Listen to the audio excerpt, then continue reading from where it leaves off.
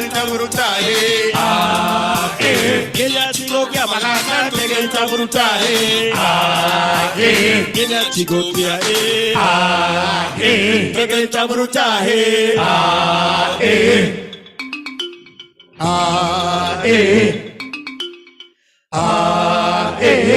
One more time.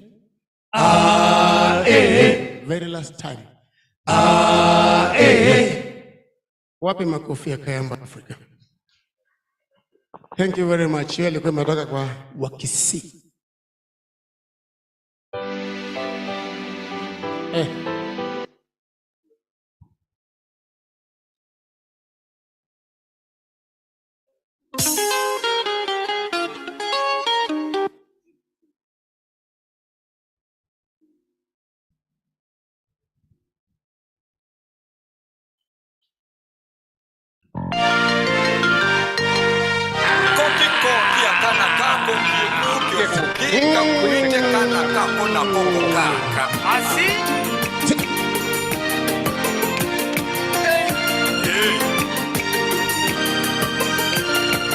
Lulu mwana nukile mwae nukese kulika ni mbiti.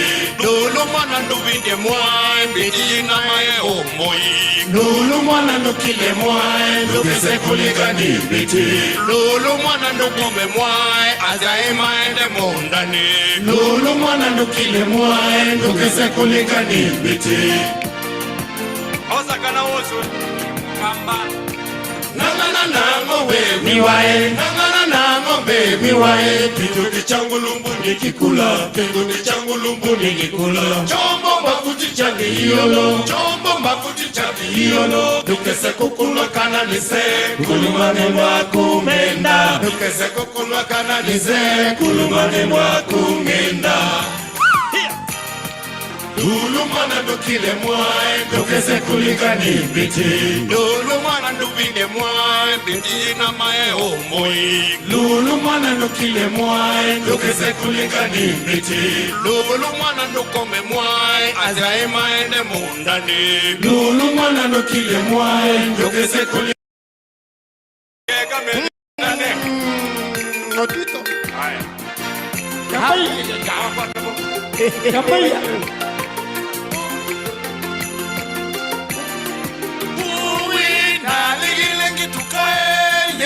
Kwata mutwe nalilikana mutanu mutanu numbe museo nakilile ngitukae ye unakwata mutwe nalilikana mutanu mutanu numbe museo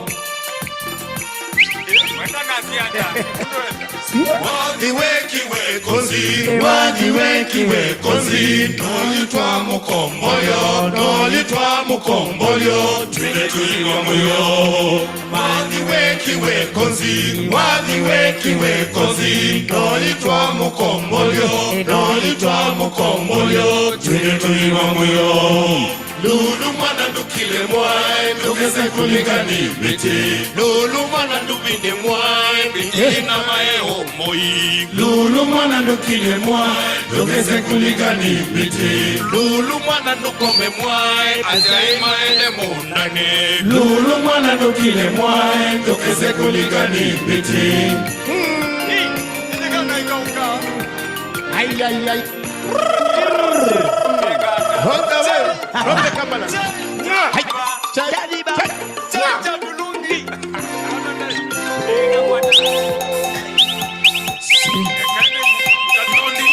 Ndondilile muso ndondilile. Ndondilile ndondilile muso ndondilile. Ndondilile ndondilile muso ndondilile. Ndondilile ndondilile muso ndondilile. Musono dilile dilile wewe dilile dilile dilile Silvia wakaneza wewe haya hafkan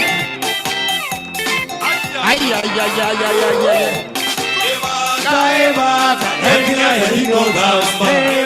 Taeba akila yalingo gamba. Motizo akile kasumbe kelume. Motizo akile kasumbe kelume. Haya wakaneza Namba Silvia Nalitiwe, Enewaito, Emudanao,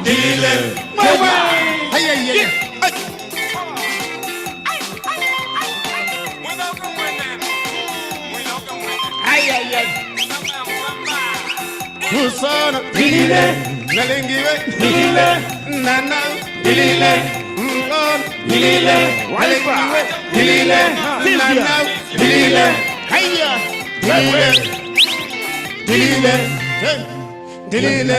Danao, Walikiwe, Masisiae, Ozapinya, Kayamba Afrika, wapi makofi ya Wakamba? Asante sana.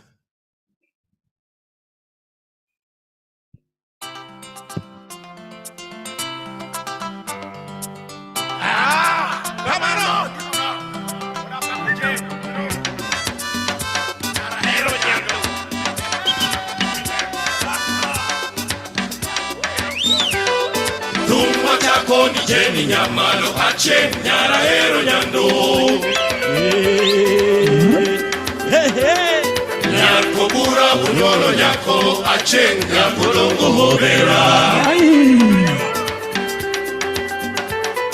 Ni wanatiyo gena nono ache nyako dongo hobera Amalwa Nyalgiwe gilake okwe wawachogo kisumulilo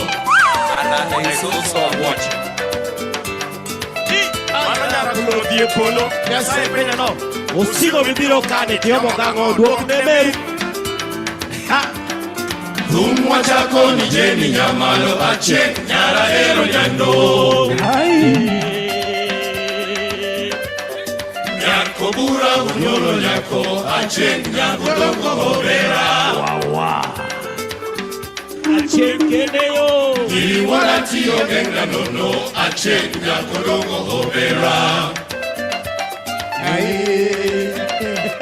Nyagiwegi lake okwe wawachogo kisungulilo Aunque tú siempre la origüe, nano con raurio, cara, con raurio, que no se mudrao. Acho manade.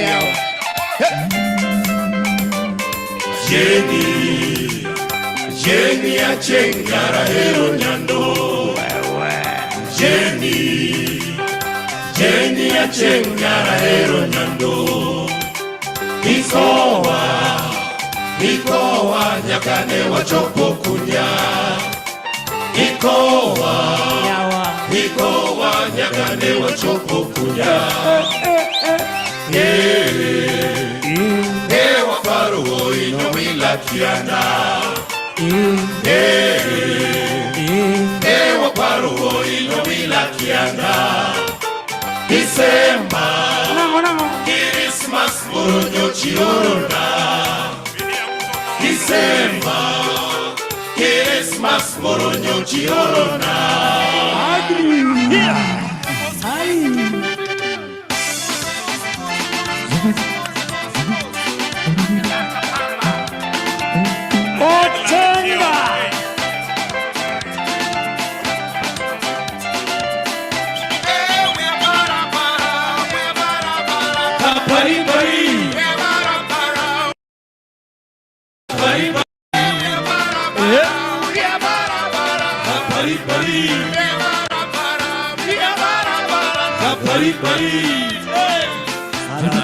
So I watch.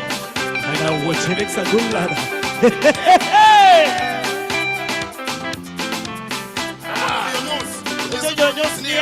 And Malani, go go na babies. Ero, Lera. Hata mtu na wembe. Hata mtu na magasi. Hata mtu na wembe. Hata mtu na magasi. Hata mtu na wembe. Hata mtu na magasi. Sia. Ah. Yeah.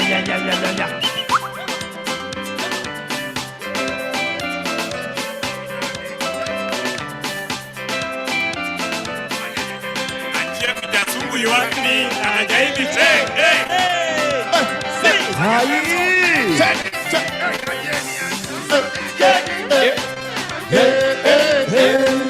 Hey.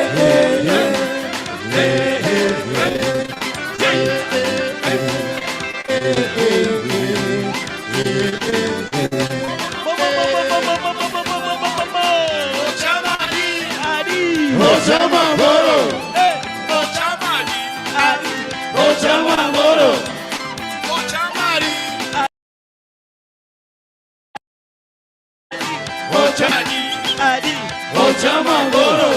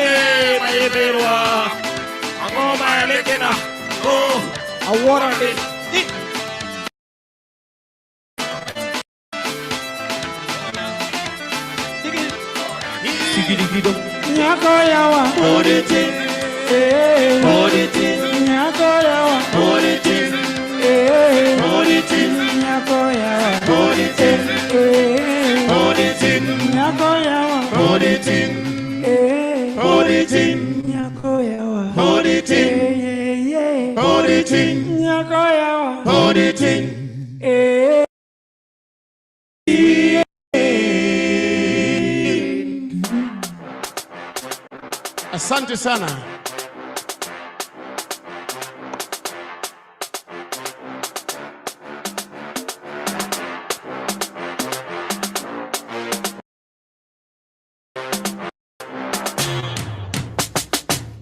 Namara lya moko makwana goshare twariaku mbere ya ndorere ciothe cia thĩ nĩguo cigwe wega na ũtugi waku ũrĩa ũkinagĩra ndoku niĩ nĩndakũgoca nĩ tondũ we ũrĩ mwega namara lya moko makwana goshare twariaku mbere ya ndorere ciothe cia thĩ nĩguo cigwe wega na ũtugi waku ũrĩa ũkinagĩra ndoku niĩ nĩndakũgoca nĩ tondũ we ũrĩ Ateni. nĩndakũgoca mwathani tondũ we mũnyũmbi no teithagia ngoro yakwa hĩndĩ ĩrĩa etereire nĩndakũmaniganĩ ũkorwo hamwe na niĩ nĩndakũgoca nĩ tondũ we ũrĩ mwega nĩndakũgoca mwathani tondũ we mũnyũmbi no teithagia ngoro yakwa hĩndĩ ĩrĩa etereire nĩndakũmaniganĩ ũkorwo hamwe na niĩ nĩndakũgoca nĩ tondũ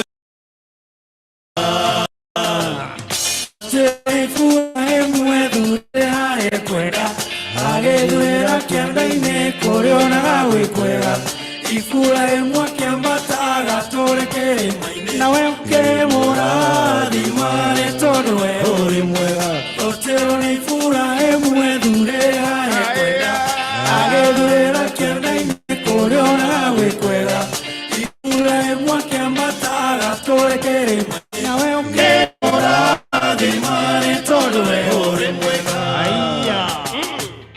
nĩndakũgoca mwathani tondũ nĩwe mũnyũmbi no teithagia ngoro yakwa hĩndĩ ĩrĩa etereire nĩndakũmaniganĩ ũkoragwo hamwe na niĩ nĩndakũgoca tondũ we ũrĩ mwega nĩndakũgoca mwathani tondũ nĩwe mũnyũmbi no teithagia ngoro yakwa hĩndĩ ĩrĩa etereire rĩrĩa andũ maniganĩire ũkoragwo hamwe na niĩ nĩndakũgoca tondũ we ũrĩ mwega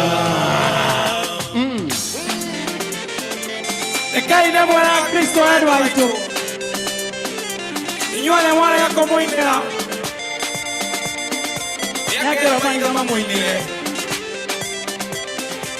Ekai mainga tumugose Amen Haya Zaine. Zaine. Zaine. Zaine. Cómodo cómodo Zaine. cómodo cómodo Zaine. cómodo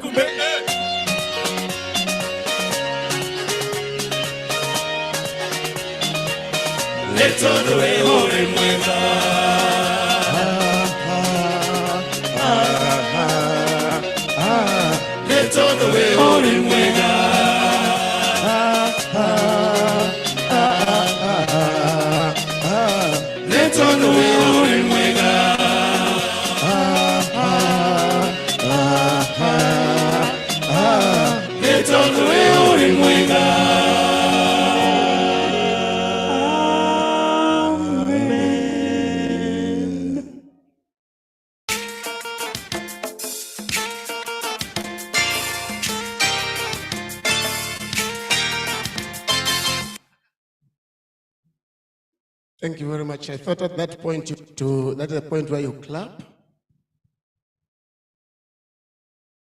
I'm waiting for one person to clap so that I may go on. Thank you very much. That's more like it. It's just about, in a short while, you will be starting. And for us, our responsibility is just to give you a different taste of whatever you're about to do. Therefore, we're taking you all the way to Rift Valley. Thereafter, we'll advise. Kindly be prepared for the next advice. Let's go.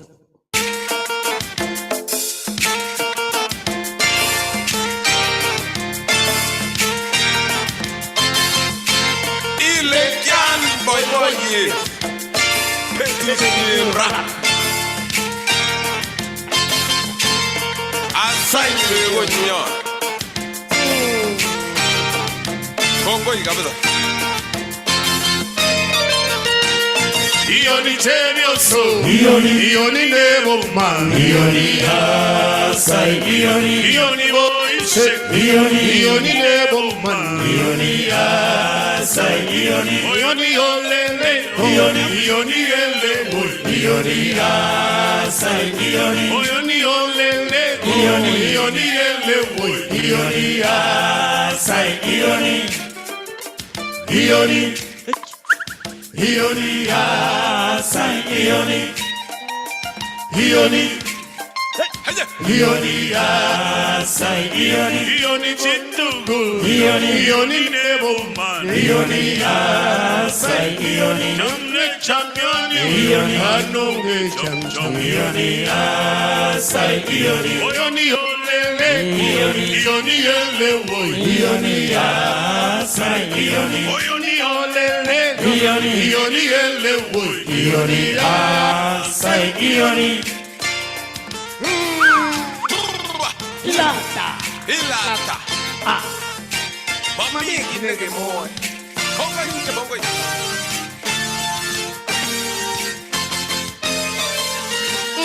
Itinye bye bye. Itinye bye bye. Itinye nebo man. Itinye boy boy. Itinye bye bye. Itinye bye bye. Itinye bye bye nebo. Itinye boy boy. Itinye nando. Itinye boy. Itinye carne togon. Itinye boy boy. Itinye nando. Itinye boy. Itinye carne togon. Itinye boy boy. Itinye kini gongoy. Itinye dale pananyo. Itinye akopotam menyu. Itinye boy boy. Itinye keri kanyu. Itinye Itinye burgi bagenge. Itinye boy boy. Itinye nando. Itinye boy. Itinye boy boy. Itinye.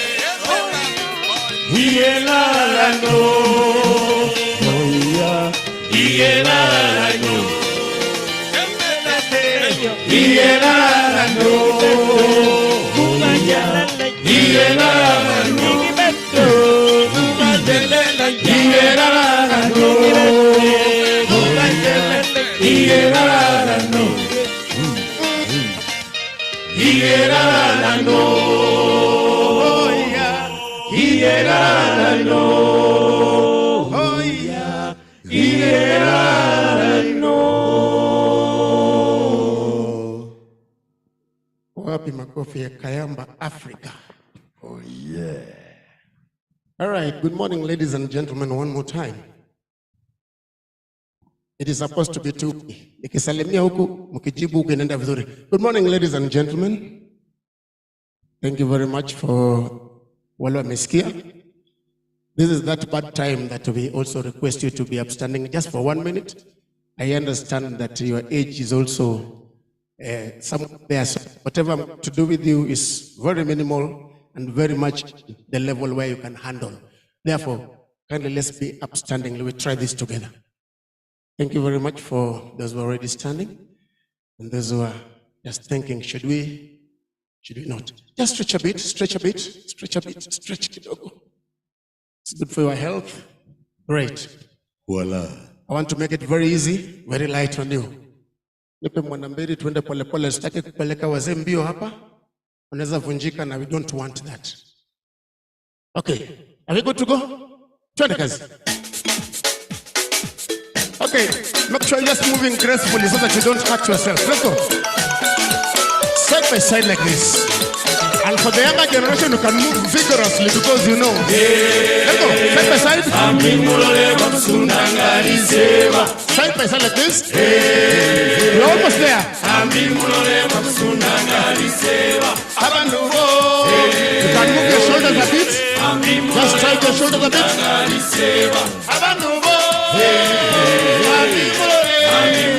I can see some of us trying very hard. Just turn the shoulder like this.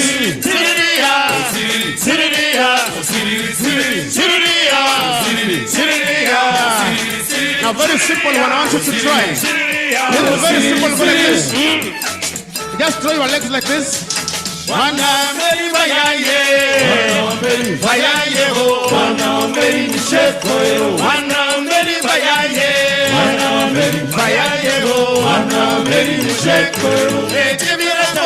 Just throw it like this.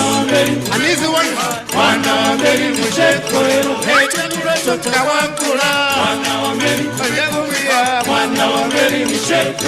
Now I want you to just turn around there. Turn around. Turn around. Turn around. Turn around. Turn around. Turn around. Turn around. Now let's go like this now. Very simple one. Like this we go now. And this side. This to the side. This to the side. We go. Here we go.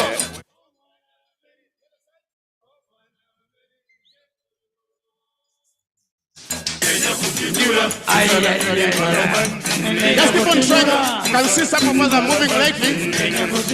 Try this with me now. Like this. The other side. Go. One more time. The other side. And this is very simple. Step. Like this. Go. One hour, very away. Africa. Just simple.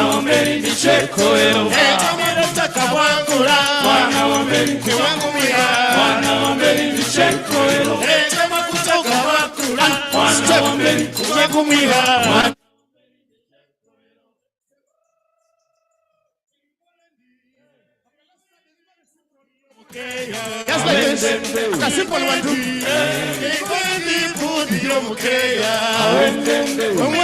Just the fit. Here we go. Here we go now. Try with me. Let's go. Doing very well with your age. Here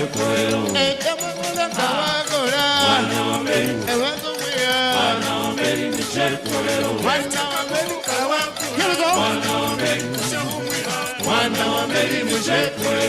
Now try this simple one. You can get it easily. Let's go together.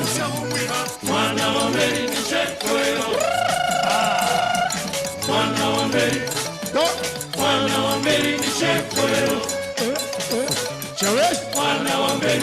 Yeah.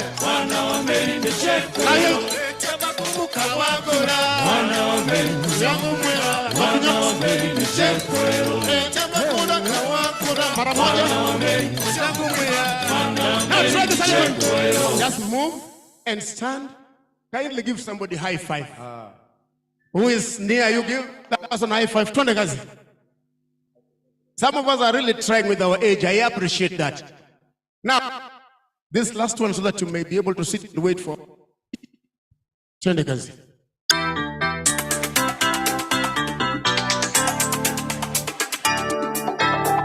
Sing along if you can.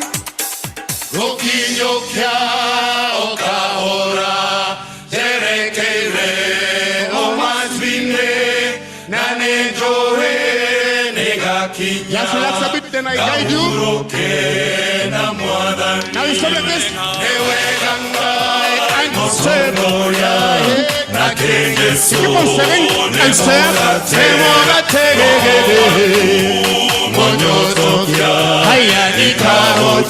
Let's try this together now. Come on, get ready. To the left and to the right. And warm up your body a bit. Let's go. Let's go. Left and right and step.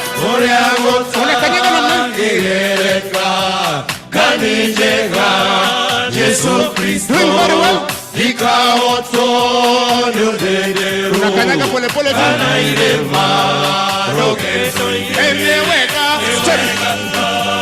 Jaribu hata hiyo step moja una turn kidogo tu hapo. Yeah. Step. Turn around. One more time. Step. Turn around. Haya, weka mikono na maisha. Let's go together. Yeah. Doing very well. Tuko sawa kabisa, naona tumeshafunguka mwili hiyo ni sawa. Haya, weka mkono ya baraka juu namna hii ya baraka, mkono ya baraka. Siku ya leo mzuri, teremuka kidogo tu, kidogo tu, kidogo tu, kwa sababu ya age. Shikilia magoti na mkono wengine. Haya, rudi juu, rudi juu, rudi juu, rudi juu, rudi juu. Hapa moja, kanyaga. Let's step, step. Unakanyaga pole pole tu. Unakanyaga pole pole tu. Kanyaga pole pole tu.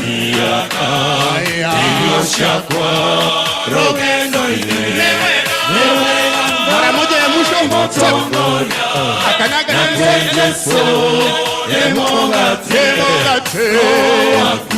okay.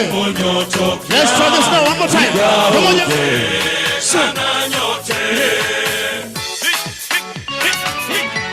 Tunaendelea vizuri. Najaribu sana naona. And go. And go. Ya mwisho sasa kanyaga. Step like this.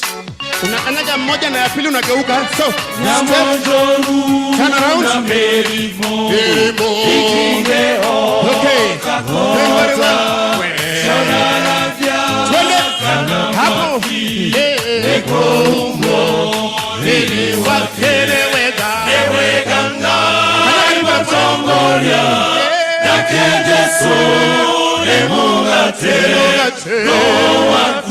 Pande ya mwisho hapo.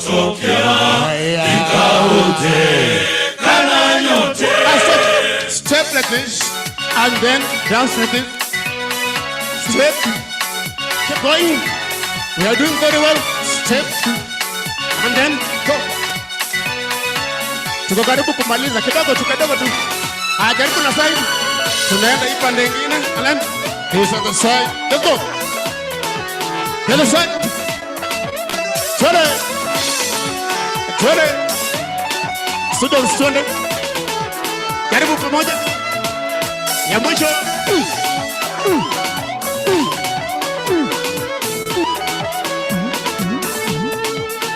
Hii najaribu kama mtaweza, acha tuone.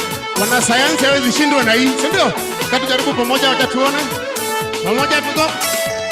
1, 2, 3 and then you jump. One more time, let's go.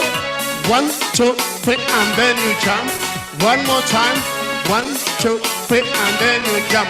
Aya, enda kwa kiti yako. Teremuka, teremuka, teremuka, teremuka, teremuka until you find your seat. Amen. Kindly clap for yourselves for trying very, very hard. Looking at your age, it's obvious it's not an easy task that we have asked to do. But thank you all together. We'll be taking a very short break.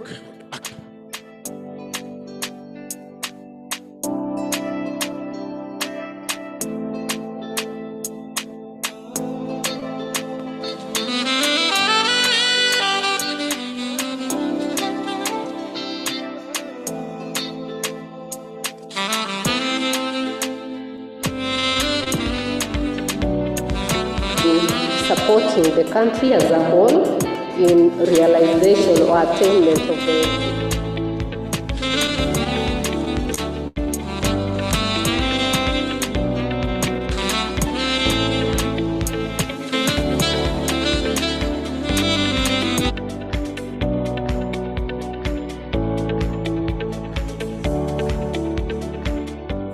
This equipment is very, very important in that prior to its acquisition, we had ones that had a limit, like the atomic absorption spectrophotometer.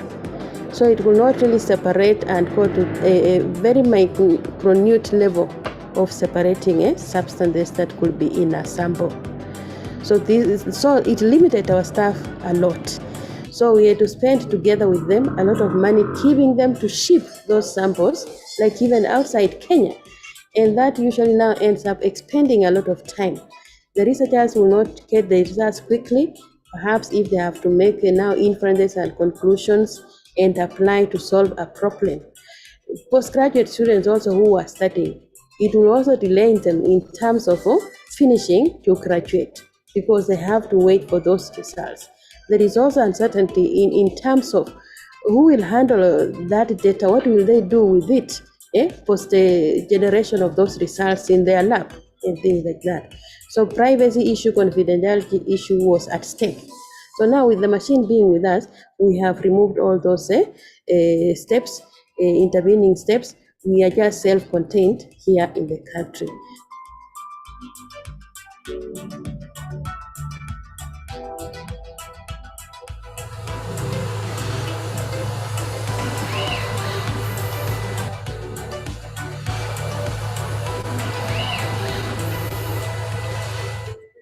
Of recent, there has been what we call emerging pollutants. By the definition of emerging pollutants, these are certain elements which cannot be managed to be removed by the treatment of the waste. So some of them are too toxic. Since the university wants to be strong on issues of environment and renewable energy, there is a need to detect them. After detecting them, we can come up a low way of removing these emerging pollutants from water. Then now water can be used. And what we are going to do at the university, we come up with a prototype. And a prototype is something you make in a small scale in terms of steps. Then we invite those people in the industry to come and see if they can implement it.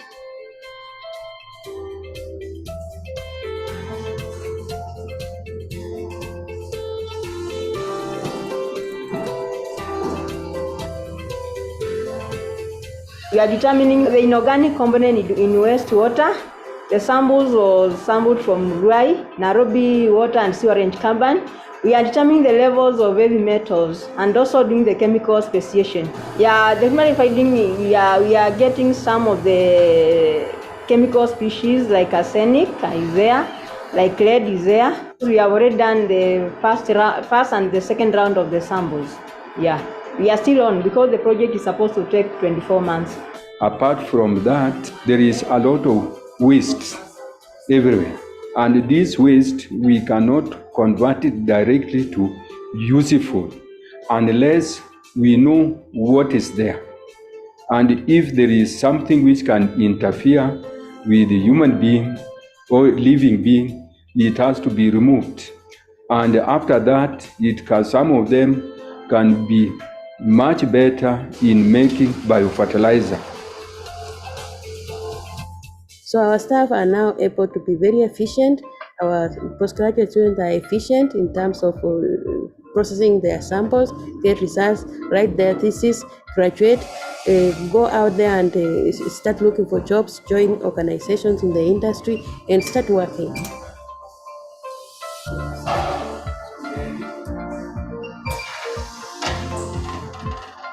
Community will be trained on the machines, and we need the community, and the community will be giving us information.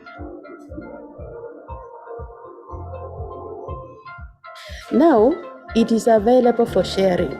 We have published it on our website. Just the way any other lab you go to, you pay some fee, like per sample or a bench fee, so it's available on such terms. So without the government standing with us, it will not have been possible.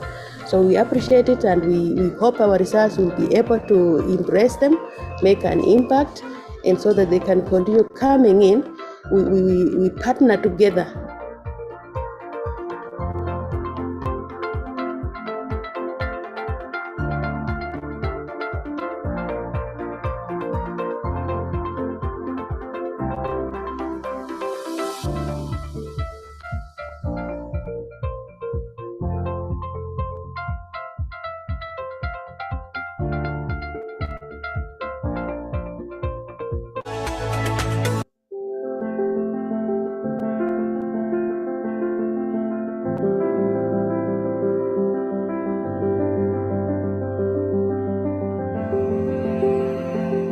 Jomo Kenyatta University of Agriculture and Technology, JKUAT, is very proud to host the National Manufacturing Research Chair in Kenya on technology innovations to offer solutions to the coconut value chain.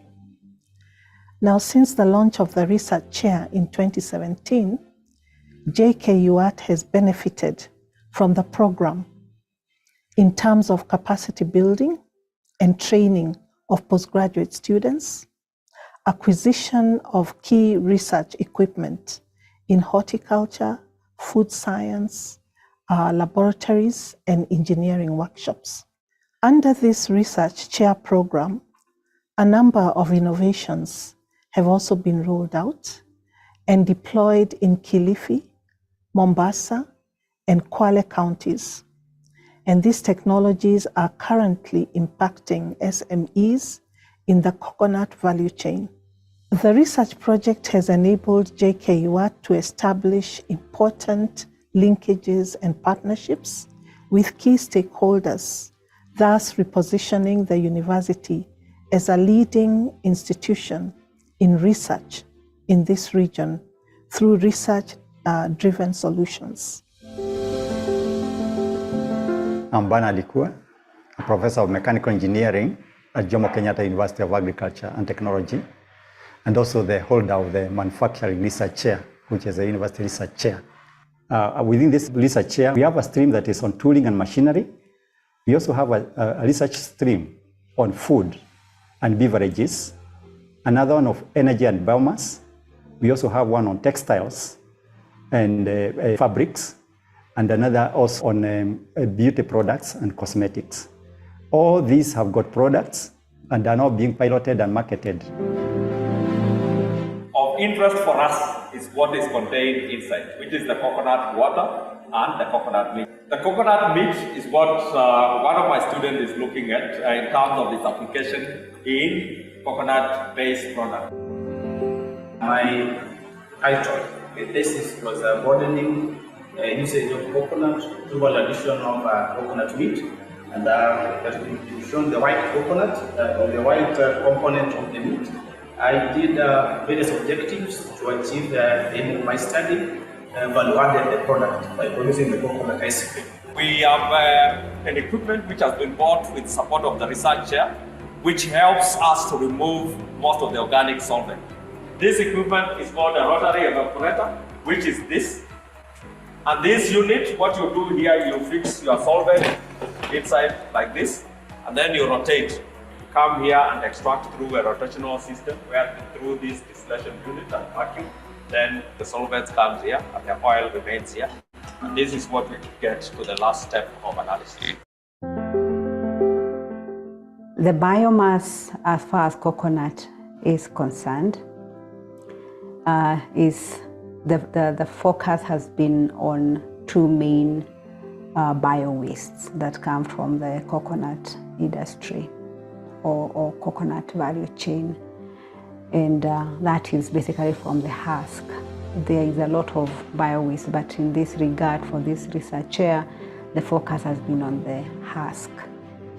The husk of the coconut has fibers, and also when you extract the fiber, there's something, some will call it a dust.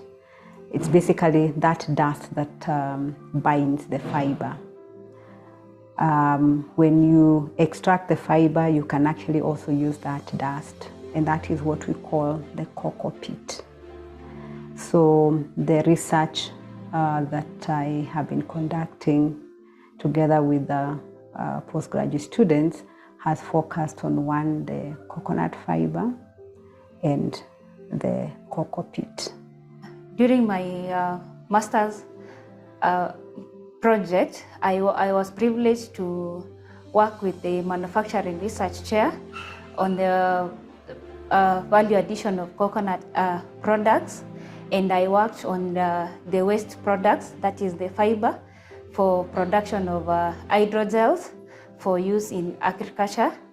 The manufacturing research chair has been of great impact and has been of much benefit to me as an individual. I've gained hands-on training on equipment, and one of the equipment that has been purchased through the Manufacturing Research Chair is the Fourier Transform Infrared. This is a very good equipment that is beneficial to both the students in JKUAT and other institutions. And we've managed to analyze samples for students from Moi University. And this Fourier Transform Infrared, it just uses the infrared radiations that interact with matter, and matter in this case is the samples that we need. Our main aim that we have been doing is doing the extracts, the oil extracts from the plant, right? Analyzing the coconut oil, and using that coconut also as an ingredient in cosmetics, which include soaps, lotions, or creams. Tooling and machineries is developing machineries and tools for the other streams within the research chair. I've developed a number of equipment, 4 in number. We have developed a decorticator. This is an equipment that is used for separation of fiber with dust. We have also developed a stirrer, very useful for mixing soap ingredients and substances so that we are able to have consistent mixture. We also made dehuskers, very useful for removing husk from the nut. And these dehuskers we have deployed to a number of women groups and youth groups in the post region. We also developed a briquette making machine, and this briquette making machine is already a technology within JKUAT, so it was a matter of adapting it for use by SMEs. For undergraduate, we have handled 4 students so far. For postgraduates, we have handled 2 masters, 2 PhDs. The manufacturing research has been very beneficial, as I said, first in the knowledge dissemination and also in the acquisition of the materials that I need for the project. I'm currently undertaking a project which involves or rather deals with the drying of cocoa peat, of which cocoa peat is a ligneous material that is normally extracted from the husk of the coconut fruit. I'm developing a composite of a coconut fiber, where I'm using a fiber as a reinforcing agent with the PLA and thermoplastic polyurethane as a matrix. So I want to develop polymeric composites to produce engineering parts. In that way, I believe that we are going to have a value-added engineering products which will, in the long run, improve the earnings by the farmers. We are training the people there on how to add value. We have, for example, conducted some training on marketing of the products, branding of the products, sourcing of finance, how to register business, how to do bookkeeping, and so forth. I acknowledge and we appreciate so much the various managements of the various organizations that are involved.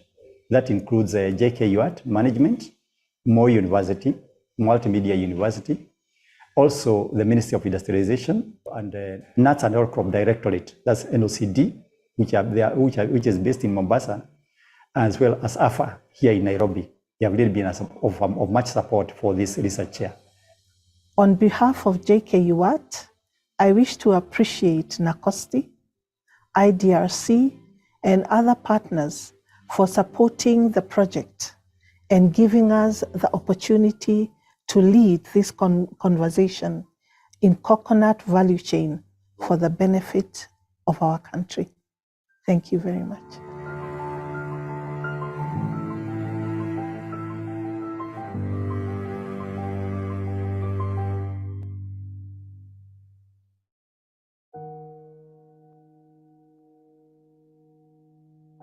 The world is currently facing a hunger crisis.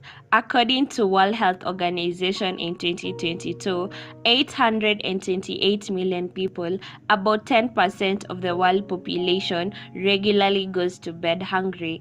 This leads to about 16 deaths every minute as a result of acute hunger. In Africa, 478 million people are living below the poverty line, earning less than $1.90 per day. And we're seeing that rising food prices isn't making it easier for them, as billions are running out of reach for healthy food worldwide. An example in Kenya is the price of maize flour in the year 2021. It used to retail for about 40 to 55 Kenyan shillings per kilogram. Currently, it's going for about 80 to 140 Kenyan shillings. This is about 100% price increase. This problem is what provoked us as innovators to come up with a solution. A solution entails converting grass and agricultural waste into edible starch. The reason why humans cannot eat grass is because it contains a substance called cellulose, which us as human beings will lack the necessary enzymes to digest it. That enzyme is found in animals which have a complex digestive system, such as a cow. We therefore developed a soup of enzymes that are going to digest the indigestible cellulose into edible starch. Our end product can be used as a perfect alternative to maize flour, and when modified, can be used as an alternative to wheat flour. Food such as ugali.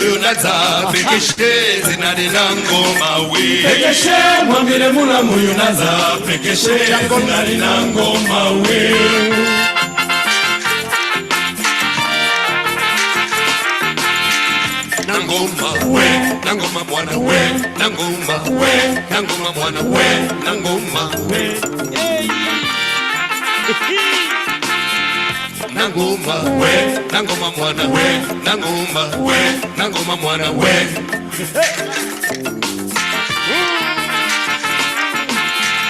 Nasi unoni muzo muno, beni toto, almewo.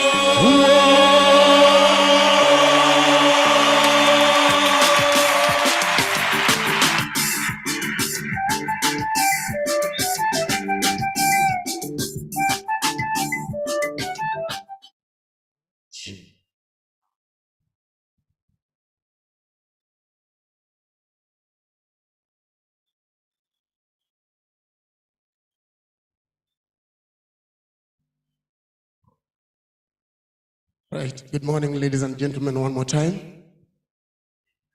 Greetings is always nice when it is answered. It's nice that. Good morning, ladies and gentlemen, one more time. That is more like it. This is a very good morning, and therefore I want to request us to be upstanding so that we can enjoy this session together. Kindly be upstanding. Say jambo to somebody. That's the best way you can do at least. Say jambo, and now we want to do it in a way that we can also dance towards that tune. We can just move our body towards the jambo. I will show you. Smile at someone. Let's try. Go. Side by side. Like this. Yeah, gracefully. And say jambo to somebody as we sing along. Let's go. Let's go. I can see you trying your level best. Let's go together now. Jambo, jambo bwana, habari gani? Nzuri sana. Una move to namna hii. Wageni wakaribishwa Kenya yetu, hakuna matata. Sing along now. Jambo, move like this. Jambo bwana, habari gani? Just like this. Nzuri sana. And then wageni wakaribishwa Kenya yetu, hakuna matata. Kenya nchi nzuri, hakuna matata. Nchi ya kupendeza, hakuna matata. Na coast wako sawa, hakuna matata. Kazi nzuri wanafanya, hakuna matata. Tuchezeni pamoja, hakuna matata. Sote twapendeza, hakuna matata. Let's show this together and hakuna matata. I can't see us moving. Let's show this. Hakuna matata. Very simple dance. Here we go. The other side we try. This is other side, right? Going. Let's go. Much better. Even better. Here. Now step back like this. Here we go. Jambo, jambo bwana, habari gani? Nzuri sana. Tell somebody. Wageni wakaribishwa Kenya yetu, hakuna matata. Kenya nchi nzuri, hakuna matata. Nchi ya kupendeza, hakuna matata. Sote wapendeza, hakuna matata. To the left, kweli wapendeza, hakuna matata. And stop one more time. Jambo, jambo bwana, this is the very last one. Habari gani? Nzuri sana. Hey. Wageni wakaribishwa Kenya yetu. Hii tumefanya mazoezi ya kutosha sasa. Kenya nchi nzuri, hakuna matata. Nchi ya kupendeza, hakuna matata. Turudi nayo nyuma, hakuna matata. Keremuka na kidogo, hakuna matata. Karibia kiti chako, hakuna matata. Asante sana. Thank you so much, Kayamba Africa, for that morning exercise. Guest of honor, sir, we want to welcome, and all the other guests, we want to welcome all of you to today's session. But before we start, I want to invite my colleague to lead us in a prayer. Madam Charity. Thank you. Good morning. Please let us stand as we pray. Heavenly Father, we thank you for this wonderful morning. Thank you that you have brought each and every one of us. We thank you for this workshop, this second multisectoral conference. How we pray, Lord, that all the presentations, everything that is going to be discussed in this meeting today, it will be for the good of this nation. We pray for all the presenters. We pray for all the participants that, Lord, all of us, we are going to focus our minds even in harnessing science, technology, and innovation for the social development of this nation. We bless you and we honor you. In Jesus Christ, I do pray. Thank you so much, Madam Charity Musembi. Guest of honor, yesterday we had a very fruitful day. We had deliberations where the government actually pledged to support research, science, and technology in the country. And they've actually said they will go ahead and implement the 2% research grant, although they said in bits, they cannot do it at once.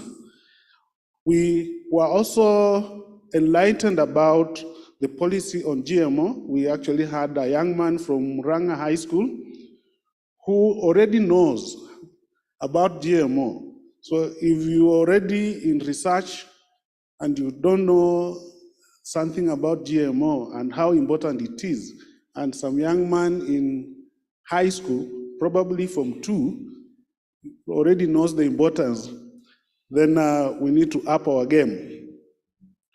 We were also told something to do with strengthening and fortifying the public-private partnership so that we can develop the R&D. And it's important that we also have partners in Kenya that we are collaborating with and others from outside, and we want to thank them for even gracing this function.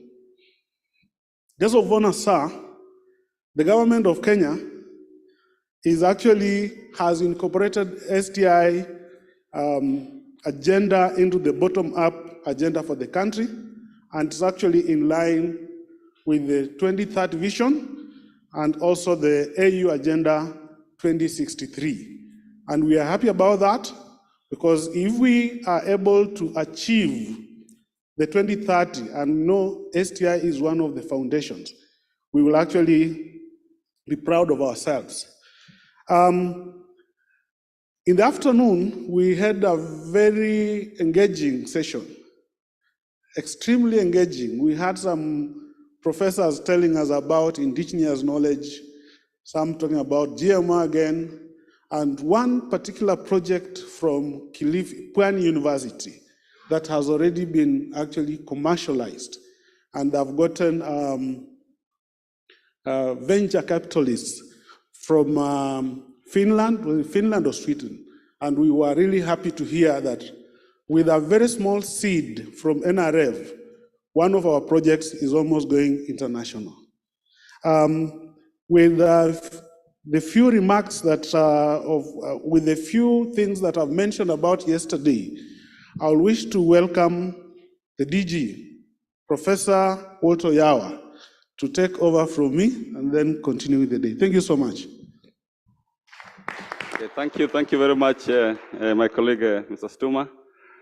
The chair of the Presidential Working Party on Education Reforms, Professor Raphael Munavu, I think who is well known to all of us, and who will be chairing the interministerial session, the Director General, our visitor and our guest, Director General of the International Center for Genetic Engineering and Biotechnology, Dr. Lawrence Barnes, Major General Waliaula, who is representing today the Chief of Defense Forces, General Gola, who couldn't make it.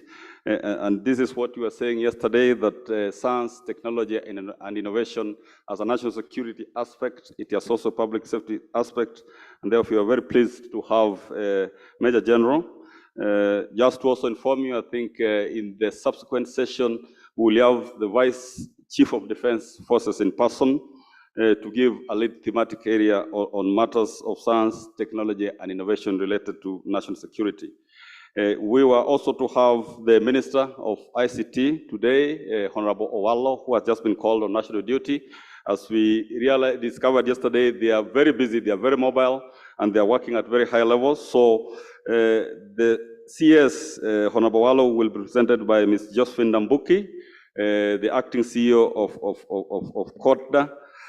Then we have with me all the newly appointed acting CEO of NACADA. For those who are in the first multisectoral conference, there was one key resolution which related to NACADA. And we are pleased that even with his recent appointment and with the short notice that we gave him, is here, Professor John Muteti. So I also want to acknowledge, I think, all of you, and particularly the distinguished participants that are here. We have the DVC of, as I said yesterday, our unique University of National Defense University. Prof is here. Well, you're most welcome. Maybe you can wave. Yes, Prof, welcome, and thank you for strongly representing the NDUK today.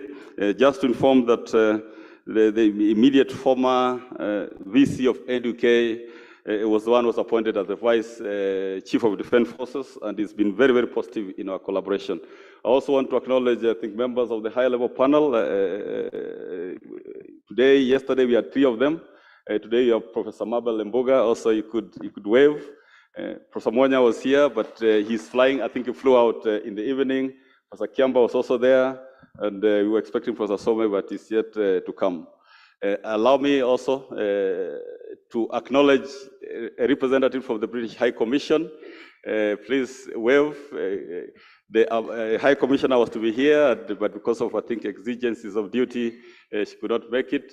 UNESCO, I think, is also represented here. I think, please wave. I think it's there. Yes, it's maybe a little bit busy, but UNESCO is also represented here. So all the distinguished guests, I know the board of SEPU, School Equipment Production Unit, is also there. So Director Gesora, please also wave. And there are quite a number of you, maybe I've left out your name, please, you're most welcome. Yes, allow me also to inform the high table that, as mentioned yesterday, we have a mix. STI provides inclusivity, it provides matters that, or education that starts from kindergarten to primary to high school. So we are very fortunate, almost for the first time, distinguished guests, to have both our primary schools represented and the high schools represented TVET institutions are represented, universities are represented, MDAs are represented. So allow me just to acknowledge, I think today we have, yesterday we had Mango High School, we had Juja St. Peter's High School, we had St. Ruchu Girls, we had Muranga High School, and we had Aimel Preparatory Primary School. Today we have two schools to represent. So we have Mango. Mango is the principal around, you can wave, plus yourselves. Can you raise your hands, Mango High School? Did a good job yesterday with a strong band, and you might wish to know that the chair of this session is an alumni of Mango High School. Can you give him a clap? He only believes that there's only one school, one high school in Kenya, that's Mango High School. I don't know whether the rest of us agree. Then you have Karori Boys. Is it Karori Boys? Yes, the Mwalimu, yes, wave, but it's girls, eh? It's a mixed school.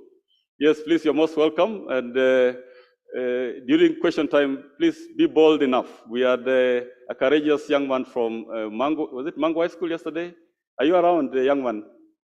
Today, yes, Sue asked a very interesting question, by the way, yesterday, and I think Dr. Lawrence was so impressed that he promised other things after that. So with those remarks, allow me to, because today is not an opening session. If you look at our program, every morning we start with what we call the Inter-Ministerial High-Level Dialogue session on matters of science, technology, and innovation. And it is more of how to infuse science, technology, and innovation into ministries, departments, and agencies. And this is very much aligned with the act that establishes NACOSTI, the Science, Technology, and Innovation Act, which talks of infusing science, technology, and innovation into national production systems. So we have invited the leaders, key policymakers, including the ministers, permanent principal secretaries, just to give a brief remarks, maybe 5-minute remarks on what they are doing to infuse science, technology, and innovation into their ministries, into their departments, into their agencies, and that is what literally forms the Interministerial High-Level Dialogue, which is going to commence the moment I hand over to the chair of the session. So they'll probably give like 5 minutes of what they have to say, and then it will come to the audience now to engage, like we did yesterday, despite the limited time. Now, following that, we'll have now the lead thematic presentation. These are specialists coming from the various areas. One of the functions of NACOSTI is to develop with stakeholders the priorities in science, technology, and innovation. In fact, it's function number 1. And our board has approved a draft 12-point science, technology, and innovation priorities, which is on our website, and you can download. It includes even for Mango High School and Karori High School, there's something for you there. 12-point, talks of inclusivity, talks of education, talks of developing the next generation workforce. So our theme areas, the 12 thematic areas, are actually based on those approved 12-point STI draft. We call them draft because at some point we'll call stakeholders to finalize them and then forward them to our parent ministry, the Ministry of Education. So feel very welcome to interrogate the audience. We have, just like yesterday, Director General of International Center for Genetic Engineering and Biotechnology, and also, once more, allow me to inform that they are supporting the establishment of a regional research center at Egerton University. The choice of Egerton was done competitively. I think 7 universities competed, 3 were shortlisted, and Egerton ended up to be unanimously selected to host that institution. Of course, they will collaborate with the other institutions like KU and JQuad. He's very excited to be here. We had a discussion yesterday. We are looking forward, I think, to meeting the minister. We are still waiting for, as we discussed yesterday, they told me he's very busy, but if he gets a window, then within the day we might visit. They are promising to create this center to be, it will be the second one, chair of the session, it will be the second one after China, and at the International Center for Genetic Engineering and Biotechnology, a strong center when you talk of matters of biotechnology in this country. So there was the element of the Kenyan component, and I think this is what we are discussing with the Waziri, who has been very supportive. I think he has requested for some allocation to the National Treasury on that aspect. So it's a discussion which is ongoing, and we hope that it will be concluded conclusively. So having said that, Chairperson, allow me to hand over the session now formally to the moderator and the chair of the session, Professor Manabu, please. Thank you. Let's give him a clap as he comes.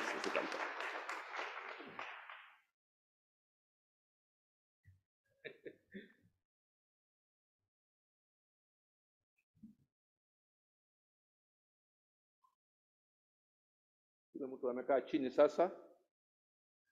Let me start by greeting all of you. Good morning. Good morning again. Today is the second day of this engagement, and we are very delighted that we have all of you on board. The DG Nakosti, Major General Waliula, he's representing General Ogola, who happens to be the chair of the Defense Forces University.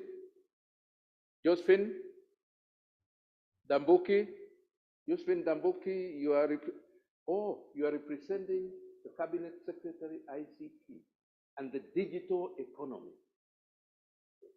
Yeah, am I right?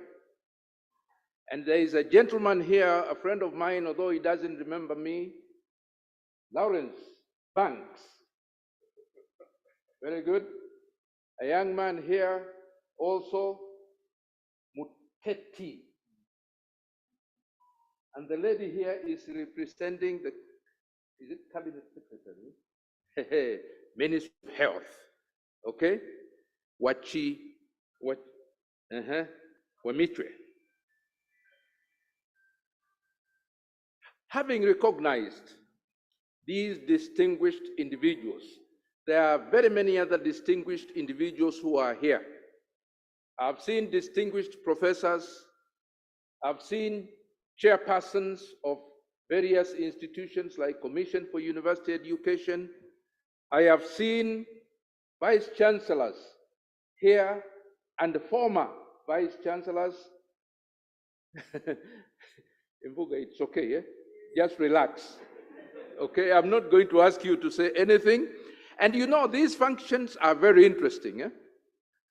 I have also had an opportunity to meet some very distinguished ladies, a lady from all the way from Ghana, and she used to be in charge of UNESCO here in Kenya, and she's still here with us.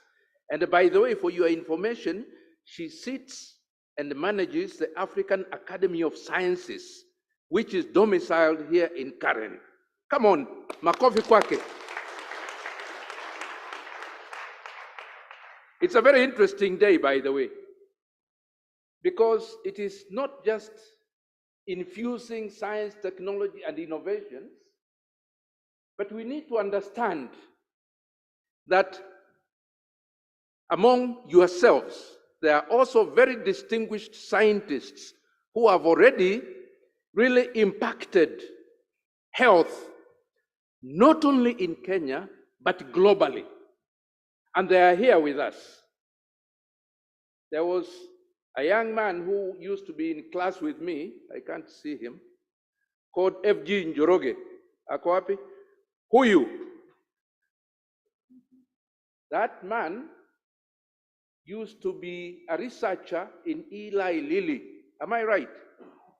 Yeah, way back in the US. And I will not tell you the things that he did, because you are healthy because of what he did to contribute. And he's one of our sons. Makofi kwake. Muregi, it's okay, yeah? Relax. Yeah. My function here is very straightforward. It is to simply moderate. And moderating means I will just call a few individuals to say a few things, and then we will engage. Do we engage after everybody speaks? Very good. Please make sure you note down anything that you hear. Although really we are supposed to be discussing matters in fusion of science, technology, and innovation into national production and security systems, remember, our development, our economic development is really anchored on STI.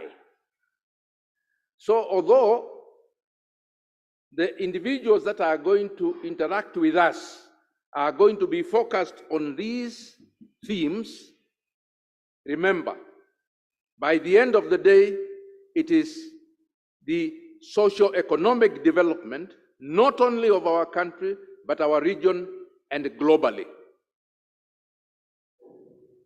I am very delighted that in this function, we have the future potential distinguished guests there. They're from high schools, they are here. One high school was what?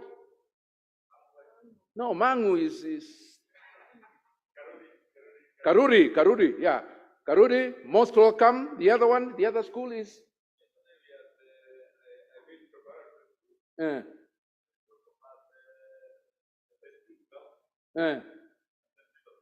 Okay, yeah, this is very good. And by the way, I must recognize what Nakosti is doing to really trigger the brains of our young scientists of the future and leaders of the future and the drivers of our economy in the future. This is extremely important. I believe this is the second time that we are holding this interministerial engagement, and there will be many more coming. So the young ladies and gentlemen who are here with us, wearing either blue or red, please remember, moving forward, you will be the ones who will be sitting here. So I wish you well, I wish you success, and now let me call the first person to talk to us, and basically it will be just 5, 6, 7 minutes and so on, and the individual will simply be articulating how in their area STI infuses into their interministerial activity. Waleula, you are, because they think on their feet, these generals, and he's a major general, So welcome on board.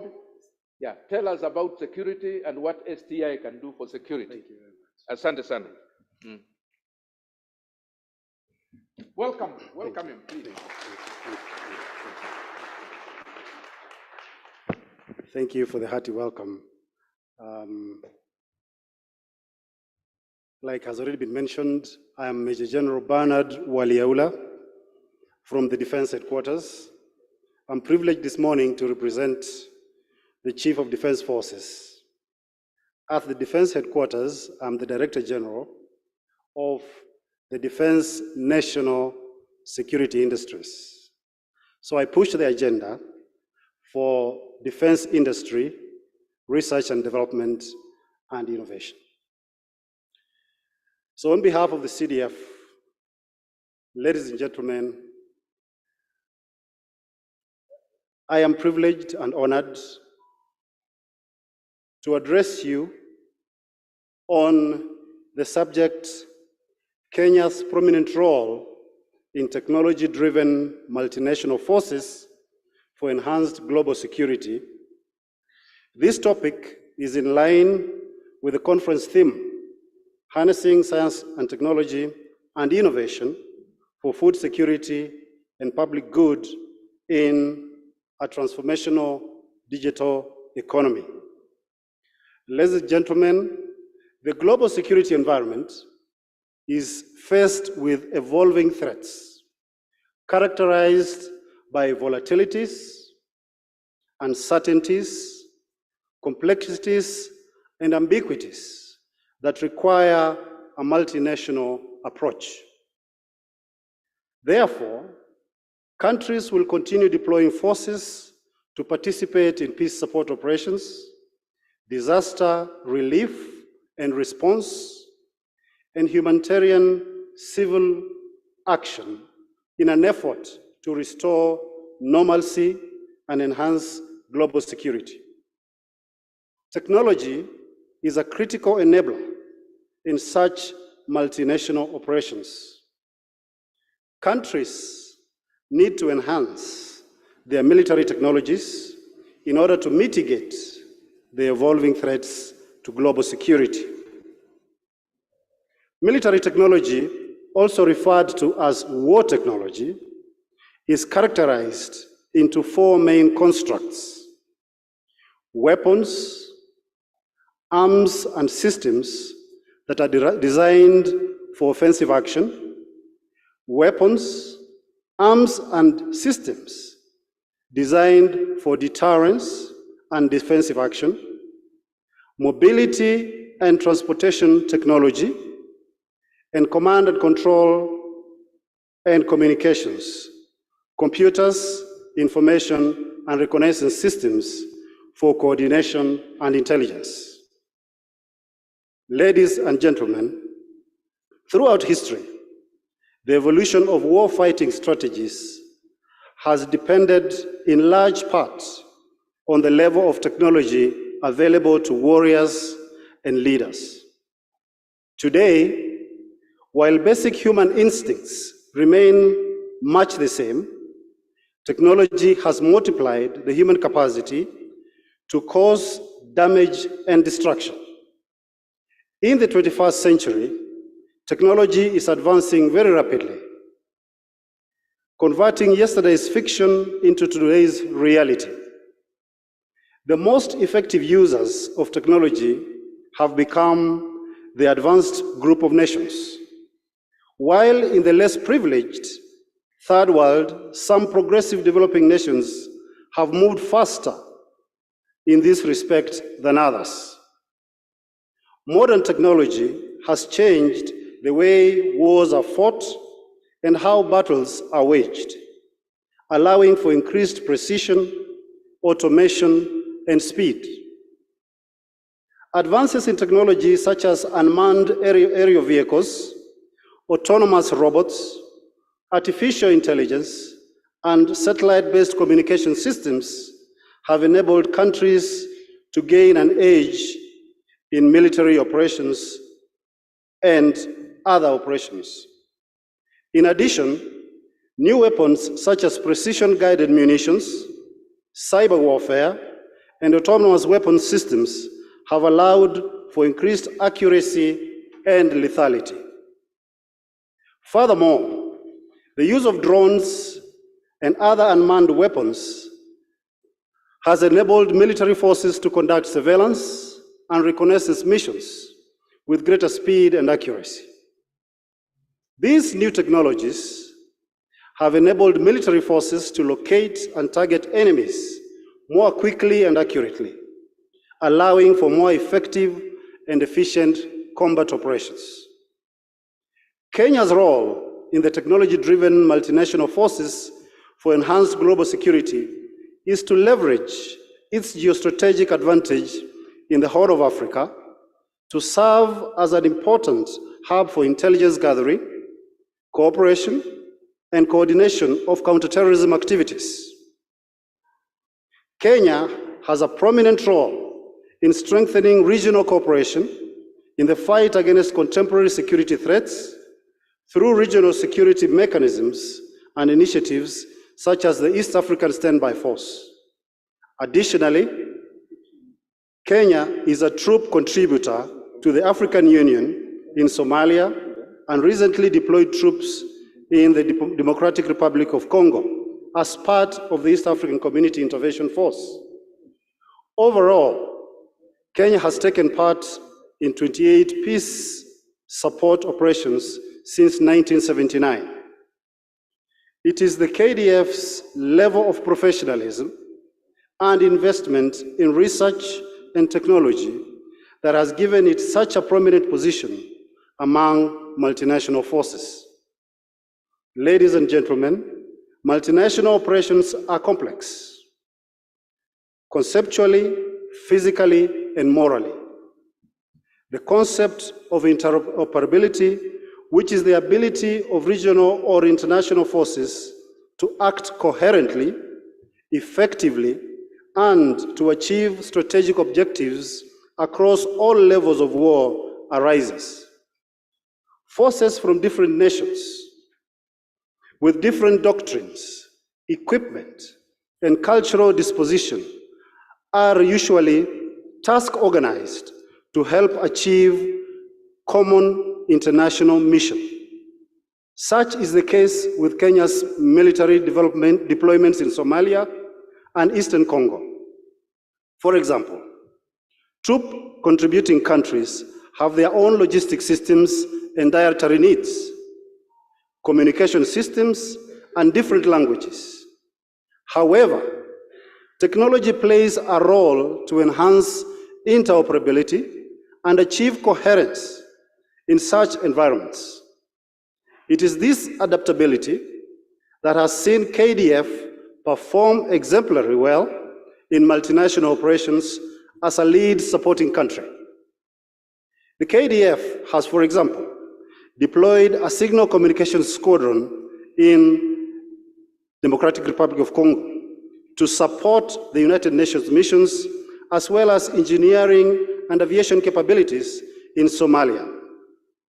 To achieve this, KDF leverages on science, technology, and innovation, and keeps abreast with emerging technologies. Human resource development is also critical. KDF prides itself in developing a highly professional and technical proficient human resource, able to adapt to a wide array of multinational operations in a dynamic and complex security environment. Ladies and gentlemen, the contemporary, emerging, and future security environment realities have necessitated the evolution of highly advanced technologies, especially in the cyber and information domains.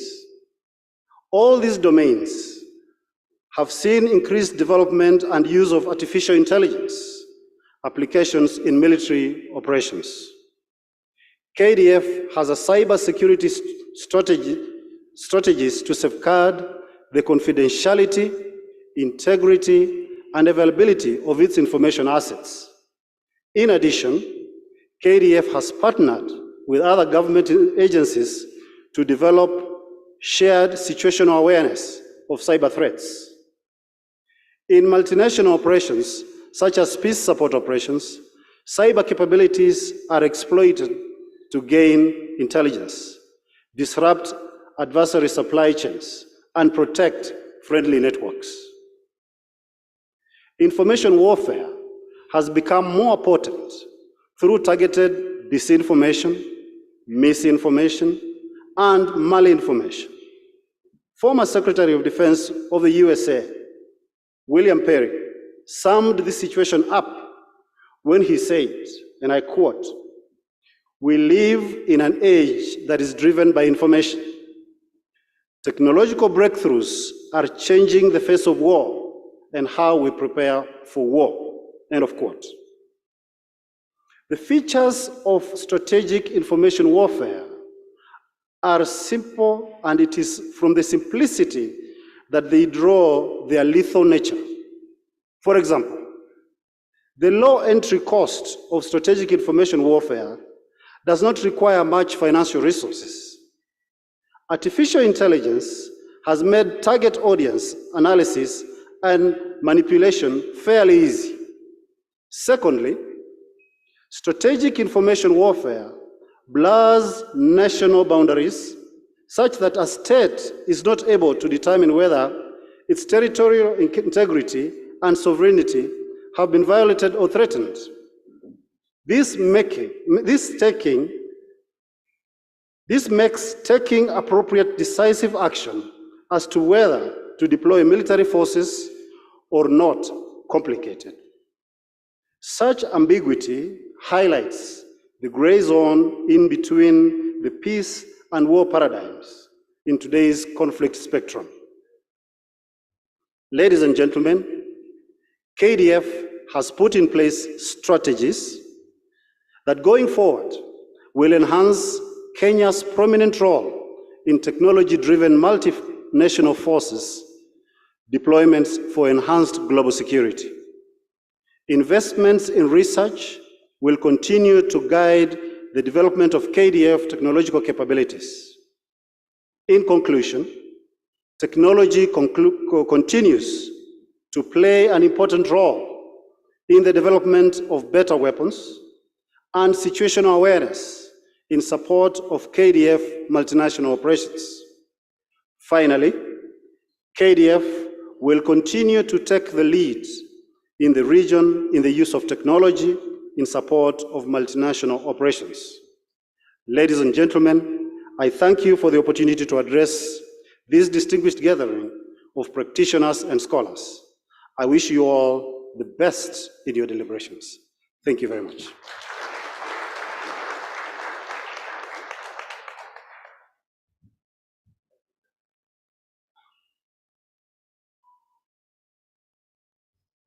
You got it, huh? Science, technology, innovation, infusion in security systems. By the way, for your information, Mullah, those of you who have done engineering, no, there is something we call civil engineering. It became civil because engineering was first used for defense. And it became civil when you were using that engineering now to provide service to society. Very important to note and to at least appreciate. It's very important. The other thing you mentioned about the US. And in the US, there is something they call naval stores. Naval stores. And these are materials made from wood. And most of this wood, the knowledge was because this was used to make ships for traveling and for war. So a lot of knowledge that you are going to pick up on wood, natural resources, and so on, really was brought on board through security systems. So please note that, and now let us proceed to the next one. And this is the distinguished lady who is representing the Cabinet Secretary in charge of ICT and the digital economy. Okay? Josephine Dambuki. Thank you.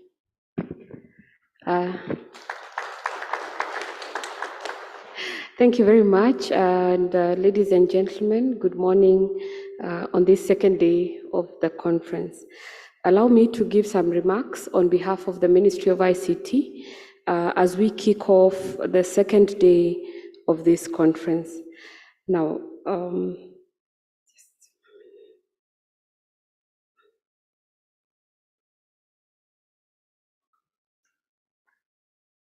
okay.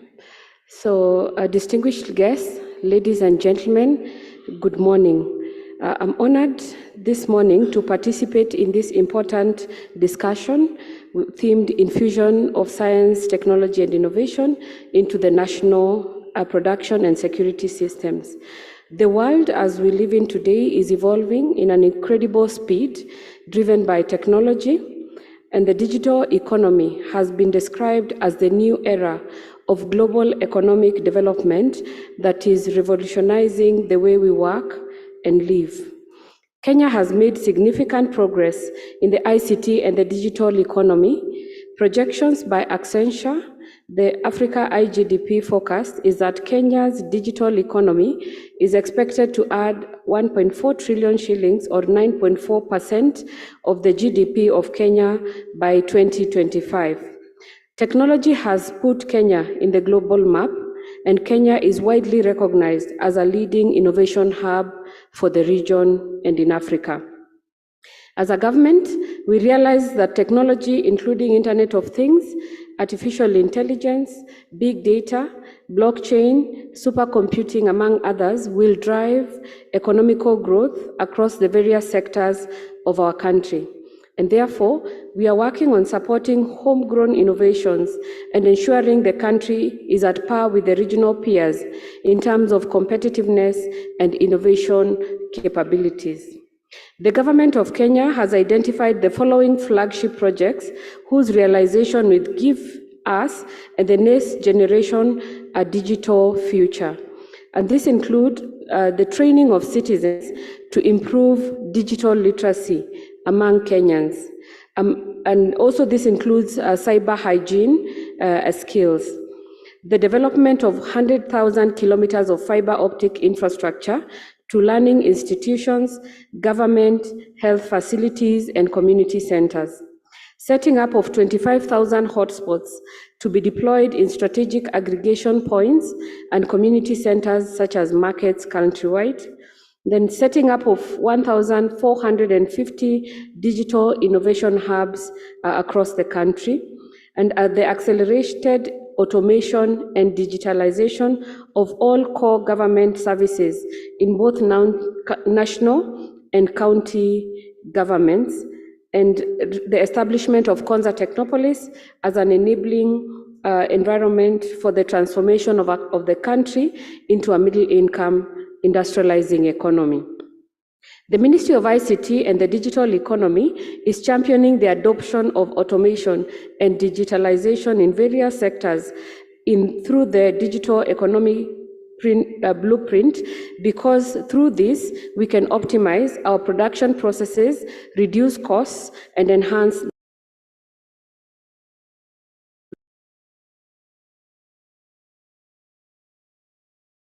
the quality. Advanced manufacturing techniques such as additive manufacturing, and this technology has revolutionized the production by enabling prototyping, customized production, and reduced material waste. A notable example in the medical center is where the 3D printing has facilitated the production of specialized prosthetics, implants, medical devices, which are leading to improved patient outcomes. The Ministry of Health can attest to how this has boosted health services in Kenya. The Ministry of ICT, in collaboration with other partners, has prioritized research and development investments to stimulate innovation and create new industries. For instance, the partnership with the Kenyan Agricultural Research Institute has resulted in the development of innovative agricultural technologies, including crop monitoring using satellite imagery and precision farming techniques. These advancements have contributed to increased agricultural productivity and food security. To foster vibrant innovation ecosystem, we are working actively to create an environment that nurtures entrepreneurship and supports the development of breakthrough technologies. This should also have an impact in the national production. We are establishing incubation centers and technology parks to provide supportive environments for startups and innovators. Konza Technopolis, for example, serves as a hub for technology-driven startups and enterprises, research institutions, universities to establish, creating an ecosystem that will encourage collaboration, knowledge sharing, and access to funding, and of course, enabling startups to flourish and contribute to the national development. We cannot fail to recognize all the efforts geared towards supporting research and development institutions to promote technological advancements. Institutions such as the Kenya Industrial Research and Development Institutes have been instrumental in developing innovative solutions for various industries, working on projects ranging from renewable energy production technologies and solar, wind power, eco-friendly building materials, among others. These developments contribute to sustainable growth and environmental conservation. In the same breath, Kenya has witnessed the emergence of numerous startups and innovators who are fostering STI and leveraging it to disrupt the traditional industries. One such example in M-Pesa, which has widely gained international recognition and set the pace for mobile money and financial systems globally. Moving on to the national security system, it is crucial that we recognize the evolving landscape and of threats and in the digital age. We must adapt advanced technologies to enhance our security and protect our crucial infrastructure, data, and our citizens. To this end, there are various collaboration opportunities that have been identified and initiatives being championed by the Ministry of ICT to enhance coordination for the national security, especially in the cyberspace as we digitalize our operations. Such collaborations include a partnership with the Ministry of Interior to address security challenges ranging from STI, surveillance capabilities, improved intelligence gathering, strengthened emergency response systems, and enabling capabilities, capacity building for Kenyan population to use for maximized ICT, for maximization of ICT deployed for security. With the infusion of science, technology, and innovation, we can deploy advanced surveillance systems and leverage data analytics for early threat detection, enhance cybersecurity measures, and develop secure communication networks, which will strengthen our nation's resilience and ensure safety and well-being of Kenyans. In this regard, the government is prioritizing cybersecurity to protect critical infrastructure and safeguard our national security. The establishment of the Kenya Computer Incidents Response Team has strengthened our ability to detect and respond to cyber security. Furthermore, we are committed to promoting the digital inclusion and bridging the digital divide. We understand that access to technology and the digital skills is essential for inclusive growth and equal opportunity for Kenyans. The Ministry of Education is also playing a critical role to ensure the education system is adapted to the digital era to equip our young people with the necessary skills for a technology-driven future. Ladies and gentlemen, still on the matters of security, the government is focused on establishing secure communication networks and to enhance our national security. The deployment of the National Fiber Optic Backbone, NOFB, has provided a reliable and secure connectivity across the country. This infrastructure will facilitate secure communication channels for government agencies, enabling efficient coordination and information sharing. In conclusion, the infusion of STI into the national production and security system is a transformative endeavor. Kenya, Africa, and the global community must continue to prioritize STI, foster innovation, and strengthen our security systems. And by doing so, we empower our industries, drive economic growth, and ensure safety and the well-being of our nation. Let us embrace this opportunity together to build a brighter future for all of us. Thank you.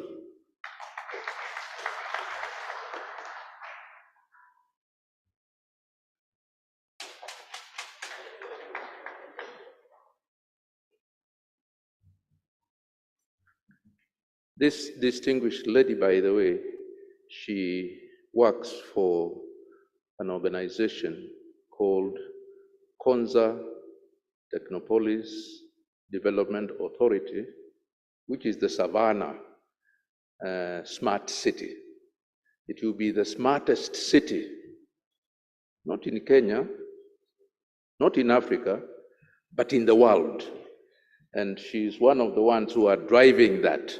And she's using a lot of the technology that she's talking about and driving the economy using digitalization, digital technologies. Allow me,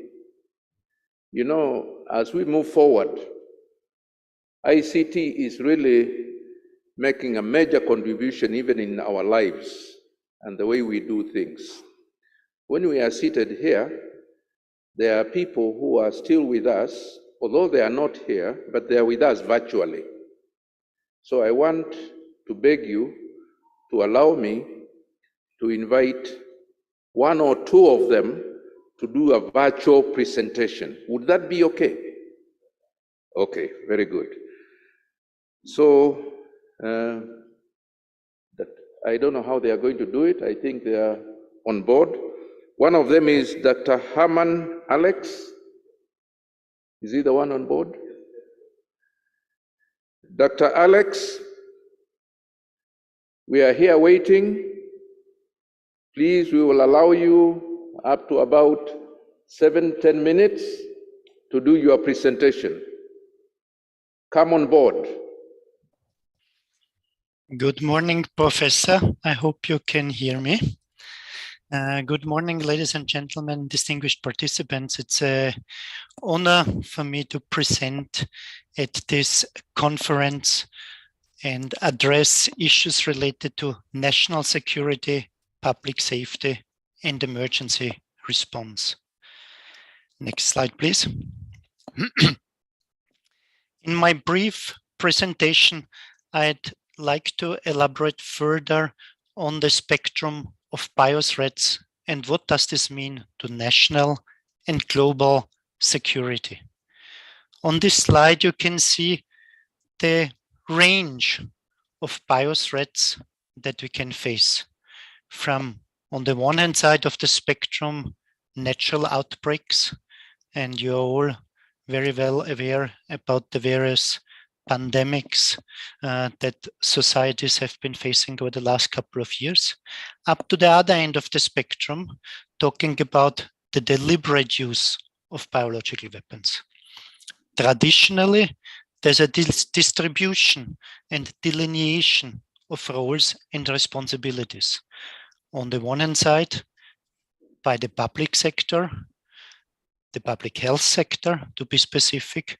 And on the other hand, when we're talking about deliberate, intentional acts of terrorism, of warfare, the security sector gets involved. Looking more now at the global level, we have different international organizations that have mandates to deal with such types of threats. We have in the area of public health, the World Health Organization, the World Organization for Animal Health, or the Food and Agriculture Organization of the United Nations, dealing with public health for humans, for animals, and for the plant sector.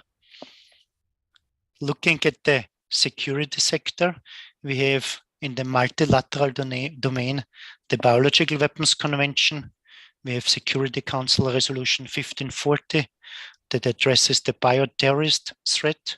And we have also the General Secretary mechanism, again addressing use cases, alleged use cases of biological and chemical weapons. Overall, I think it's fair to say, and again, the recent COVID-19 pandemic, though a public health event, has clearly demonstrated how such events can jeopardize national security. Next slide, please. Allow me just to allude in a few words on those biothreats and what are the issues and the consequences that we need to be prepared for. Overall, and starting on a positive note, one can say that no country professes to possess biological weapons, and there are no apparent violations of the Biological Weapons Convention. This is a positive sign. At the same time, we have seen a number of foiled plots in the area of bioterrorism. And for illustration purposes, you see on the right side just a couple of headlines. And again, 3 examples here. They address different regions, and from Africa, from Asia, and to Europe. I'd like to underline through these illustrations that no country is immune against this type of threats. Now, we've heard in the previous speakers all the benefits that the rapid advances in science and technology can bring. And that's a given, and again, a very positive issues, which have also contributed to making progress towards the SDGs in 2030. At the same time, however, we need to be aware about that those technological advances can also be misused. And overall, they have reduced the barriers for deploying and for using biological weapons at large. Again, allow me to the COVID-19 pandemic, and while a public health event, it has clearly demonstrated in a very stark and drastic manner that all countries were vulnerable, that not a single country on earth has been fully prepared to address the consequences of such a large-scale disease outbreak.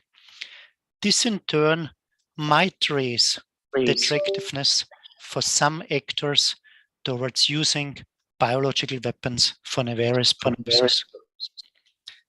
Again, and making at the strategic level an assessment, one can say that overall the likelihood of terrorists, of non-state actors using biological weapons for large-scale events in a sophisticated manner remains low.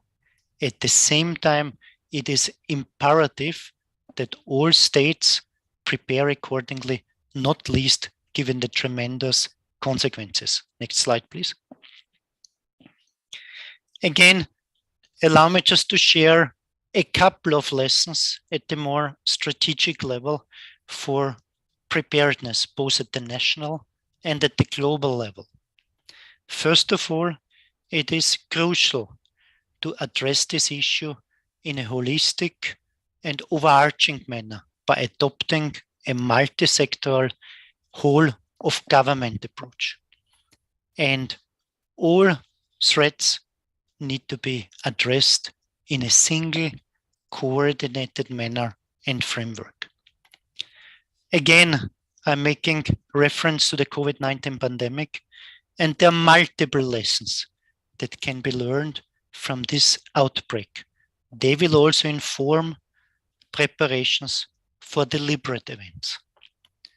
I think another lesson from the pandemic that it's quite evident that preparation is far more economical than preparing and responding to an outbreak already. With 6 million people that have died at least from the consequences of COVID-19 and economical damages that have been in the area of trillions of US dollars, I think it's evident that preparedness is far the better choice. And last but not least, it is also important to put in place a public messaging and risk strategy, not least also to fight disinformation and misinformation. Next slide, please. Now, at the multilateral level, we do have an important element, an important bulwark against the use of biological weapons. This is the Biological Weapons Convention, a multilateral treaty that bans this entire category of weapons of mass destruction. As you can see on the slide, many or most nations have joined this important convention, 185 states parties across the globe. However, there is still efforts required to have those countries outside the convention to join. Again, and also important to note, this convention has a number of shortcomings. Among them, no international organization to facilitate the treaty implementation, and also no verification mechanism. However, on a positive note, there have been a number of important developments in Geneva at the last review conference that took place last year, and Kenyan authorities also participated in that. And since this year, states are meeting to address also the issue of verification, which hasn't happened for more than 2 decades. Next slide, please. I'm already coming to an end. Now, what can we do to address at the multilateral level the threat of bioweapons. And one important project, again, to introduce this in a nutshell, is a project supported by the Global Partnership. This is a 4-year project addressing various aspects that you can see on the slide. And again, allow me to thank Kenyan authorities, in particular Nacoste, and also Director General Professor Oyaba for his leadership in organizing, together with the Biological Weapons Convention Implementation Support Unit, the first regional workshop on this topic that took place last year in Kenya. On that note, allow me to thank you, and I'm ready for any questions that you might have. And thank you again for the opportunity to present today.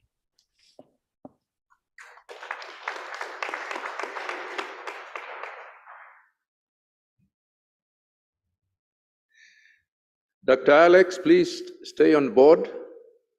There may be some questions that will come from the participants a little bit later. May I now request Dr. Sonia to make your presentation, please.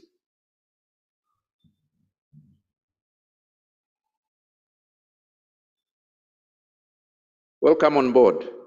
Good morning. Thank you very much for introducing me. I would like to share my screen, so I'm just going to take a minute to do that.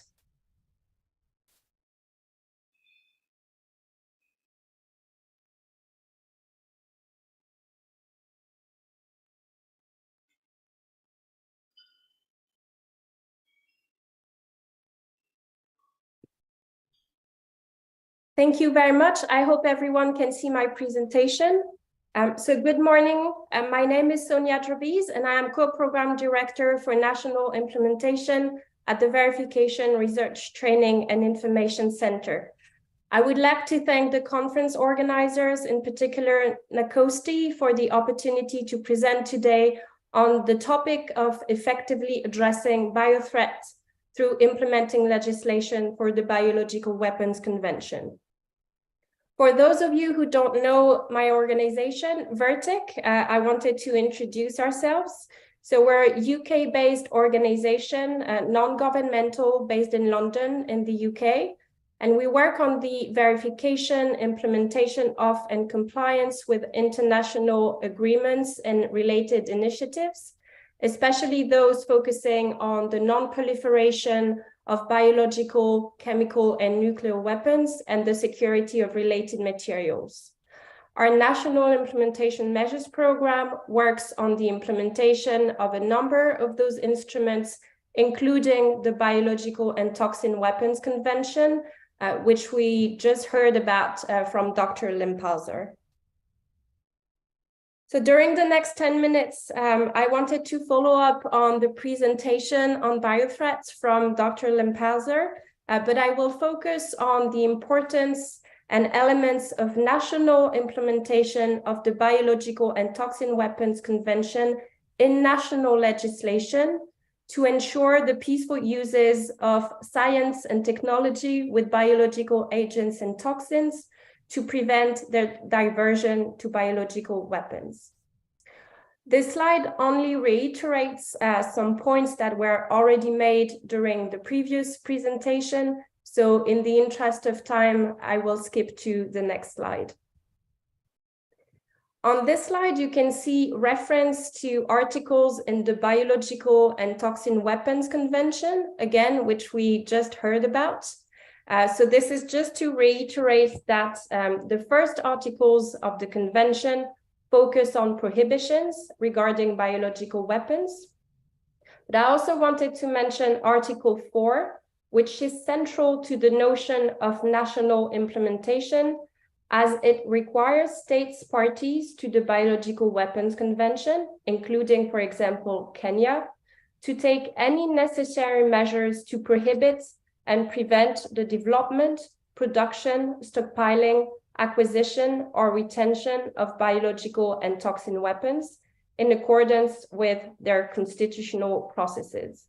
So states are required to take measure in their national laws, regulations, and other measures to prevent the spread of biological weapons.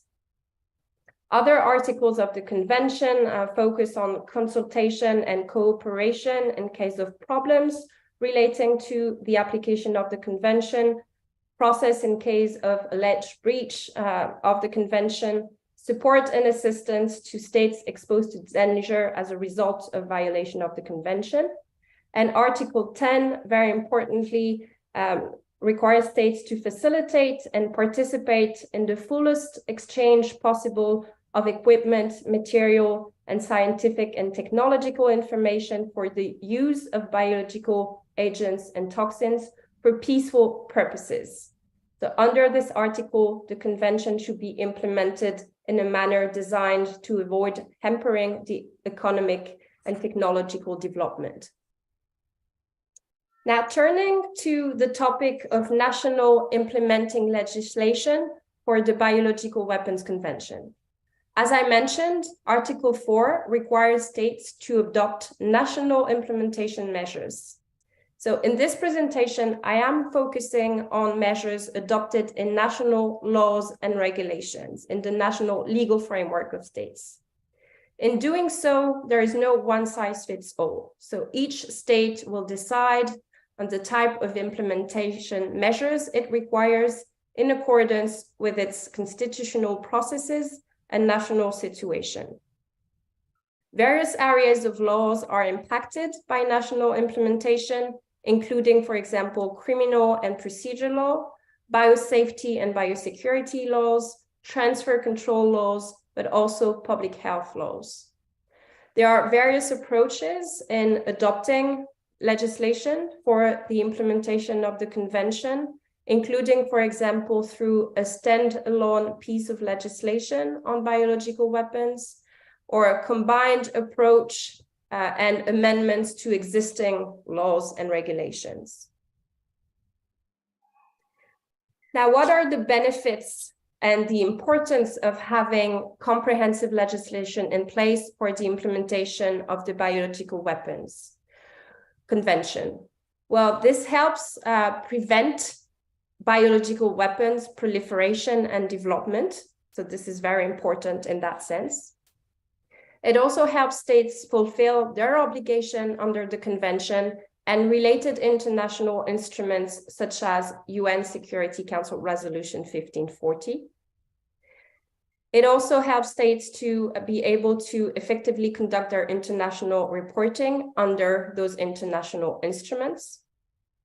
But also having adequate legislation in place is a strong signal to potential investors and partners that a state is a safe and responsible location for activities involving certain biological agents and toxins. Also, with legislation in place, states will enhance their national security and public health and safety, and will be better placed to properly manage biorisks in a comprehensive manner and to effectively address biothreats, which we heard about.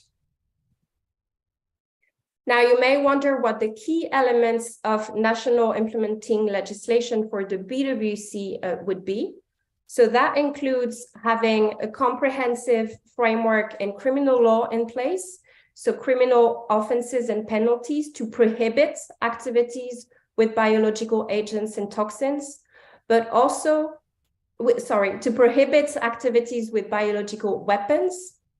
Those should be prohibited, but also to punish the conduct of activities with biological agents and toxins in violation of the conditions prescribed in the legislation. There should also be associated measures in legislation regarding jurisdiction and international cooperation. There should be measures in place for transfer controls to control, for example, the export of pathogens.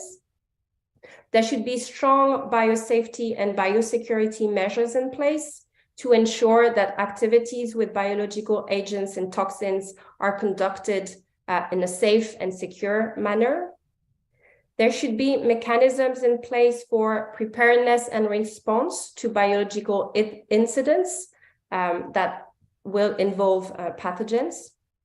And there should be measures in place for institutional matters, for example, the establishment and the functions of national authorities and the responsibilities of the different institutional stakeholders that are involved in the implementation of the convention and related matters.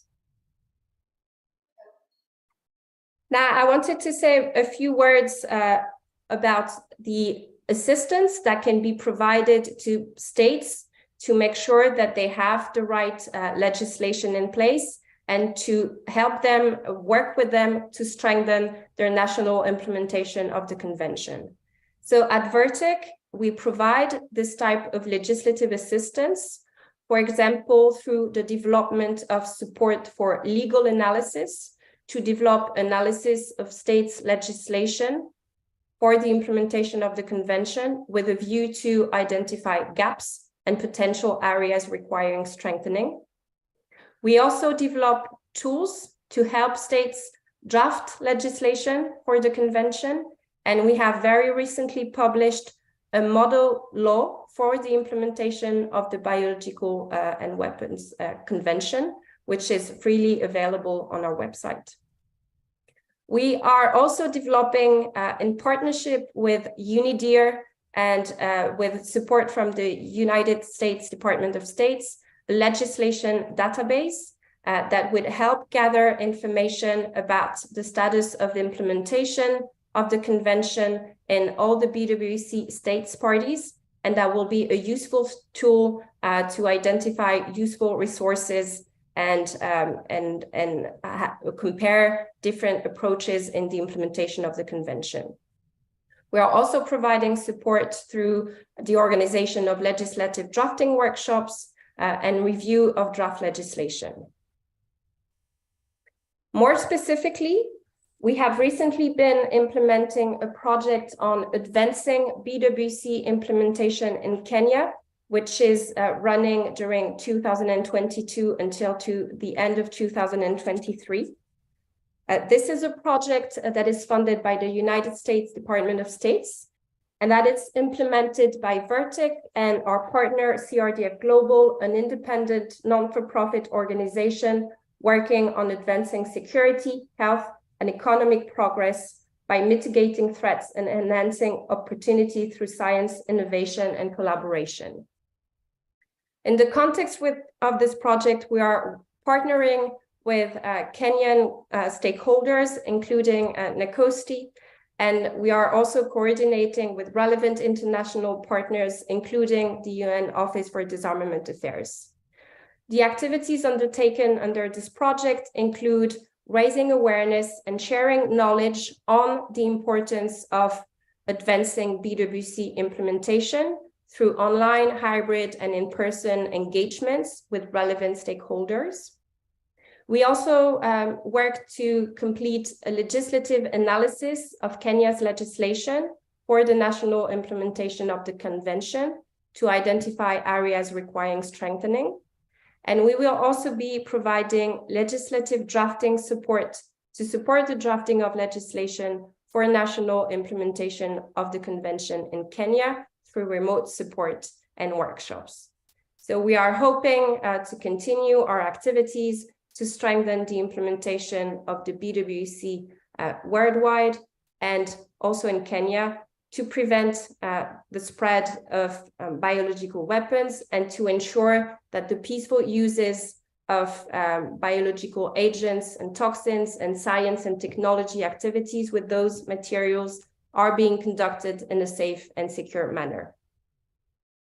Thank you very much for your attention and for the opportunity to speak today.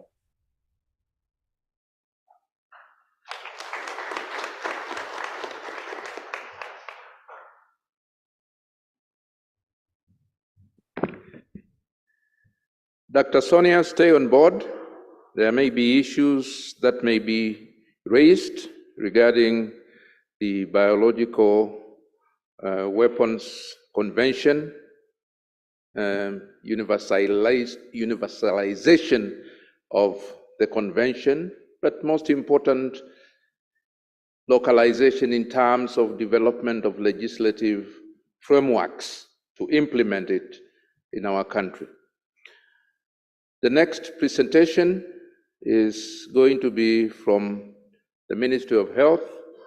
Amiche will be representing the CS for health, and pay attention because health is very important. Whatever we do, I call it HH. You need to have human beings who are healthy, human beings or healthy human beings. And they must have healthy heads. They must also have healthy hearts. But most important, they must have healthy hands. So health is extremely critical. Madam?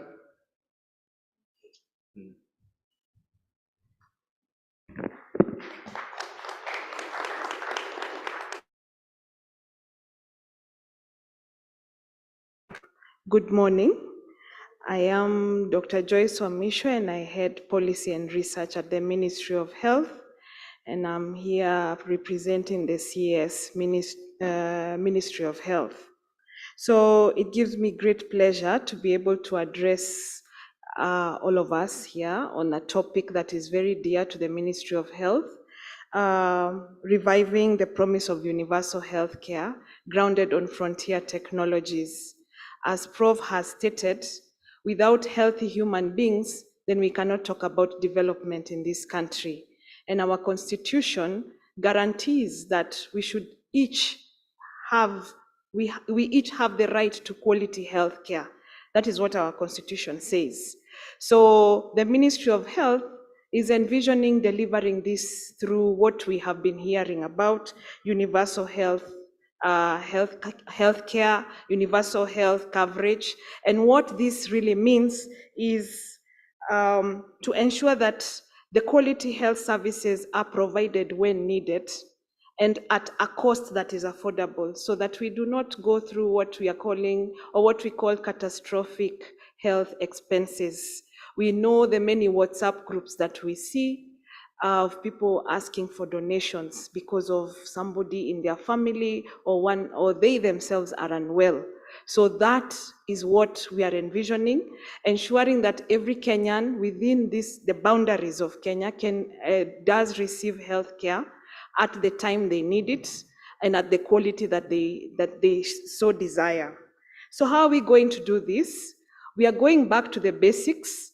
For those who are my age and older, you will recall there was a time when we used to have what looked like community nurses coming around homes and talking about sanitation, talking about the need to attend antenatal care for our pregnant women, and that's where we're going back. We are revisiting the communities. So our center point will be delivery of healthcare right from the community level. And to do this, we are looking at 3 Ps to prevent and promote health. So basically trying to see how we can stop disease from even beginning to occur, and then to identify early who needs healthcare services and hence carry out what we call prompt referral. So the primary healthcare networks is something that we are really working on delivering, and what we have done is we have incorporated technology in this.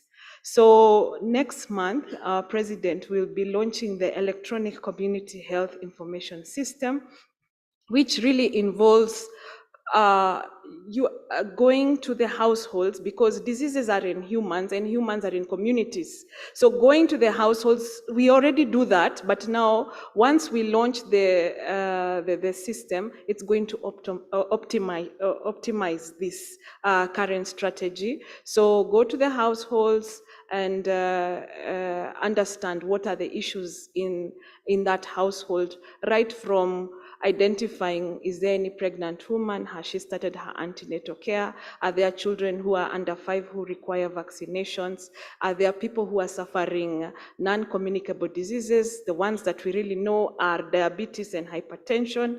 So we will even be taking measurements, BP recordings at that level. And then there is even going to be a collection of signals that identify potential outbreaks. And all this is because of technology. Now, universal healthcare has several pillars, and amongst those pillars is the pillar of commodities, ensuring that any commodities that are required within the health ecosystem are available. And we know of cases where people say they have gone to a health facility and they do not get drugs. So working with our premier research institution, that is KEMRI has been with us for the longest time, but we are now looking at KEMRI being the research, remaining the research angle, but now we have BioVax that will be moving what KEMRI identifies as this can move to market, then BioVax picks it up and runs with it. So we are looking forward to seeing a lot more of local manufacturing of health commodities, products and technologies. And the drive for this actually really was seen during the COVID pandemic, when we did not have aeroplanes moving from country to country, when we were basically locked.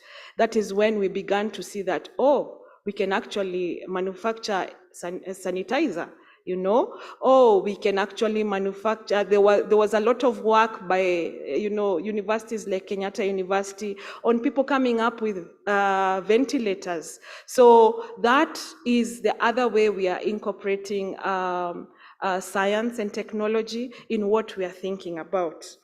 The other thing is we are automating all our processes, use of technology. So automating all the processes that we do at the Ministry of Health so that we become more efficient, because we realize that there are certain things that we need to push or fast track so that people can be able to do the research that they require.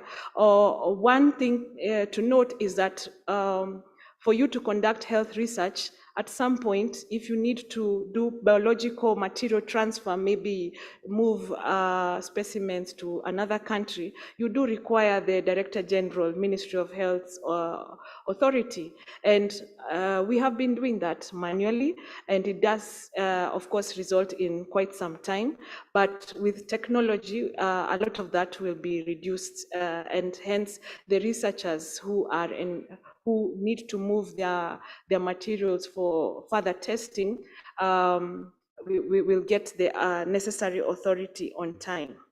Now, the Health Act 2017 establishes or indicates that there needs to be established a comprehensive and integrated health information system.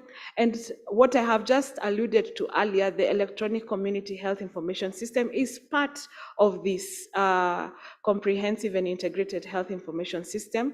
The efforts that we have put into establishing this are at an all high right now. We are already collaborating with Ministry of ICT, with Konza, in delivering the digital health platform.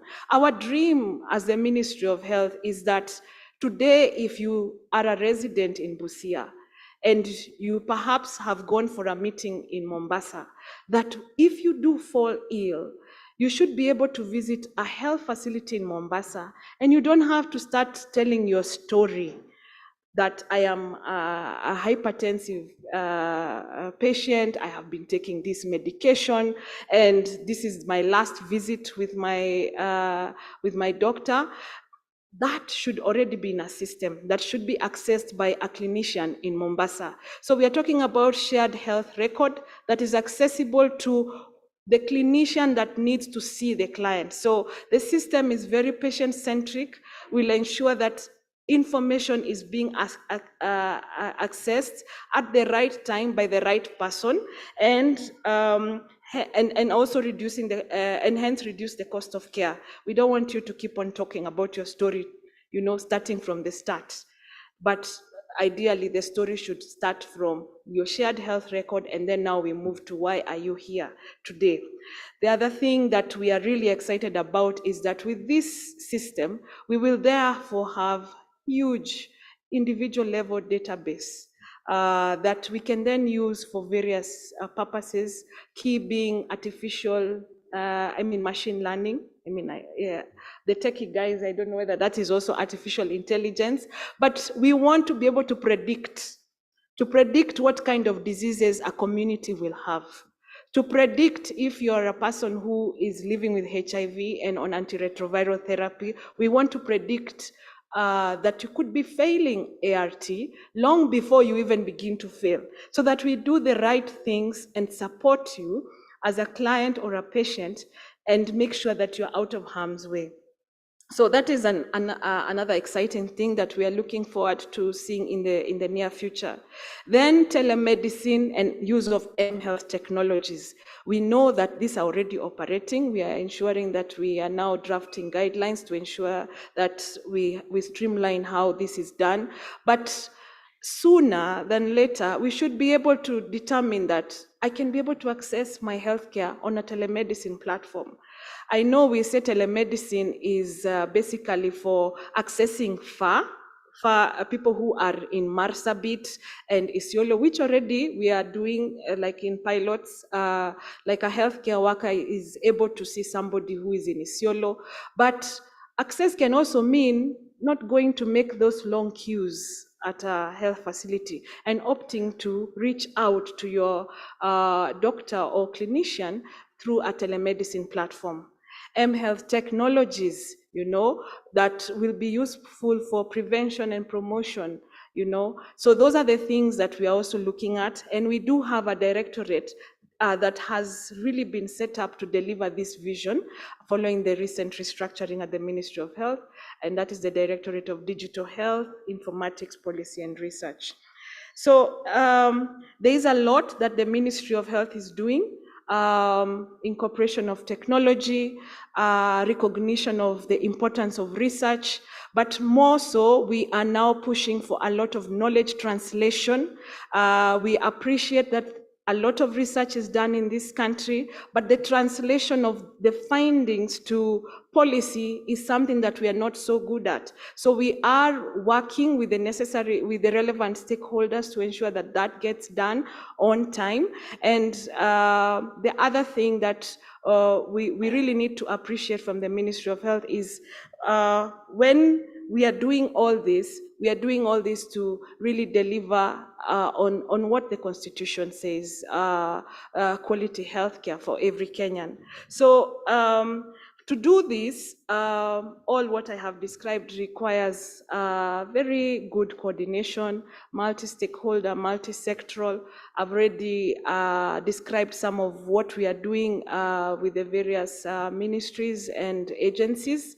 And it is exciting to note that we've been given this forum to be able to continue to network and identify other things that we need to do as ministries, key of which is like what has been described in the last two presentations of Biological Weapons Convention. So ladies and gentlemen, in conclusion, the government remains committed to universal health coverage, and we are taking bold steps. We are saying we have been talking about UHC for the longest time. Now is the time to deliver. And we are doing this by recognizing that digital transformation is a key enabler to ensure that we're able to provide accessible, affordable, and quality healthcare to all our citizens, irrespective of our social status and financial ability. Thank you very much.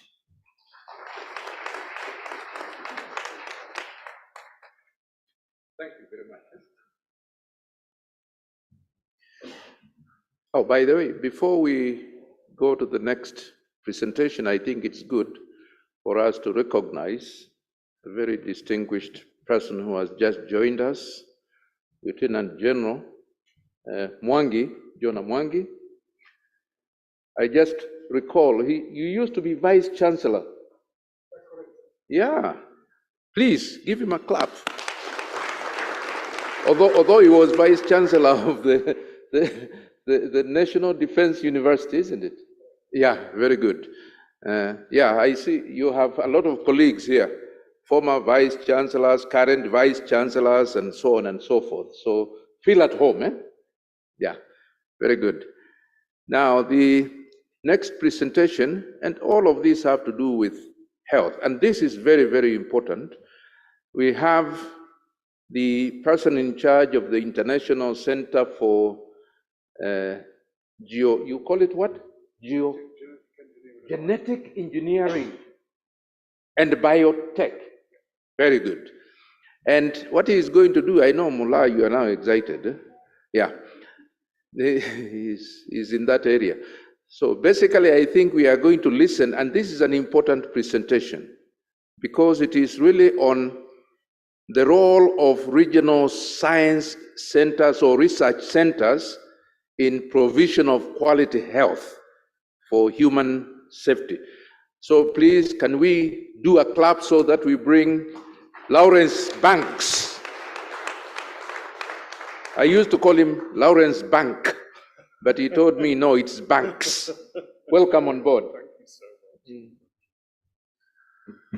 Okay, thank you very much. Good morning, everybody. It really is a great pleasure to be here today. What I'm going to do is I'm going to tell you a little bit about what we are hoping to establish or in the process of establishing here in Kenya, which is a regional research center for East Africa, which will be held at Egerton University. That will obviously be focused mostly on agricultural aspects. But what I'm going to do as we lead into that is give you a little bit of background about what the ICGB has been doing over the 30 years or so of its existence, where indeed we do touch quite heavily on the health sector. So just first, to just say a little bit about who we are. We're an international organization. We have 68 member countries located throughout the world, and Kenya is one of our most important partners. Now, we're basically in the business of promoting international development and cooperation, and we're unusual in that we are actually also a research center. So we have research labs that take part in all of our activities. So we're not just conveners of meetings and discussion groups. We actually do the science that is necessary to promote international development. So we have labs in Trieste in Italy, which is also our headquarters, and Italy is also our major donor. We have a research institute in New Delhi, in India, again, a major institute funded by the Indian government, and then also laboratories in Cape Town in South Africa, again, supported by the government of South Africa. And this is what we're about. It's to be a center of excellence for research and training in molecular biology and biotechnology, specifically addressing the needs of our member countries. And obviously, one of the things I'd love to receive from you in the course of this meeting is what can we do more for Kenya and in particular for Africa in general. And everything that we do is obviously linked to the SDGs, the 2030 agenda on ensuring sustainable development. And I think a key point in terms of ensuring sustainable development is local production. And I'll keep coming back to that theme as we go through. So this is what we do. We obviously have the science in the labs. We provide fellowships and capacity enhancing capabilities from students from around the world. We organize meetings and workshops such as this one, and we're one of the sponsors for the current gatherings. We're also a grant funding agency, so we can provide research support for scientists in our member countries. And I've been really gratified to see over the last 3 or 4 days, many award winners from the ICGB Grant Award Scheme who are present here working in Kenya and have been really enthusiastic about the opportunities that we can provide. Technology transfer, I'm going to discuss that in a little bit more detail because that is the core. That is the business of getting these technologies to countries where you can really make a difference in terms of accessing local populations. So this is just the science that we do. I'm not really going to go into it in any detail. We obviously have a large interest in infectious disease, both parasitic and virology, and it's mostly related to diseases that are of a problem within lower middle income countries around the world. Non-communicable diseases, you might think these are not so pressing, but in actual fact, we all know that diseases such as cardiovascular, neurodegeneration, cancer are also becoming extremely pressing in all parts of the world. And so we have very strong research within those areas. Medical biotechnology and transferring of such technologies is something I'll deal with separately. Industrial biotechnology, we're really very grateful to the Indian government for supporting a very big program on the development of biofuels. And I think second and third generation biofuels is something that we really have to look at very closely if we're to address all the issues of climate change. So again, something that some of you may be interested in. And then finally, agriculture. We have to, if we have healthy populations, we have to have fed populations. We need to feed the people. And this really, as I said yesterday, I think is really a major problem.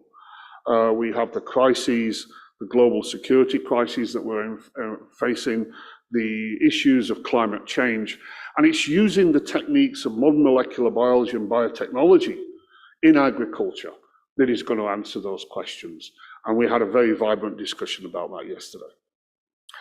So coming to the regional research centres, this is something that we had as a request from our member countries so that ICGB could be more present within our countries and actually contribute more effectively to local enhancement of capabilities.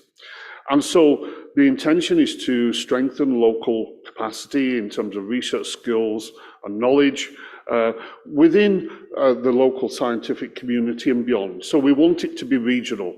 So we're really very keen to promote international cooperation within this, within East Africa for the establishment of the RRC. And so it's also got to be a very high standard. And this is where ICGB comes in. We can really help and assist at maintaining that the science is at the top international level. And obviously we need it to be working on topics that are relevant for the region. And in this particular case, with consultations with the Costi and the Kenyan authorities, it was really decided that in this particular instance, agriculture was really of paramount importance. And as I say, we would like the centres to be like a mirror of ICGB, that they do good science, can enhance local capacity and training, and also ultimately ensure that they can be a conduit for transferring the technologies that are developed to local markets so that people that really need the technologies can take benefit from it. The structure, of course, in the one we're discussing now will be held within Egerton University. It will start small. I think starting small is always a great way forward. You don't be over-ambitious, keep it tight, keep it focused. And as I say, we're really aiming to build a centre that will do cutting-edge research on agricultural problems, aiming to improve crops, improve fertilizers using modern state-of-the-art biofertilizer technology, and also pesticide mitigation. That's extremely important for market access.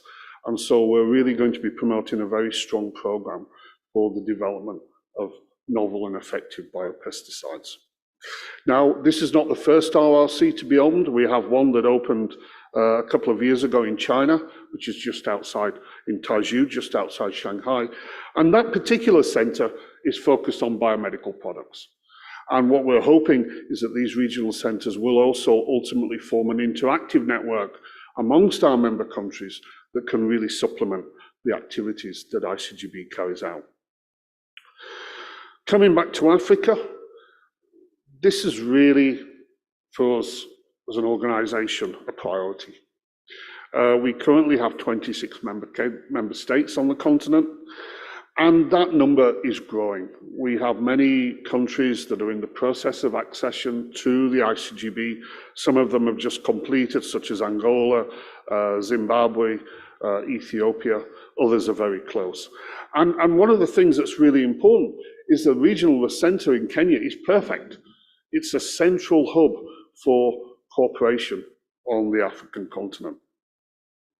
And as I say, It's linked to SDGs and ensuring that we meet SDG 2, zero hunger, absolutely fundamental on the African continent. And so what do we expect these centres to do? We want them obviously to do great science, and we want them to do it in collaboration with the rest of our labs that form the network of the ICGB community. We expect them to be able to develop state-of-the-art training programs for PhDs and postdocs, and also to be a centre for internationalisation. So we bring people from around the world to Kenya to work in these facilities. We want the PIs who are going to work there to organise meetings and courses and training activities. And of course, the transfer of technologies to local industries and local farmers for improving crop production. And of course, throughout all of this, we're on hand to provide any assistance with any of the regulatory aspects that might be required. I'm just going to show you a few examples of some of the things which I think are really quite cool. So we have an excellent fellowship program, but we have fellowship programs that are dedicated to Africa.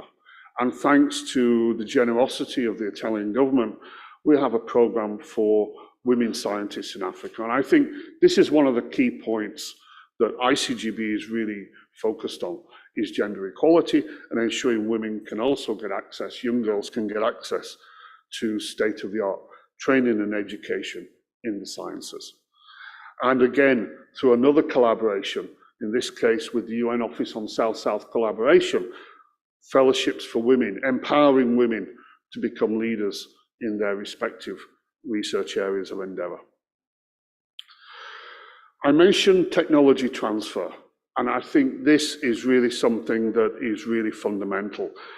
We have within ICGB, I didn't include it in this slide, but we have a capacity to produce biosimilars and transfer those biosimilars to companies and organizations throughout our member countries. And I was really interested to hear your presentation about BioVac from the Ministry of Health, because we offer training capability in biopharmaceutical production, and that can be transferring the technologies that are necessary for producing these biotherapeutics, but it can also be in the training to be able to work in GMP production capability, GMP processes, quality control, and so on and so forth.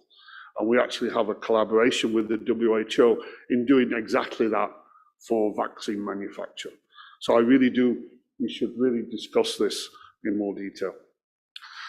Coming back to the agricultural side, one of the things that we do is to work very closely with scientists in our member countries who are interested in specific crops and crop improvement within those countries. These are activities that have to be done in field. You cannot do them in Trieste or Delhi or Cape Town if you're looking at a specific crop that is growing in a specific region of the Rift Valley within Kenya.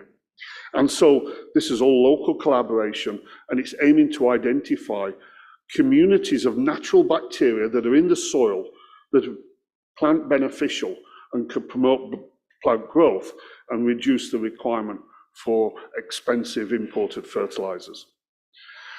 We're also very keen to work with partners in Africa on pesticide mitigation. This has important economic impacts for the crops that are produced in Africa if you want to access global markets. And so we have a large program centered in Cape Town, aiming to reduce pesticide use, pesticide mitigation, particularly in late season crops, and the development of novel, environmentally friendly biopesticides. And again, I'll be happy to discuss some of these activities if anybody's interested.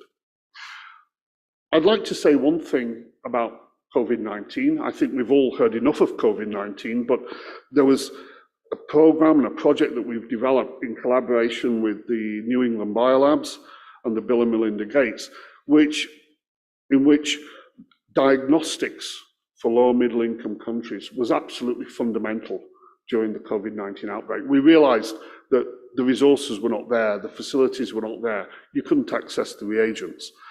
And so we teamed up with four groups in Africa.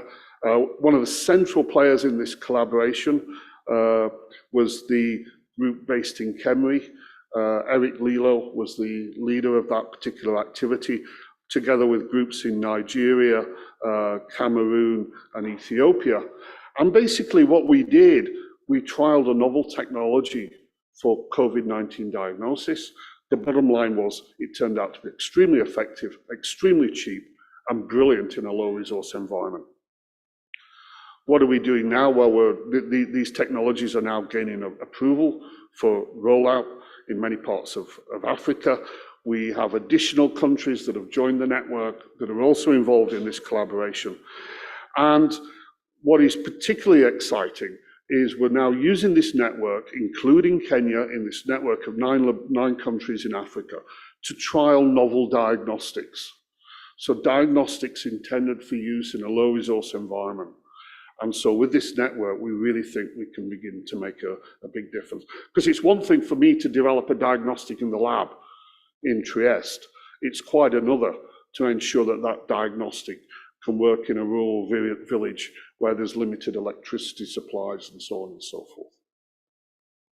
And so really this is what we're about. It's partnerships through science and scientific diplomacy to really make a difference in our member countries. And finally, I'm going to finish up with one comment about outreach. I think Kenya is probably one of the best places I've ever been in terms of your outreach capabilities. I mean, I see all these young people here. It's fantastic. And we had we had a fantastic intervention yesterday. And really, that really for me was really, really impressive. And so I'm preaching to the converted here. I know that you guys don't need this sort of information, but I think it's great that you have such brilliant outreach programs, and that for you young people, you get to see what science is about, and you get a passion for science and realize that it can really make a difference to your populations. And so, just coming back to what we want with the Regional Research Centre, outreach can be at different levels. We can have the science itself, where you have a vibrant international seminar program. And what we would like is for the RRC to be able to access that and also to take part in it and have seminars and speakers coming and speaking to the scientific community. And one of the things that we're very keen to do is to record all of those. So on the ICGB website, we have hundreds of seminars from world-leading scientists from all over the world. And these are free to access. So anyone who's interested, just go to the website, download the seminars from world leaders in aspects that may be of particular interest. You have to reach local communities and educate people about what is real and what is fake. We've all heard fake news, and one of the things that we do is have these public outreach activities where we meet with the public and we have leaders who can discuss and explain what science can do, what its limitations are, and what is really just misinformation. And then, of course, working with schools, we do a great deal of this in different parts of Africa, South America. We would be delighted to partner with any of the schools that have been here in any of these sorts of activities. We have these fold scope workshops where we have a paper folding microscope, which is brilliant for doing basic biology. You can see a cell, you can see the nucleus. It's great for teaching biology, and it's just as easy to use in an urban center as it is in a remote rural setting. And so with that, I'll finish. What we're doing is aiming to use all of these approaches to alleviate poverty and to, in turn, ensure peace and stability for our respective populations. This is what I think we're about, using science for development. And this is my email. If anybody wants to contact me at any time, just please feel to do so. Thank you very much indeed.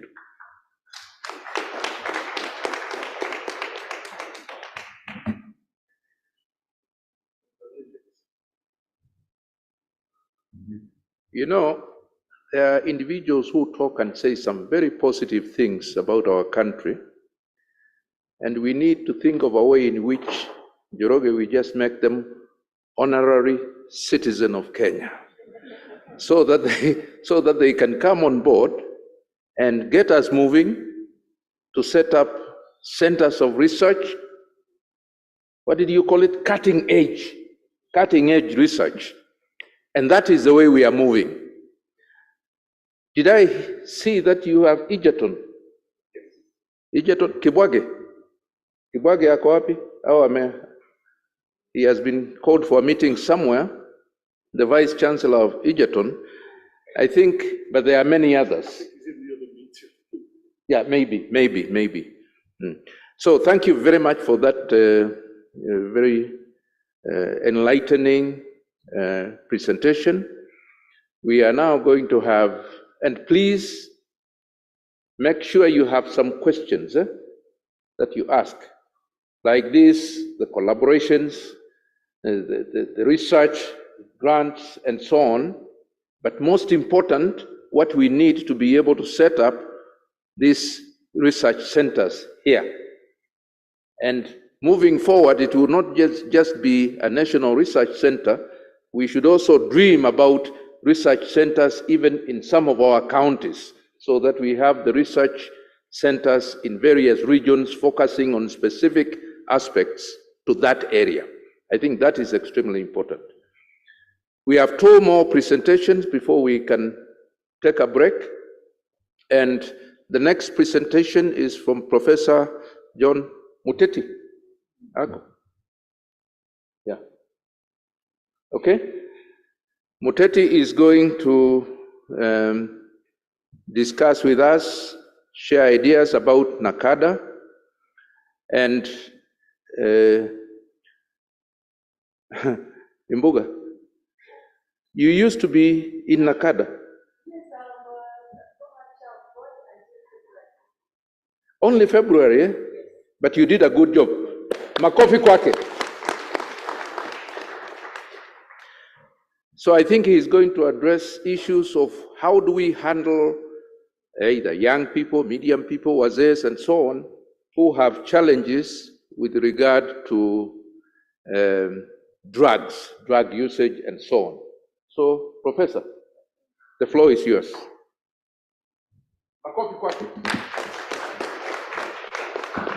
Thank you, Chair. Good morning, ladies and gentlemen. Professor used to be our chair, and this topic I'm going to talk about was our baby. She really pushed us so much to make this a reality. Professor, I know it was not very easy, but we are here. We see how best we can work out so that we can have these local solutions to this very important question of the management of substance abuse victims. So I'm going to make a brief presentation on evolving local health solutions in the management of substance abuse victims. These are those people who are addicted. And as you know, this is a big challenge in Kenya. And the reason why it's a big challenge is because those who are most affected are the youth. And the youth are the most productive segment of our population, of our country. And it is really something which, if not really looked at seriously, it may really make us lose a generation, because the problem is dire. So the World Health Organization estimates that 80% of the population 80% of the population in developing countries relies on traditional medicine for their healthcare needs. That means that you get people, going to use herbs and such other things just to treat, their their elements. Now, the African Union Plan of Action on Drug Control and Crime Prevention 2019-2023 recommends integrating traditional healers in drug dependency prevention treatment. This is a resolution which was made by the AU, and the AU is telling us that let us think about our traditional healers. Our forefathers, and for that matter, mothers, have been using traditional methods, and we have survived for centuries. I mean, we have not been wiped out. We've survived for centuries. So, are we saying that there are no traditional ways we can use to help these solve these, or to help in this problem of drug dependency? Moreover, in Kenya, the 2017 Health Act has provided an opportunity for the integration of traditional medicine into the healthcare system as well. The Ministry of Health is also telling us that let us look for the best way to integrate the traditional medicine in our health system. Let's not just use these pharmaceuticals or whatever coming from elsewhere. Yet we can look for ways of even making our own, We realize that the burden of drug addiction in Kenya continues to increase over the years. And for far too long, Kenya has been applying health solutions originating from elsewhere, and I've said that. And one of the reasons why we have a challenge here is because of affordability. When we come to drug addiction treatment, affordability has been our greatest barrier to access. We have so many people out there who are addicted, but they cannot access this treatment because to treat one person who is addicted may cost, the least it will cost is about 100,000. And if you really have to get a good rehab, you are talking of 300, 500,000. And you can imagine those people in the rural areas, those people in the community, how do they ever afford the 300,000? And therefore, you find that they are lost, and very little, is there to support them. So even then, even when we treat them, there's very high rates of relapse. And you can imagine now we are talking of treatment, one treatment, another treatment, possibly a third treatment before this person can really be, come back to the society and be useful. So these high rates of relapse also contribute a lot, and as we do our normal treatment, we have to really see how best we can handle this issue of relapse. I would want to present a few data on ADA, on those people who are affected, so that we can have an idea. This is a study which NACADA carried out in 2022, last year, and you can see the kind of the levels of addiction, with alcohol giving us 11.8% of the population being users. These are not necessarily addicts as such. You will come to the addicts. These are people who are using the substance. And of course, if you are using the substance, you are a potential to get addicted. For tobacco, we had 8.5. Cat, this is Miraa, 6.3. Although I know there has been a lot of questions, is Miraa a drug or what it is? And then, but the fact is, anything, and I'm not really a scientist, a medical scientist, but anything which alters something somewhere, probably tell me what is really a drug. If it makes you, if it stimulates you or whatever, it is still a drug. Even Panadol is a drug, maybe. Cannabis bank at 1.9%, prescription drugs at 0.2, multiple drugs, which are different kinds of drugs, people using different kinds of drugs at once, at 6.5, and at least one drug of substance, 17.5%. That means that at least 17.5% of Kenyans are using one drug or the other. You are either smoking, you are taking cannabis, you are taking tobacco, you are smoking tobacco, or you are taking alcohol. You are using at least one drug. I would want to talk about cannabis because when we did the survey before the 2022, that is the 2017 survey, cannabis was not really so high. We had a rate of hardly 1%. It wasn't registering. But now you can see it has doubled. There's been a spike.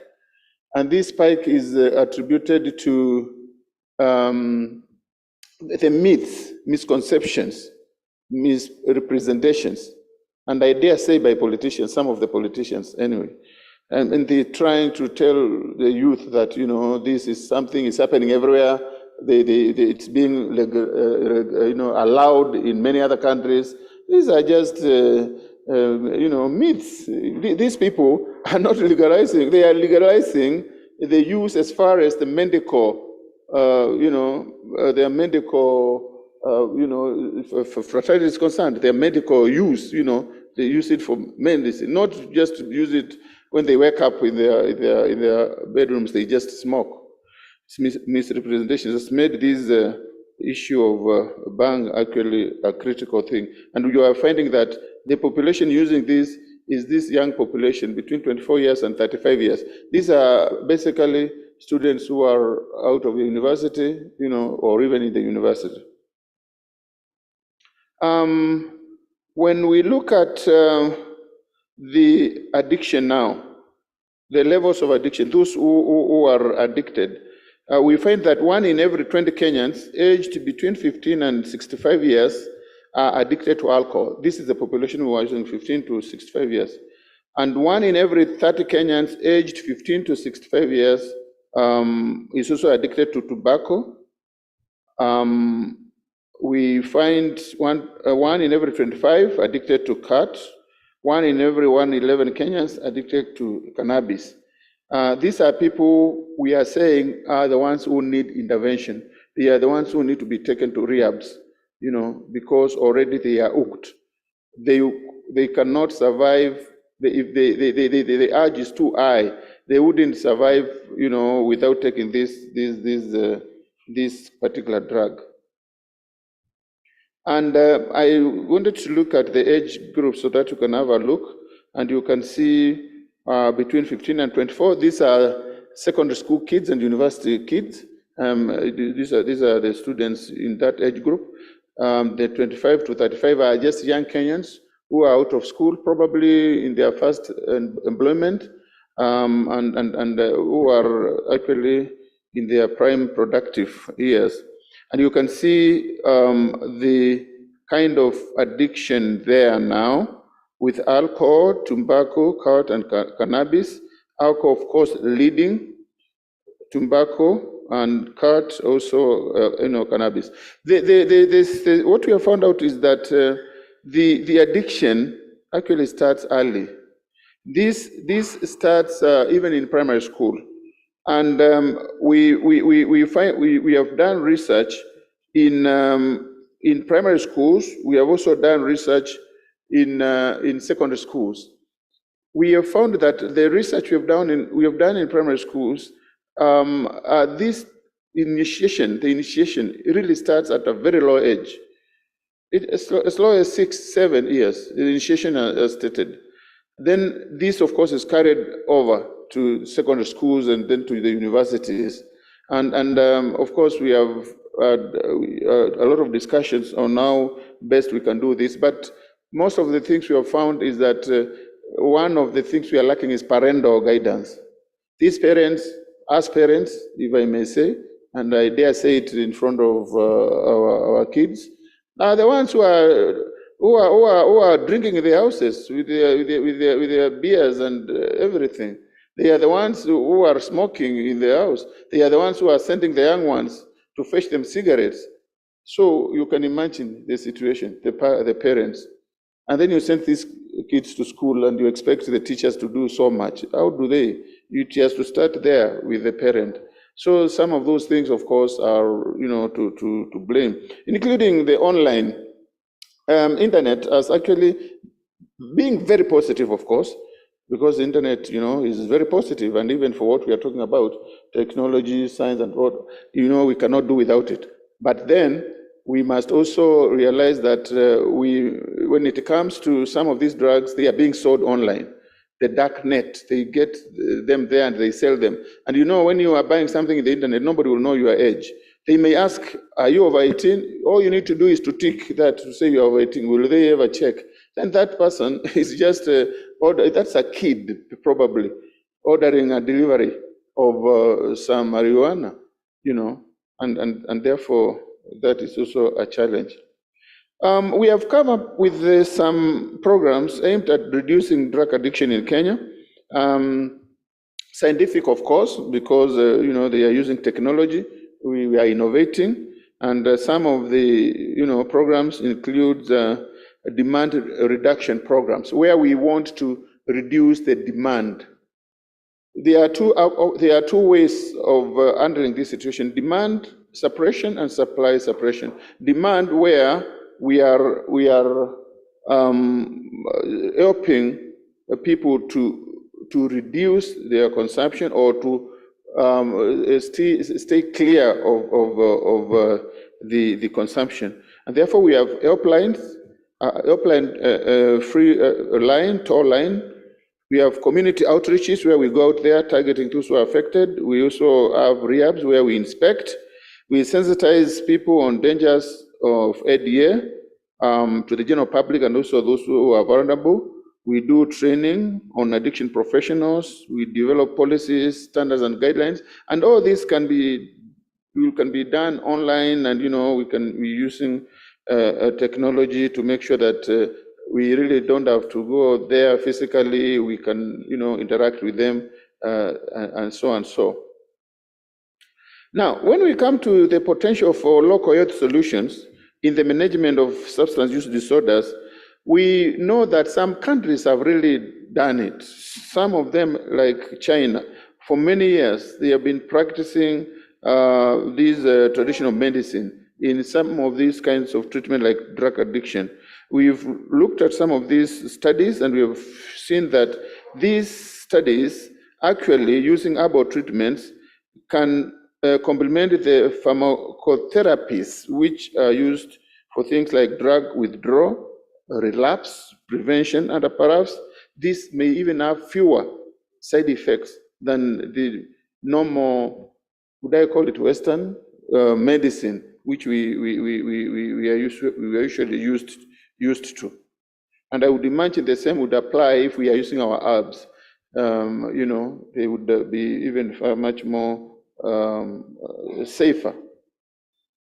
We have also seen the same happening in other areas of the world, with Iran, showing that medical plants can be effective in reducing dependency, and this has been documented. We have seen the several plants and their active components, how they have demonstrated their potential in the treatment, and this is just documented. I've got just several of these, but despite all this, the potential for traditional medicine in addiction treatment research in Kenya has not really been done as far as this addiction is. We are looking at other chronic health conditions like hypertension. I know we have improvements as far as the traditional medicine are concerned, diabetes, malaria, cancer, and so on. We are not saying these are not important. Of course, these are very important, interventions as far as these diseases are concerned. But we are saying even then, why can't we look at some of these areas like the addiction, the drug addiction, because that is where, as I said, our youth is most affected, and that's where we are likely to lose a lot. Now, we know that if we came together and I'm happy Nacosti, we've been engaging with Nacosti to see how best we can come together with other stakeholders and probably entice researchers to explore this area. You know, we look for grants and so and such, so that we can encourage researchers to start exploring this particular area. Because once that is done, then I can tell you for sure the impact will be great. You know, getting methadone. I think methadone is one of the medically therapies which are used, to make sure that those people who are taking heroin are managed. So these medical treatment therapies like the methadone are coming from elsewhere, and we are spending so much money. They may be giving us donations now, maybe they are giving us donations, but how sustainable is that?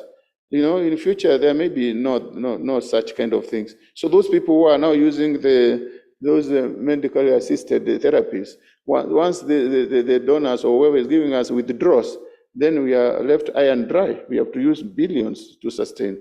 So we are saying, let us seriously think about our own traditional medicines, which can be researched and produced here in our country. Professor, I know Ibuga has been challenging us and telling us why we have scientists who can do this. What is wrong? But I think this is the high time now we seriously started thinking about that. And of course, as you can see, these traditional medicines, of course, offer the greatest hope because of their affordability and sustainability. And there are quite some potential areas where these traditional drug addiction treatment can be made. Among them is in relapse prevention, management of withdrawal symptoms, detoxification for patients on addiction treatment, alternatives for methadone replacement therapy, and treatment of alcohol-related liver diseases. This can be done because it has been done elsewhere. We have countries elsewhere, especially China, some countries in East Asia, and others who have done it. And we are saying we need to think seriously about it in Kenya. I'm not happy to report that I'm not happy. I'm saying I'm not happy because I can't report any such initiative in Kenya, but I know there are people who are willing to come on board. And I think it's high time we really started such initiative. Thank you very much. Karibuni.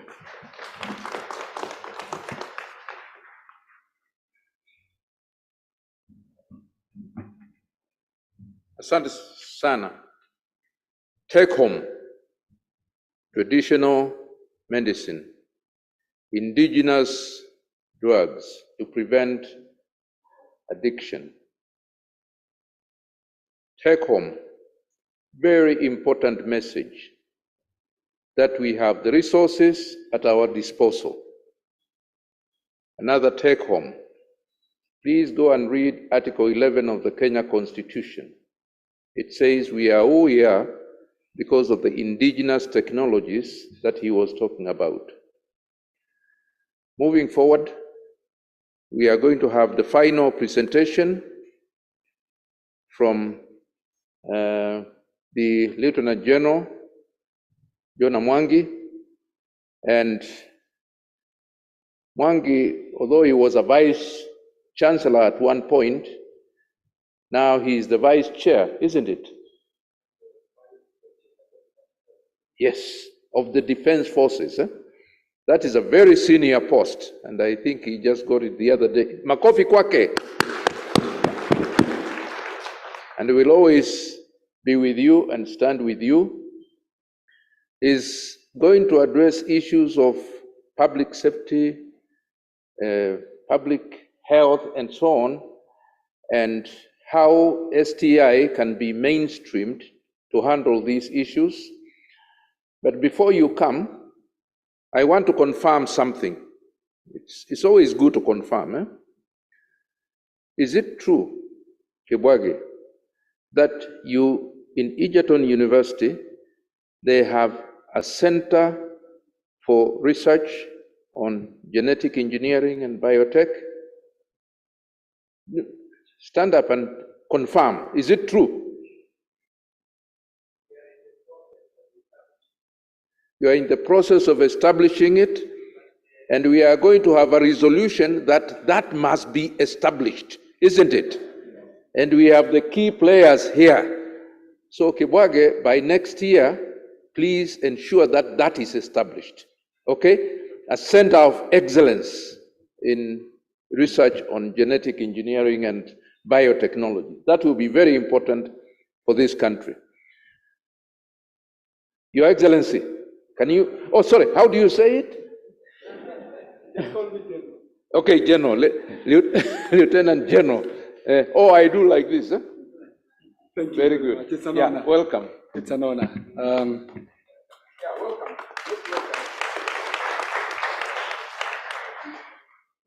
The chair of the session, distinguished participants at this important symposium, I'm honored to be given the opportunity to stand before you. I'm aware that General Aliaula already made a policy statement from the statement from the Chief of the Defense Forces, and therefore would not like to dwell on that. I would like to request you, Chairperson of the session, because this presentation has been prepared by the university, that you allow Colonel Dr. Imbiaka to make that presentation, and then if there will be questions, I will be ready to respond in conjunction with the rest of the team members. I thank you.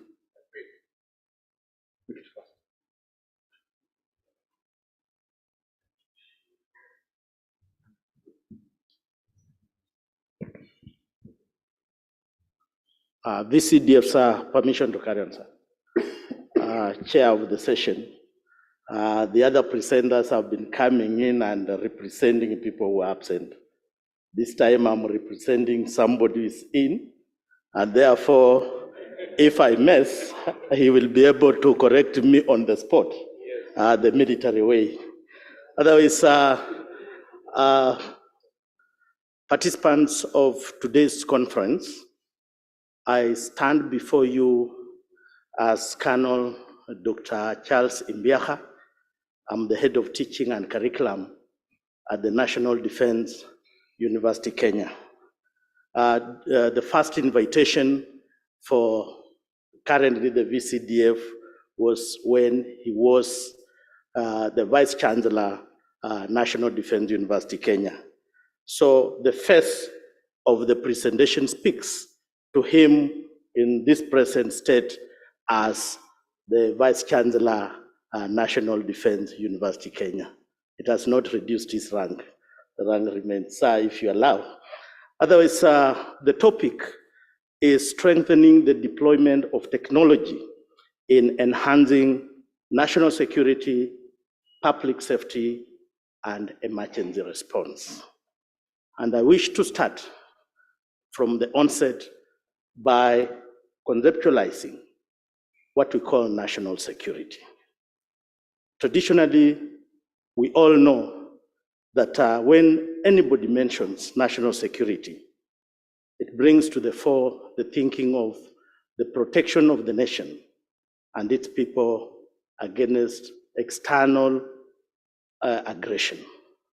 But with the dynamics, just like it was quoted by General Aliaula in the CDF speech, the dynamics of security in the world today is so volatile, is so uncertain, it's so complex, and it's very ambiguous that we cannot, as a nation and a society, keep pointing fingers at other people and say, you have failed us in society. It affects all of us. The totality of the enhancement of national security is that complex that the complexity affects everybody and therefore brings a call to all of us to come and take part in securing our security. And saying this, therefore, states out the importance of Nakosti to have organized this, bringing on board what the Ministry of Defense believes in as the whole of government approach to national security, including the current thought of having the whole of society approach to national security. This, therefore, means national security has been threatened from all facets. And I'm happy, sir, that we have talked about health security. We've talked about drugs. We have talked about the growing number of the youth, which, if not well harnessed, then it becomes a threat.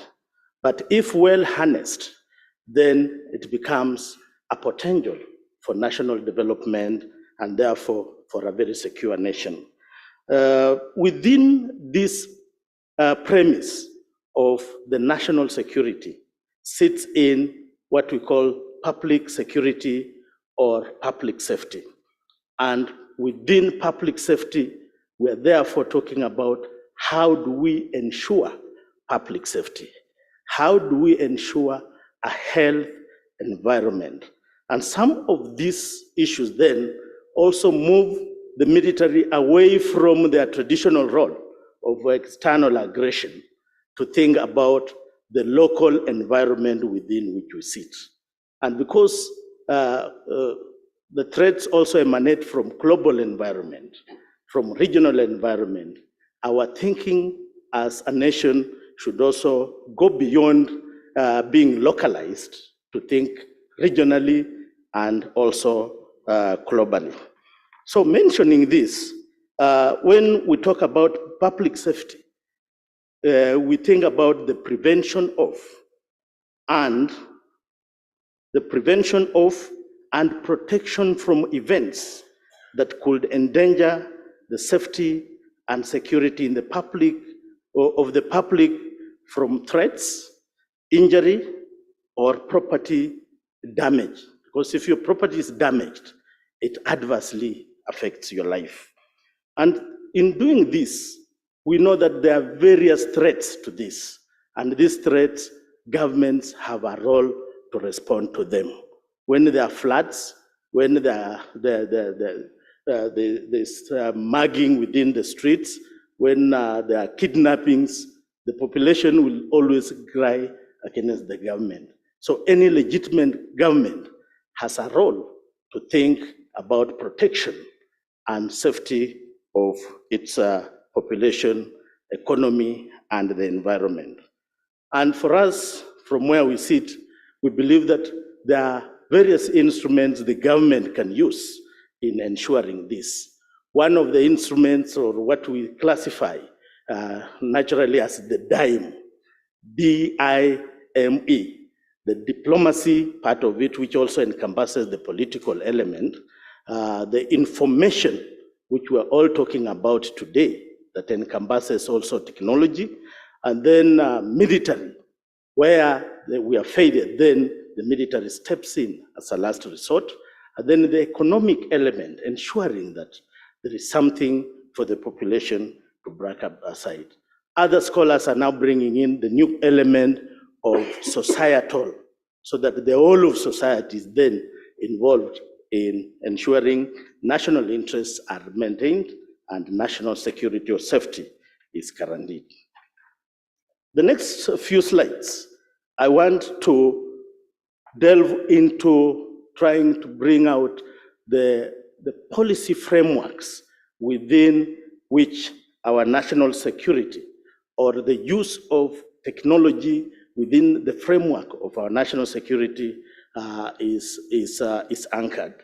First of all, we are aware of the strategic goals, the UN strategic goals 2030, but specifically strategic goal number 9, which invokes the need for building resilient infrastructure, promoting inclusive and sustainable industrialization, and fostering innovation. Already, my senior, the general in charge of defense military security industries, defense national security industries has already alluded to this, because this falls within this premise of UN Strategic Goal 9. And currently, some of the states within recognizing this have already started thinking about the idea of innovation. I've given an example of the United States government establishing a special unit with the main objective of monitoring cyber crime within the region. I've quoted that under createdynamics.com 2022. So these are some of the areas that we think fosters our thinking to see that it is possible for us to move towards this. Allow me also to give an example under this, where in Indonesia, and Indonesia is one of the countries NDUK benchmarked, that a group called Cojet developed an app starting with only 20 motorcycle operators. And this Cojet moved on within less than 10 years to have helped them to be able to access their customers as fast as the customers would also access them. And in this process, they were, within less than 10 years, they built a whole company worth $10 million US. And within it, they also domesticated research and development. So what we're saying is, I'm picking this because we have so many motorcycles in Kenya. And you as scientists then are challenged that, do we move on to do this just to help them put food on the table? Or can we use this to commercialize, like one of the speakers said yesterday, this kind of eventuality, so that we make an opportunity out of what looked as an unfortunate situation. I have also some examples, particularly where we are challenged as a nation, that for example, between 2001 and 2010, an average 700 natural and technological emergencies occurred globally, affecting approximately 270 million people and causing over 130,000 deaths each year. That's a report by World Health Organization, and Madam, this is what I picked. And we are saying 25% of emergencies and 44% of this death occurred in our horizons, in the less developed world. So do we have something we can do about this in terms of response and mitigation measures? Another example I would want to give is a figure on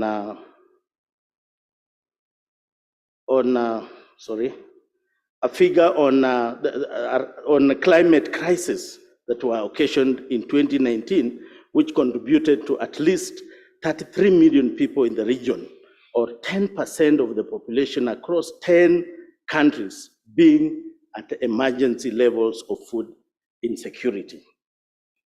Apart from this and other environmental issues, we know very well that Kenya has experienced regular droughts and floods.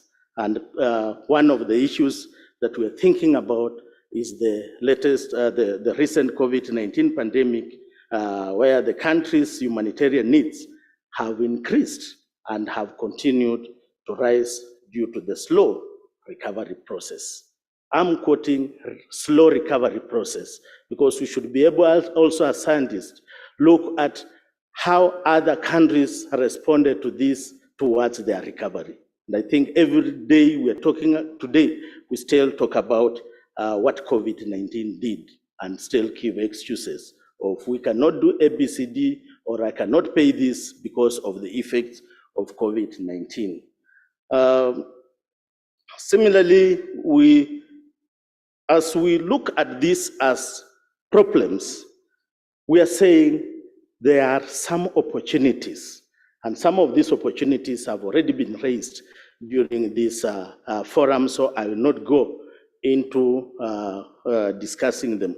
But as military, as NDUK, we are aware that we can seize opportunities brought by global positioning system technology in order to be able to respond to the needs of our citizens very fast. And I think, Madam, you brought it out.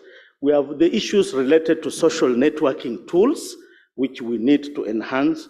There's also an opportunity in virtual emergency operation centers being established. And I think we need to further what is happening in Egerton and see how we can move on with such smart monitoring, data mining and database tracking, artificial intelligence, cloud computing. These are some of the opportunities we reckon that exist as NDUK and the military. Being aware of this, we need to seize such opportunities. The Kenya government also, we recognize that has policies, plans, and mechanisms that can assist in leveraging on the issue of disasters, the issue of threats to national security. Some of these would include the policy on disaster management. This is a policy that well-tailored should be able to support. Then we have the disaster risk management plan. We are aware of the existence of this plan. For those of us who are not aware, this is necessary to note. Then we are also aware of government response mechanism, including the National Disaster Operations Center. We have the National Drought Management Authority. We have the Kenya Disaster Response Unit, in which KDF takes the lead, and we operate under the multi-agency approach to security. We also have the National Security Telecommunication Services. Somebody talked about the second bullet, the Chemical, Biological, Radiological, and Nuclear Risk Mitigation Center, which was established to reduce risk associated with harmful materials, often utilized by non-state actors for non-peaceful expedients. And then lastly, we can talk about the National Counterterrorism Center, and we know the effects of terror in this country. This goes almost regional in terms of response to terrorism activities. We're saying all these policies exist. We have these well-knit policies. We have these mechanisms. We have very good plans, but still we have gaps. Are we failing somewhere as scientists? We have all the very good plans, but disasters still strike. Our response mechanisms are still wanting. Why would this be? Some scholars have given globally the issue of high cost of technological deployment and maintenance. Others have talked about standardized technological deployment protocols, so that somebody mentioned the issue of silo mentality. Can we have then a technological deployment protocols that are harmonized to face this? Then the potential of technology failures and hacking can also compromise the effectiveness of this. So as scientists, I think this is the area we should be going to. I'm only supposing, because I'm a military historian, but I don't know, maybe this has already been done. As we look at these gaps, and we are proposing mitigation efforts, in KDF, one of the opportunities that is available, and we agree that it is the establishment of the National Defense University Kenya. In just 1 minute, Chair, if you allow, I bring out NDUK as an opportunity that we need to seize as conference participants as we go forward. So NDUK provides an opportunity to leverage on the identified gaps and also enhance technology, infuse technology in our training institutions in order to have some effort towards securing our nation and having effective response mechanisms. This institution is the first one in Kenya to be established as an institution of strategic national importance and provides capabilities towards strengthening technologies in countering security threats and boosting emergency response. NUK has 6 colleges.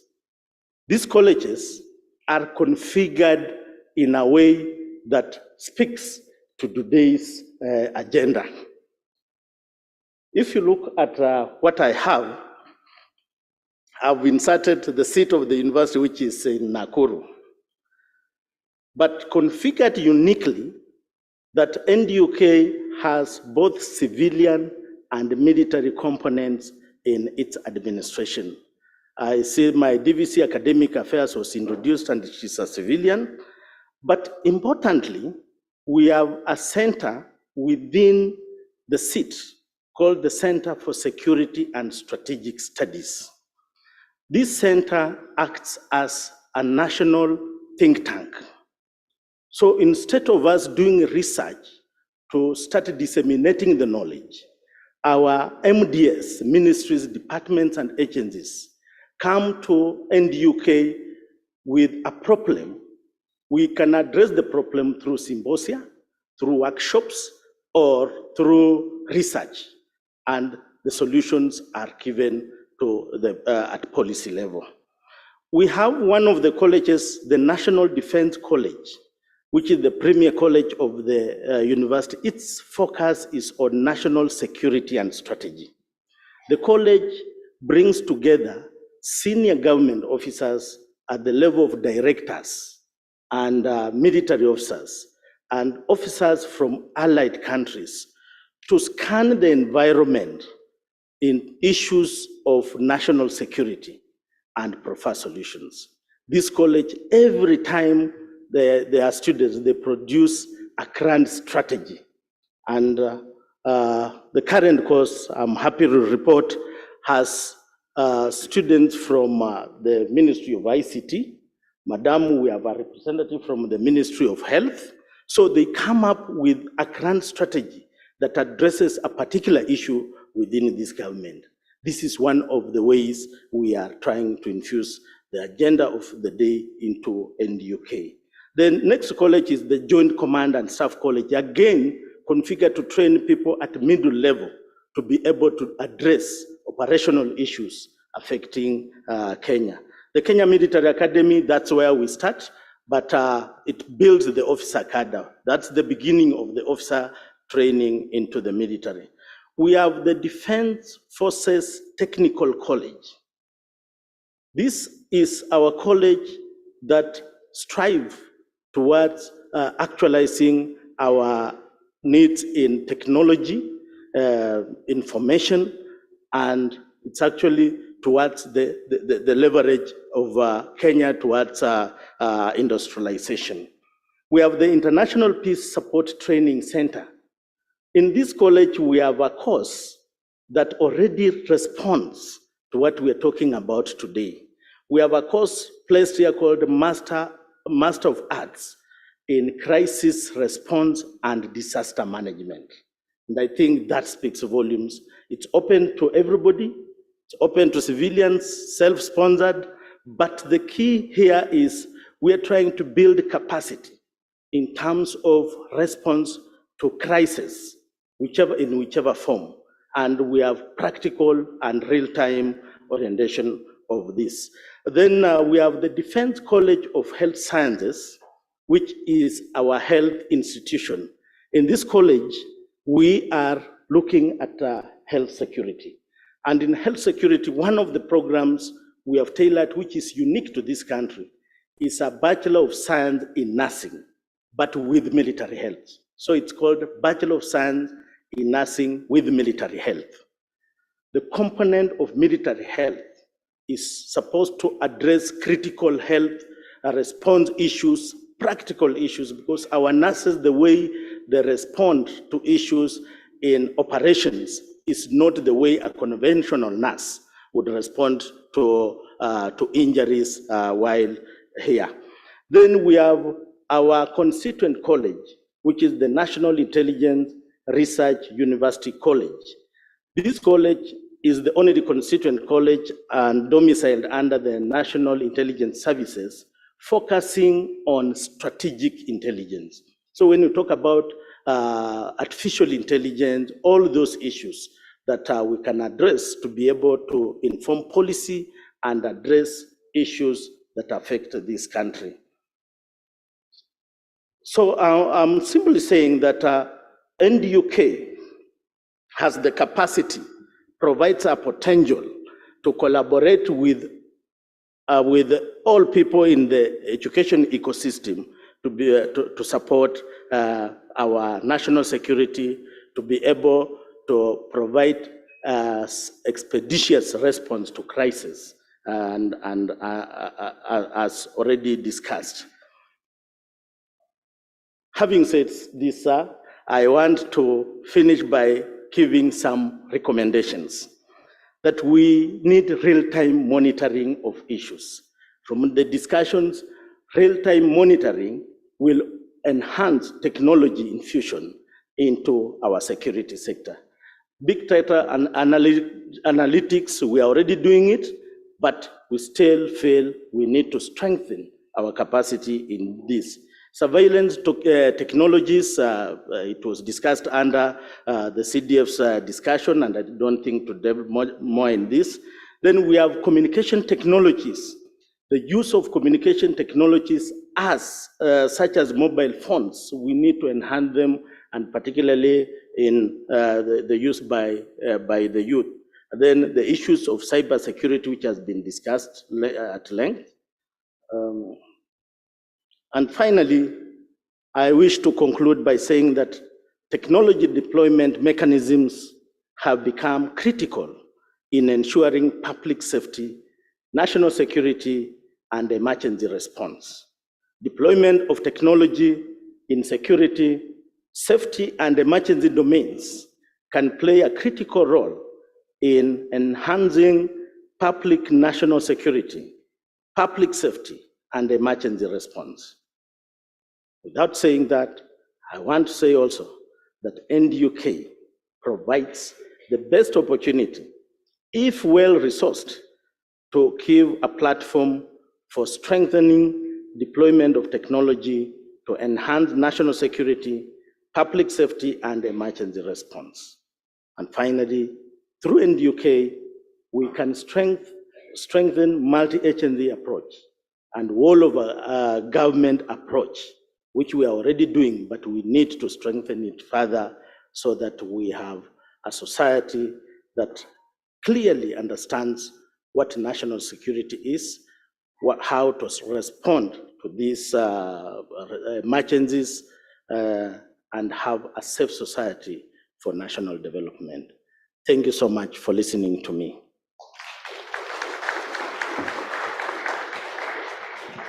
I wish to hand it over to the VCD. Thank you. Thank you very much. That was a good presentation. I like your final conclusion that it is not, we don't work really as institutions, but bringing together multi-agency teams, collaborating, working with other universities. Although you are a strategic university handling strategic issues, but the other universities, 30, 40 in this country still have got something they can contribute. So I think really as a country, we must begin to think of linking up with other institutions and collaborating and so on. And all of us can be beneficiaries. And I think the Defense University, the National Defense University of Kenya, can really provide leadership and guidance in this area. So thank you very much. Sasa Muregi, tufanye nini? Sasa, do we have some issues, responses, or do we have, Oyawa, don't run. Okay? Can we agree that we spend, because this is really useful, can we agree we spend about 20 minutes or so getting feedback from you, then we can break for lunch or whatever. Very good. Asante sana. How do we handle this? You have somebody taking, you have rapporteurs, So if you have questions or comments, raise your hand. Okay? And we are going to allow as many people as possible to ventilate. Okay? Yes?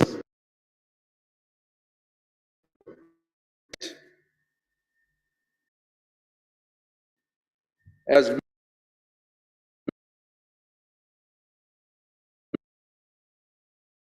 many ladies, so please be brief.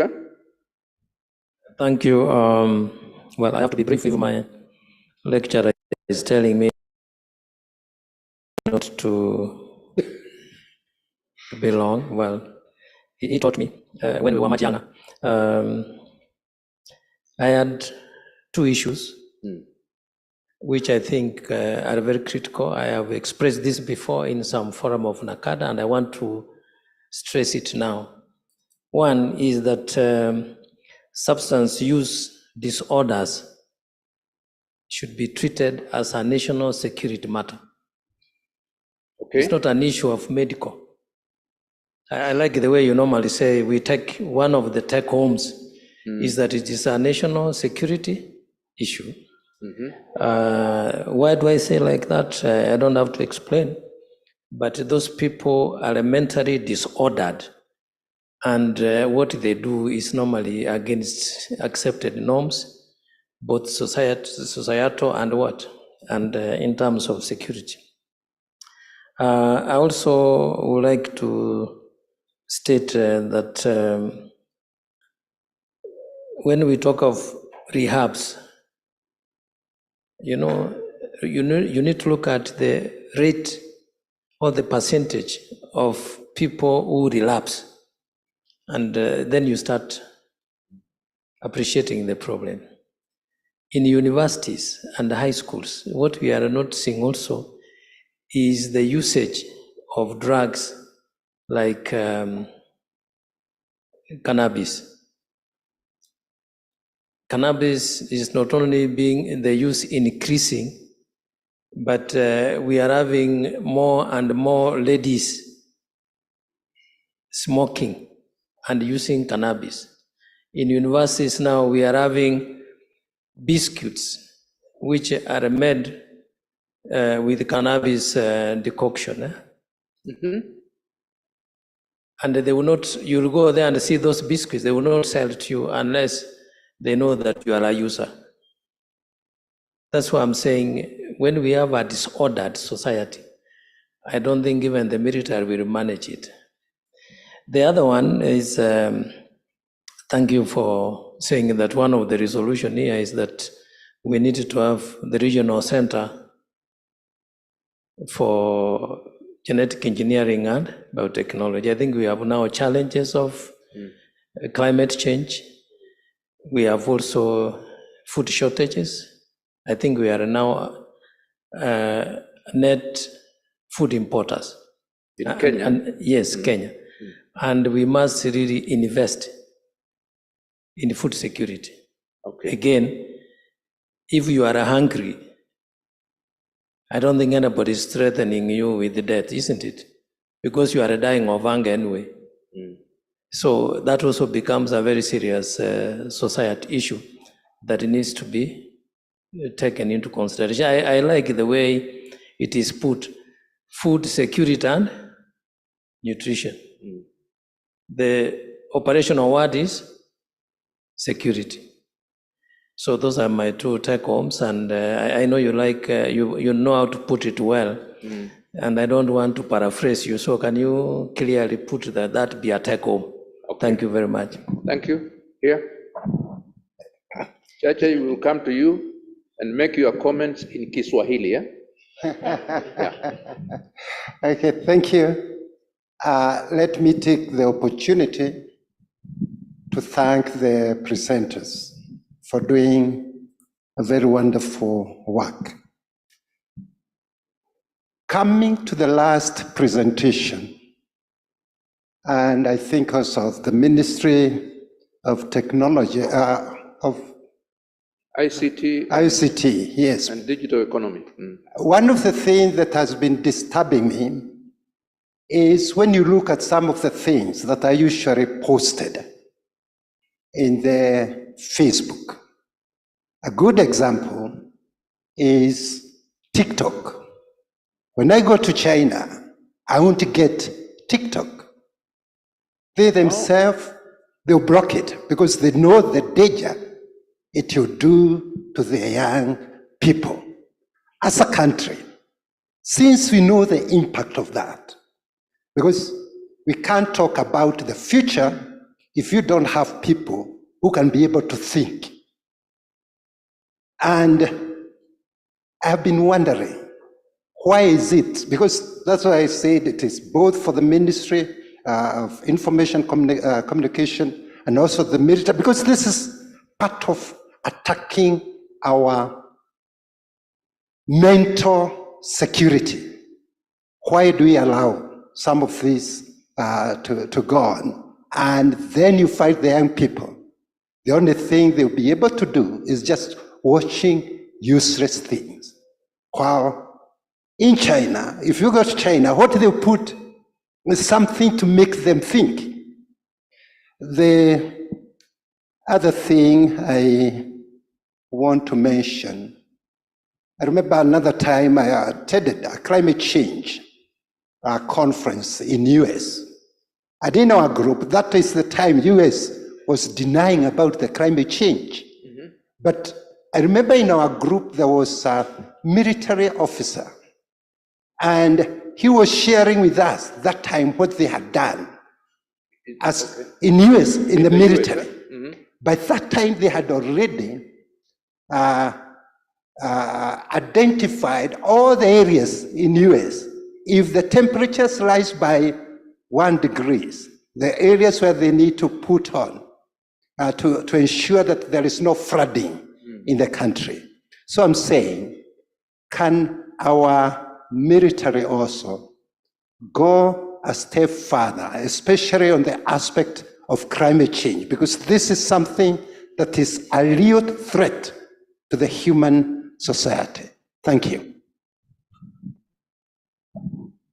By the way, you made very useful comments. Can you remind everybody your name? Yes, I'm Professor James Kongo from Kenyatta University, but currently the acting principal of Mama Ngina University College. Thank you. The person who is in charge of universities in Kenya, Professor Chacha, Nyaigoti Chacha. Thank you very much, Professor. I think I will finish my comments in Kiswahili as you requested, but let me start in English. Okay. First, to appreciate the fact that the great opportunity that this country has had was to establish the National Defense University. And I'm very proud, General, that we spearheaded this assignment to ensure that the good work that all your institutions were doing could be encapsulated and put together in a system that produces knowledge which cannot be doubted. Because sometimes when you hear the word university, you feel that this is where research is done. Actually, we took notice of the fact that the military, the defense systems were already doing a lot of strategic research in this country. So congratulations, and thank you very much, Colonel Mbiaha and all the rest, plus our colleague whom we have surrendered briefly to you, Professor Anne Mwigai. It is our pleasure to see that there is a synergy between the normal civilian university systems and the defense-based university systems. Asante sana. Secondly, I think is to also link up with what my brother here, has just gotten in the neighborhood, that center indeed will have to continue ensuring that it brings together scientists who can produce knowledge that is effectively going to be applied to solve our problems. Because I think centers of research should be seen from the perspective of how they can contribute to mitigate the challenges. Sasa ngoja nizungumze dakika mbili au moja kuhusu hali hii. Moja tu, tumia moja. Sisi kama Wakenya tunafurahi sana kwamba kongamano kama hili linatendeka na kuleta wataalamu mbalimbali kutoka nchi mbalimbali walioshuhudia kwamba katika hii nchi, na kila siku tunasema tuna wasomi na wataalamu wa uwezo mkubwa sana, kwa sababu ukichukua hesabu ya hao watu utakuta wengine wamesoma Harvard, wengine wamesoma Yale, wengine wamesoma Cambridge, wengine wamesoma South Africa, wengine wamesoma Makerere na Nairobi of course, pale tulikosoma baadhi yetu tulipokuwa tunajua kwamba hiyo ndio ilikuwa chuo kikuu cha hii nchi. Tutaendelea kuhakikisha kwamba taaluma zetu hazipiti patupu. Tutawezesha Wakenya kufaidi elimu ya wananchi waliosomeshwa na wao kwa jasho kubwa. Asante sana. Makofi kwake. Amejaribu. Okay.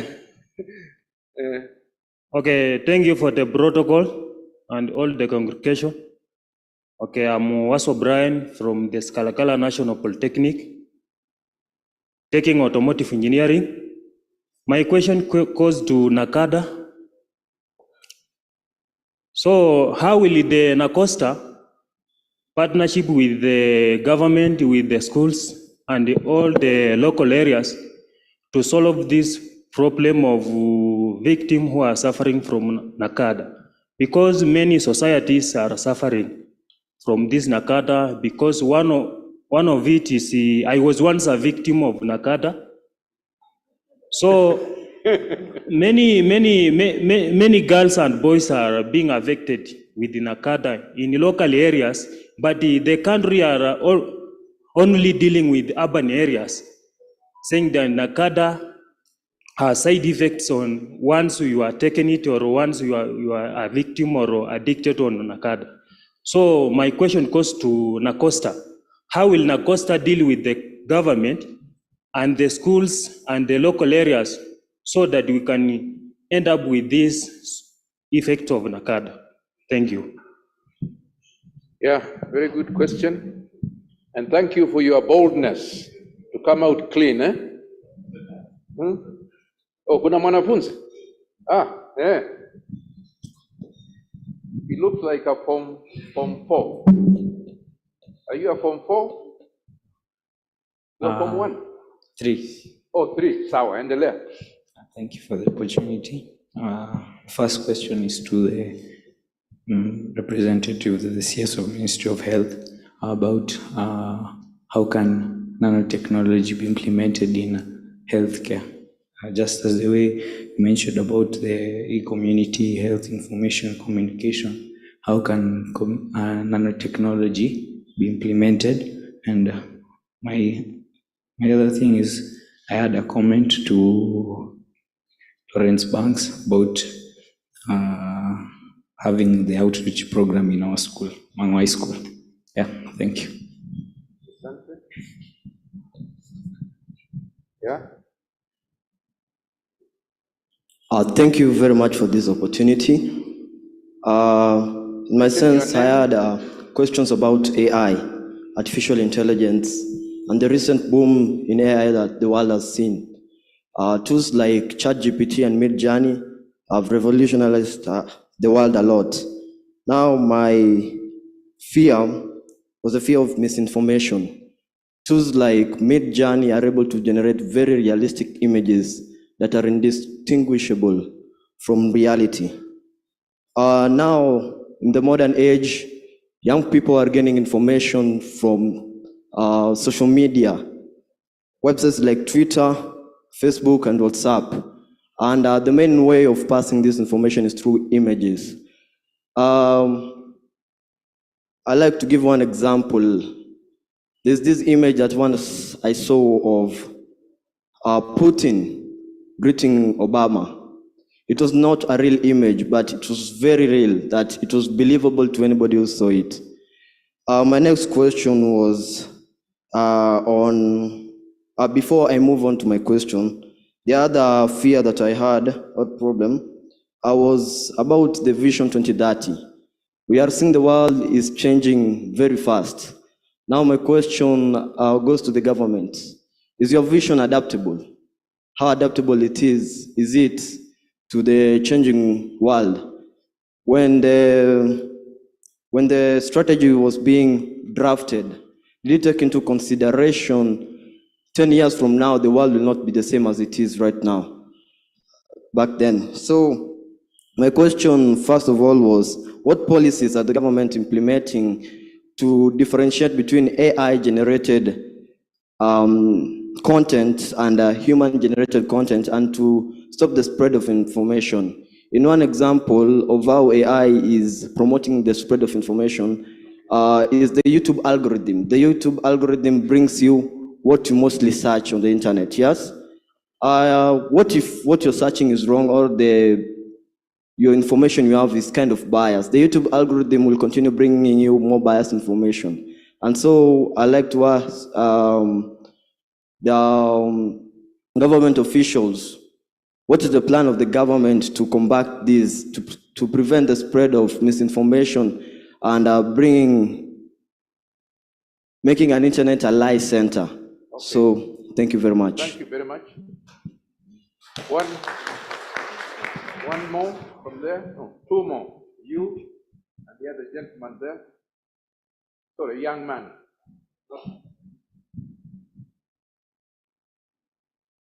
Thank you. I'm grateful for this opportunity.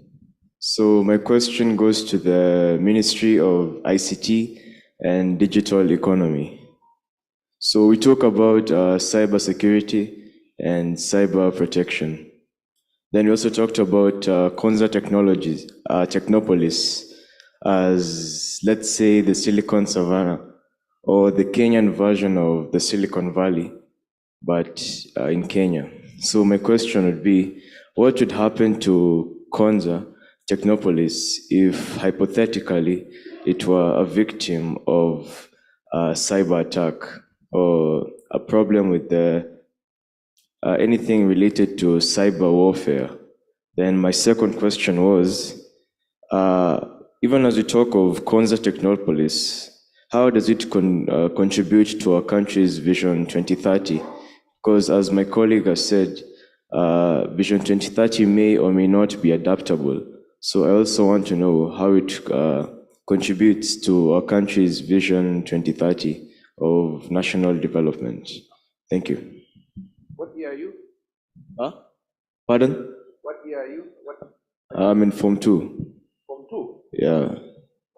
You cannot. You are very challenging Konza. Yeah, that's right. Mention your name. My name is Zian Ombungu. I'm in Form 1, and I have a question going to the Ministry of Health on behalf of the elderly. You have told us about the shared records and that they're going to be available throughout hospitals, but you have not specified whether they're going to be available to private hospitals, because how sure are we that a certain victim who is suffering from, let's say, cardiovascular problems and the victim has a heart attack will easily access a public hospital first if the shared records are not going to be given to private hospitals? Thank you.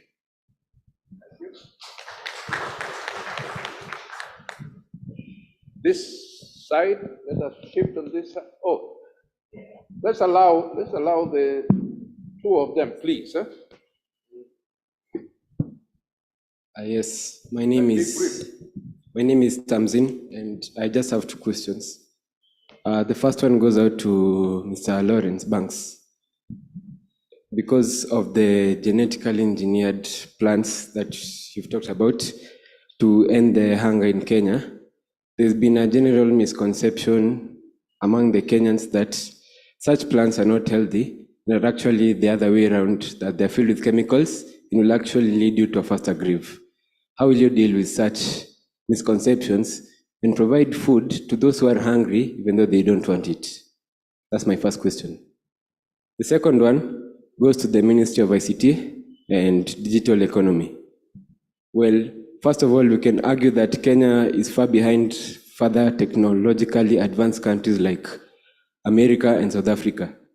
But even in America, among the FBI and the SWAT, their cybersecurity is still low and they still get hacked. If we are behind them, how do we plan on preventing future cyber attacks on the KDF security system? Thank you.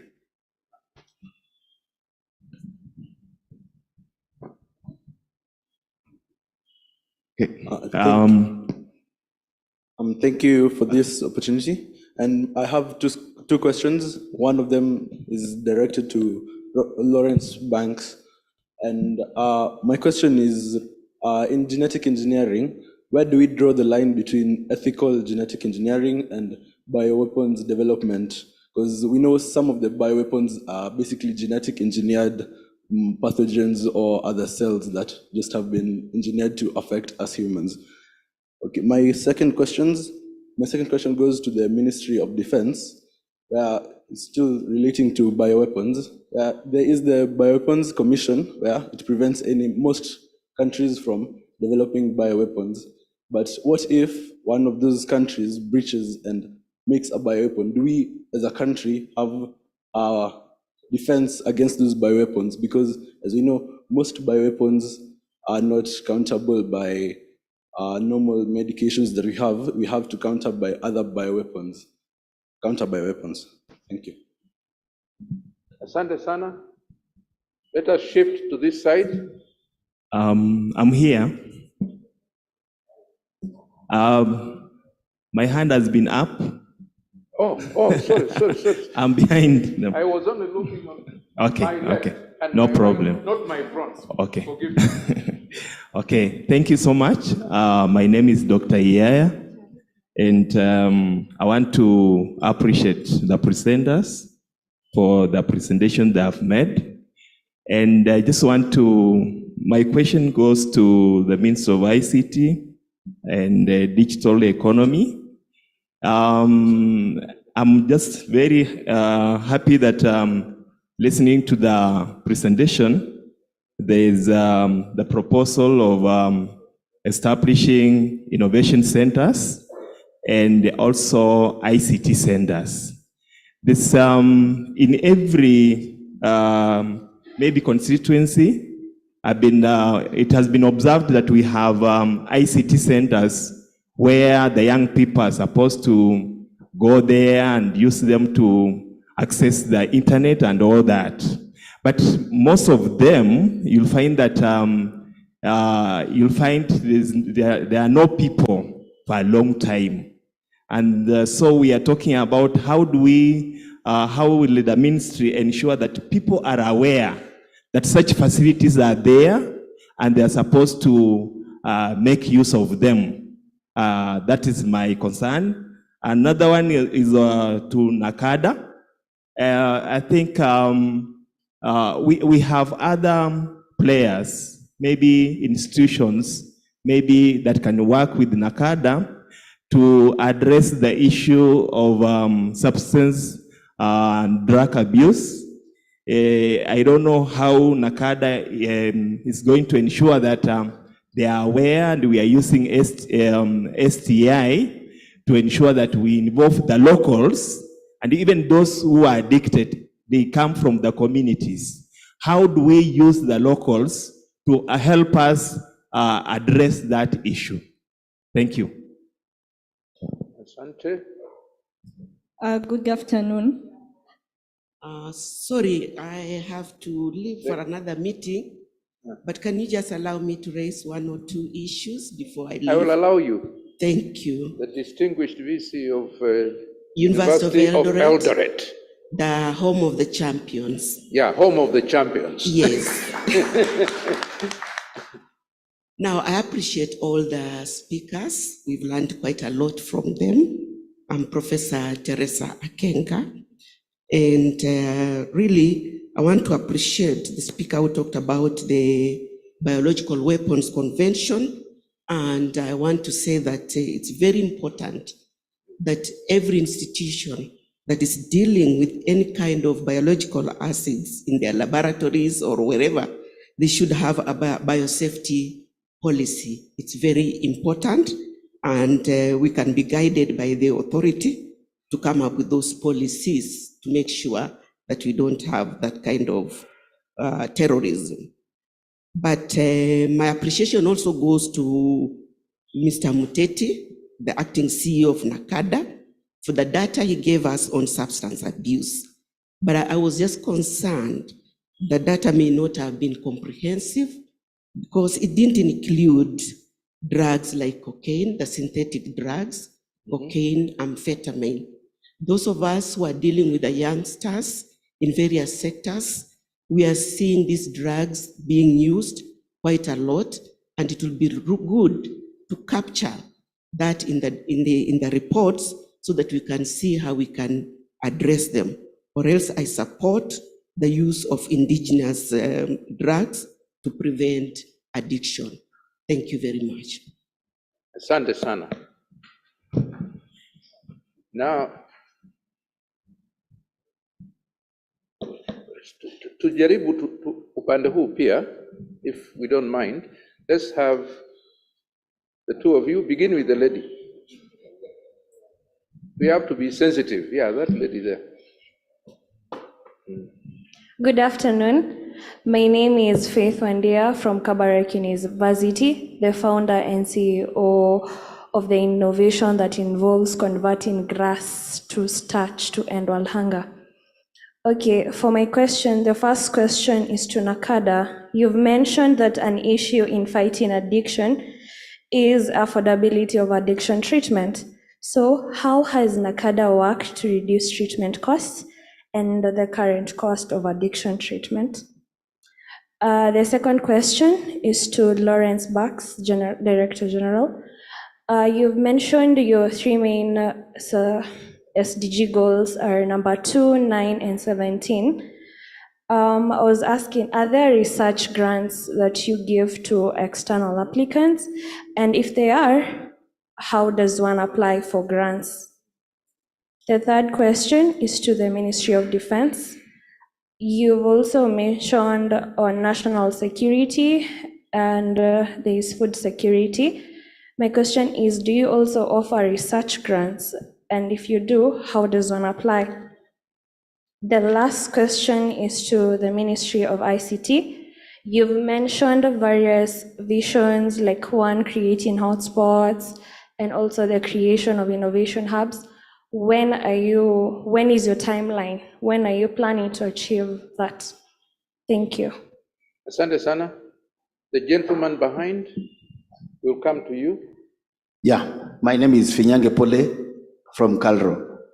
And mine, I don't know whether it goes to the digital economy, and also it combines with the health. And it concerns the cyber security. Already this thing is with us because many citizens are really losing money. The technology is good, but on the other side, it is really doing us a lot of harm because we are doing m-banking, doing all that. But I think these young tax, because they are more intelligent than us when it comes to the digital, and they are reaching out to our monies through the phones and all that. What is it being done to make sure that such things are not happening? Because you can just find that in a morning, all the money in your bank imeenda, imefulizwa, umechukuliwa loan, mshwari, mpesa, and all that. And these are things which are really happening. And that combines with what the good lady from the Ministry of Health was saying about this information on health. How sure are we that is going to be safe? It is not going to be hacked. ndio iwekwe kwa in the open that so and so has cancer, they have all these other types of illnesses to be used maybe against you.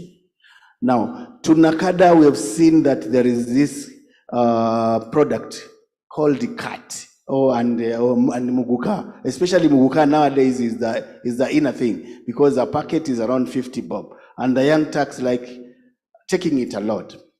Now, on top of it being a drug, there is also that issue of this crop being sprayed with a lot of chemicals to prevent pests and diseases. And I'm sure most of it is not, most of them do not observe the post-harvest intervals. So we are also adding insult to injury.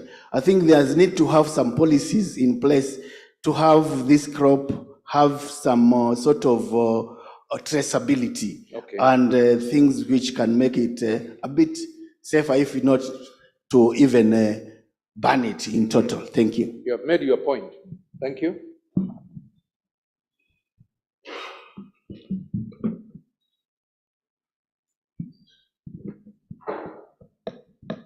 Good afternoon, everyone. I take this opportunity to say thank you to the organizers of this forum, and I'm humbled to be an attendant here and an exhibitor. My name is Lydia Matoke. I'm an indigenous person from Kisii. I'm a traditional healer, a cancer survivor for the last 35 years when chemo, surgery, and radiotherapy failed, and I lost my job. I had to go back and get medicine from my grandmother, who treated me with some roots, which I cannot identify now. And that is how I became an indigenous person in traditional medicine. I'm here through NPI, Natural Product Initiative, and NMK. And my question, I had 4 questions, but I think 3 of them have been asked by my other friends. I remain with 1 question, direct to the Ministry of Health. We, the traditional healers in Kenya, we have solutions. We have solutions. I have seen people who are very sick. They come without records to my clinic. I run a clinic. Actually, I run an inpatient alternative medicine clinic, and I admit people, and I have seen changes and healing. Ministry of Health, since 2006, we started working on policies and regulations, and the promise was they were going to integrate traditional medicine into mainstream healthcare. Until today, nothing has been done. 2006, we worked on a bill, 2009, 2014, then 2017, in the health bill, there's a statement which quotes development of traditional medicine. Until now, we don't know, we really don't understand as traditional healers which development the ministry is waiting for so that they can integrate traditional medicine into main health care systems, because as the World Health Organization states, me as a practitioner, I can confirm that more than 80% of Kenyans go back either to the old lady or to a learned traditional healer like me for their primary health care needs. So what is Kenya waiting for through the Ministry of Education, through the Ministry of Health? What are we waiting for so that we can integrate traditional medicine to mainstream health care? Another question, maybe a sub-question on that. There's so much research which has been done. I have a PhD in laboratory and phytotherapy.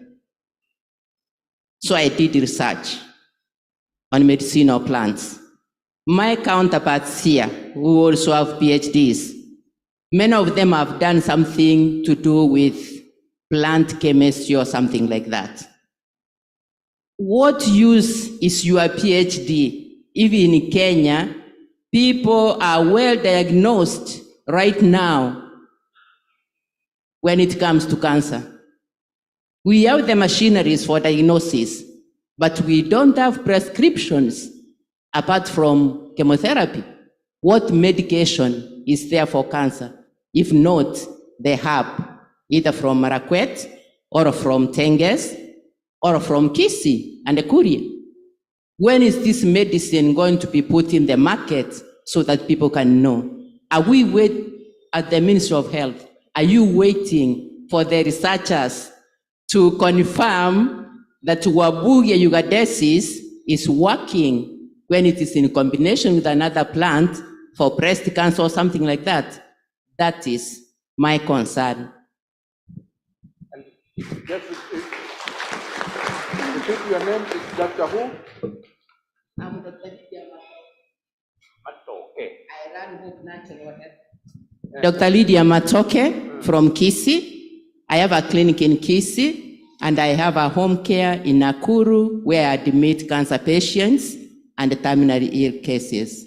None has ever perished in my clinic from 2005.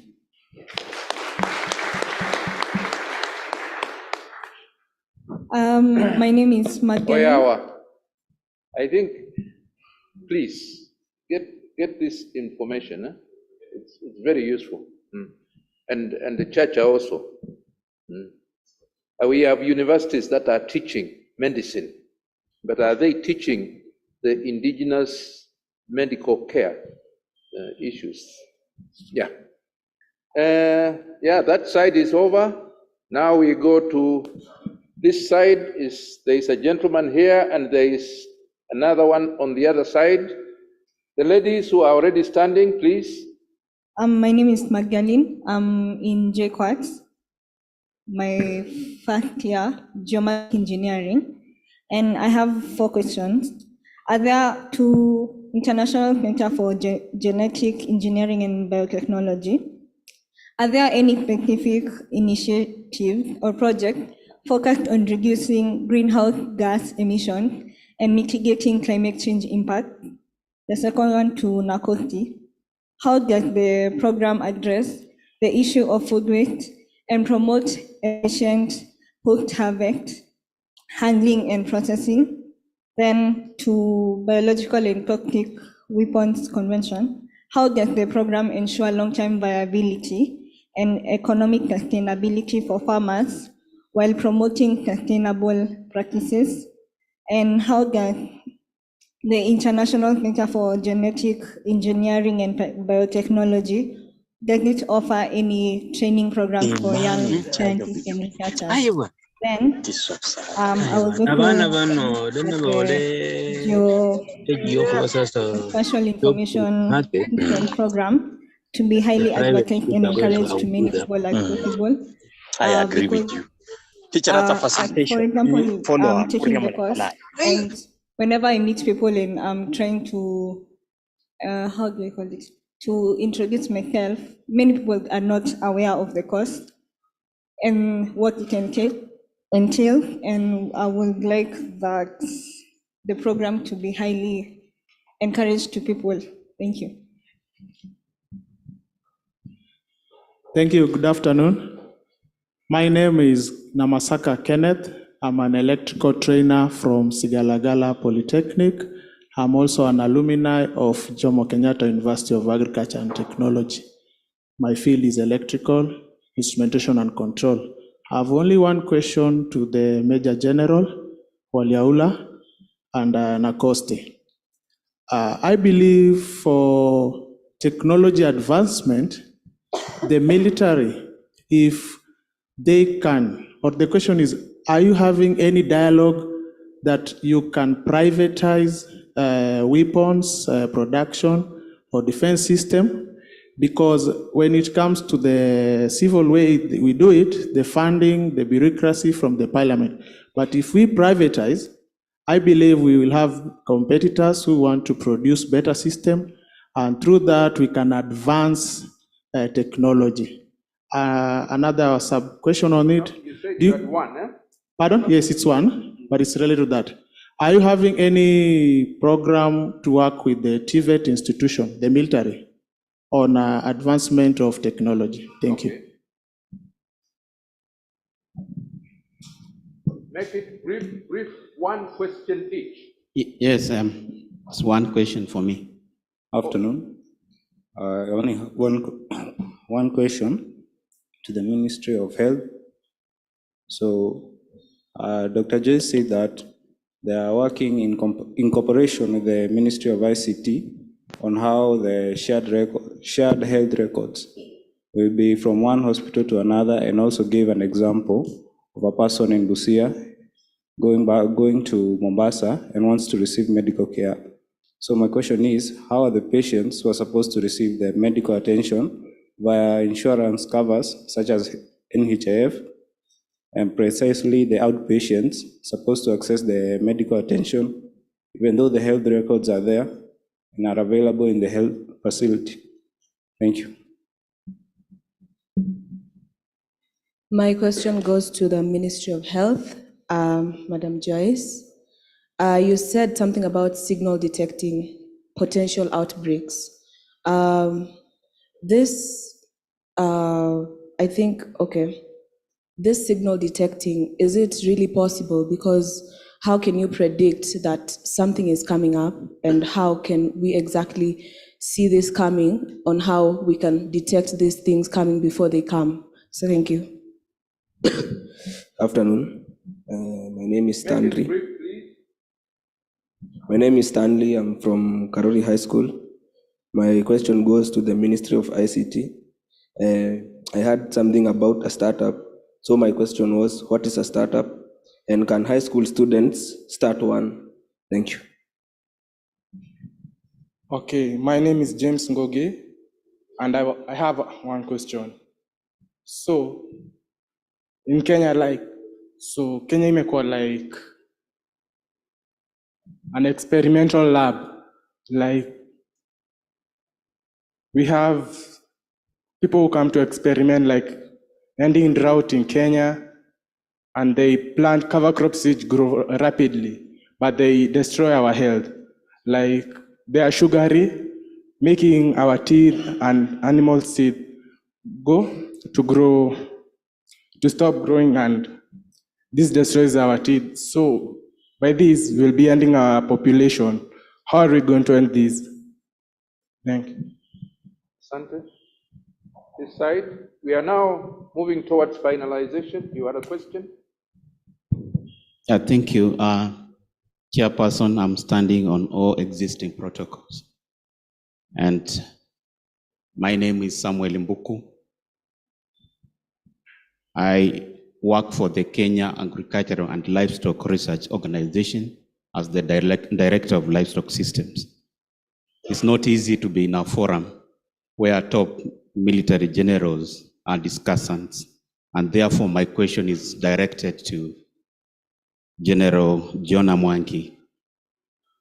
And the question is about the whole conspiracy theory about the coronavirus 19 being a biological weapon, a bioweapon, if you like. What are your thoughts? Could you debunk this? And Director General Lawrence Banks, given your background and the facts on the computational biology and genetic engineering, what are your thoughts on this coronavirus being a biological weapon? Thank you. Thank you very much. Now, he is standing, okay. Okay, my name is Kaesi. And I have a question to the Ministry of ICT. Yeah, speak louder. About cyberbullying. So there are these apps that have been uploaded where, for example, where we get loans, the loan apps. So people, when they are trying to register to be given the loan, the app tells you to send some amount of money and also personal details that you upload there, only to find out that after you've done everything, you've given the confirmation fee, and you're told that your loan is not approved.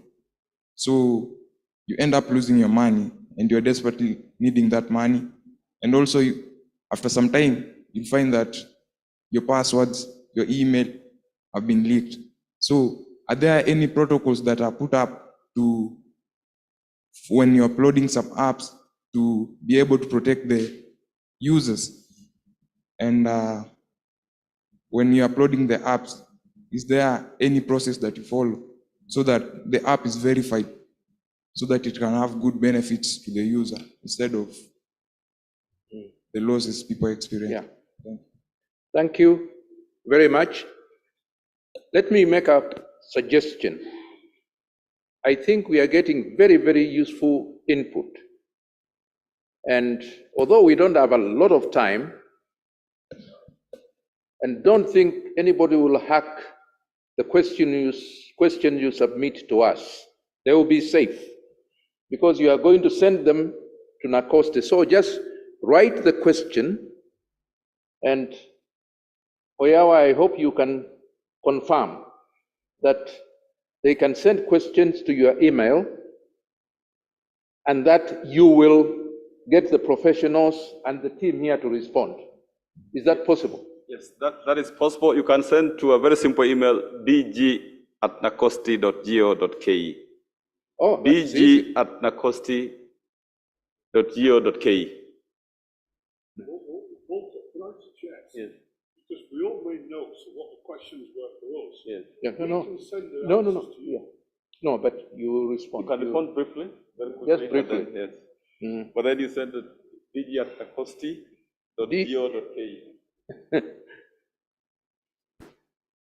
Okay, did you get it now? Eh? Okay. Can we now allow the presenters to respond, not necessarily to everything, but to whatever is urgent and you feel you can respond? And if there are other things, I think you can now provide the responses to the DG, and then it can be communicated to the team. I think that would be useful. I see a lady standing there and a gentleman. So for now, please, let us give the panelists an opportunity to respond and to try to be brief. And we will just begin from there and we move like this. That is called counterclockwise, isn't it? Yeah.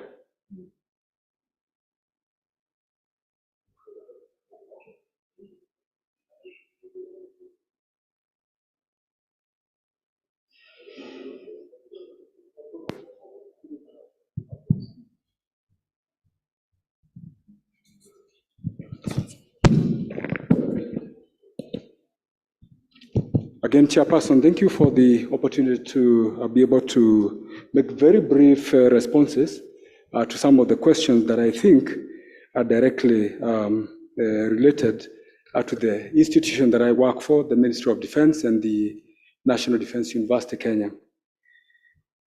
Again, inviting us here today is an acknowledgement of how security is overarching and that every one of us has a contribution to make. And I think that was referred to by Colonel Dr. Imbiaka when he talked about the whole of society approach to security, the multi-agency approach to security. Now, the first question that came our way was about the bioweapons and whether or not we have capacity to be able to defend. This is one of the most rapidly, evolving threats. One of the most rapidly evolving threats that involves all of us to be able to make a contribution towards. The only thing I would like to say is that as an institution, one of the things we are doing is to be able to invite stakeholders from all the sectors, both government and civilian, to be able to come and have a conversation with us in capacity building, in trying to communicate the linkages between what people do and what that implies to national security. So that is an area that we have been able to do, particularly within the government. Number two, we're also establishing institutions that are now focusing on the various strands of national security. biosafety being one of them, and building on the existing policies, national policies. And again, we have also, the last time I checked, we actually were able to partner with a lot of institutions in government in building and in putting together a policy and strategy on how to develop capabilities and capacities in this particular area. Let me also very quickly refer to a question that was asked by one of our young people there, whether the university is offering research grants. At the moment, we are a very young university, 1.5 years only. Though we are standing, the university has been stood up, there is 1 or 2 things that we are still doing. We are going to be getting our very first budget in the next financial year, beginning 1st July, and therefore within that, the Vice Chancellor and of course the Council would have to establish some resourcing towards that. So that possibly can be answered when the new year begins and you see what kind of pass that will be extended to the university. But there is a lot of potential in that area. Now a question went to Major General Aliola, whether it is possible to partner with TVET in the manufacture of weapons. I know he's the Director General, but I'll try to answer for him. But if he finds that answer not adequate, he will come and reinforce what I've said. Again, we have put together a national security industrialization policy and strategy that actually gave birth to the entity that is being led by General Aliola. And in that policy and strategy, there are many opportunities that we can be able to partner with you, because you cannot possibly privatize weapon manufacturing if the policies are not strong, if the strategy is not there. So General Aliola can be able to respond to that. If there is a formal request to be able to see how best can we do that. And we're actually interested in trying to be self-sufficient in producing capabilities for the defense of this country. So really, I don't think we'll be able to lock in one out who can make a contribution in that regard. My friend Buku asked about, asked me to confirm or deny whether COVID-19 was produced in a laboratory or not. I cannot be able to do that for now. But what I know is that the threat from COVID-19 and other pandemics is real. We have the Ebolas of this world, we have the avian flu, and many, many others. And probably this will continue to come about. I think, to me, the most important thing is whether we have capacity to be able to respond adequately, either nationally or in partnership. And because this threat knows no boundary, I think the best way is to be able to network with other stakeholders, nationally and internationally, to ensure that we are prepared. We have, we have sufficient capability to respond. I think that is what I would like to say, Professor, unless you want to. Thank you very much.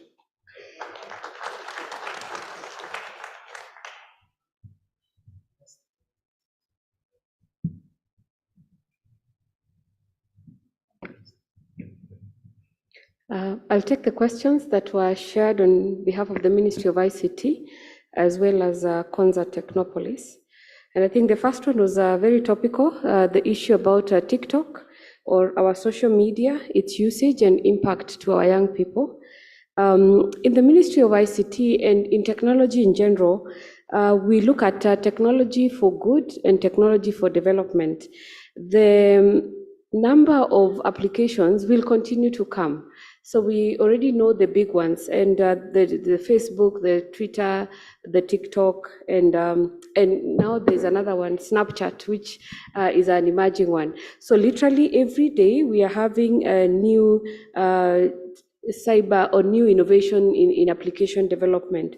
So the question about how do we make use of this boils down to the national value system and how we are able to, first of all, provide alternatives. So what we've seen, and I will speak to another project under the ministry, this is a free Wi-Fi hotspots. Now, you can imagine you provide free Wi-Fi and someone has a smartphone. The natural thing to do is perhaps go to TikTok. But we've also realized that with capacity building and alternative training or giving them other options, then the patterns start to shift. If you look at the trends over the first 3 weeks, you'll see a lot of YouTube, a lot of Twitter, but then you start seeing a switch to e-commerce applications and where the money is. So how we are going to look at it, of course, is there's a policy around the content creation and distribution of that content, but also there's the issue of what do Kenyans do when they go online? How do they monetize internet? And do they know? So there's a whole lot of mindset shift, which is what is tying us to the second project of digital villages or the internet or the digital hubs. Now, I think the question was when are we rolling the digital hubs? And I would say that this is a project that is ongoing. It has been christened Jitume. And Jitume currently is a program that is establishing job centers and training centers in the communities. The first phase is to deploy at least 94 centers in the country, which is 2 per county. Out of these 94, we have 52 already deployed and working. We are partnered with the TVET authority. So the first phase is in the TVETs. The second phase, which will take us to 230 thereabout, will be working with the universities as well as the county office leadership. Now, what you're doing with this project is to start creating innovation hubs, information centers, job centers, and extension centers. And so this is a project that seeks not only to capacity build skills, but also to provide linkages with the private sector for our young people to start working online. And we're saying it's working online across board. You don't have to be a computer scientist. You can start with the data entry and you can make use of internet as a plumber, because you can then get an order within your region and fulfill that order as long as there's a credibility certification and you build a profile. Then if you go and mess, you become a poorly rated plumber and your chances for future business change. We're also then looking to position the country as a technology talent hub and provide more opportunities for Kenyans to find jobs out of this country, and therefore then extend the opportunities available for us. The other one was about artificial intelligence and misinformation, and also verification and validation. So artificial intelligence is real. It is making an impact. In fact, I think last week we had a webinar which was about artificial intelligence and the future of work, and we had 400 participants coming in. Now, what we are doing as a country first is to create an enabling environment that allows for artificial intelligence to be contextualized to the Kenyan ecosystem. Now, you'll see major applications are globally led, and therefore there's still a gap when it comes to how Africa and even Kenya is applying artificial intelligence for very contextual innovations and outcomes. And so we have in the early stages thinking around the AI sandbox, where we can co-create and test innovations around the artificial intelligence to enable new applications that create value for the country. And at Konza, I think this is where we are looking at the sandbox piloting and working with the industry, the academia for research and commercialization of these new innovations. There was a good question about cybersecurity, and with cybersecurity, the threats are there. And just to mention that we only can stay ahead of the competition. And so what we have done, especially for the critical information, is to work with the best globally, that the cybersecurity systems that we are employing to protect our critical infrastructure is in partnership with some of the best cybersecurity agencies, and providing multiple levels of protection, with a physical protection, logical protection, to ensure that then you can be physically redundant and logically redundant in terms of how the data is protected and secured. We are also looking at capacity building in cybersecurity, because again, cyber protection starts with you. If you know that you shouldn't share your passwords, then that is the first place. And that is a very basic sensitization level of hygiene for cyber and cyber protection. The other one is lastly about yes, so I think we want to communicate that we will try to curate a response through the DG's office, which can go out. And lastly, what is a startup? I thought that is a good question. A startup is a basic unit that pilots an innovation that can scale, and that can scale in multiples, X, 2X, 4X, 5, 10X, yeah? And can a university or can a high school student start one? Absolutely, yes. And I know there are programs in the high school to just support innovation. Science Congress is one of the very good ones that start up ideas that can become startups supported to scale. So I think that's where I'll stop, but I will provide a comprehensive feedback through the DG's office. And those were very good questions from the students. It's very good to know we have our new engineers upcoming and very strong. Thank you.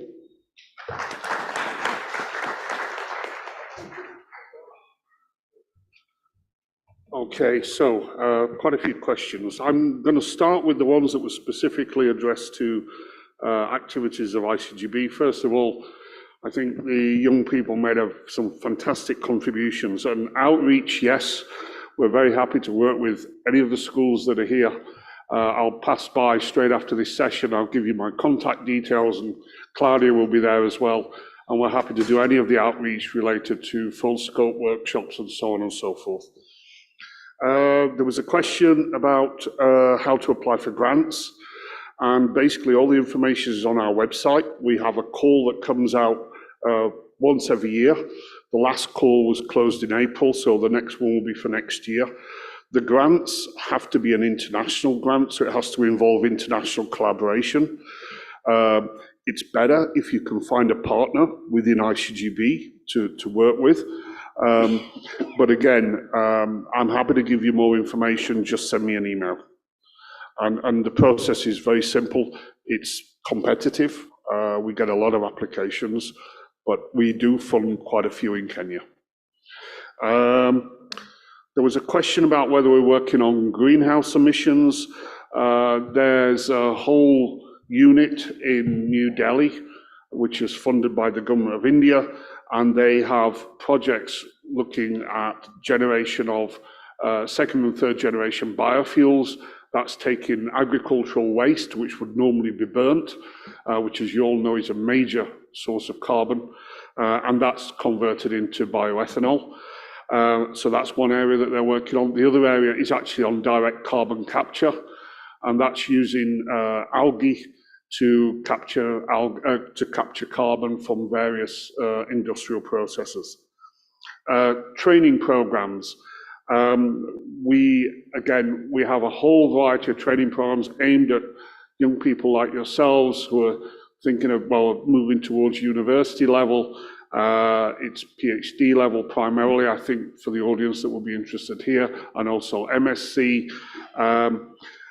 The key point is understanding how to contact a potential supervisor.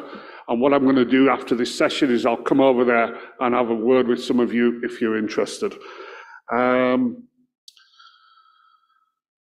Couple of other things on slightly more general. Genetic engineering, GMOs, okay, it's fantastic that they're coming into Kenya. And we all have an incredible responsibility to educate the public that these crops, these products are completely safe. They've been used for many, many years in many different parts of the world.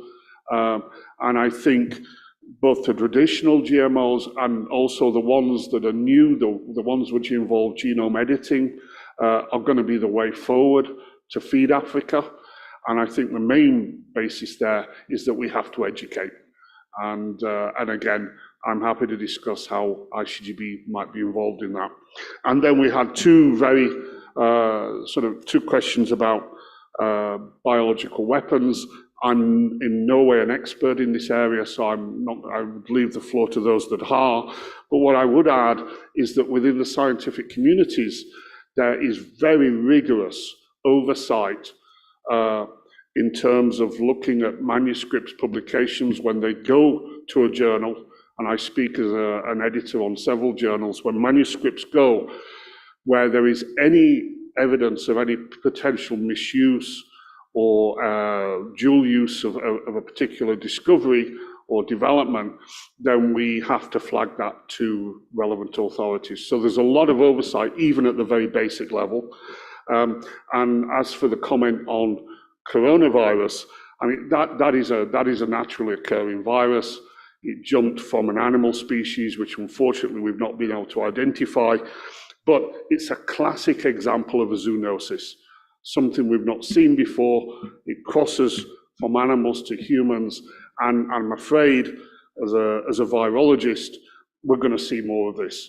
As populations expand, and as we come into closer and closer contact with wild animal species and the viruses they carry, I'm afraid we've been very lucky so far. So, thank you.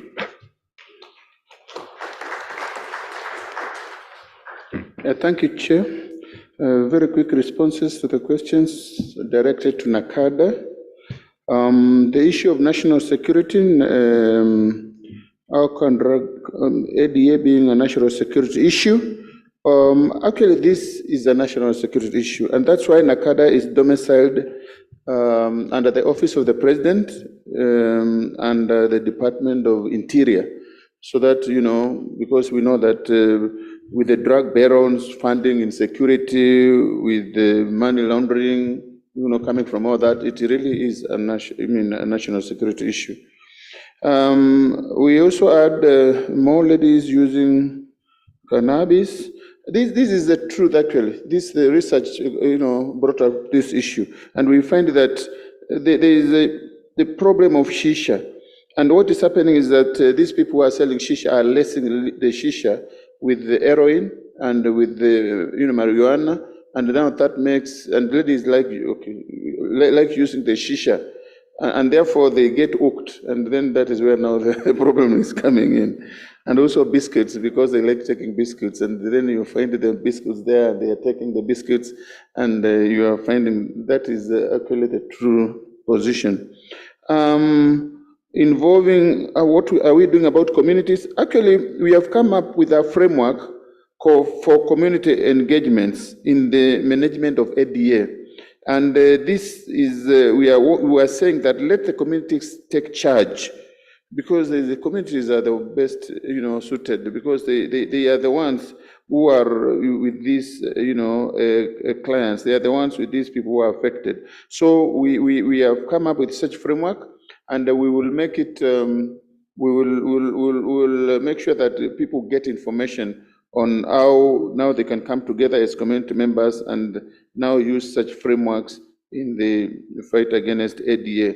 We have also come up with the school guidelines in the management of ADA in collaboration with the Ministry of Education, and these guidelines are giving the schools how best they can manage ADA, because we are saying if you get a kid taking a bang in a school and you expel that kid, or that kid is transferred to another school, you are just transferring the problem. You are not helping. So you are saying that let this kid go to this other school, and then that will be their problem. So we have given, we have given guidelines on how best to do it. And one of them is, let us manage this kid. Let this kid go to counseling. Let this kid go to rehab. Let this kid get healed, and then we can now see how best that a kid can be integrated back to school. The Multisectoral scale, we've talked about that. These people who are selling these drugs are very innovative. Actually, especially the illicits.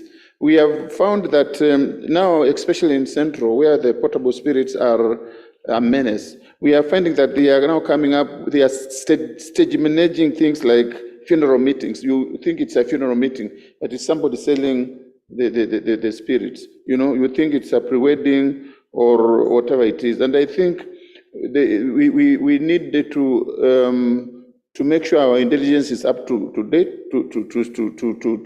date, and also to make sure that the chief, the assistant chiefs, the askaris, and everybody else concerned are not taking bribes, because the fact of the matter, and we will always say the truth, because if we don't, I think this thing will never go away. There's no way these people will go for a fake funeral and take drugs and sell alcohol, and the chief or the assistant chief or the person around there is not aware. It will be very difficult, and it happens again and again. There must be something happening, and I think that something happening is corruption. We in our report we talked about emerging drugs, the synthetic drugs, the cocaine and the heroin are in our report. Only that they never came out as I was presenting, because they are not the percentage of heroin, cocaine and so is very low, at 0.2%, actually less than 1%, and therefore I may not have captured it, but in our main report that is captured. Cheaper in the cost of addiction, we are saying we need cheaper interventions, especially home care approach, and that is the way forward, the home care approach, and also to make sure that the treatment of addiction is also, we find the indigenous ways of treating as we were talking about. Cat muguka is a drug being sprayed. The Minister of Agriculture and probably the Minister of Health should take that up. But the people who are growing the cat, the muguka, are saying that it's not a drug, but we are saying it is a drug, irrespective of the repercussions. We are saying it is a drug because scientifically it is a drug. But we are saying it is licit, it is accepted. I mean, in Kenya, it is legal, just like tobacco is. Thank you.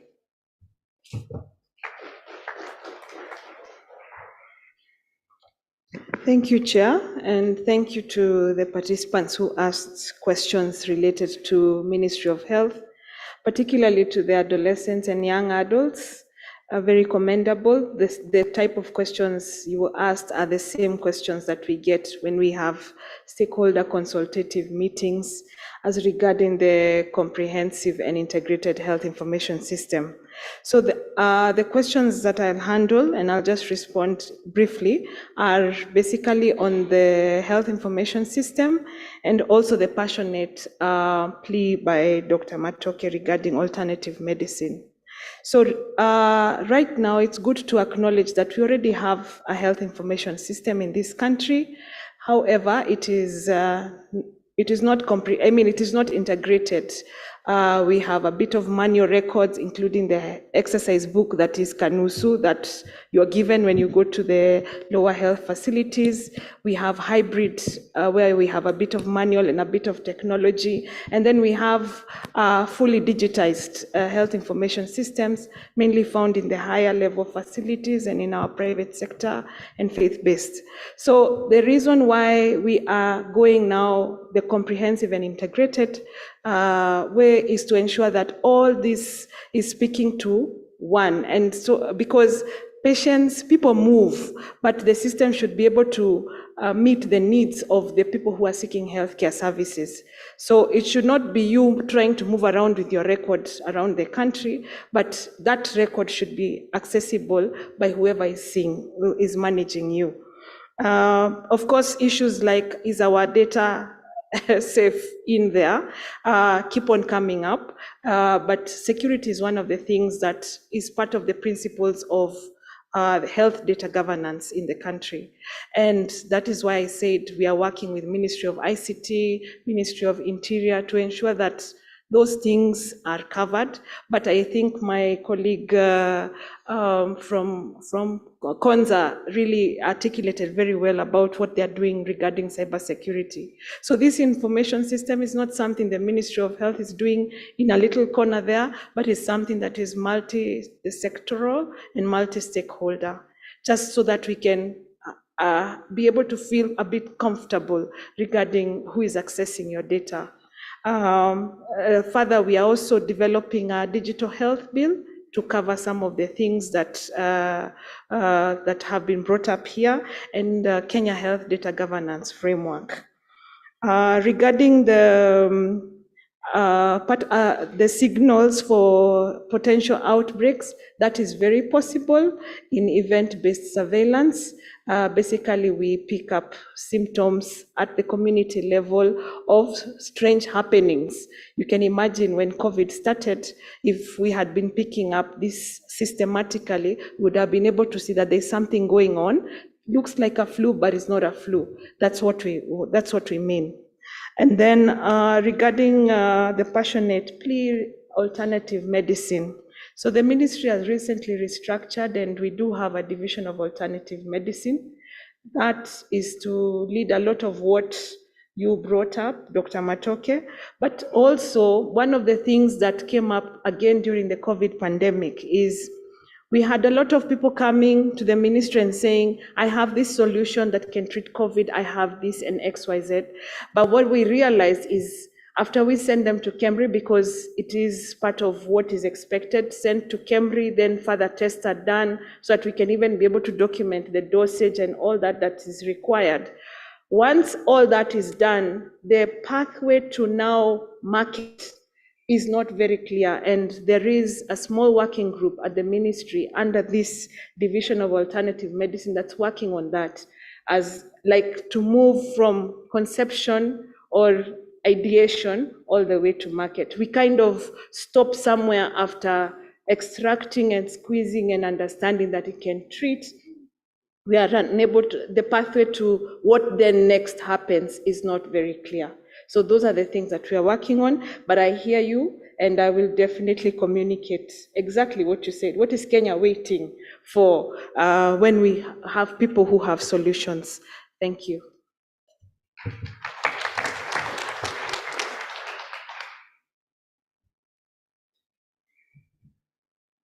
Everything that starts has an end. But before we end, I really want to thank the panelists here for the way they have shared their knowledge, their vision, and their thoughts. Can we give them a clap? I want to thank all of you for your patience. We have sat for about 4 hours. I've never done that. I've taught for many years, Chacha, but even the long lectures, it was never for 4 hours. I know you, but you couldn't because I'm here. So you had no choice. So can we thank all of you?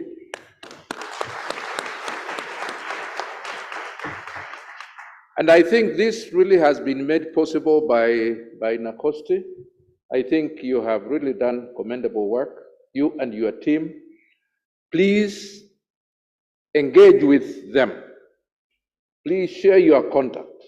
It is good to continue this discussion so that when we are thinking about outcomes down the line, because there will be an occasion like this again, perhaps in another 8 months or something like that, it is good for us to get to know each other and to engage. So please look for ways in which you keep in touch, and when you attend a function like this, also network.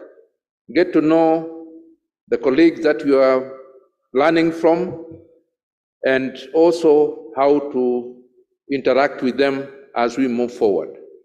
So can we thank Nakosti for organizing this function? I want to thank you. I'm very proud. Mbuga, I think I have told you this so many times. Me, I'm a very proud Kenyan. I am very proud to see people, sharp brains, young people asking very passionate questions and so on.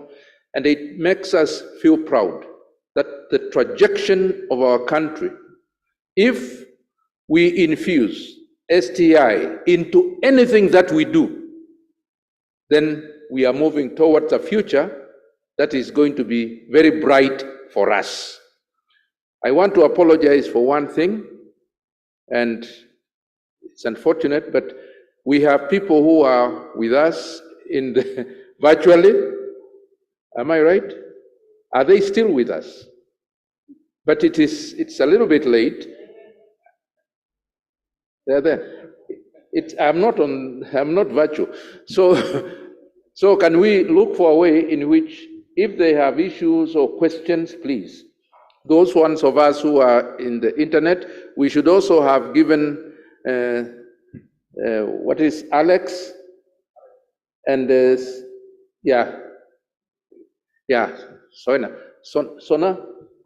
Sonia. We should have given them opportunity to respond, but now that is work under the bridge. I really want to thank you. May God bless you. Asante sana. Now let me call upon our host. Yes. Yeah, allow me to also, on behalf of the organizers, thank the chairman for doing a great job and a lot of pressure. I think let's applaud him.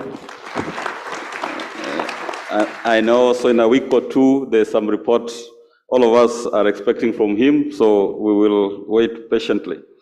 Ladies and gentlemen, distinguished participants, we first apologize that we have exceeded time, but I could see you have sat in for 4 hours without going out, so it means the 4 hours could have been like 2 hours.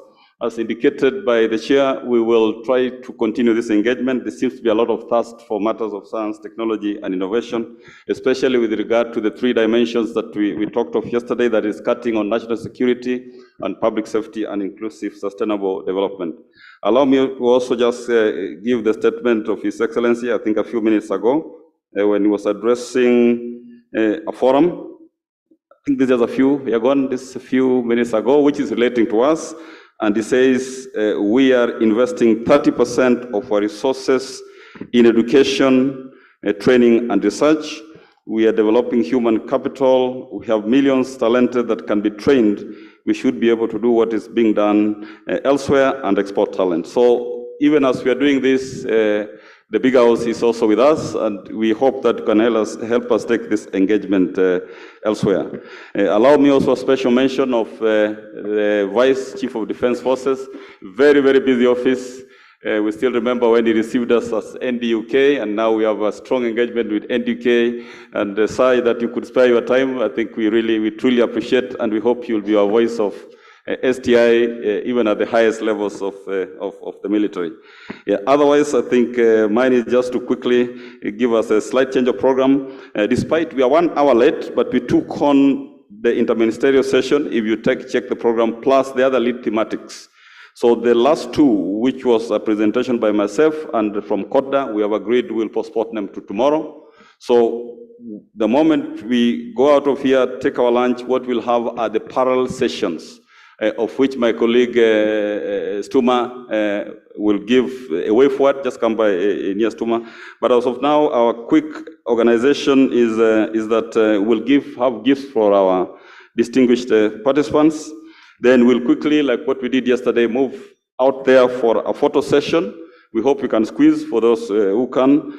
Then as we head towards the luncheon there, we'll take the distinguished presenters through the exhibition. So for those of you who are manning the exhibition halls, please be fast in your explanation so that we can, as we move towards the lunch place.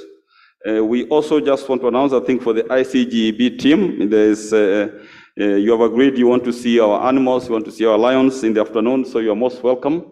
And I think Nakosti has organized that.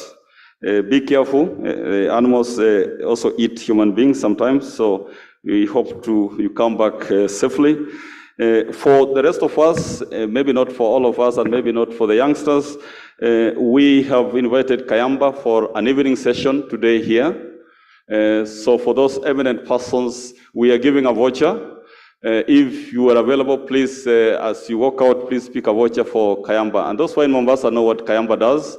I can see Professor Kibwage is smiling. I rarely see him smiling, but he's smiling. So there's Kayamba Africa, a cocktail here at Safari Park. And Professor Munabu is aware of what we do. We could also share the experiences there. Lieutenant, I doubt if you dance in the military, but this could be a great opportunity away from the other place.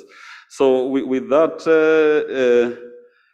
I would allow just Stuma very quickly to say the arrangements on that for lunch, and then we give the gifts. So, good afternoon all. I don't want to tire you with long stories.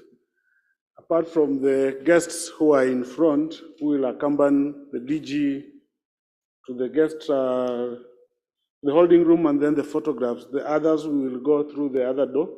As you'll be leaving, you pick your voucher, and then you go for lunch.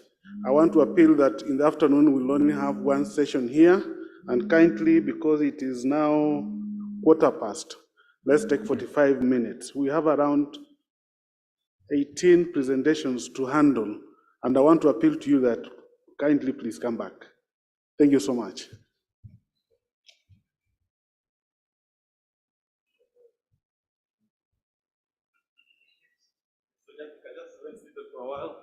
So we'll give for, starting the lieutenant, there's a gift for you.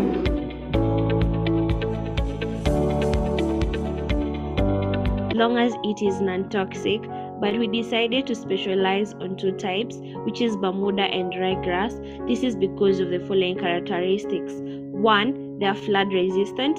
2, drought resistant. 3, take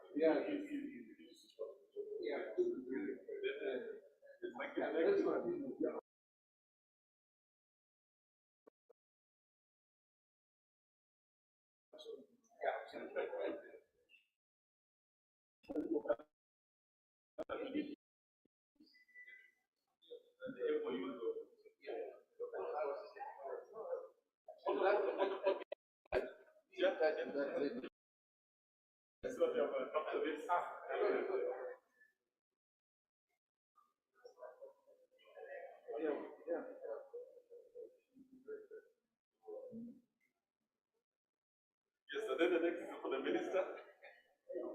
Yes, yes, yes.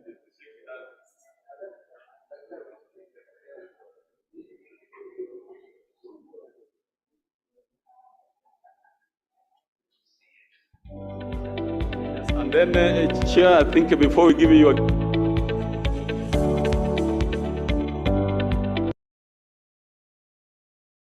her name there to give a gift. We identified the young girl from Paruri Girls who asked a question, and also the Form 1 from Mangu Boys who asked a question. We have a gift just to inspire them for having. Yes, she's coming.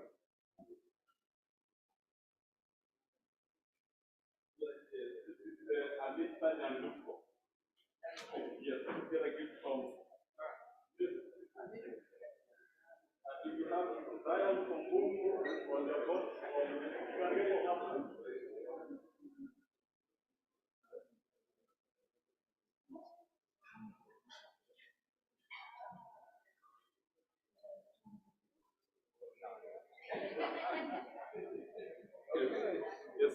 Chair, finally, we have the gifts from for ICGB team. Please, if all of you can come, and Dr. Lawrence will get his third gift. If all of you can come, please, on stage, just to receive your gift.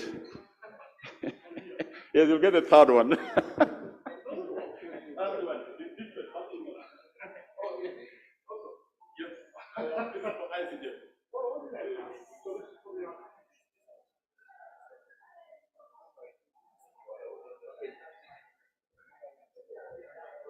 Okay, okay.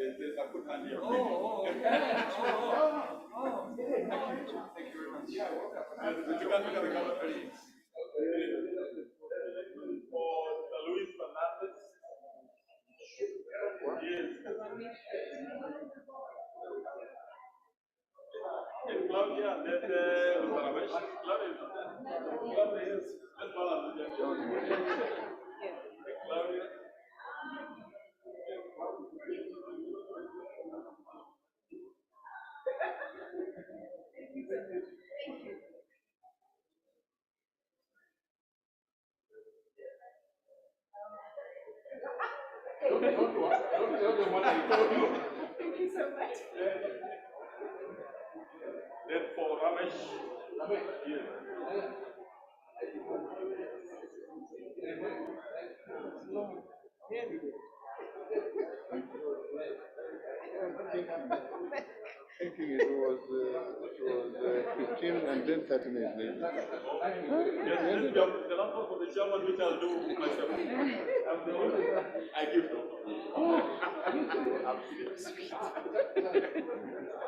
Okay, so Mary said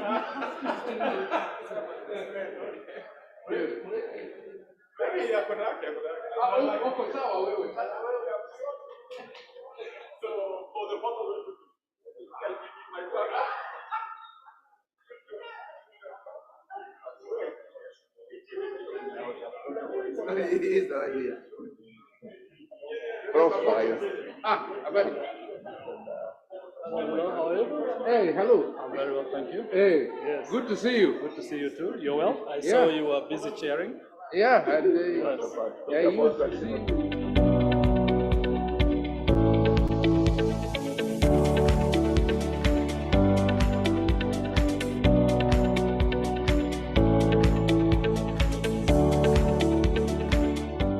This equipment is very, very important in that prior to its acquisition, we had ones that had a limit, like the atomic absorption spectrophotometer. So it will not really separate and go to a very micronute level of separating substances that could be in a sample. So it limited our staff a lot.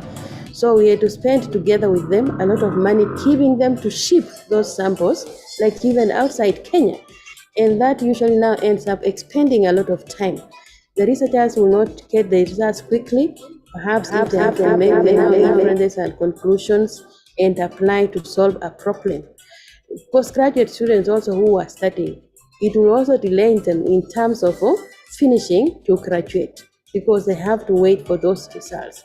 There is also uncertainty in terms of who will handle that data, what will they do with it post the generation of those results in their lab and things like that. So privacy issue, confidentiality issue was at stake. So now with the machine being with us, we have removed all those steps, intervening steps. We are just self-contained here in the country.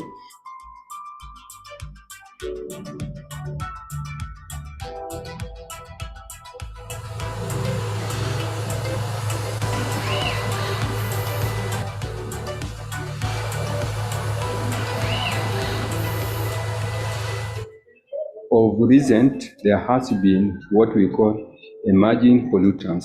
By the definition of emerging pollutants, these are certain elements which cannot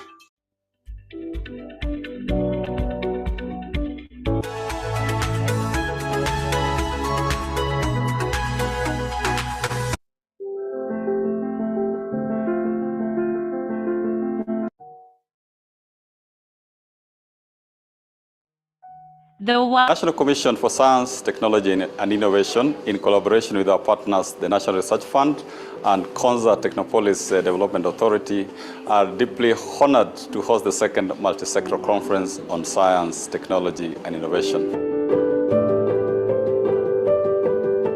This conference forms a sequel to the first Multisectoral Conference, where stakeholders made key resolutions that have impacted on our national development. NACOSTI is established by the Science, Technology and Innovation Act with the mandate of regulating the science, technology and innovation sector and advising on matters related thereto. We just want to let you know that NACOSTI has been selected to mainstream science, technology, innovation in the country, and this was done in 2021. And this has helped the NACOSTI and its partners, NAKenya and NRF, to collect very vital data, which is important for us to be able to come up with a scientific research system, which informs what is happening in the science, technology and innovation ecosystem, so that it is able to let the CS, where we normally report this status report, to inform the country on what we have been able to do as a country and what we need to take further in the ecosystem of research, science, technology, innovation. One of the unique functions of National Commission for Science and Technology is to license research in the country. The main reason for licensing research in the country is to ensure that the research and the research outputs are not detrimental to the public safety, national security, and also to ensure that the research is not detrimental to the communities and their IP rights. So to ensure that the research is in conformity, it's not detrimental to the environment and nature. And so this is one of the key elements that we really welcome each and every Kenyan, each and every researchers to abide to these for the greater good for this country. Further, NACOSTI is the national focal point to a number of Kenya's international obligations, such as the Biological Weapons Convention, the International Center for Genetic Engineering and Biotechnology, the Comprehensive Test Ban Treaty Organization, among others. And indeed, many Kenyans have benefited significantly from programs hosted by this international institute. Some of the priorities include strengthening of and financing of the infrastructure in R&D, the STI for food security and harnessing of the indigenous knowledge and technologies, and the fifth industrial revolution with the emerging technologies. The National Commission for Science, Technology and Innovation was rated the best government institution in advancing gender equity. The Commission was also recognized as the best statutory commission on diversity, equity, inclusion and belonging. We are working with about 400 MDAs in the country, and we are hoping we are going to enrich the document which we have started working on. The first time we have been able to report on this report was 2022. We have the first volume. And since the STI Act of 2013, this is the first time we are making this report. We are hoping in the next series of the volume, we are going to improve both the quality and in terms of quantity to help the country move forward in terms of science, technology, innovation. We are therefore most grateful to our stakeholders for their untiring support that has culminated in this momentous and historic multi-sectoral conference. Taking note that science, technology and innovation is cross-cutting, the multi-sectoral conference has 4 tracks, namely the interministerial high-level dialogue series, the scientific and technological presentations track, the science, technology and innovation exhibitions, and the Science and Technology Education Week. In addition to this program, we usually also have periodic releases through our bulletin. We also have periodic meetings with our stakeholders. through which we encourage interactions between scientists, students, and our staff in the matters of science, technology, and innovation. And we look forward to also synthesizing the discussions that we'll have in this conference into a bulletin at the end of this workshop. We therefore request all our stakeholders to make maximum use of this opportunity to dialogue amongst themselves, to network, to share experiences, and come up with the resolutions that will benefit our people and also the entire world. I take this opportunity to thank the Cabinet Secretary, Honorable Ezekiel Machogu, for accepting to grace the occasion as the chief guest despite his very busy schedule. We also extend our deepest gratitude to Cabinet Secretaries who will be part of the interministerial dialogue. We thank our Principal Secretary, Dr. Beatrice Inyangala. We thank our distinguished NACOSTI board members who have been very supportive and giving the right direction all the times. We thank also the board members from several agencies who are here. I thank my fellow CEOs, especially my co-chairs, Professor Andala, the CEO of NRF, and Mr. John Paul Okwiri, the CEO of Konza Technopolis Development Authority. I also thank the staff of NACOSTI for all the support they have given up to this point in time. Distinguished participants, ladies and gentlemen, I welcome you to this mega fest of science, technology, and innovation.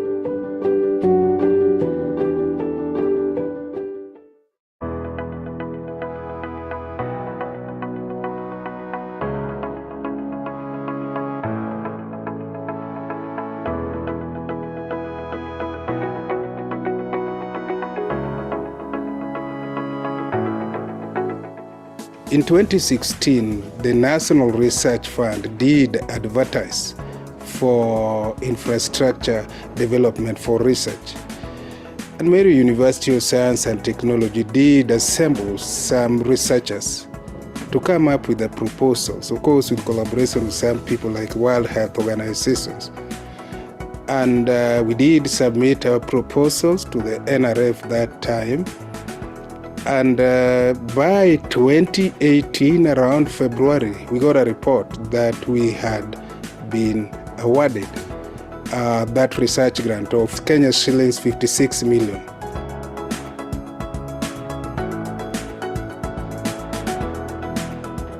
Initially, before, we didn't have equipment that could help me do my research work, and this delayed me a lot before I finished my PhD.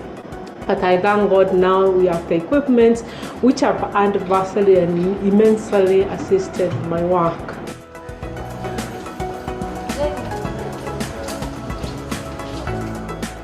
Ordinarily, we have been operating as a level 3B medical center. That is just a health center where we've been offering very basic health services to our staff and students. Our lab has been doing very basic tests like screening for malaria or stool microscopy, urinalysis, blood sugar. We haven't been doing a number of tests that need to be done, and we haven't been having consultant physicians or consultant doctors sitting in this facility. In terms of the equipment that we're talking about, the research equipment that has just been donated by the National Research Fund, this is going to play a very big role in the upgrade of this clinic.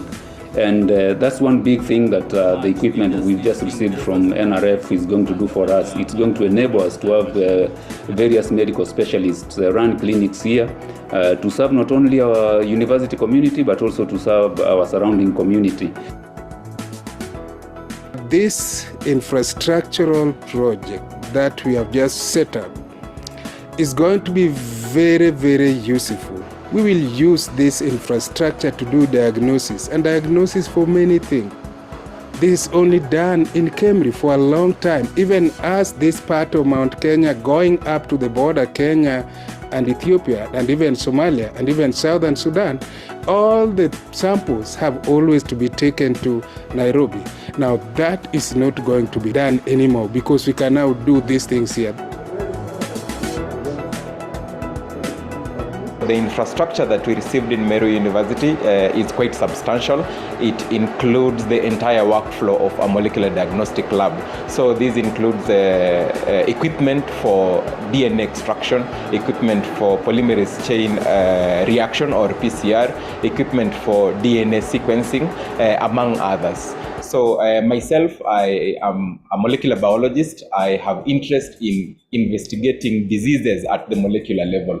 So I have interest in cancer, which is a big problem in this region. And in this instance, we are using this equipment to detect very small changes that happen within human cells that could contribute to uncontrolled growth of cells within the human body. Meru County is known to have very high prevalence for cancer, and we are now using this equipment to investigate which particular mutations contribute to the cancer that is seen within Meru County. My name is Zakayo Mange Mwangi. I'm a tutorial fellow at the School of Health Sciences here at Meru University of Science and Technology, and I'm also a PhD student. And my main area of research is on non-tuberculous mycobacterial infection.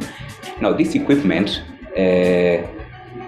which basically looks at the genetic material, which is very sensitive for the genetic material of the causative agent, it is quite accurate and quite sensitive for the detection of non-tuberculous mycobacteria and any other infectious disease, including non-infectious or non-communicable disease.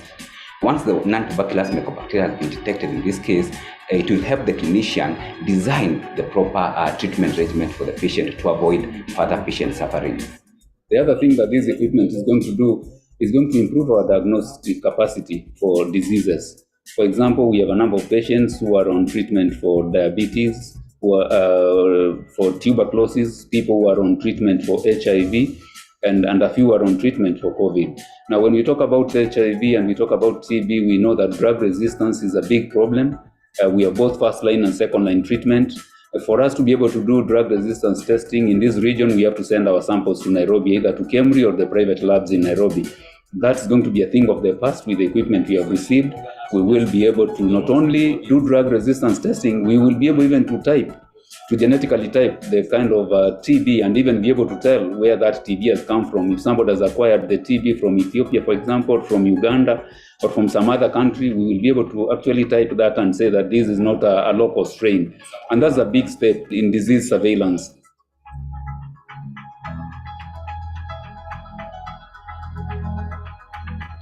We'll keep doing cutting-edge research work that is going to help, especially in the SDG 3, which talks about health for all. So we are able to do that, and we are proud that we can be able to do that to achieve the SDG.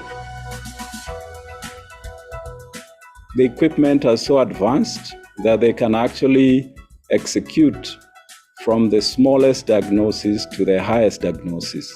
And therefore, we encourage researchers who are actually around us to take advantage of these and come and work with us. And they can come and work akin to the model that is done at Kemri. Kenya need to move, not only being as a consuming institution in terms of drugs, in terms of anything we do, but also moving towards assembly and also moving towards manufacturing even of the pharmaceutical products. I think this is going to answer to our Vision 2030. And I would like to encourage and advise and invite all potential collaborators in research that we can now do all these things here in Meru.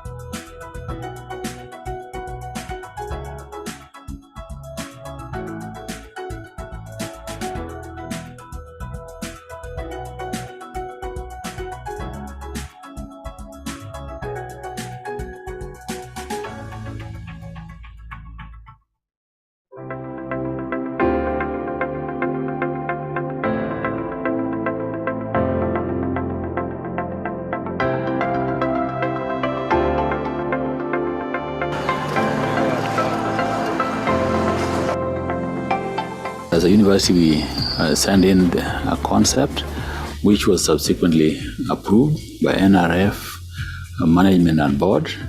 Unfortunately for us, we got that positive feedback where we allocated 33 million to start off the journey to equip a modern laboratory.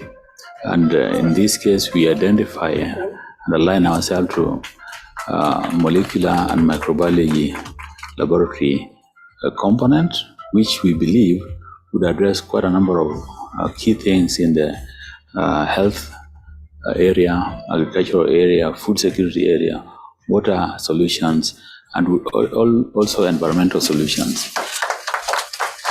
The government is proud of the steps that the Jaramogi Oginga Odinga University of Science and Technology has taken towards advancement of science and technology in this country.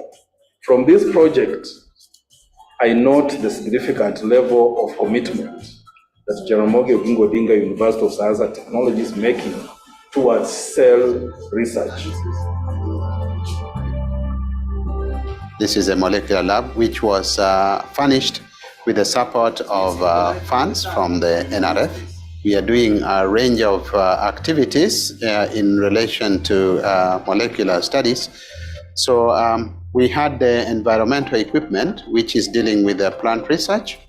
We have a range of molecular equipment dealing with DNA profiling, DNA analysis, and also identification. So that's a PCR machine.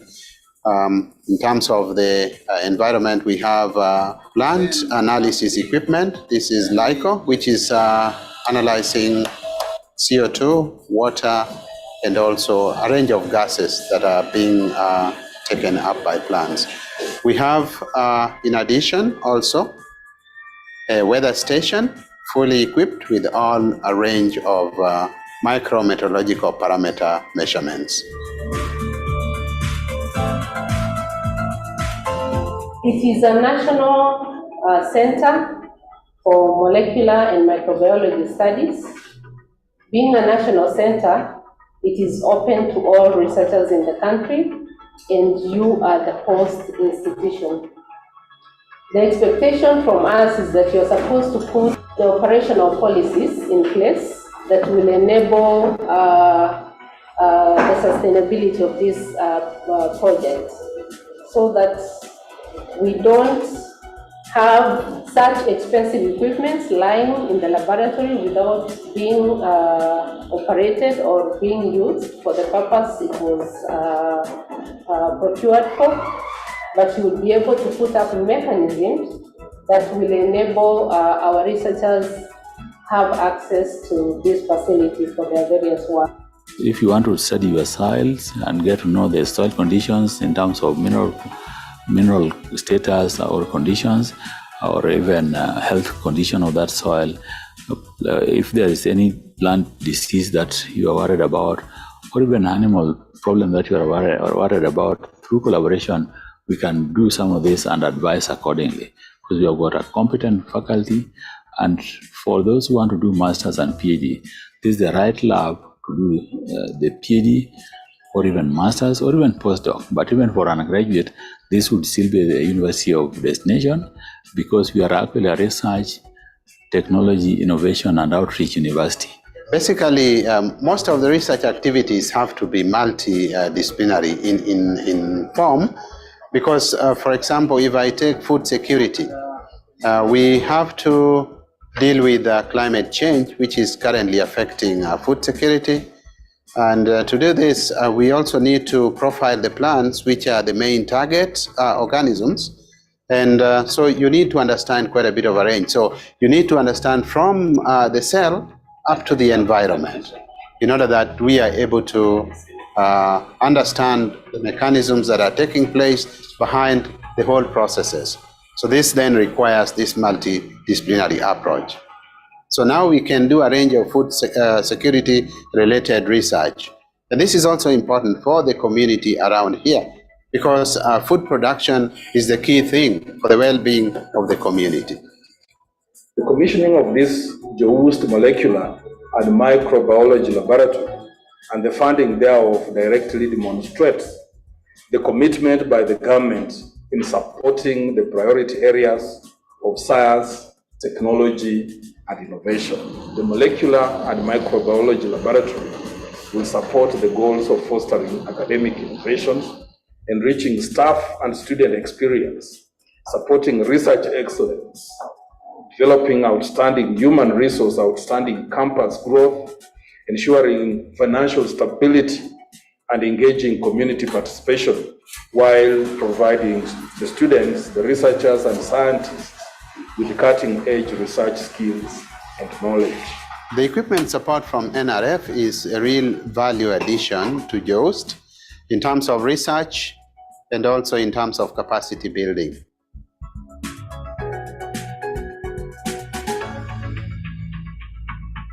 What we need to do as a university, working with the relevant agency, is to accredit this laboratory so that some of the research samples that are being sent out of the country can be sent directly here, and we can give them we can assess them, study them, and give feedback to the users.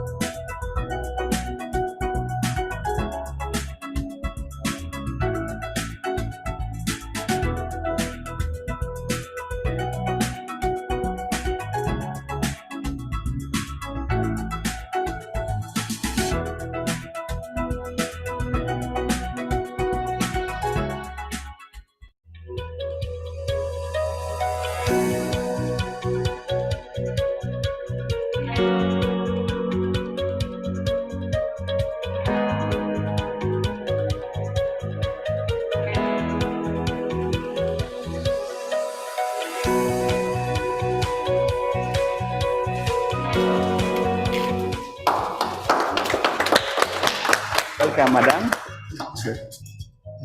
Karibu sana. Thank you.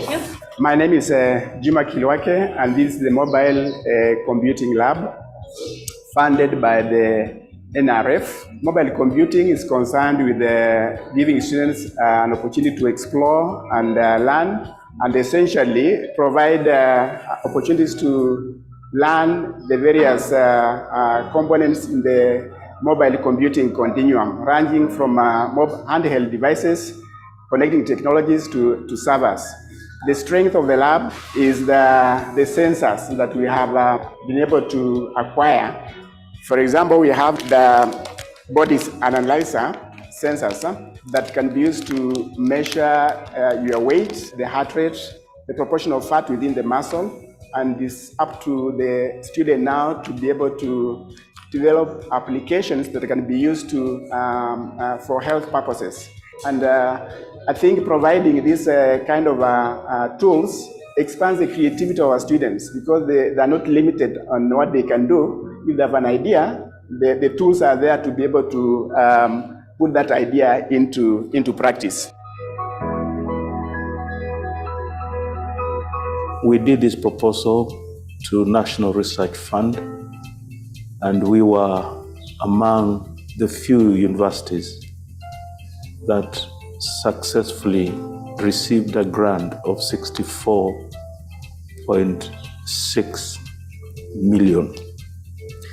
This was to support the establishment of an ICT hub. The ICT hub initially had 5 components: the data center, mobile technology, the conference center, certification training laboratory, Cisco, and finally we had the forensic lab. The forensic laboratory can help if we work with the security agencies at national and county level in fighting crime. Digital forensic is part of the wider forensics, and it's about identification, acquiring, processes, and analysis of digital evidence. The process starts with the crime has happened, so you need to do investigation. And to do that, you need to acquire or to capture the data. So the first stage here is for capturing of the evidence. So we have devices that you can record the interview you are having intelligently without the person being investigated, knowing what is happening. This is the pen. It is rechargeable, it has memory, and it has a camera. It has a wide field of view. Yeah. Rechargeable, has memory, and you will not know what is happening.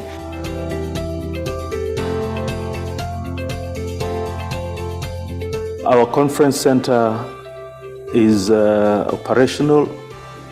After commissioning today, it will be open to use by not just our institution, but others who find such modern technology appropriate for their services.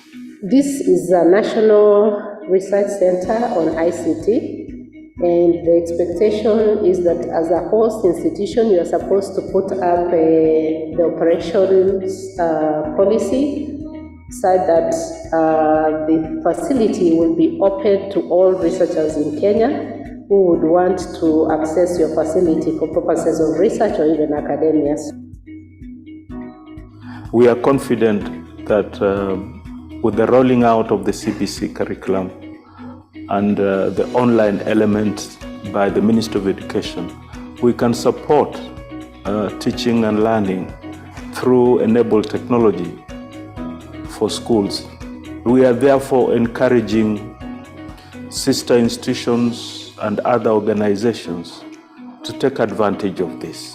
For example, our data center has a very huge capacity, and we are ready in partnership to store data for institutions like the county government or Zoya Sugar Company from within, but also from elsewhere. The investment that we have put in this institution will go a long way in supporting the country as a whole in realization or attainment of the fifth industrial revolution as per the requirements. I'm delighted to know that you have already put up various programs that are meant to champion experts who will then step up to solve the various challenges we are facing in the country with regards to ICT matters.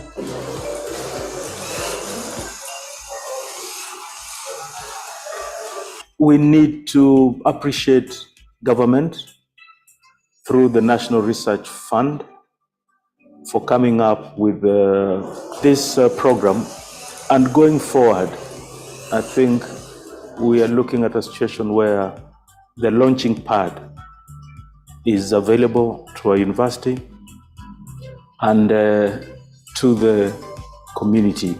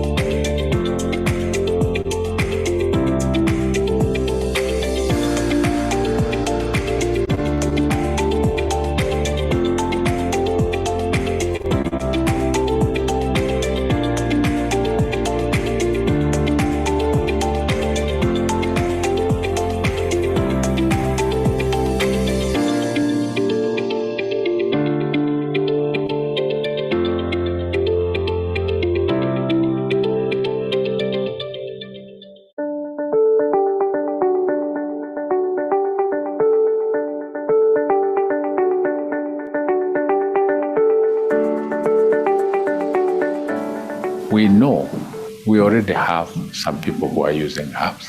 We are not able to tell those who are actually works, those who are cheating, and those who are really doing a good job.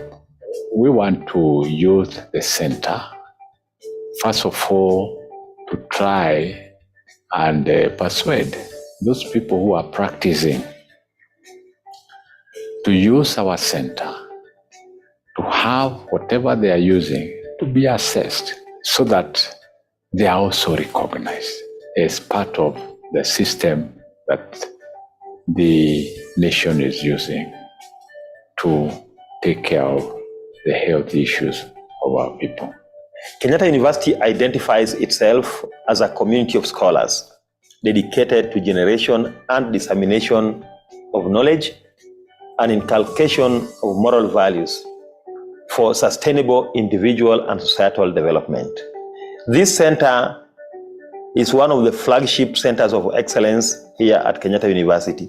Fits very well within the vision and mission of Kenyatta University, as well as National Development Agenda Kenya Vision 2030. It also responds to global commitments, the UN Sustainable Development Goals, and even the continental commitments, the Africa Agenda 2063.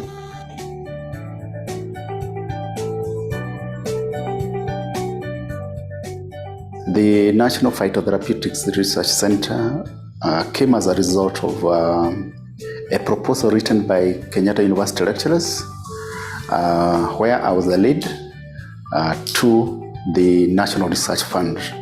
The call was about the infrastructure support to institutions of higher learning and also institutions of research in this country. And the call was in the year 2016, and we got the funding in the year 2019 to establish this center. At the National Phytotherapeutics Research Center, the kind of research that goes on around here is about medicinal plants that find use in healthcare for humans, for animals, or even anything that is associated with the wellness of a human being. Phytotherapy is the use of plants for therapeutic purposes. Therapy is wellness. Therefore, at this center, we check for quality of those products. We also confirm whether they can cause more harm to a human being upon consumption. We also support a lot of research by postgraduate students, university lecturers, from not only Kenyatta University, but also other institutions in this country, including Tibet, and also others from around the continent. We are hoping also to attract other researchers from all over the world.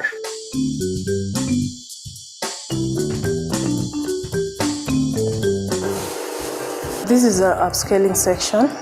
This is where we do mass production of our raw materials. So after the labs are assured that a certain plant material have the medicinal properties, this is where they come so that we produce them in large quantities. This is a machine that we use in distilling our essential oils.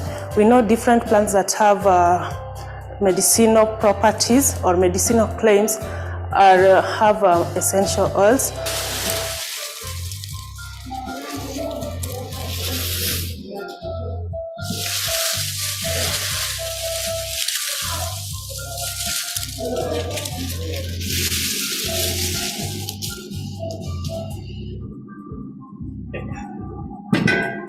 What we are distilling here is eucalyptus. Eucalyptus is known for treating upper respiratory conditions. This is called a reactor.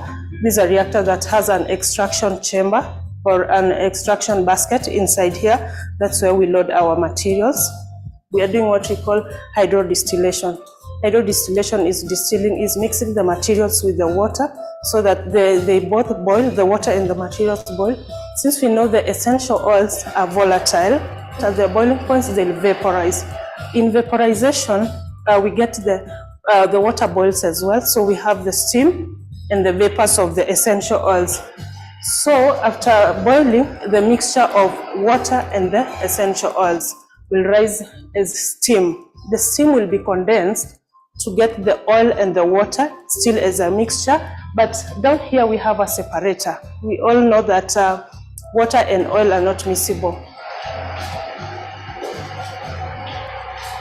we have what we call hydrosol collecting chamber.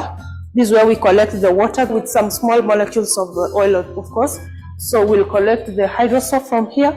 It's used in the industries for manufacture of soaps. We get 3 samples for this. We take one for microbial analysis and the efficacy, another one to quality assurance to check the constituents and all that, and another one to the store.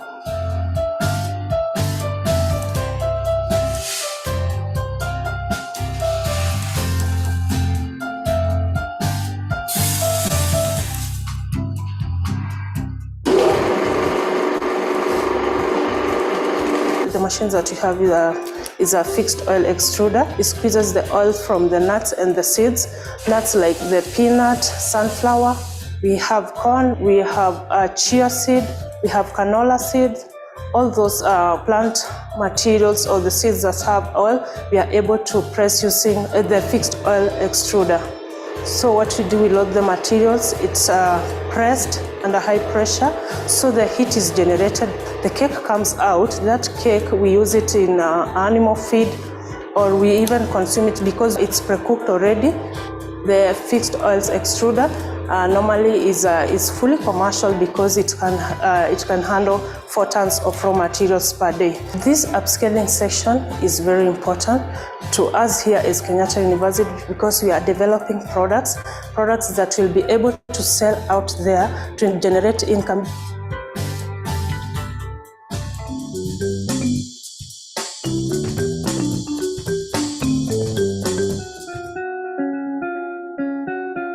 One of the things that we do here, it's called microbial load assessment of our products. The first thing that we do here, we have to make sure that the raw materials that we receive, they don't have any contaminant with the fungi and with the bacteria. This is mostly done on the raw materials. For example, we have the peanuts that we have received. Another thing that we check from our samples, we do the antimicrobial acids.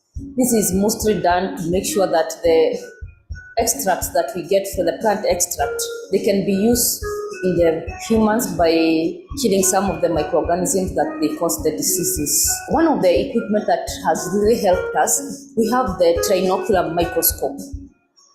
It has really helped us because when we receive samples from outside and someone wants to check the purity of the sample, you can be able to check the purity by focusing on the microscope, and you can be able to claim that this sample is pure. It does not have other contaminants. This is what we call the adulteration of the samples.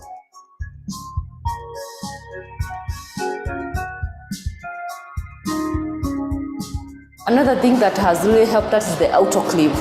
When I'm going to take the samples from the factory, I have to autoclave my glassware. The chemical methods of using 70% alcohol, you're not very sure that it got sterilized in all the parts inside the glassware. But when using the moist heat method of sterilization or the autoclave, you are very sure because you have the chemical methods, you have used autoclaving tape, it is indicating for sure the method was effective and your glassware is well sterilized. So it's very important to have an autoclave in the lab. Also, we have the incubator. This is where we incubate our samples. This enhances the growth of microorganisms, but without it, we can be able to get the growth on our sample even after inoculation. Also, we have the biosafety cabinet. This is very important to maintain the aseptic techniques. So it makes sure that no other microorganism is introduced on the sample, and when you are working on it, you as the user, in case there is any contaminant on the sample, it cannot harm you because of the air that is circulating on the sample. And also because of the HEPA filters on the biosafety cabinet, it ensures that no pathogens are released to the environment. So it is very much important because it protects the user, it protects the sample when you're working on it, and also it protects the environment.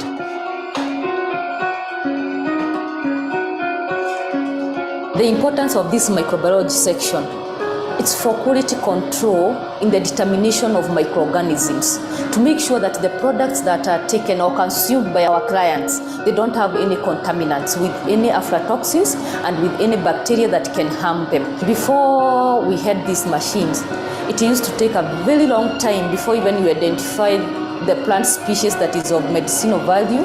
And even if you identify it was a struggle It was not as easy as it is now that I can go to the garden and come with a medicinal plant that is of medicinal value and be able to give the results in a very short time. So it used to be time consuming and tiring. But with the arrival of the machine, it's something that you can do with a very short time and you'll be able to come with the results.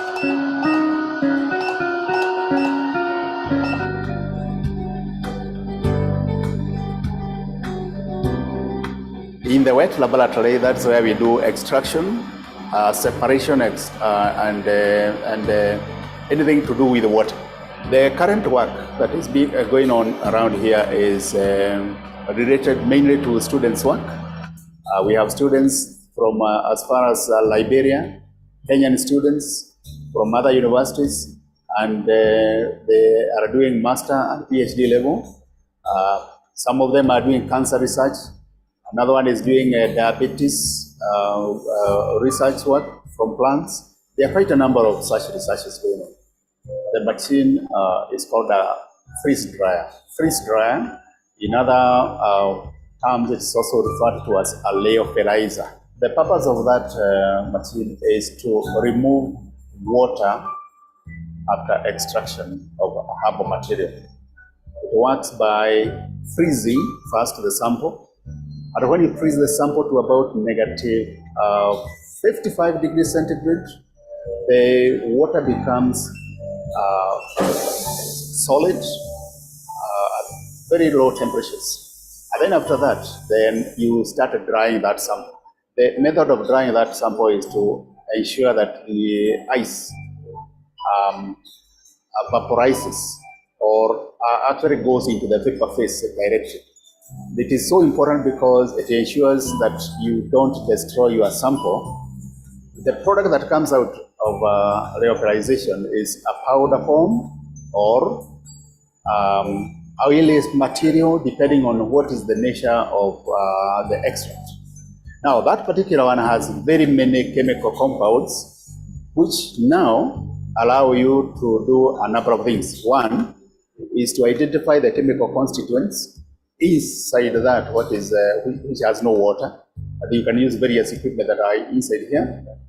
So it is a much sought after equipment because of the fact that you don't want breaking down of chemical constituents inside the sample. You want them to be as natural as possible. My name is Faya Randolph Samukai.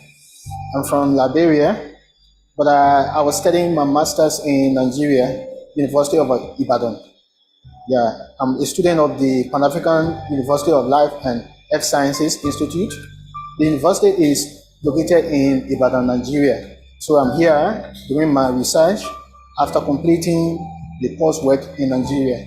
Okay, so I chose to come here because after interacting with Prof, who is one of our lecturers on the program, and I did some other research about this place because he initially mentioned the name of the place, that this is where he works.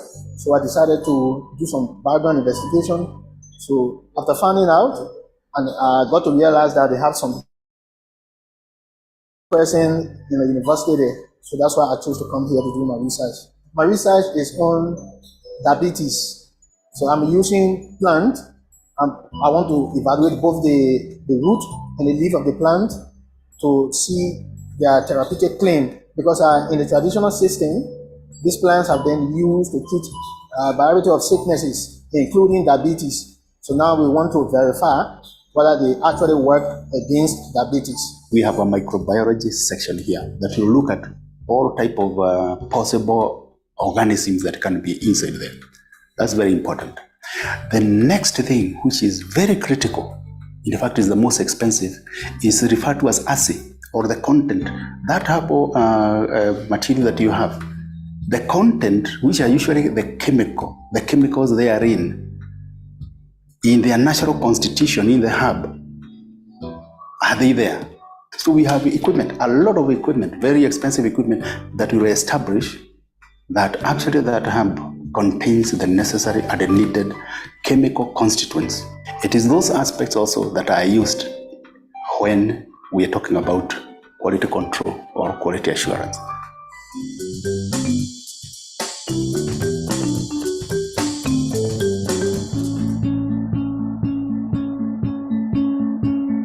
My name is Martin Kinyanjui Morege. I work here at the NPLC. Basically, I do much of the chromatographic work in this section. So chromatography means separating mixtures.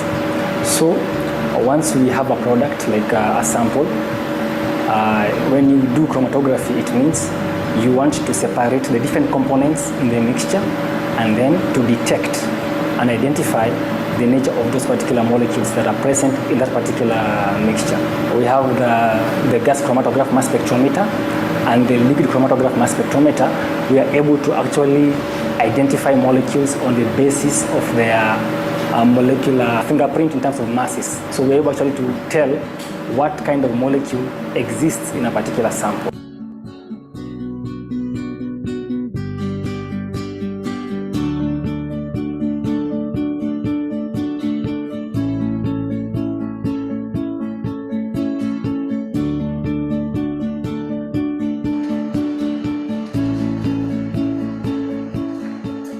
Previously, there was no resource, so we could not actually identify what is present in these particular oils. But now, we can actually follow our production and even assure the quality of the oils that we are producing using this particular equipment. And also, we can even identify adulteration. Some people out there are working on these particular kinds of oils, and they may claim that this one is rosemary oil. But for us, we can actually be able to tell whether this oil is authentic, is from a natural source, or it is actually adulterated with other synthetic molecules. My name is Anthony Mwangi. I'm a technician here at the National Phytotherapeutic Research Center. My work involves operations of the spectrophotometers, and also I take part in sample preparation before they come for analysis. Currently, I'm working with Fourier transform infrared, which has the latest technology of the ATL sampling technique. The product comes straight from the upscaling section, and we can be able to tell whether we have the required elements in our products and do the analysis. I also use ultraviolet stroke visible spectrophotometer and also X-ray fluorescence for elemental analysis. For this kind of technology where we did the Fourier transform infrared, we get what we call vibrational spectrums, where we're able to identify bonding between different compounds. So by getting the spectrum, we can be able to deduce the kind of bonding that our compounds has. Once we get the knowledge, we can be able to create fingerprints for each of the different species. This kind of technology, the ATL technology, being a real-time machine, you can carry the instruments and go with it to the field and be able to get real-time data from the field, and with its internal memory, you come and now get the data, whatever you collected from the field.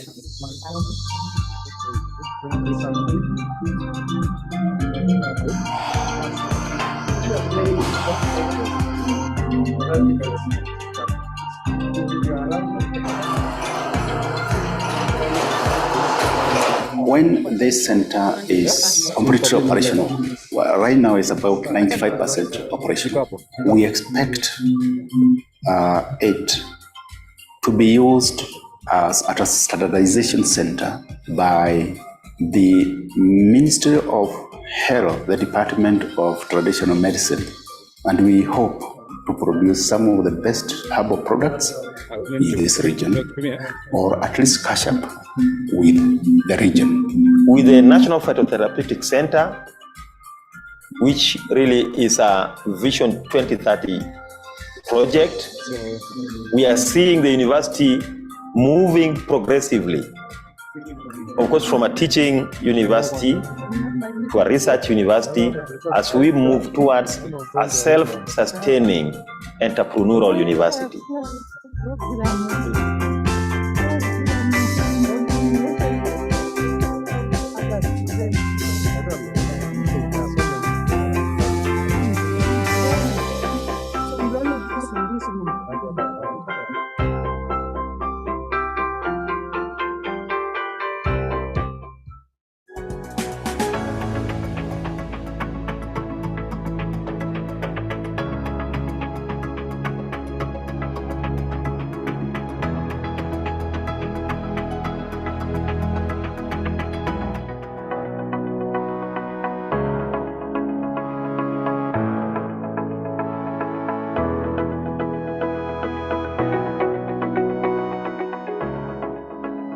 Today is a very great day in that we are commissioning a very important laboratory in this country with very important equipment that will help us carry out research in terms of fish genetics. It will help us build capacity by training students, contribute towards food security.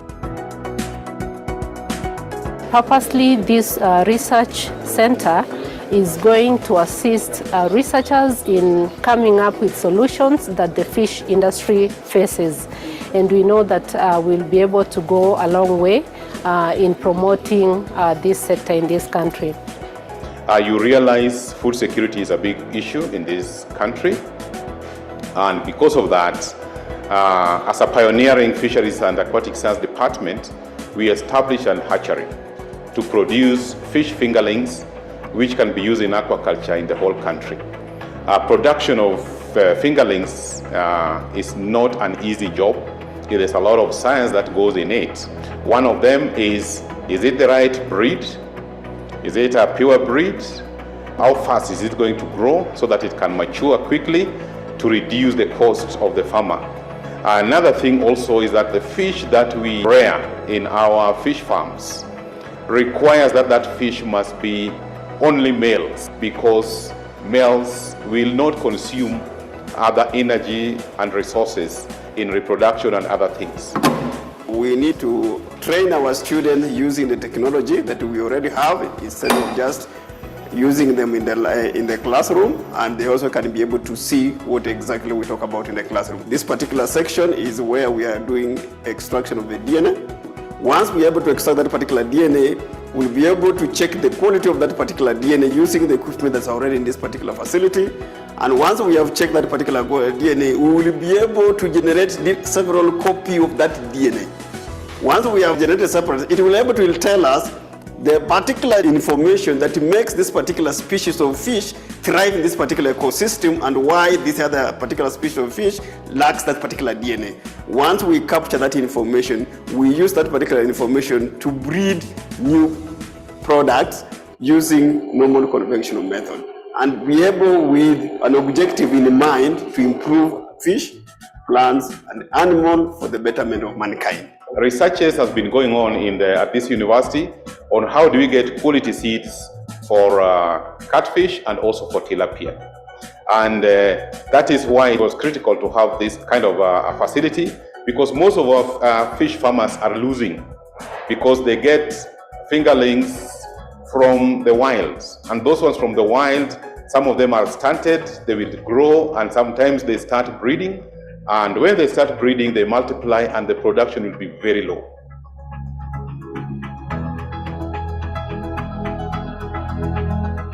Our lab is more improved with the current equipment that we have. We have enough PCR machines that will enable us not to travel far like we have done before. Most of the researchers here have done research from ILRI or other universities. But now we are here at our university, we are able to do research and get the output, because from the PCR machines that we have, we are able to give data to the stakeholders on the kind of outputs that we have here.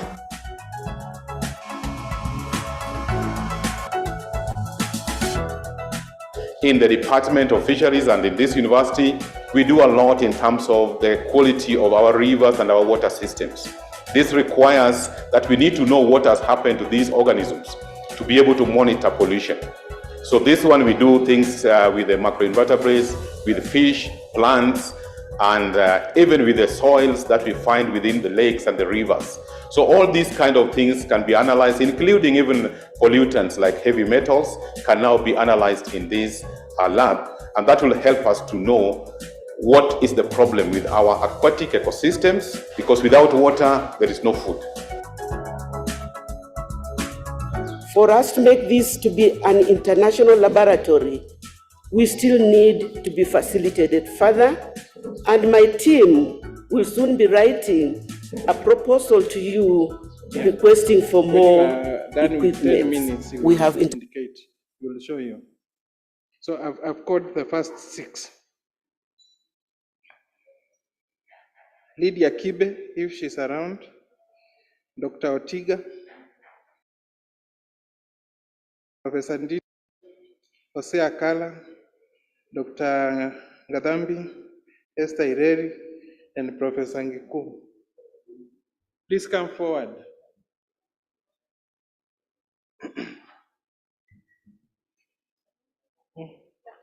Good afternoon. You are Lydia. It's okay, wait.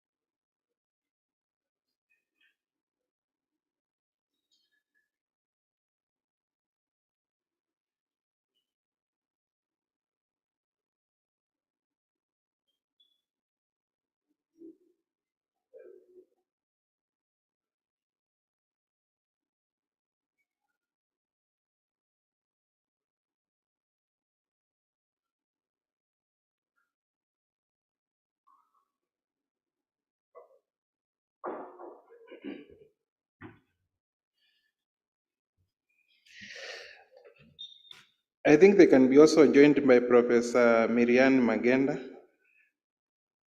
if she's around.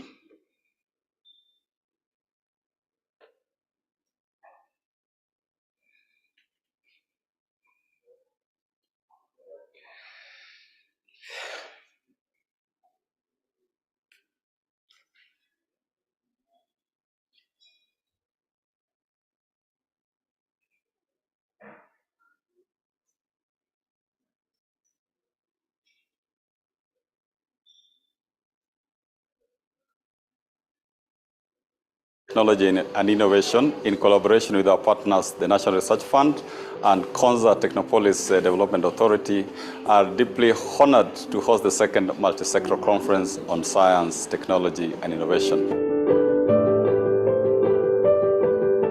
This conference forms a sequel to the first Multisectoral Conference, where stakeholders made key resolutions that have impacted on our national development.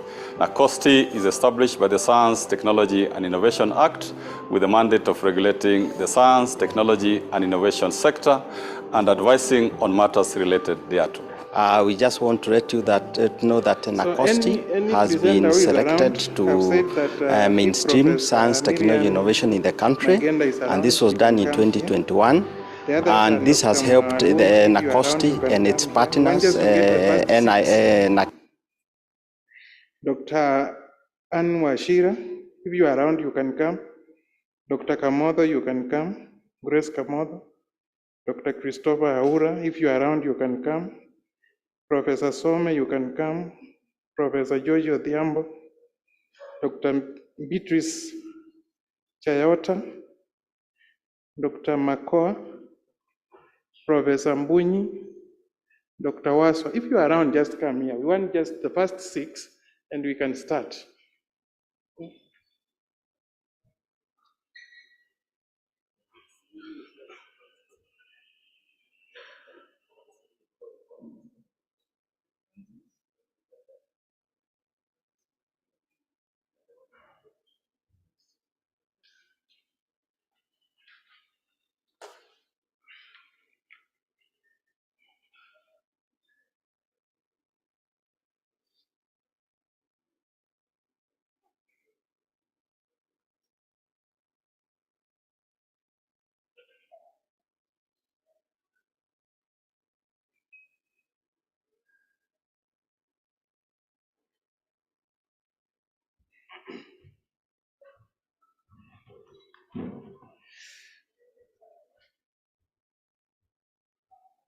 Okay.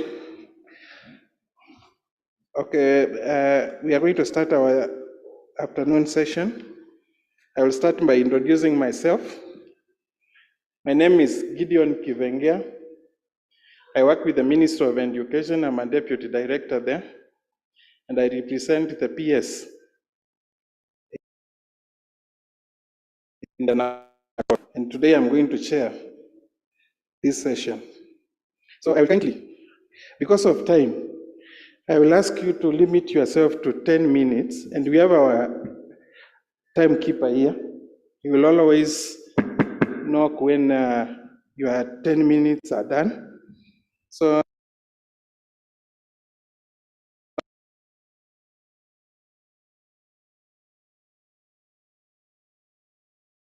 we are going to start. Please just introduce yourself.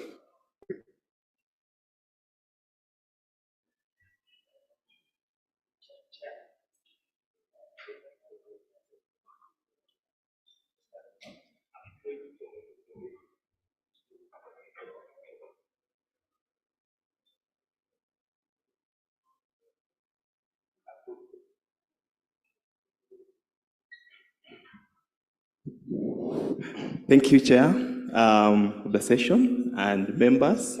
My name is Dr. Richard Iyaya. I'm from Badea Teachers College. I'm going to present on SDG, STI, climate change, and harnessing blue economy. Thank you. Good afternoon. My name is Dr. James Moluma. I'm from Kenya Marine Fisheries Research Institute in Mombasa. I'll present to you a project we did with NRF called Design and Optimization of Cage Culture of Rabbit Fish and Marine Tilapia. Thank you. Good afternoon. I'm Professor Matthews Dida from Maseno University in Western Kenya. I'm going to present a project we are implementing, which is entitled Sustaining and Improving Maize Yields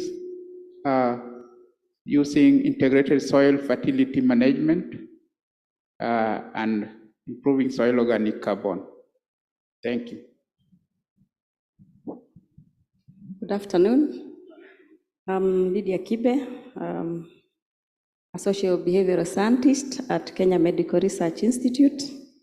This afternoon, I'll be presenting to you on some work we've done in Malindi with communities on mosquitoes. Thank you.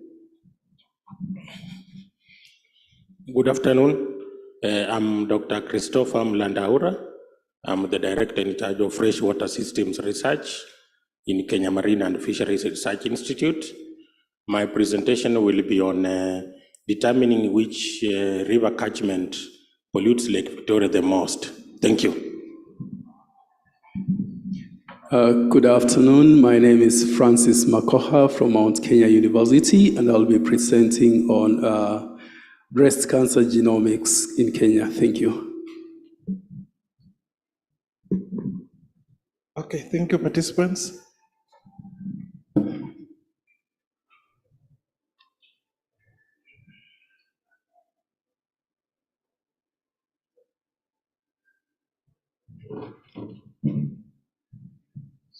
Presentation is ready. Just like the one for Lydia Kibe.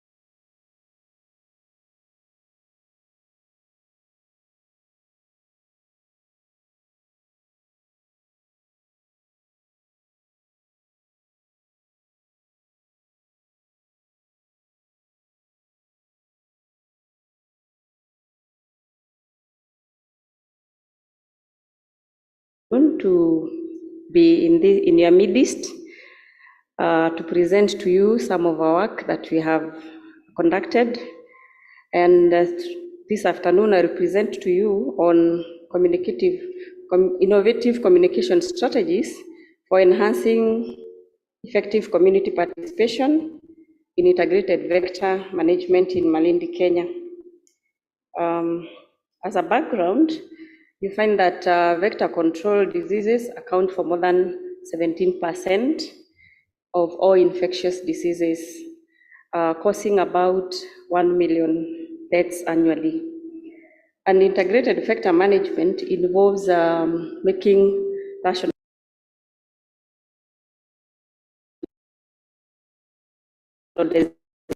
and disease control in relation to local conditions. And this is done with community support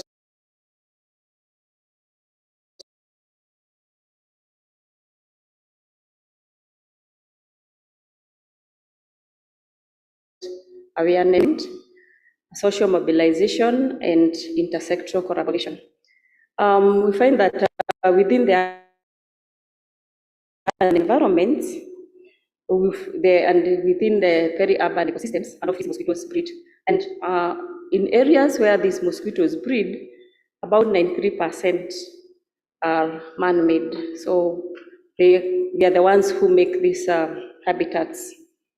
And Anopheles gabi adopts to the urban and polluted environments, and also heavy metals. And you find there is also the new vector, which is Anopheles stephensi, which is also inhibiting in this environment and has been found to be in our country. And some of the urban mosquitoes include Culex, Anopheles, and Aedes, which cause disease transmission like malaria, filariasis, dengue, and the like.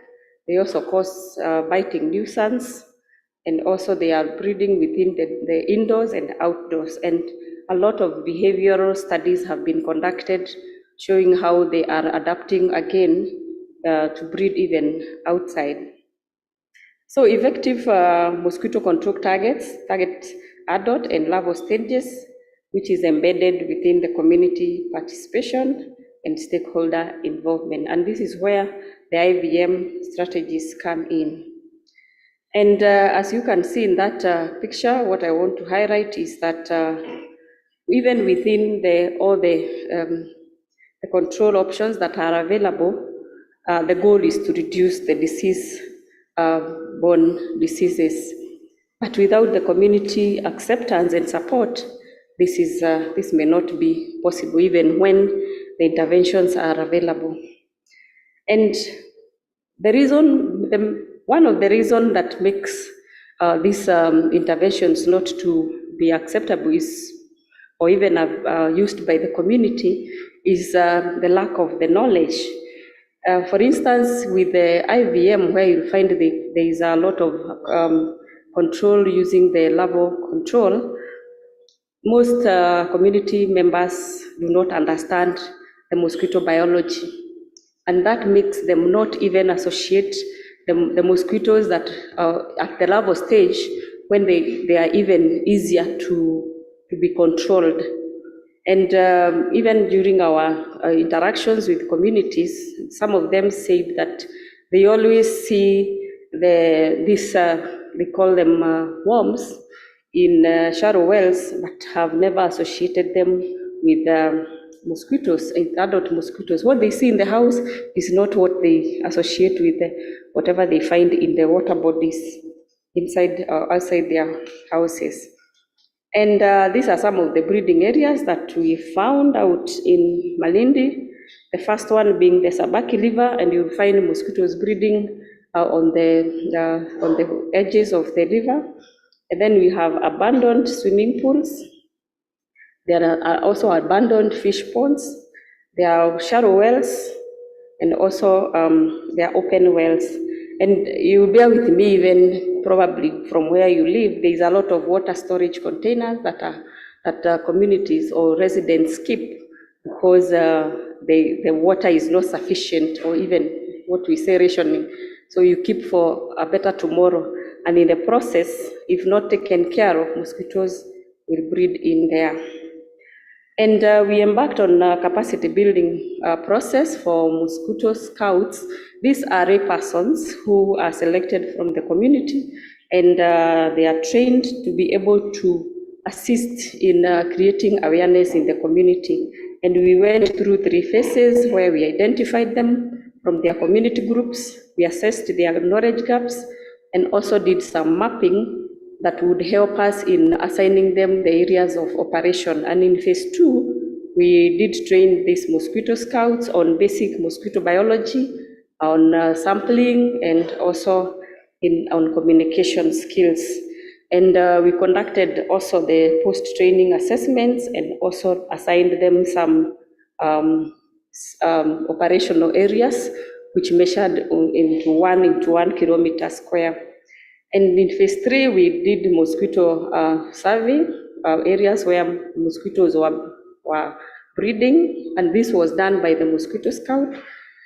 They did conduct household educations, which they were calling neighborhood campaigns, and also promoting the various vector control methods that were available, and especially targeting the areas that they found mosquitoes breeding. So if it was a well, what is the appropriate vector control measure that needed to be used in that well, which is used for maybe watering the animals, giving water to the animals, or even watering the flowers and the other animals, and also educate the schools.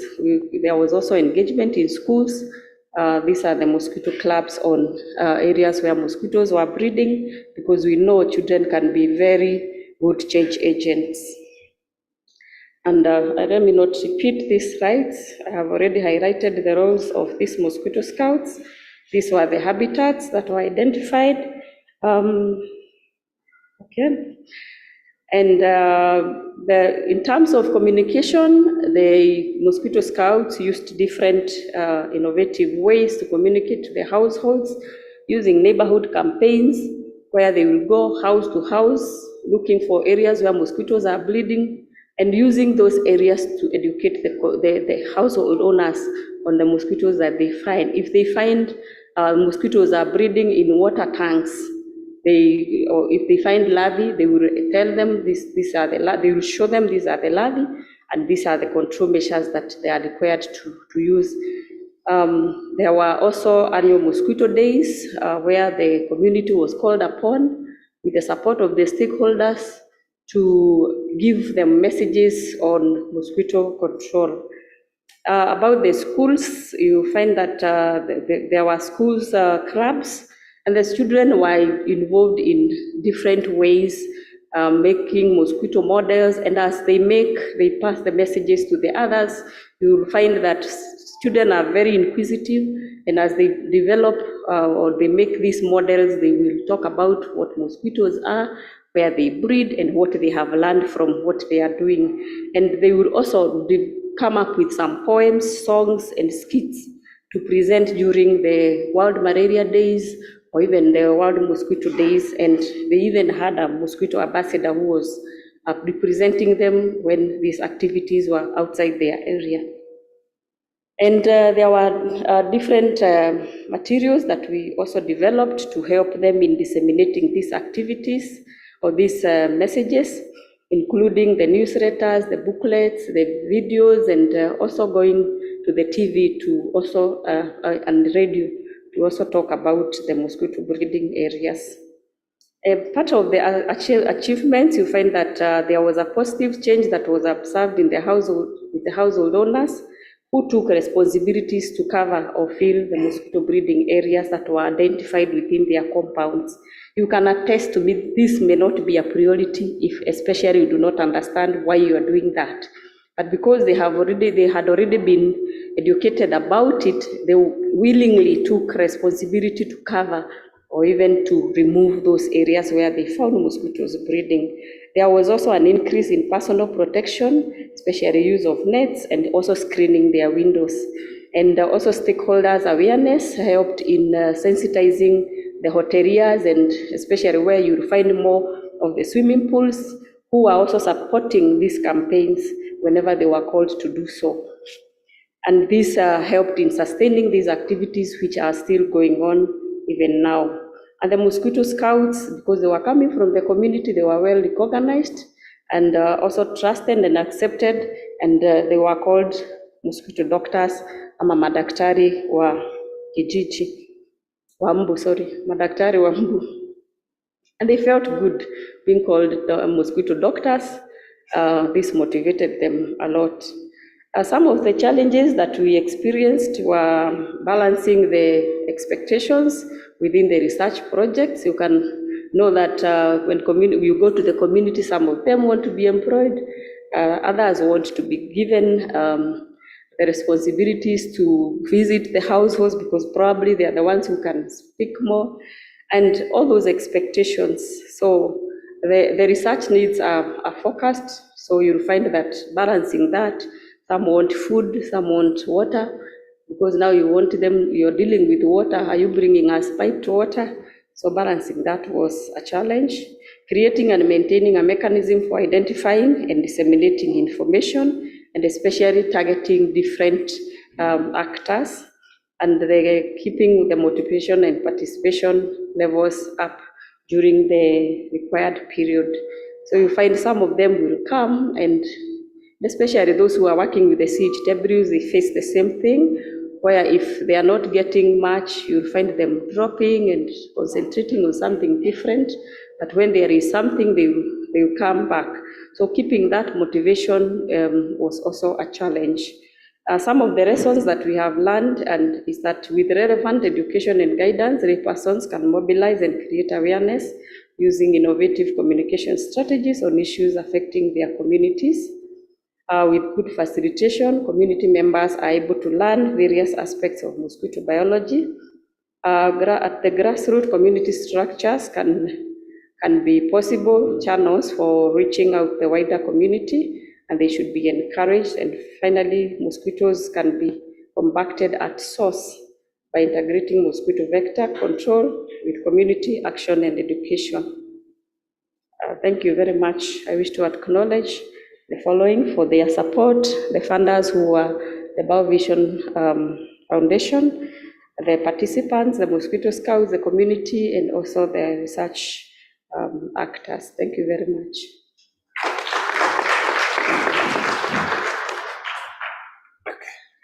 Let's appreciate Dr. Lydia Kibe again. Thank you for good presentation and also keeping time. Let me welcome Prof.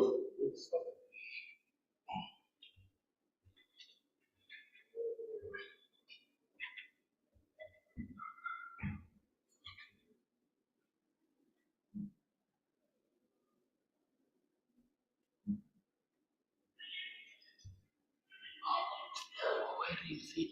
NRF, it is the NRF presentation of data. Have you seen something like that? NRF presentation. And data in the end. Data. One here.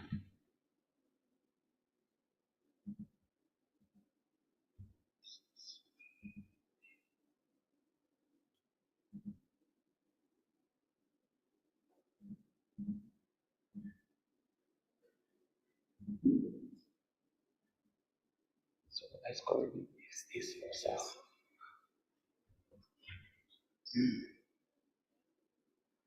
Yes, good afternoon again, ladies and gentlemen. My presentation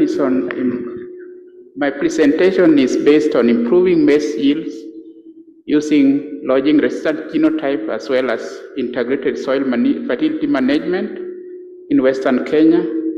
I'm presenting on behalf of a team from Maseno University. I'm the PI, Dr. Alfonso Dondo from Tom Mboya University, a socioeconomist, an economist, and Dr. Caleb Olueny from Jaramogi Ngodinga University of Science and Technology, who is our molecular breeder person. So the problem or the motivation, I used the template that I was provided. You made my work a little bit easy. So I just followed the template. So the problem is currently most Kenyan maize varieties are susceptible to lodging. What we mean is root lodging as well as stem lodging. These are tall plants. When there's a lot of rain or we give them a lot of fertilizer, they break or bend, leading to reduced productivity. So we need semi-dwarf or dwarfing genes or genotypes to improve yield in our breeding systems. Another problem is that most farms in Western Kenya have low soil organic carbon and they tend to be acidic, leading to low productivity even if you use inorganic fertilizers. So those were the major issues that we were focusing on. And here, tall genotypes are just prone. I'm showing that tall genotypes are prone to lodging.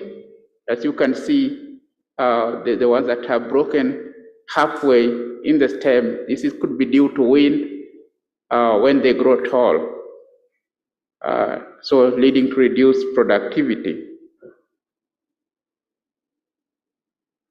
And what we need are some of the genotypes or genes from genotypes, the one I've shown on the right as dwarf or brachytic. Brachytic means that it just the lower internodes are reduced, but the upper internodes will not be significantly reduced. So you still can have higher productivity, but they will not lodge if you have such genotypes.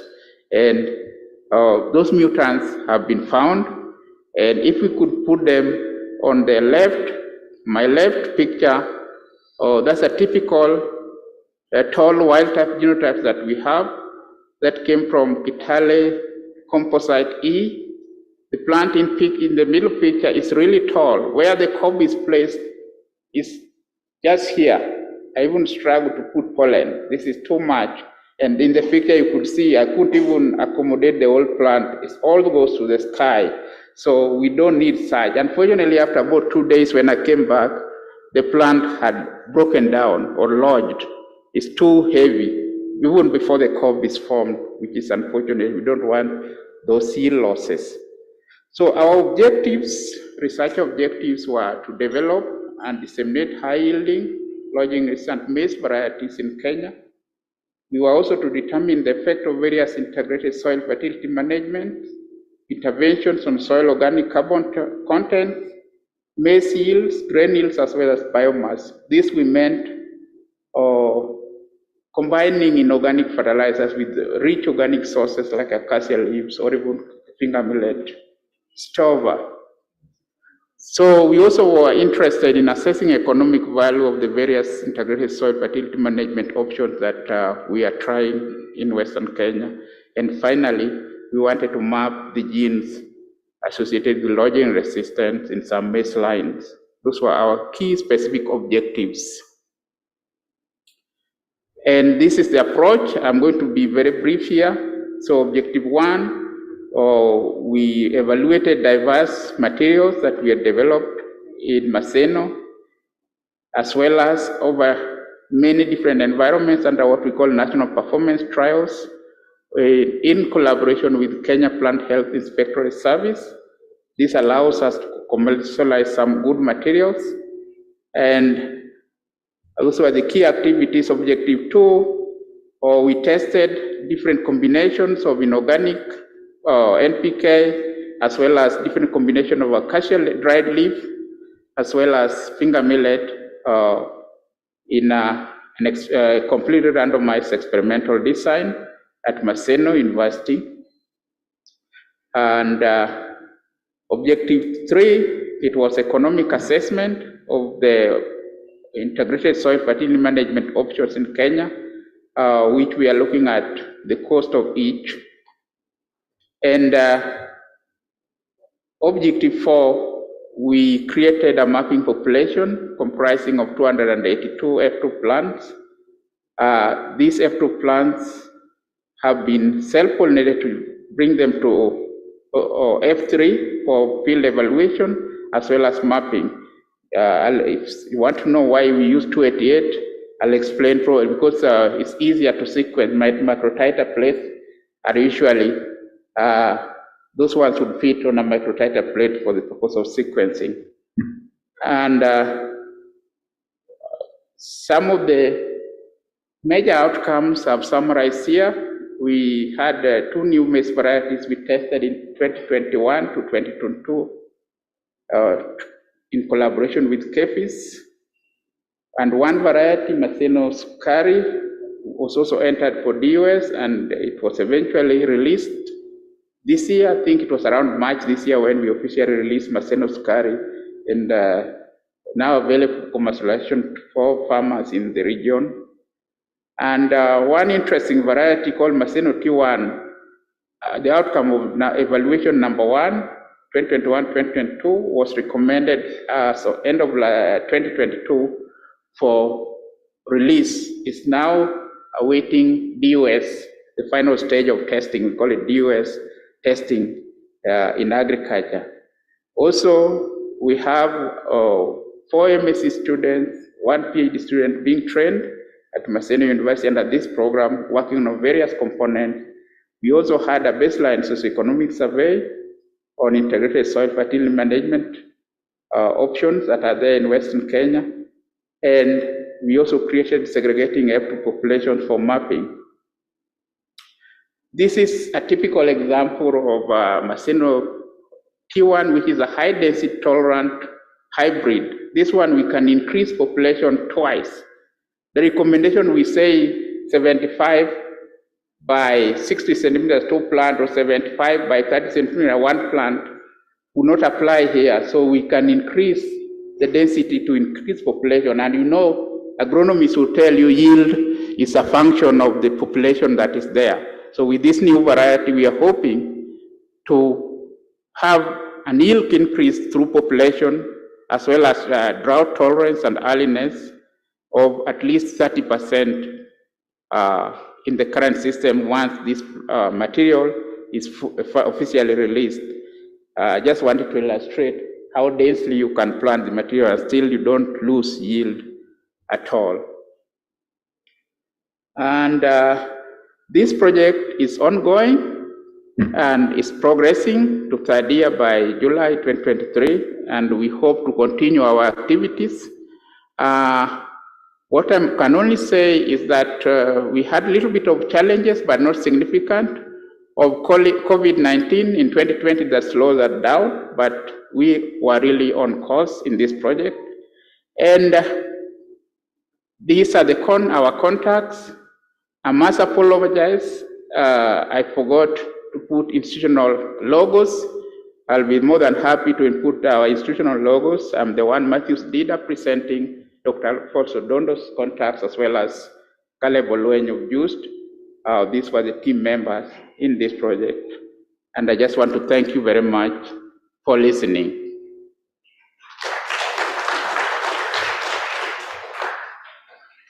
Okay, thank you very much, Professor Njinta from Maseno University. I think for the interest of those who have just come, our presenters to introduce themselves, but when they come here, they will quickly say their names as they proceed. I will kindly request that we write our questions down, then we will ask questions in the plenary section, because we have around 15 presenters to present. So I will ask our next presenter. Thank you, Prof.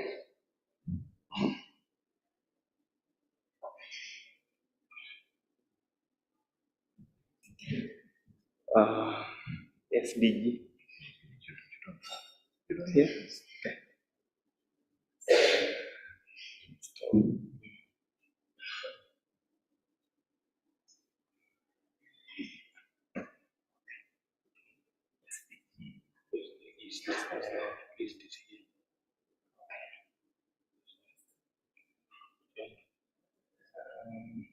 Yeah, that one. Yes. Then we share.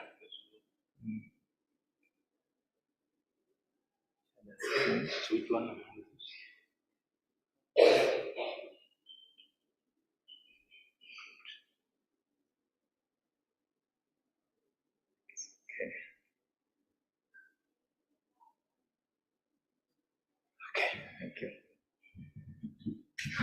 Thank you. Good afternoon. My name is Dr. Yaya Richard.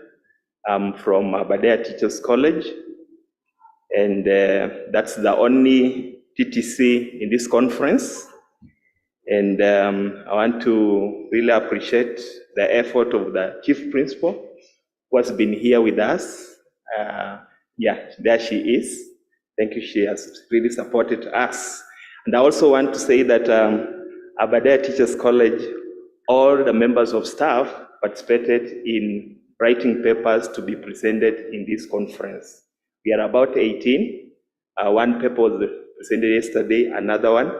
Then we had 3. So that is how serious the TTCs are. We need to, if we want partners, we are there. So I'm going to present on our topic, STI, SDG, climate change, mitigation, and harnessing of the blue economy. That is our topic. And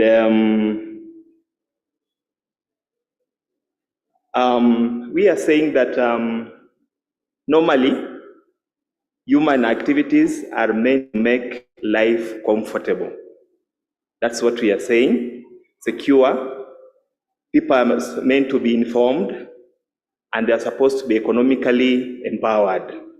That is where we start from. And we are saying that, however, human beings, human activities globally have caused climate change challenges and led to underuse of resources, in particular, the blue economy.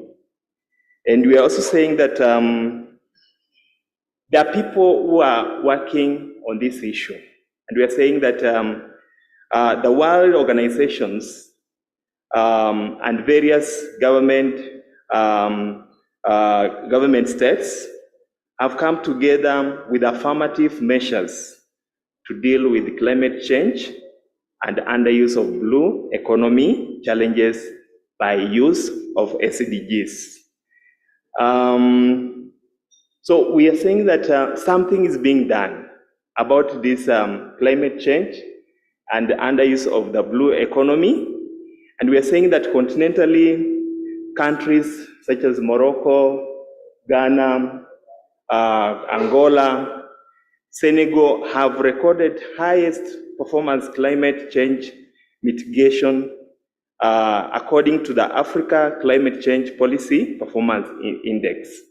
And if we have caused the problems ourselves through our human activities, which has caused to climate change challenges or risks, and it has led to the underuse of some of the resources, and we are referring to blue economy. Therefore, we are able to do something about it. And we are saying that other countries have performed so well. Why not us? And we are saying that AU has also identified blue economy development as a priority goal targeting to achieve AU Agenda 2063. So something is happening. And we are saying that that is happening. And then we are saying nationally, NEMA and other commissions have been mandated to safeguard against activities which threatens environmental well-being. And also something to note is that our president, Dr. William Ruto, Samuel Ruto, is championing the climate policy and equity in AU. He's the chair. And this means that it's something that we are doing and we need to do as organizations, and even for us being people who are really empowering the teachers to go and teach the learners. We are supposed to really make them understand on this. Then we are also saying that Kenya has taken the lead in supporting the implementation of the UN 2030 Agenda for Sustainable Development to foster sustainable use of blue economy. And also Kenya has prioritized adoption of afforestation and reforestation landscape and all that. On this, I think we are aware that even at the moment, the government is supporting the planting of 25 million trees, which has been given to every constituency to take part. They have formed even constituency environmental committees which are working on that. Then we are also saying that a number of institutions have adopted and are implementing SDGs that mitigate activities that mitigate against climate change. And we are giving an example of our own institution, Aberdare Teachers College. We've been the champions of UNESCO SDGs implementers for about 3 or 4 years. And we have even participated in the UNESCO brainstorming meetings out there, representing all the colleges in Kenya and Africa. And we are saying that many people are doing it. Even the Kenya Scouts are doing, and even other people are doing it. So we can do it. In Aberdare, we are saying that this is what we have been doing through ASPNet team. ASPNet meaning Associated Schools Program Network, which all the learning institution belong, have planted trees, and they are trying to recycle food remnants to feed pigs. These pigs are kept by the ASPNet group, and when they are of age, we sell and we help the poor students who are in Aberdare to pay their fees. So this is something that we are doing. Then we are saying that, because we are talking about STI, we are saying that implementation of SDGs, which has been done by other countries and all over the world, can be accelerated if we use STI. So for effective implementation, we need STI to do this. And we are saying that if we use STI, it will enhance best practices and networking on climate change mitigation, environmental preservation, and public safety, which we've been talking about today. So with that, we had 3 objectives, which I'll take you through very fast. One was to explore the harmful risks caused by climate change and the underuse of the blue economy. Number 2, examine how challenges of climate change and blue economy have been addressed in SDGs. And then number 3, to establish how STI can be mainstreamed in the mitigation to the challenges posed by climate change and harnessing of the blue economy. Having said that, number 1, we identified the risks, which I'm not going to go through, but that conceptual framework summarizes what we have done. That human activities are the ones that causes climate change and blue economy risks. Then we are saying we use SDGs to resolve the issues. Thank you. Then number 3, we are saying with STI, we can do communication, partnership, research, etc. And we end up having very safe community security, food security, and what have you. And therefore, we looked at that, which is there, the risks.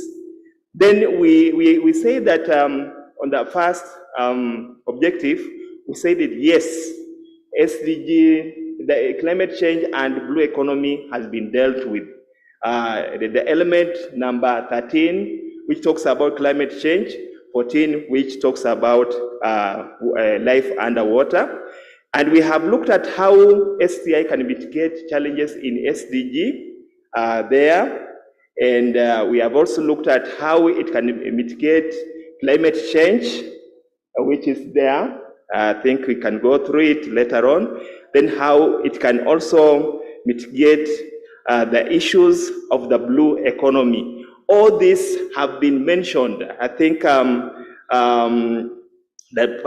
Department of Defense mentioned all this, and others have mentioned that. In the interest of time, I want to look at the conclusion, and we are saying that drawing from these research findings, it's evident that SDGs have been the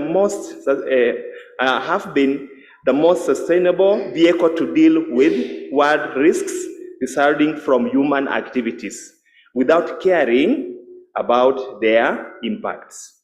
And we are also saying that the interaction of SDG and STI, while addressing the needs and challenges of the world, shall bring partners together in innovation, implementation activities, policies making, evaluation, and feedback management.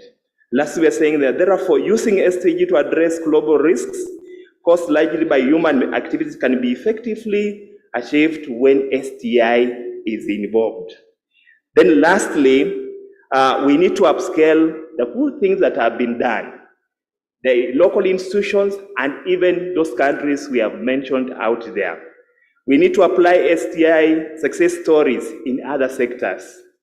And we are also saying that the government, working through relevant agencies dealing with SDGs and 2030 vision implementation, such as NEMA, should really act and review the way they do things if it's not working.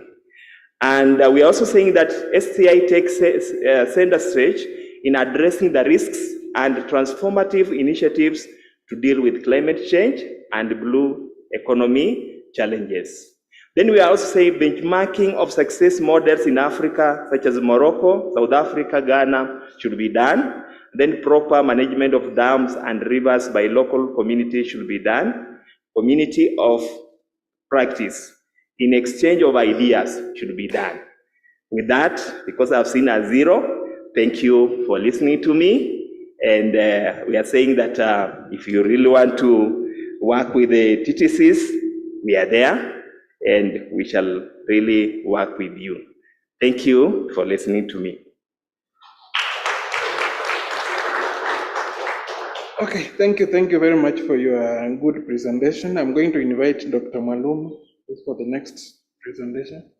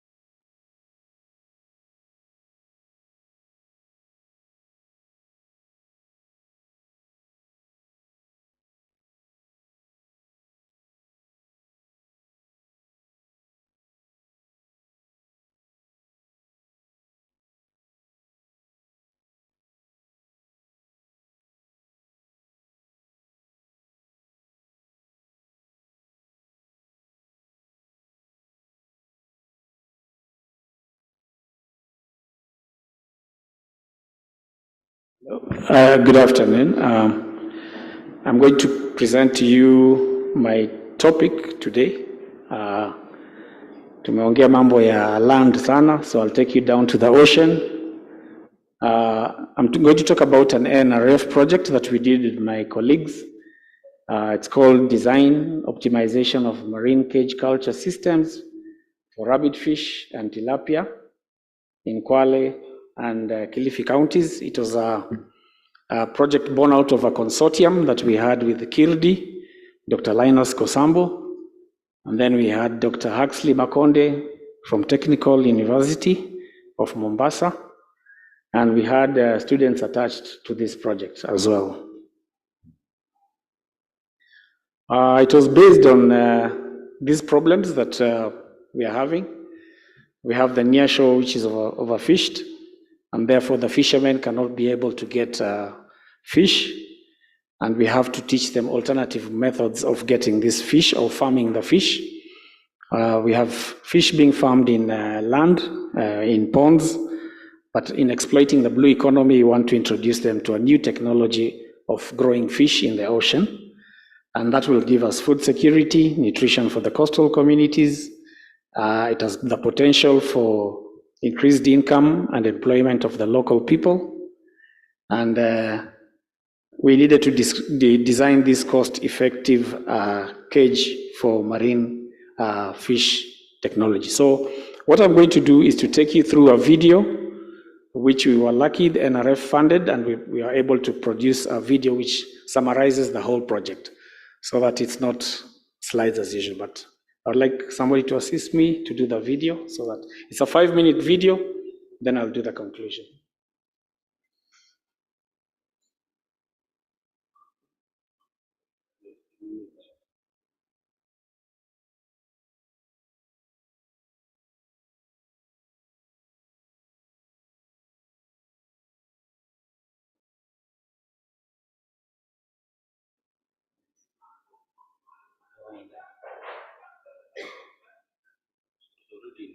Presentation.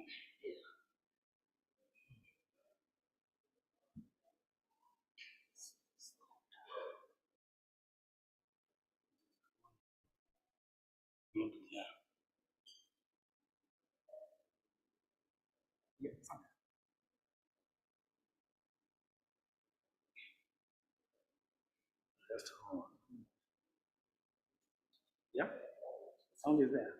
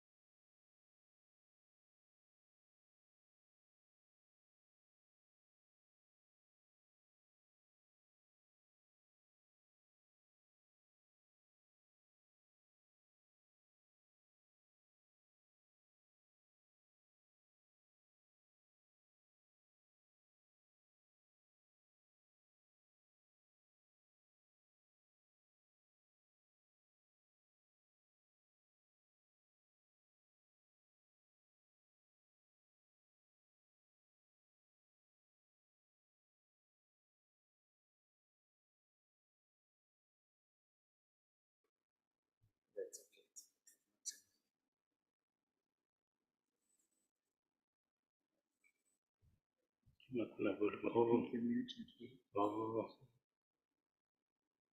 communities that live along the coastline, the ocean and its products is their lifeline.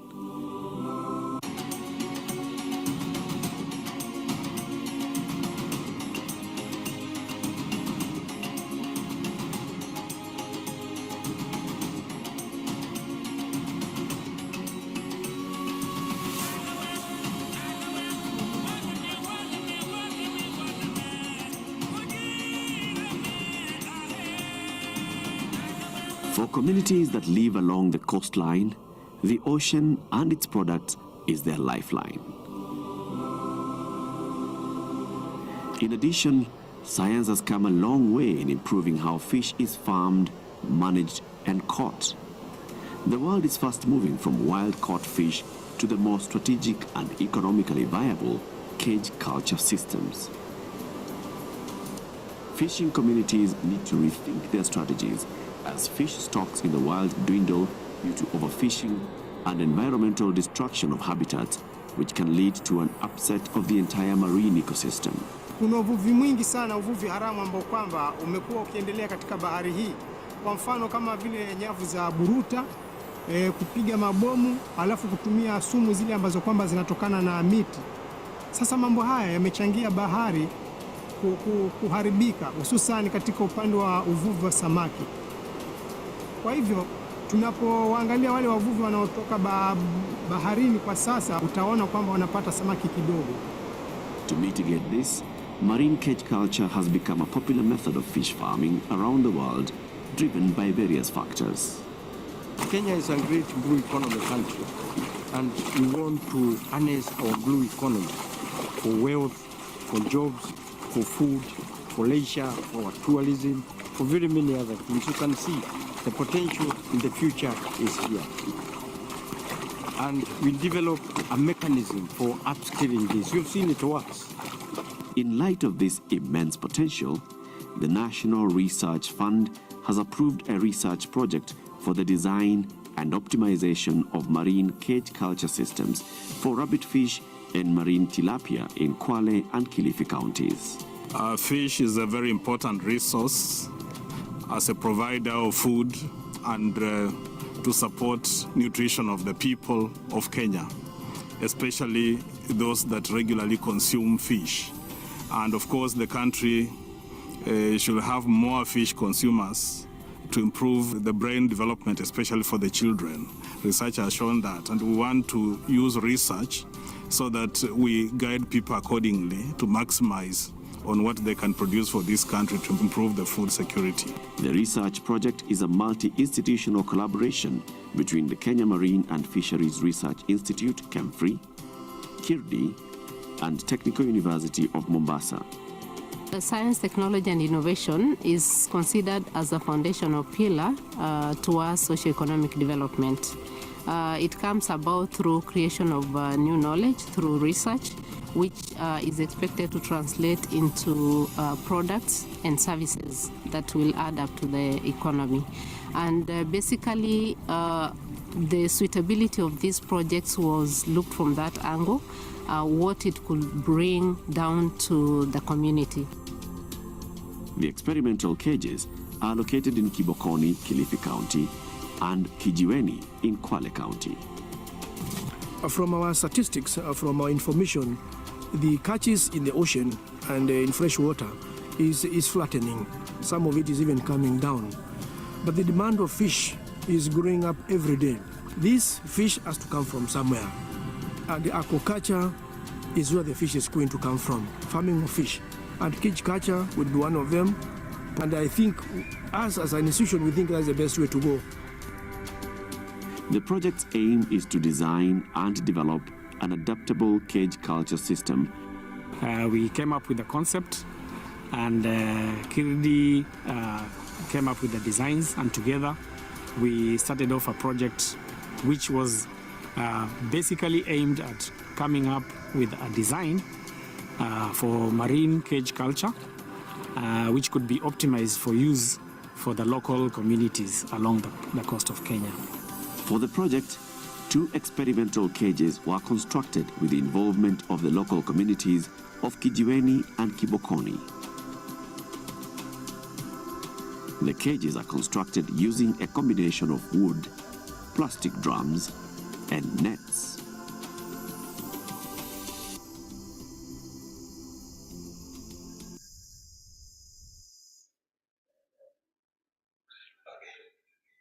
Okay, thank you. Let's appreciate Dr. Maluma. Okay. Now I'm going to invite Dr. Aura.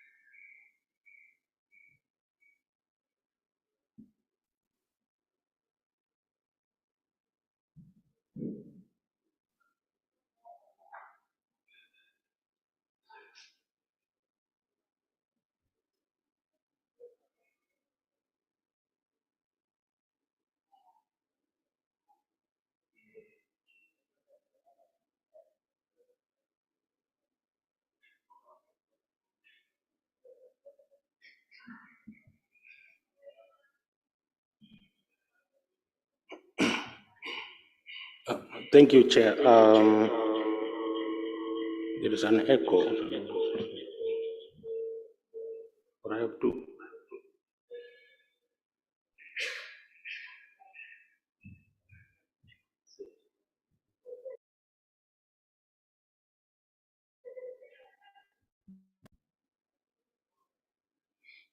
Thank you. I'm Christopher Aura. I'm going to do a presentation on which major river catchment pollutes Lake Victoria the most. And we did this study to find out the best way to undertake management options. Our focus was on Lake Victoria Basin, and for our information, looking at that data about Lake Victoria, it tells you that Lake Victoria is the second largest freshwater lake in the world, and number 1 in fisheries production globally. That's why it's of very important global value to the globe. Of course, this lake shows various status in terms of nutrients. We call it eutrophic conditions. And of course, it has only one major outflow, known as River Nile, which is also the largest river. In terms of blue economy, the lake has 3 main fish species. That's for commercial. We are talking about Nile perch, tilapia, and omena, the one I presented on yesterday. And in terms of capture production, capture means from the wild. On average, annually, the lake produces about 115,000 tons, which fetches this country about 12 billion. But this is an underestimation, which this is quite important. We have to know that this is an underestimation, because from our data we did with the Smartfish company, we noted that the production would be about 40 billion Kenya shillings annually. So there is need to do reevaluation of this kind of important ecosystem.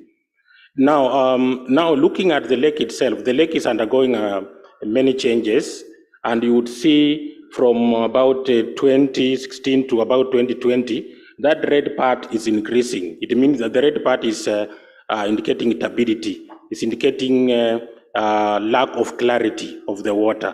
It's getting worse as we move. If you look at the right-hand side, you notice that's how the water looks like, especially in the area close to land. We call them inshore areas. That's how, especially in the dry season, that's how it looks like. Now, it's from this status of the lake that we've had things to do with the fish kills, and there I was giving a presentation to the mainstream media on the causes of fish kills. One of them is alluded to these changes in water quality that leads to low oxygen levels, hence suffocation of fish. Now, from this aspect, we thought that it's important to ascertain how do we define an ecosystem that is sustainable. In science, we use indicators or models or tools or parameters to know if an ecosystem is sustainable. In this case, we use physical, chemical, biological, and socio-economic attributes in order to develop that particular model that can tell us a scenario of the environment. But for our case, we used citizen science and science itself to determine major river catchments that pollute the lake the most. In this case, we used two rivers from the south, that was Kuja River and Sondu, Miriu, and then also used two rivers in the north.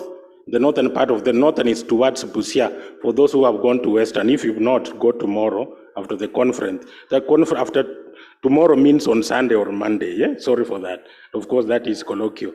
So on the northern side, we picked River Yala and Ndoia to act as our sample rivers from the two sides of the lake. From our data, we noticed those parameters that have effect on pollution or contamination had significant variations.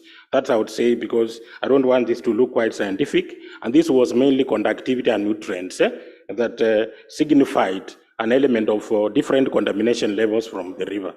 Now, from our work, we developed, we came up with 3 high impact factor publications that I want to highlight what came, and these formed 3 major objectives. Our first publication, we used phytoplankton.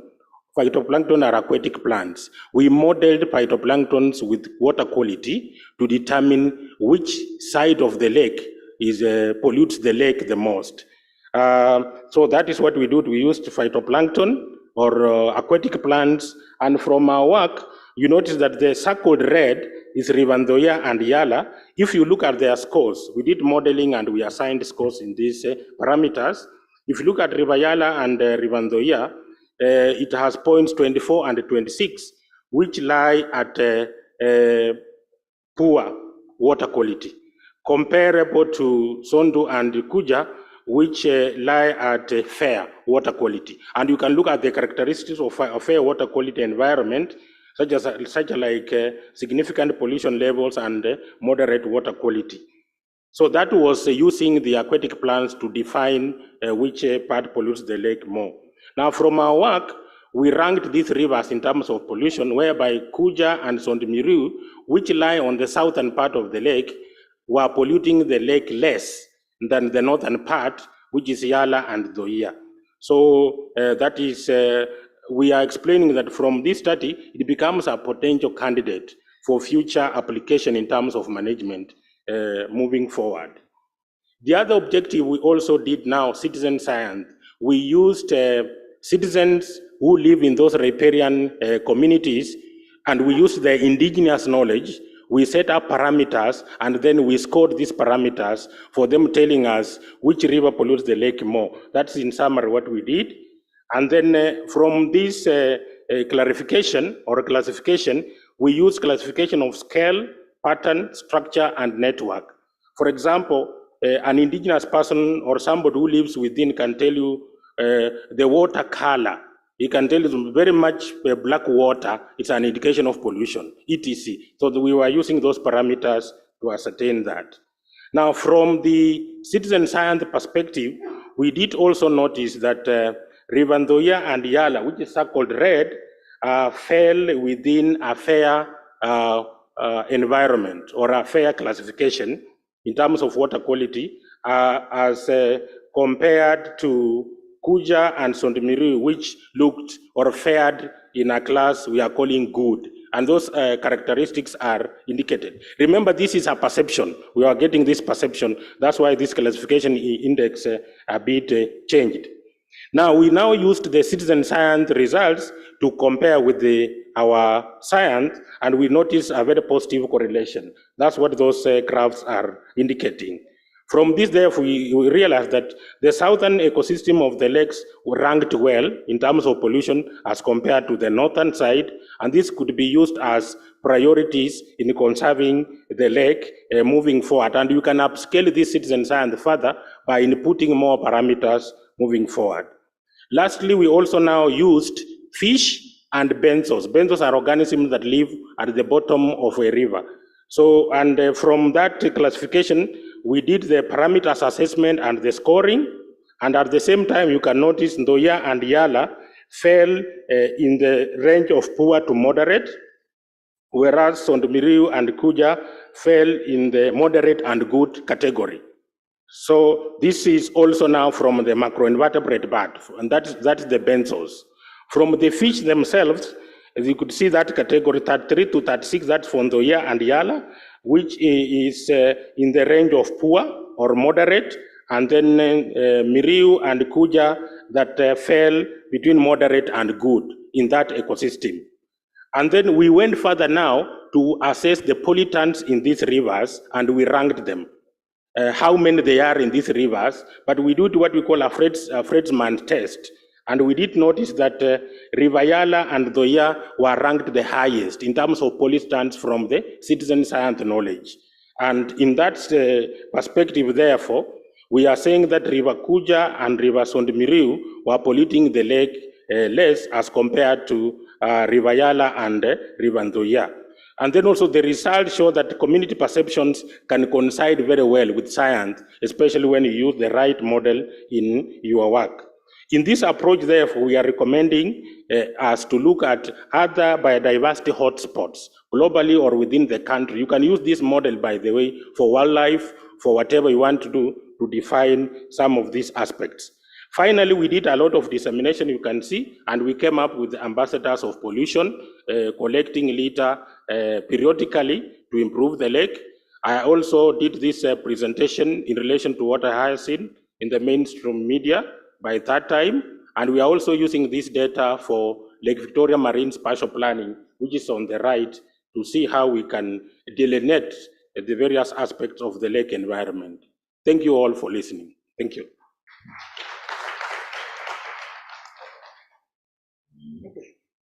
Thank you, Christopher Aura, Dr. Christopher Aura. Let me now invite Dr. Francis Makoha. Give a talk on breast cancer.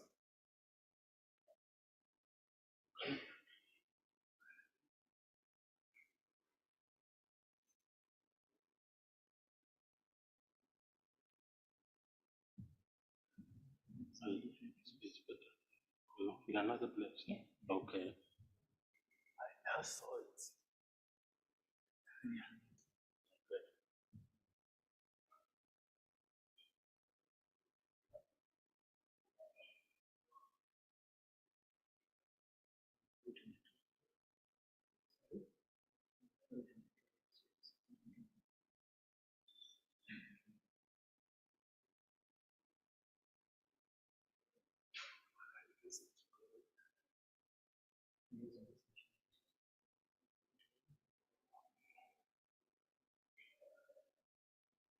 It's shared. It's shared.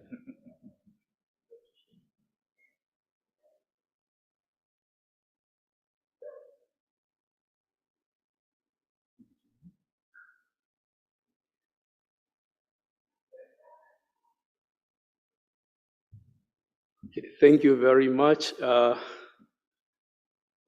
to present to you on breast cancer genomics in Kenya. And this is just like a status report on the project that is going on. Basically, we are interested in looking at the genetic drivers of breast cancer in the country, and we started by looking at women. because as we know, in the population of 53 million in 2020, we reported 42,000 cancer cases and 27,000 deaths, but this is an underestimation. And if you look at the distribution, breast cancer was the most frequently diagnosed cancer, not just among women, but all the cancers combined.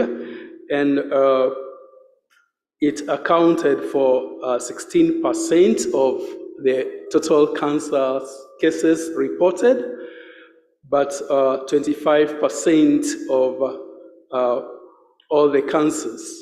Slow down and of particular interest in the cancer community is that over 54% of our patients are below 50, which is a very concerning thing, because in other parts, most of the patients are diagnosed in their 60s.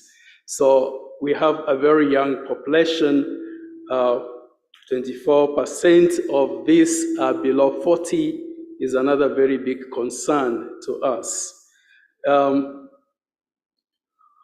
So our objectives were to determine the mutational signature or profile in breast cancer, profile the transcriptome or analyze the gene expression, look at the circulating nucleic acids, cell-free microRNAs, long non-coding RNAs, and cell-free DNA, and also look at the immunological changes within the tumor microenvironment in the course of after being diagnosed with cancer. Our study was based at Kijabe Hospital, is the AIC Kijabe Hospital, and Aga Khan University Hospital, Nairobi. What we have seen in those facilities is because you find on the left is Kijabe. You'll find that breast cancer is the most cancer treated among the women. The same thing to Aga Khan University Hospital. They see more breast cancer followed by cervical cancer. These are cancers or patients treated for cancer, female patients treated for cancer within the last 5 or so years. Now, at the time of putting this together or slightly behind, we had 182 cases. That means that they have been diagnosed with malignant breast cancer, and then we had also our physicians had seen 119 who are benign cases with an average age of 46.5%. Now that is a very big concern, a very premenopausal instead of postmenopausal as what happens in the Western population. Now, as far as diagnosis is concerned, pathology work, luminol A is the most frequent. Now, breast cancer expresses hormone receptors, and that's what's used to classify them. So these are expressing both estrogen and progesterone receptor, and they are not expressing the Herceptin-2 molecule on the surface. So this is the most common, which is different from the West African population. Frequency of the pattern of breast cancer is closer to the European population, something that we are investigating. Now, to get the genetic profile, we have to sequence the nucleic acids. And so we have looked at the cases and selected some samples which were sent to we partnered with the US National Cancer Institute to help us to do whole exome sequencing and bulk RNA sequencing. So we extracted nucleic acids, and then that was followed by sequencing. Now, in analyzing the genome data or analyzing the DNA, we put together 3 populations: the American Caucasian population, the American, and the Kenyan population. Now, if not sure why my slides are not moving on the screen.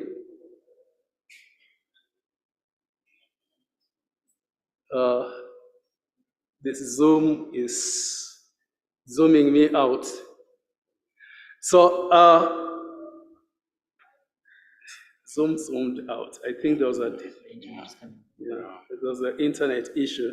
So we're saying that we compared 3 populations: the Kenyan population, the American, the Black American women, and the Caucasian American. Now, what we see is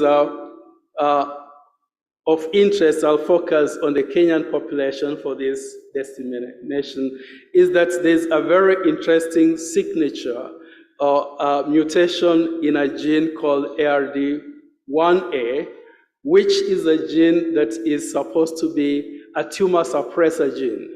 Now, if this gene is mutated, then it means that the cell division is dysregulated. Now, this also is a gene whose mutations have been associated with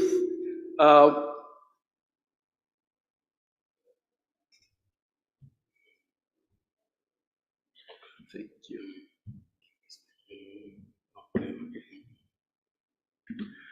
So this a gene whose we'll run to that just a minute. Yes, thank you. So we're saying that our signature is ARD1A. That's what we are saying. But this sample size, because we had only like 24 patients sequenced, but this is what we are seeing, then this is an area of interest that we are narrowing down to see how it's affecting our patients. But anecdotally, it's that loss of RD1 means resistance to endocrine treatment, which means poor outcomes. On RNA analysis, we noticed that 884 genes were differentially expressed, but of interest are 2 pathways, which is the E2F transcription factor and the checkpoint 2M genes. These are involved in cell division.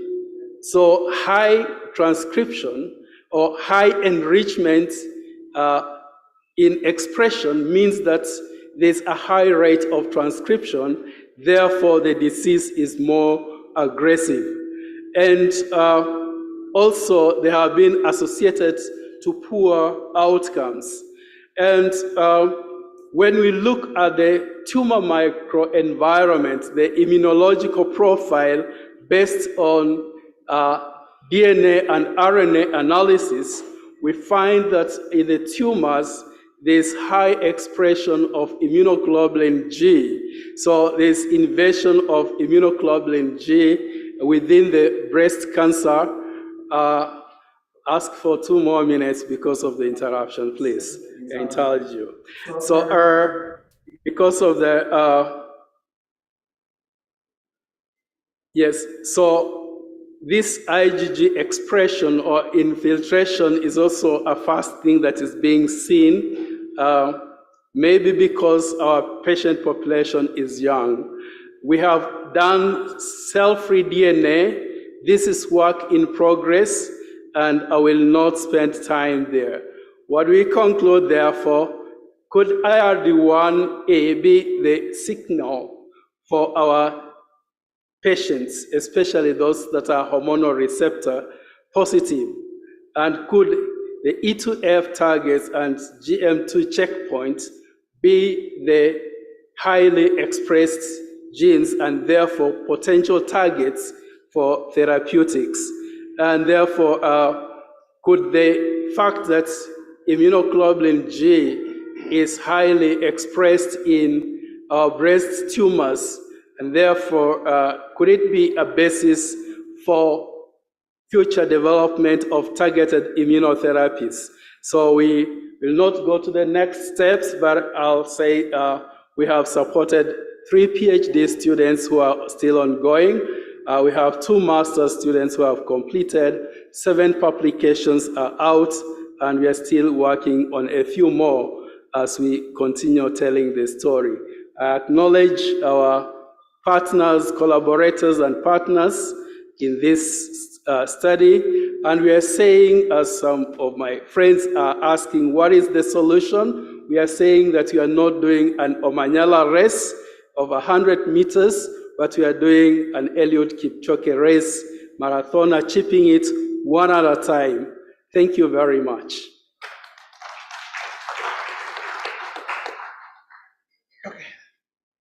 Thank you, Dr. Makoha. I want to request you, the team, the IC team, you check whether Professor Odhiambo is online. He wanted to present online. He will come after the last presenter.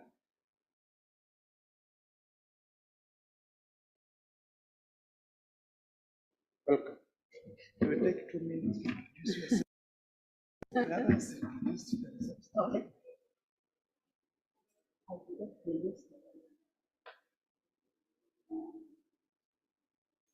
Good afternoon, everyone. My name is Marian Magenda from Taita Taveta University, County 2006. And I'm here to talk about Taita rice.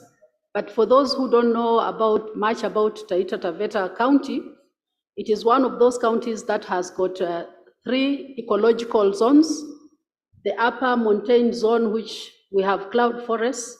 There is a middle zone, and then we have the asals, which is arid, semi-arid.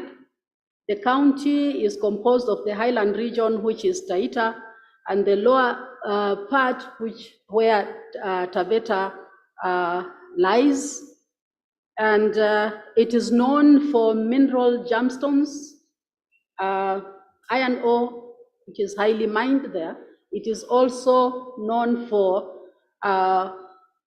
endemic biodiversity. If anybody interested in trying to study endemism, you are welcome to Taita. You'll find Taita apalis birds which cannot be found, which are found only in Taita and nowhere in the world. The Taita thrush and the Taita white eye are all found there. But here, I am here to talk about food security, and rice is one of the most important unknown crop for Taita, which I will talk about. What informed this study funded by NRF was the supply of hunger relief food, which has become very common in most of our counties. And Taveta County became phenomenal in the last several years with low rainfall and low yields because of inadequate rainfall, declining fertility, people focusing more on maize, which was not yielding much crop. We were looking for alternative ways of feeding people, and productivity of rice in Taita Taveta was 5.5 tons per hectare when we started the project.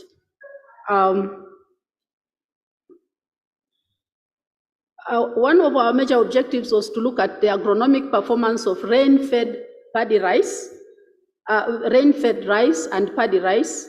We wanted to look at the quality properties of grains, consumer perceptions, stakeholder capacity building is what we focused on. I didn't include all the logos of the consortium, but it was formed of Taita Taveta University, Calro, which provided the Nerika rice for planting, Pwani University, and the county government, which provided all the land where the experiments were done. And they followed on the footsteps of the study until the end. We were also interested in distributing clean seed to the farmers, particularly for the rain-fed Nerika rice, which I've shown there. And as such, we realized that the farmers were very keen because not all of them had land that they could plant paddy rice. So those who had land with medium opportunities for planting, they came for the Nerika seeds. So we began by having a socioeconomic baseline survey, and the respondents were, the mean age was 44.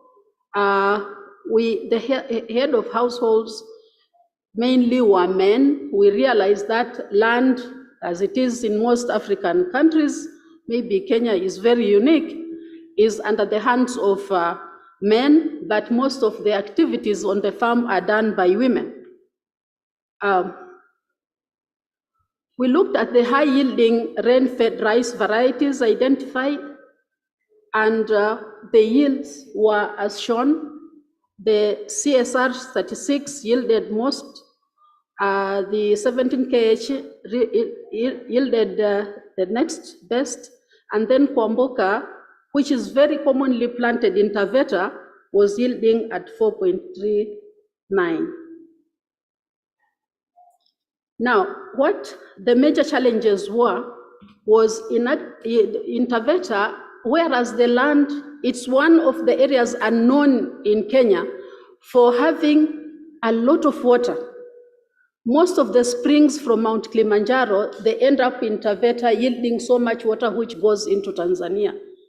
And around Kitobo, the farmers plant, their major activities planting rice. We have the area around Kimorigo, where rice was planted from 1945 by Italians. When the soils became very impoverished, they moved out and the land remained fallow. So at the time of doing this study, we find that knowledge among farmers was about rice and its importance in Taveta and in contributing to food security in Kenya was very low, very much unknown. We've also found there was very low social capital, inputs were not available close to the farmers, and rice value chain was not adequately understood, and therefore, in this study, we realized that there is very high potential to plant rain-fed rice and also to engage in paddy rice. Most of the rice planted in Taveta ends up, I want to say that during the experiments, we picked 3 spots, Dembo, which is on the middle zone of Taita Taveta County. We learned that we also experimented on spacing of the rice, and there is a paper which was published on that. We also looked at the soil nitrogen sources. We looked for particularly the paddy rice, and a lot was learned from there because we found that the farmers don't have enough knowledge on the amount of inputs they can have or they can use in order to produce their rice. So from there then, we looked at the suitability of the varieties that can be planted in Taveta, and we noted that there is potential drought-tolerant and saline-tolerant varieties which we identified, and the farmers were now, we had an outlook into creating awareness on how we can increase the acreage of farmers engaged in rice planting. We also noted that most of our farmers do not know, besides cooking rice, adding beans and fish and what have you to the rice, the communities were not able or did not know anything about the preparation of different products from rice. So our colleague from Pwani University came in for value addition, and we were able to show that there are other products people can have, like rice pops, rice biscuits, and rice crisps, which the farmers really appreciated on that particular day. What I want to add is that during this study, we worked with farmers from day one up to the end of the project. In Kimorigo, we engaged the farmers to come to the rice research fields where they participated in soil sampling, because we had to do soil analysis before starting the study. So we trained farmers on how to understand conducting soil samples, because they worked with us. And towards the end of the study, 60 farmers wanted their soils sampled. So we went in with them, collected the soil samples, which were analyzed and the results given back to them. We had a number of challenges as far as rice planting, economic rice engagement in Taveta. One, nationally, we do not understand that, and nobody knows that Taveta can produce enough rice to feed this nation. Taveta is capable of planting more rice acreage than Mwea. And what happens now is that since the small-scale farmers don't produce to a high maximum or a lot of yields, and they don't have markets for their rice, people from Mwea, Tanzanians, Ahero, they go to Taveta, buy the rice before it is husked, then they take it to their various destinations and sell it at a higher price. Tanzanians have got machines for milling rice, so they come across the border, they carry the rice, which is usually sold in bulk. You have seen how our potatoes are sold. That is how Taveta farmers suffer. The rice is put in guineas, and they extend a big navel over there before it can be bought. So they don't get much out of it. Through NRF supporting this project, and I highly appreciate members of NRF who continuously came to the field, met with the farmers. The farmers understood that this project was being supported by the government. More farmers came on board, and the outcry was to try and form a cooperative in the end, because of the challenges they had with accessing fertilizers, soil sampling, and what have you. In the end, some of the outputs was we formed a cooperative in Kitobo, where most of the rice is grown. This cooperative is already registered, and we started training in field farmer schools. So the interest in upland rice right now is very high.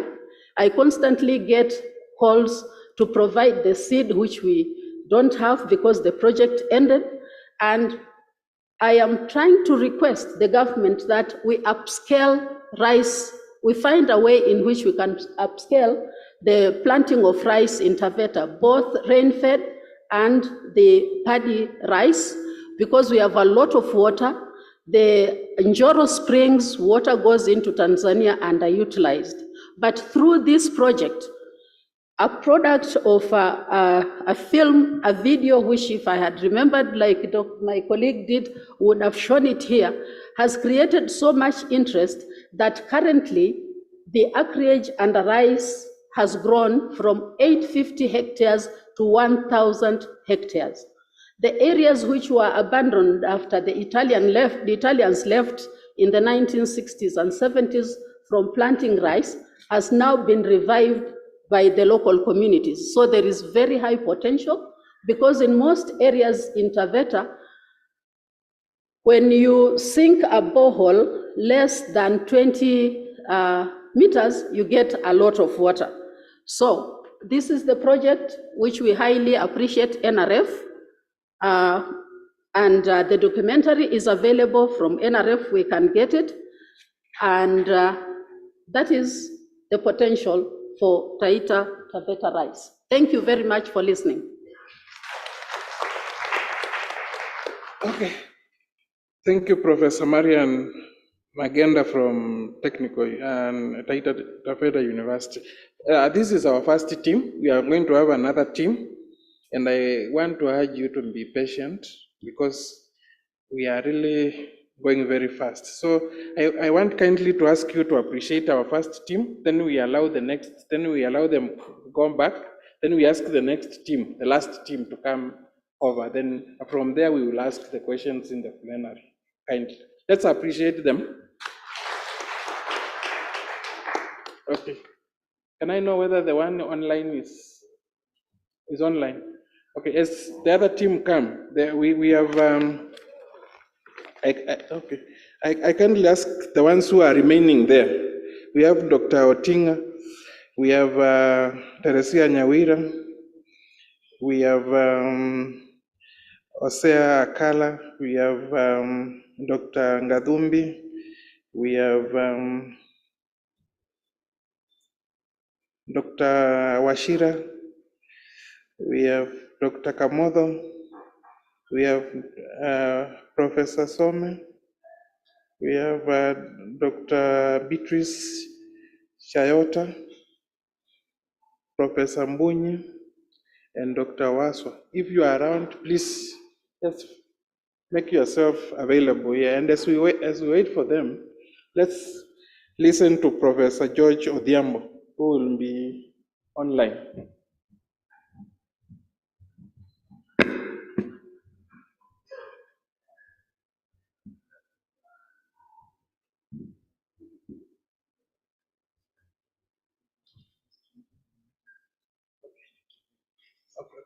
Yes, Professor Odhiambo, you can unmute and start your presentation.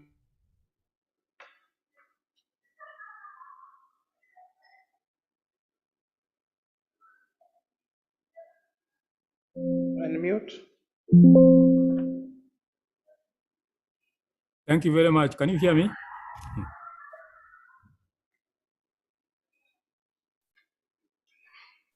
Can you hear me? Still muted.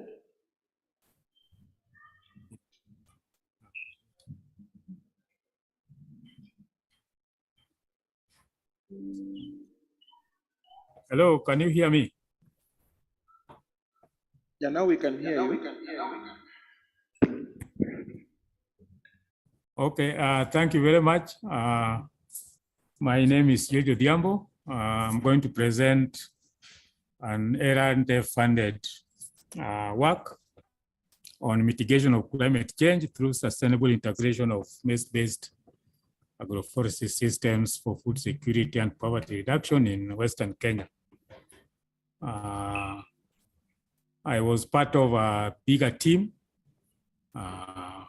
from Maseno University, Kaimosi, Seku, in Kitui, and we had Carlo, who was also our partners. Actually, both there was Kisi and there was also Carlo Kibos. This is part of the inception workshop we had in Kisi in 2018.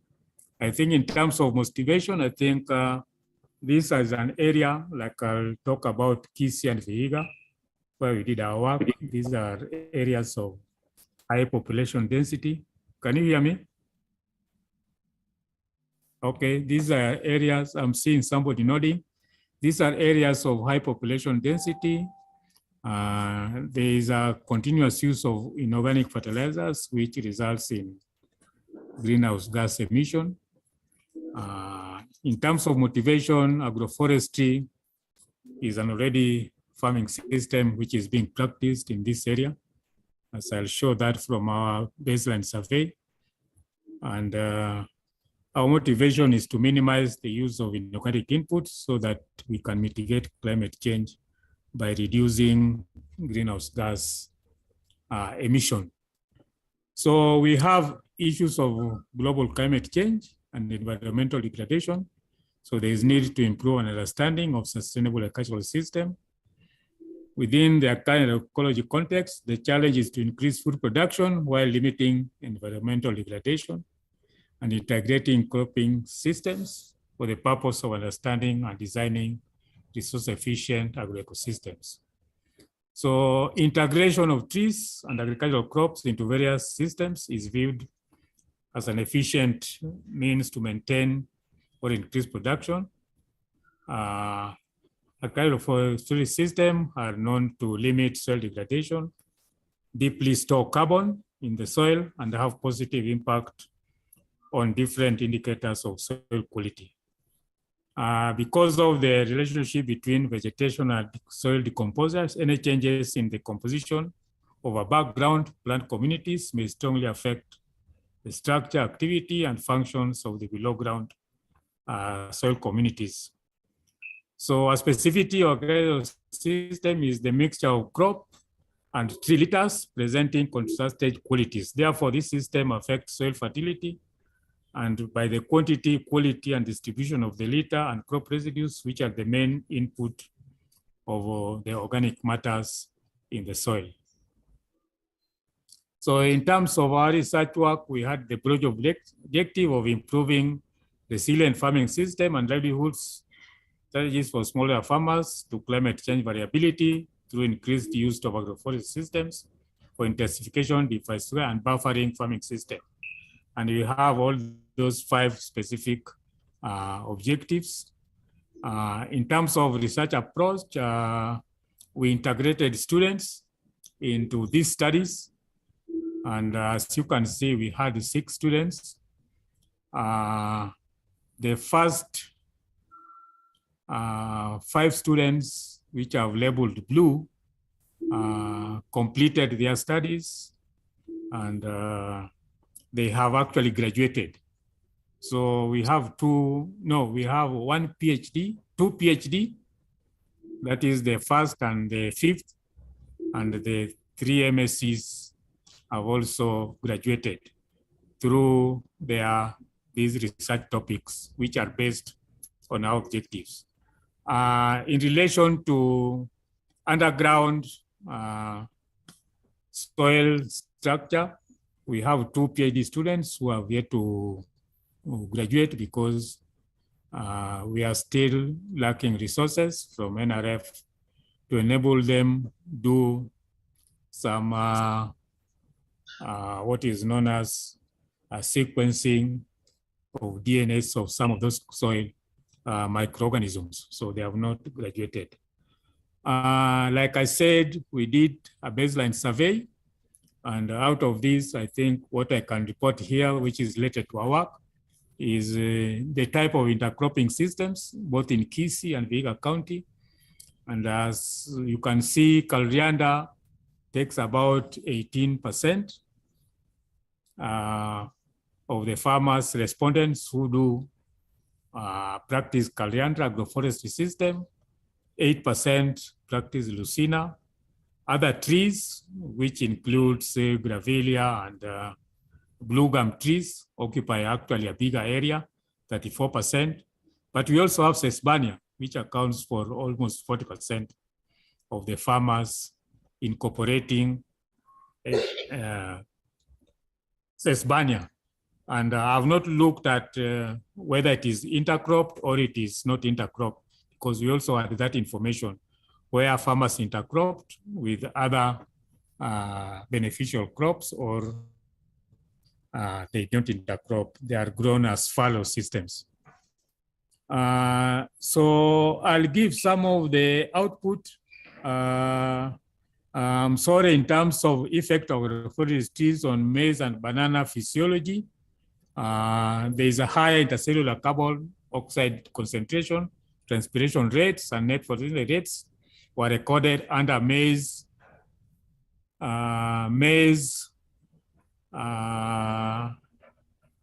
it is maize banana system and maize lucina for both maize and banana. There was increased interchlorophyll content recorded in maize banana system treatments.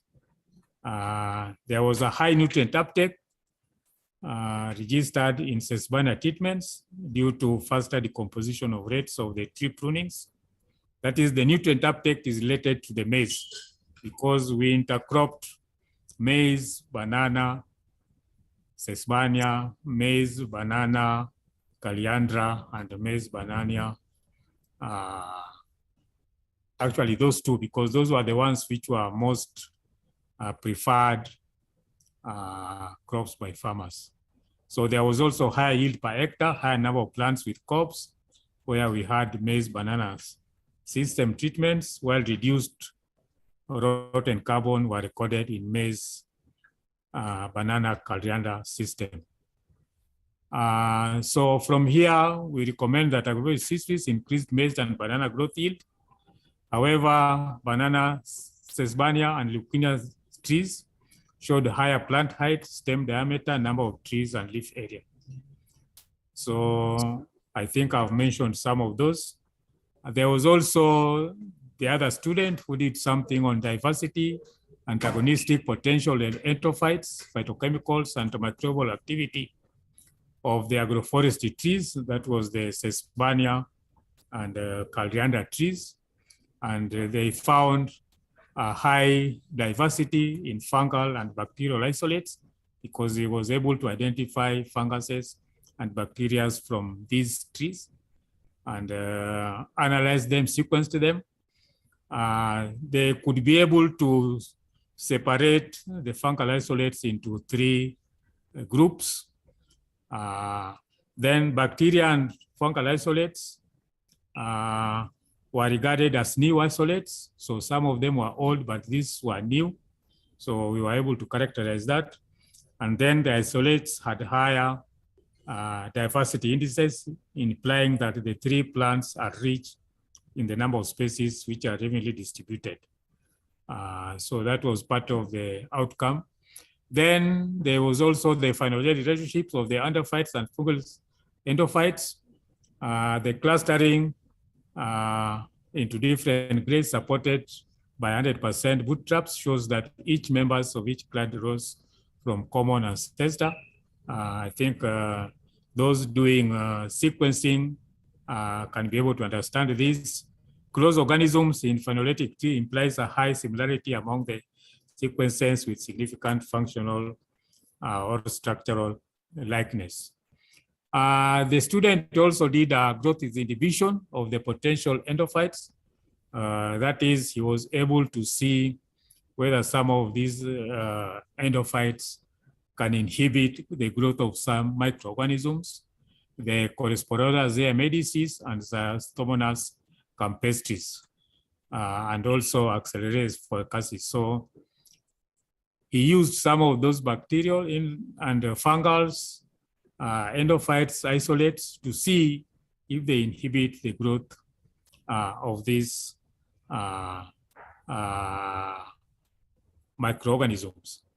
And he was able to do that and find that there was actually some relationship and some of them were actually inhibited. I'm not able to produce the exact name because there were several slides for that. Then we had the effect of intercropping maize and bananas on soil water dynamics and maize yield. Sorry, this is a small font. The cropping system had significant effect of soil moisture content trends in the upper 10 and 30 centimeter depths. Because remember, we are putting almost at least 3 crops in one area. So the demand related to what is available can be very high. But there were effects on soil moisture. So it shows that soil water content across the growing season due to high residue cover and shade on the surface, which might have increased infiltration so that there was less evapotranspiration because of the soil cover coming out of the litter from the agroforestry trees. Remember, these agroforestry trees were actually being pruned and the litter scattered. Some of them were falling naturally. Some of them we were pruning them at certain intervals of time. So maize and fertilizer system without agroforestry trees had the total water use in all seasons, and this is due to lack of above and ground cover competition, that there was use of water in maize fertilizer compared to intercropping with agroforestry system. The cropping system has significant effect on maize yield, with maize fertilizer getting the highest yields. Remember, there is actually some competition when you intercrop all this. There is also the issue of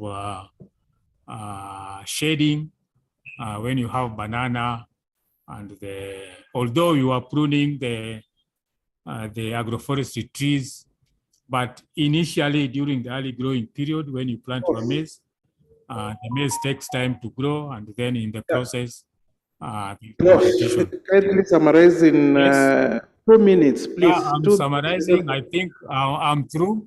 Maybe I just want to show you photos engaging farmers in site selection.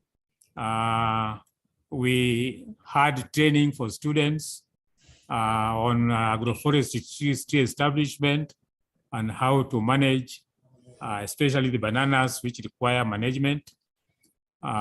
We distributed some of the bananas. Remember, these bananas, we got them from Calro in Thika.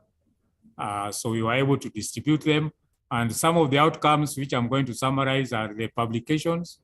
We had publications from students, and I think I've summarized them here, especially the PhD students. We already have 4 publications, but we are working on even the master students. I think we have drafts, which we are going to put up.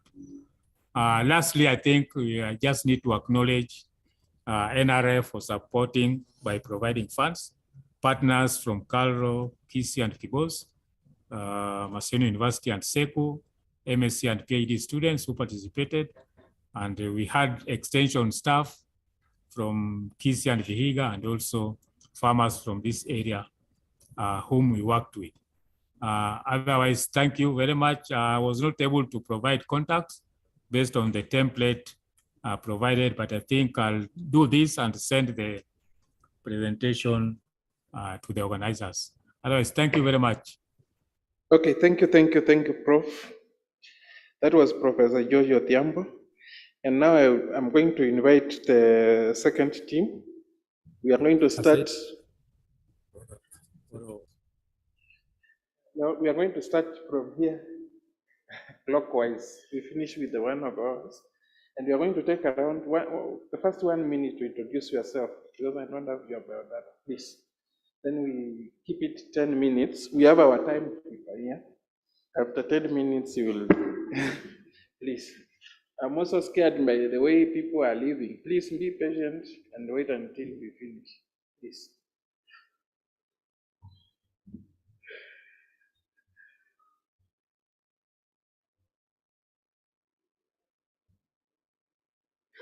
Can you see it?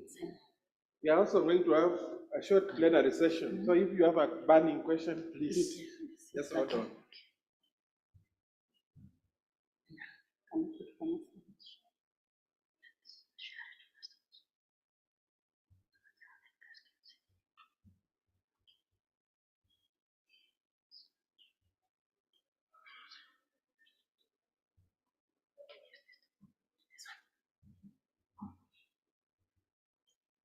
Okay, good afternoon. My name is Lydia Wasso from Egerton University, and I'm privileged to share the experiences with the NRF-funded education and training for sustainable agriculture and nutrition in East Africa project. This was a collaborative research project with partners from universities in Germany, in Uganda, Netherlands, and also Netherlands. So in terms of motivation or the background to the study, food insecurity and malnutrition remain serious challenges, particularly among low-income farming households in Africa. And therefore, nutrition-sensitive agriculture and diverse diets have been identified as approaches that can be used to improve both food security and nutrition. However, there is limited knowledge about the interlinkages between consumption and production strategies and the required preconditions and incentives for farmers to engage in diversified crop production. And therefore, an understanding of crop diversity and nutrition requires a food system approach that acknowledges these dependencies and the role of the entire value chain. And we are also, in our background, crop diversification through conservation. Agriculture can create benefits not only for soil fertility, but also for management of the natural resources and also to improve diets. However, the adoption of this crop diversification is limited due to several factors. For example, decreased crop yields as a result of increasing soil degradation due to inadequate farming practices. And then also farmers are constrained with regard to access to nutrient-dense crops because of the weak value chain coordination. And also the farmers are limited in terms of access to nutritious foods because of the low incomes they earn. Then another thing hindering this crop diversification is lack of information or the knowledge gap that exists on sustainable cropping practices and nutritious diets. So with this motivation in mind, the project aimed, or the goal of the project was to implement sustainable farming practices and improve diets of farmers in Kenya and Uganda by diversifying the food system using a participatory learning approach. And this was through the following objectives. Number one, identifying and promoting improved farming practices for healthier soils and production of more diverse and nutritious crops for both food security and income generation. Then secondly, improving access to value chain actors to inputs and services and their links, and also reducing food losses through improved handling, processing practices of these nutrient-dense crops. And then thirdly, enhancing consumer food culture, resulting in healthier diets and more equitable distribution of foods in the household. And then lastly, developing communication, education, and policy dialogue materials through the co-creation process to strengthen capacity in applying sustainable production practices and diets of the households in both Kenya and Uganda. And therefore, the objectives and activities of the project were geared towards the main research question, which was what food system innovations in farming practices, value chains, and nutrition behavior lead to more sustainable farming and improved diets in Kenya and Uganda. So the project was conducted in 2 countries, in Kenya and Uganda, as already mentioned, and specifically in Teso South Sub-County, in Busia County in Kenya, and Kapchorwa District in Uganda. These regions were purposely selected because they cover a wide range of different farming systems with limited agrobiodiversity, and also they had reported high rates of malnutrition as evidenced among women and children during the previous demographic and health surveys. So the approach that was used in this project was a participatory action research and targeting farming households with women and children aged below 8 years. And then the activities were put into 4 working packages, and one focused on looking at diversification of the farming practices. Work package number 2 looked at the value chains in terms of how to create an enabling environment for diversified food systems. And then work package number 3 focused on food culture and nutrition. The results that were obtained from these 3 work packages informed what was done in work package 4, together with the results from the baseline survey. And this package was on developing communication, education, and policy dialogue materials, which were later on fed back into the different activities within the different work packages and also disseminated to the wider community. So in terms of the first work package, what did we do? Here, demonstration plots were identified because the aim was to diversify the agricultural practices. So one of the things which was done was to identify demonstration plots, and through these plots, working closely with the farmers, the 3-strata forage system for an integral food and feed output was promoted.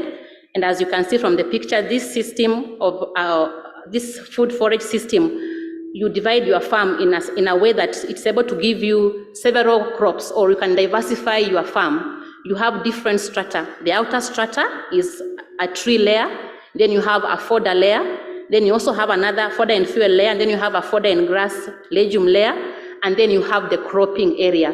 So in the cropping area, the farmers were encouraged to grow a variety of nutrient-dense crops, including beans, chickpea, groundnuts, and traditional vegetables. And also within the demonstration plots, the 3 sister cropping system was promoted, where 3 types of crops are grown with different characteristics to enhance soil cover. In the picture given there, we have maize, pumpkin, and climbing beans grown in the same plot. Then also within the cropping area, the crops were rotated during each season. And then after harvesting, the residue was returned into the farm to enhance soil fertility. And then under work package 1, working closely with the different value chain stakeholders, still under work package 1, the vertical garden system was promoted, and this was done together with the youths in secondary schools who were trained on how to establish the different innovations with regard to vertical vegetable gardens. And then these youths were used to disseminate this technology to their parents and guardians. And from the results of the study, the youths were effective in disseminating the vertical garden technologies and knowledge acquired in schools to their homesteads, because a significant number of parents or guardians were able to adopt this technology in their homes. Then within work package 2, which focused on the value chain, it included mapping the value chain actors for nutrient-dense crops in the region, and they were able to come together in a workshop and then identify the key problems they faced together, and then prioritize these problems, and then identify solutions to these problems together, and this resulted in value chain platforms for nutrient-dense crops being established. Then within work package 3, which focused on nutrition and the food culture, we had a baseline survey to determine the household characteristics, including the dietary practices, and then we conducted focus discussions to establish their perceived availability and utilization of nutrient-dense foods with a focus on vegetables, fruits, and legumes. Then we also wanted to understand the hindering and facilitating factors to increase consumption of these foods, and then understand the inter-household decision-making on how food should be processed, consumed, and even utilized. Then after the focus discussions, we had the trials of improved practices, which is a form of formative research, where program planners, you try out a current practice you want to promote on a smaller group before wider dissemination. And therefore, this was to identify the drivers and barriers for improved dietary diversification or practice around diets, and also on the use of sun-dried vegetables. Then from there, we conducted an inline survey to establish what worked at the household level. So during the tips, which is the main approach we used in this work package, the interviewer and the tips participant, you analyze the current practices, and then you discuss with the participant what could be improved. And together you reach an agreement on a few solutions to try out and test over a trial period. And then now you follow them up through counseling sessions to see what worked, what are the obstacles, motivations, etc. And then you follow up with workshops to determine or to try it out with the wider family to see, so that they also come and test and see what worked, etc. Then we also, in the tips, we also promoted the use of sun-dried vegetables, and we encouraged households to make the solar dryer, and then we tried out recipes made using sun-dried vegetables together with the participants. And the aim was to establish acceptability and feasibility of these recipes and practices before wider dissemination. And the results showed a willingness of the participants to adopt some of the improved practices that we had tested. Then the last work package focused on co-creation activity in workshop with stakeholders to develop communication, education, and policy messages. And this was based on the results from work package 1, 2, and 3. And from this, we were able to develop several communication materials, including the Happy Family board game and several practice notes, which have been distributed and tested in different forums. So in terms of the major outcomes and results, innovative cropping system and vertical gardens were developed and tested in the 2 countries. The potential of nutrient-dense crops was assessed in households and market systems. Gender-sensitive value chain platforms for nutrient-dense crops were established. New and improved recipes for nutrient-dense diets were developed and tested. Then nutrition education messages were developed from the tips process. Then communication, education, and training materials were developed. As already mentioned, one of them is the Happy Family board game and the practice notes. And then we also had a number of scientific publications and reports.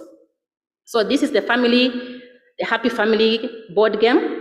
And here we use the co-creation with households to make this game. And the aim was to show interconnections in terms of decision-making between agriculture, nutrition, and the value chain in a rather playful way. And then it can be used as a starting point to discuss what can we do and to open up discussion so that we can discuss with the people what can we do as they learn along the game. It's more like a snakes and ladders game. You earn points, you lose points, but as you do the game, you learn. So that is one of our output. Then we also have the practice notes. We developed 7 practice notes from the different things that we did, and they are all available on the project website. We also have posters from the project, and we have peer-reviewed publications listed here, among others. And therefore, in conclusion, action research facilitated farmers' behavior change towards more sustainable farming practices, crop diversification, and improved diets. Then data from the participatory research activities was able to be used to close the knowledge gaps that existed from what we found out from the participants. Then communication, training, and educational materials were developed, and this fostered capacity building on diversified farming, value chain, enabling environments for diversified food system, and improved food and nutrition. And then policy dialogue with decision makers at multiple levels has contributed to enabling environment for farmers to engage in diversified farming practices and nutrition. And therefore, in this project, we recommend the need for dialogue with farmers, both male and female, because we need to address the gender issue on innovative farming practices. And this can be used as an early entry point for diversified agriculture production and improved diets. We also recommend the use of participatory approaches in the development of training materials, because this can be used to enhance also agricultural production and participation of farmers in the value chain. And also through participation, you are able to improve diets. So you can contact us using that address, but you can visit us on the project website at www.itsen.info for more information. And with that, I want to thank the funding and the organization and all those who supported us. And thank you very much. Okay, thank you, Dr. Lydia. Let's welcome our next presenter.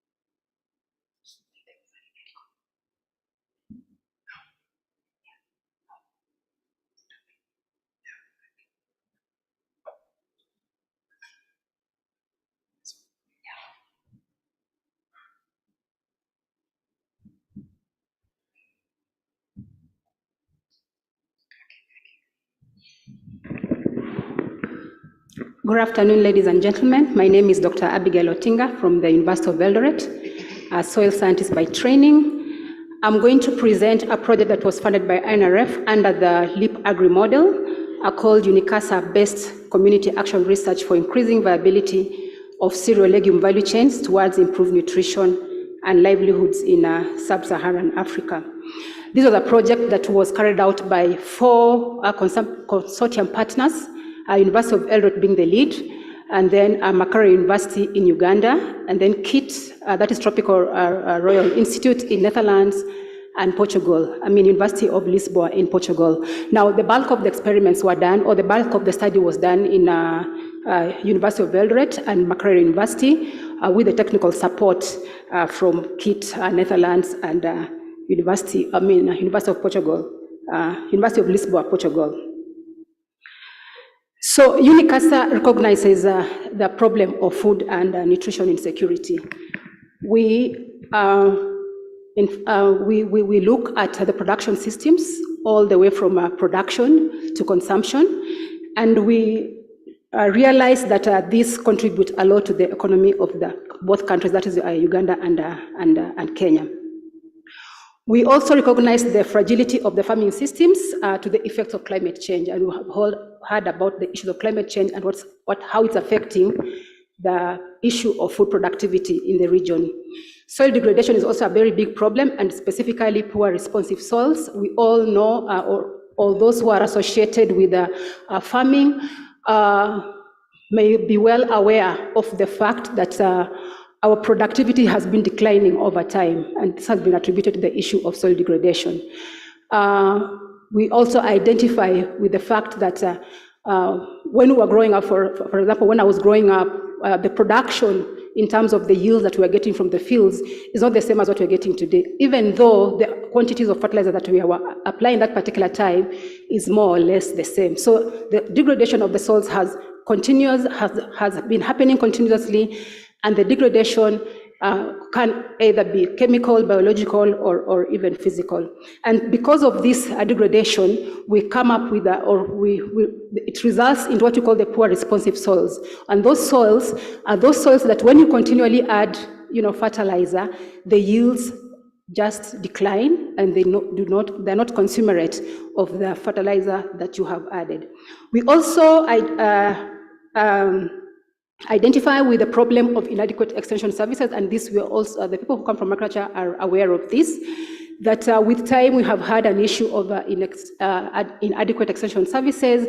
Our farmers are not getting enough extension services. It's very limited, the facilitation is not very good, and therefore that is what UNICASA really seeks to address. So really, our project is a very simple story. It's a story of following nutrients all the way from the soil to the plate.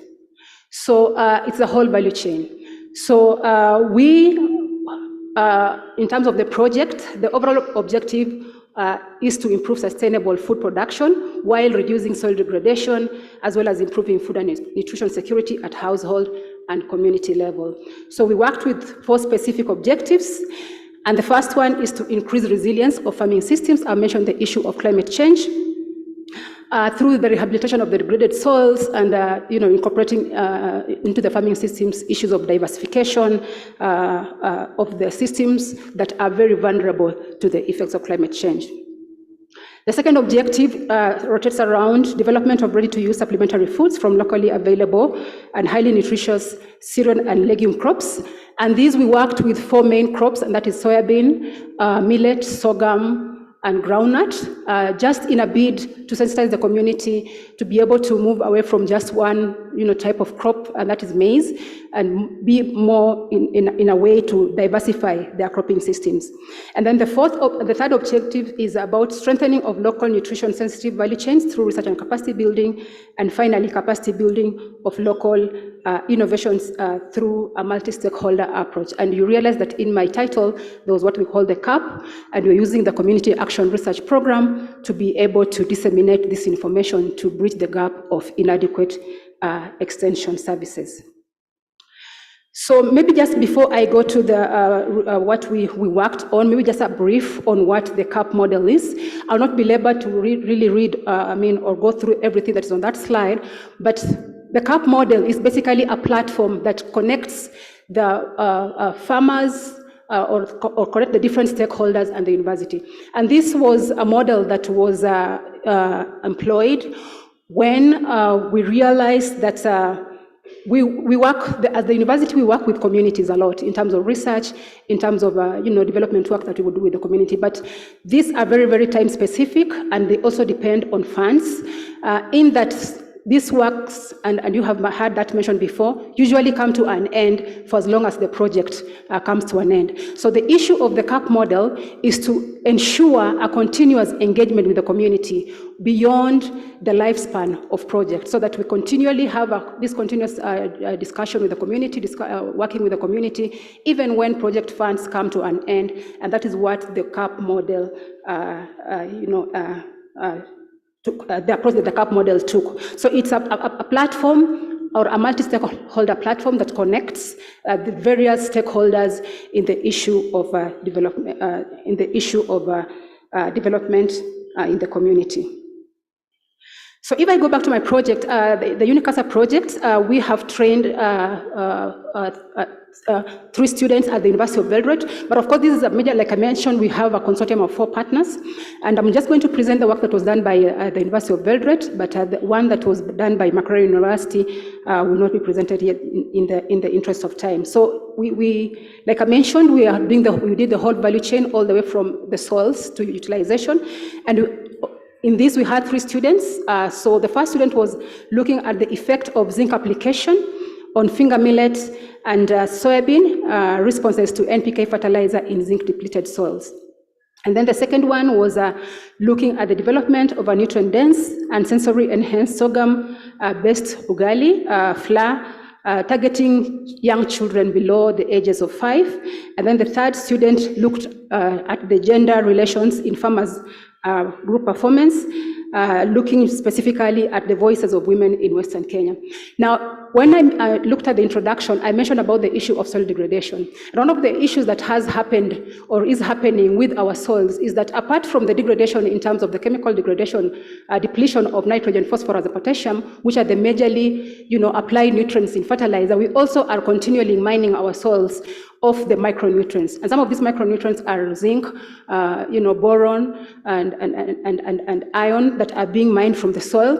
And even the Ministry of Agriculture, I think in 2014, documented that zinc is one of the most deficient micronutrient in the cropping systems. And therefore, our hypothesis is very simple, in that if our soils are deficient of zinc or other micronutrients for that matter, then it means that the crops that are grown thereupon will also be deficient in this particular micronutrient. And that is what we were able to identify.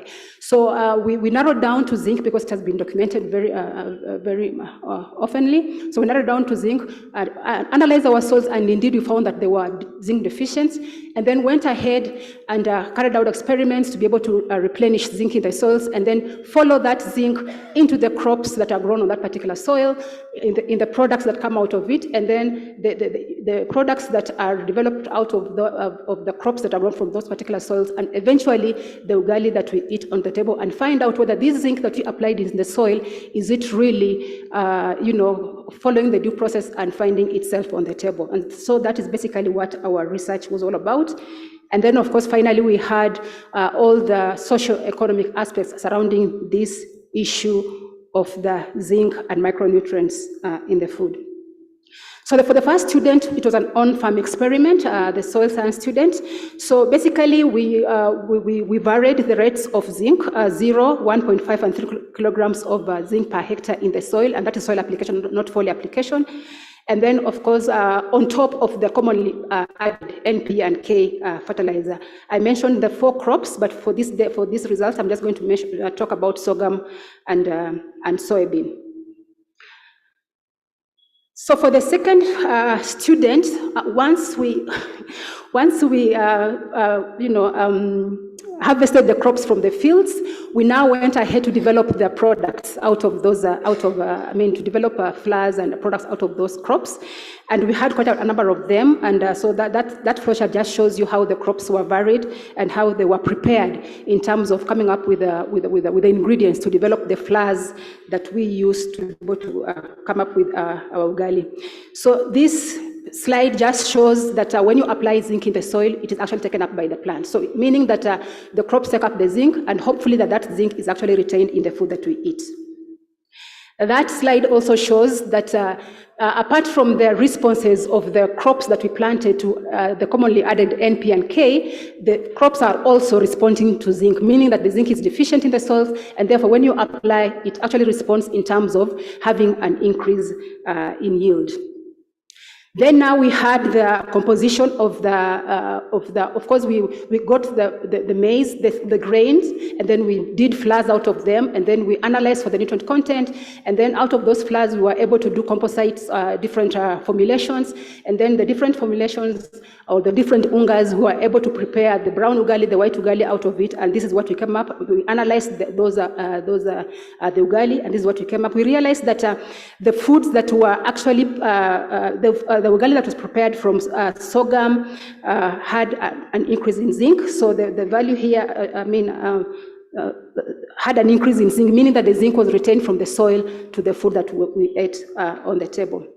This slide just shows that apart from the increase in zinc in the food that we prepared, we also tested the acceptability of these products with the community, and we realized that the product that has got zinc and fortified with other ingredients such as vegetables and that kind of thing, the community liked it in the same way as they liked the ugali. So it is, the ugali from the plain maize. So it means that it's something that actually can be accepted by the community in terms of adoption.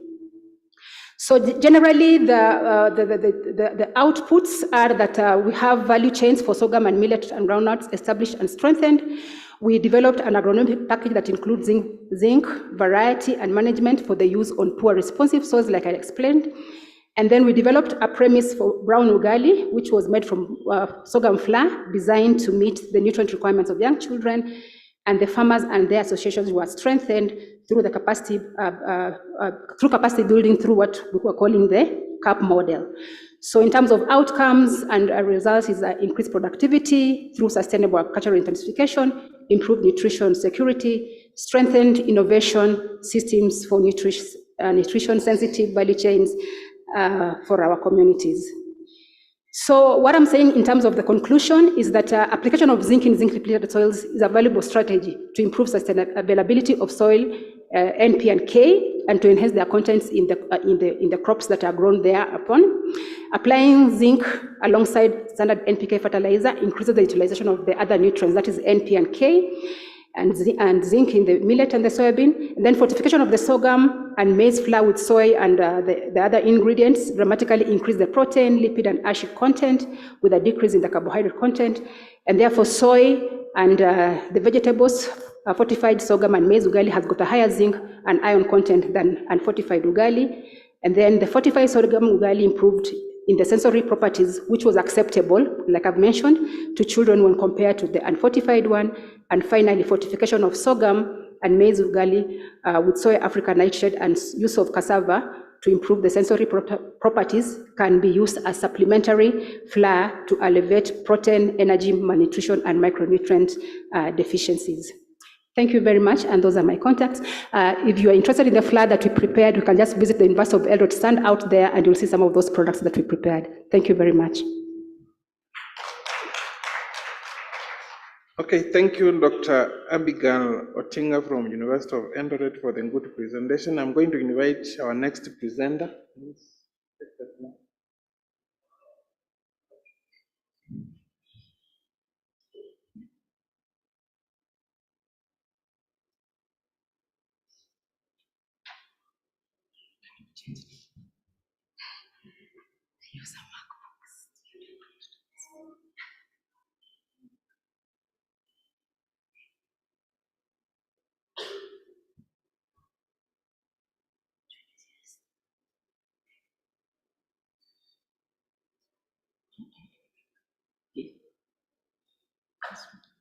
No?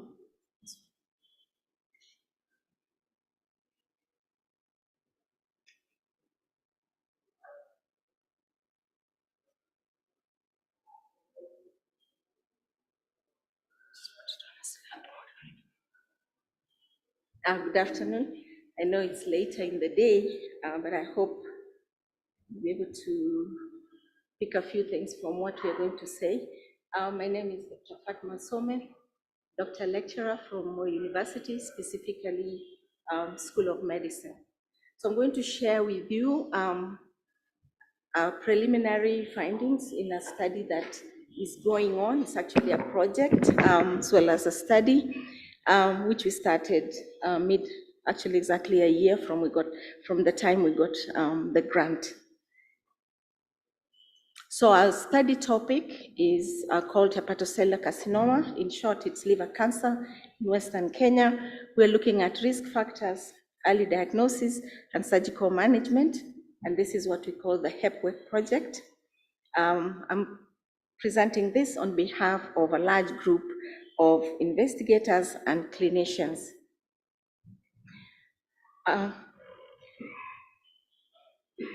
In background, hepatocellular carcinoma has a high morbidity and mortality. Globally, it's the 6th in cancer incidence and 3rd in cancer death.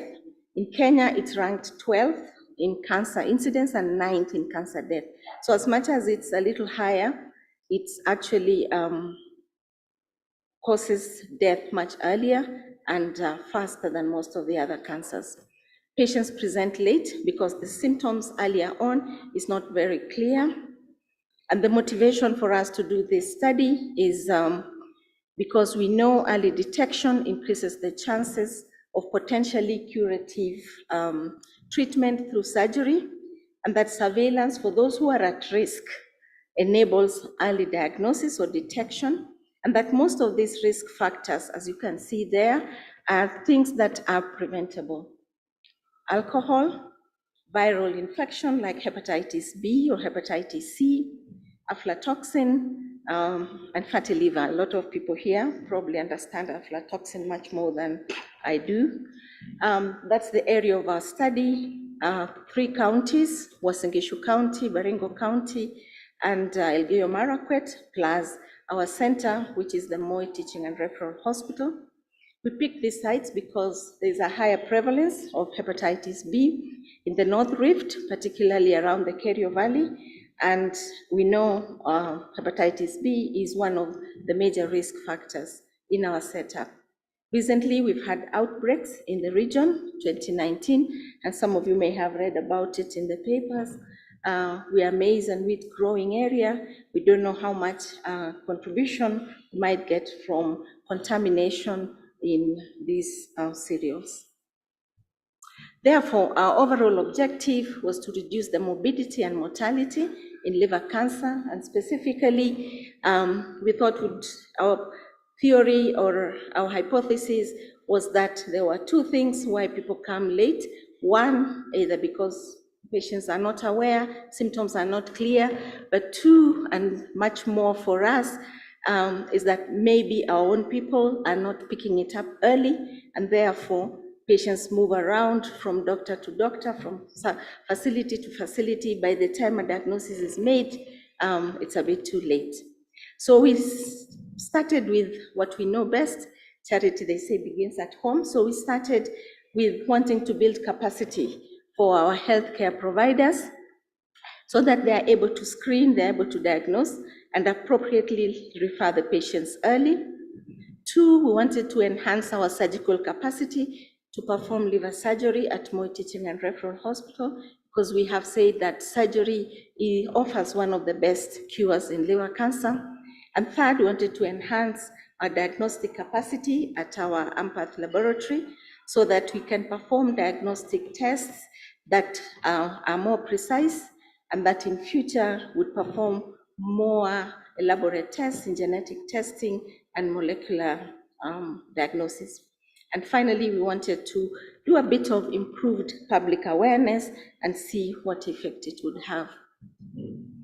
So in objective 1, building capacity, we selected healthcare workers who are the primary healthcare workers, those who come into first contact with patients, and all of you will know in these facilities, they are the clinical officers and they are the nurses in the lower level facilities. We did develop a training curriculum and a training manual, which we did with support from Ministry of Health, using guidelines in manual development from Ministry of Health. Then we carried out 2-day intense training.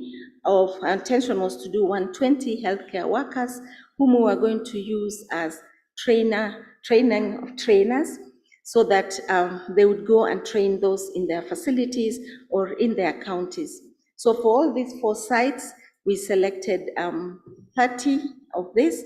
We let the counties do the selection based on the criteria where gender was being considered and where age was a factor also, depending on the intention or the intention that this was to go on in future, and our effort was towards younger clinicians. We are doing quarterly supervisory visits in these areas, particularly at the county hospitals. We're not able to go to each facility, and to enhance really what they learned and to see if we can have any change in their practice. We also selected a second group of healthcare providers who are the radiographers or ultrasonographers, the ones who do ultrasound. And for them, we actually designed a 5-day hands-on training. 2 of each of this category of healthcare providers were invited to Moi Teaching and Referral Hospital, our regional center, and went through this 5-day intense training with our radiologist. For the second objective, to enhance liver surgery, the main problem here were 2, the skills, and 3, instruments and equipment for the surgery. In this project with our partners, we organized for 1 month training in Peru for these surgeons. Peru was selected because Peru has a very high prevalence of hepatitis B and very high prevalence of hepatocellular carcinoma. So over the years, they have perfected their skills in surgery. And together with this, they have also innovatively come up with instruments or equipment that they can use, which are much, much cheaper than what is in the market. So our 2 surgeons went there and did pick some skills. In the course of this year, the Peru team are going to come over to our hospital and enhance the training that they did, plus extend it to the rest of the surgical team at the hospital. The project also provided surgical equipment and consumables which will be used for surgery, because we know this can be quite costly to our population in public hospitals. And in the project, we wanted to make sure that we had ideal situation to make sure that what we needed to do was possible to do in a timely manner.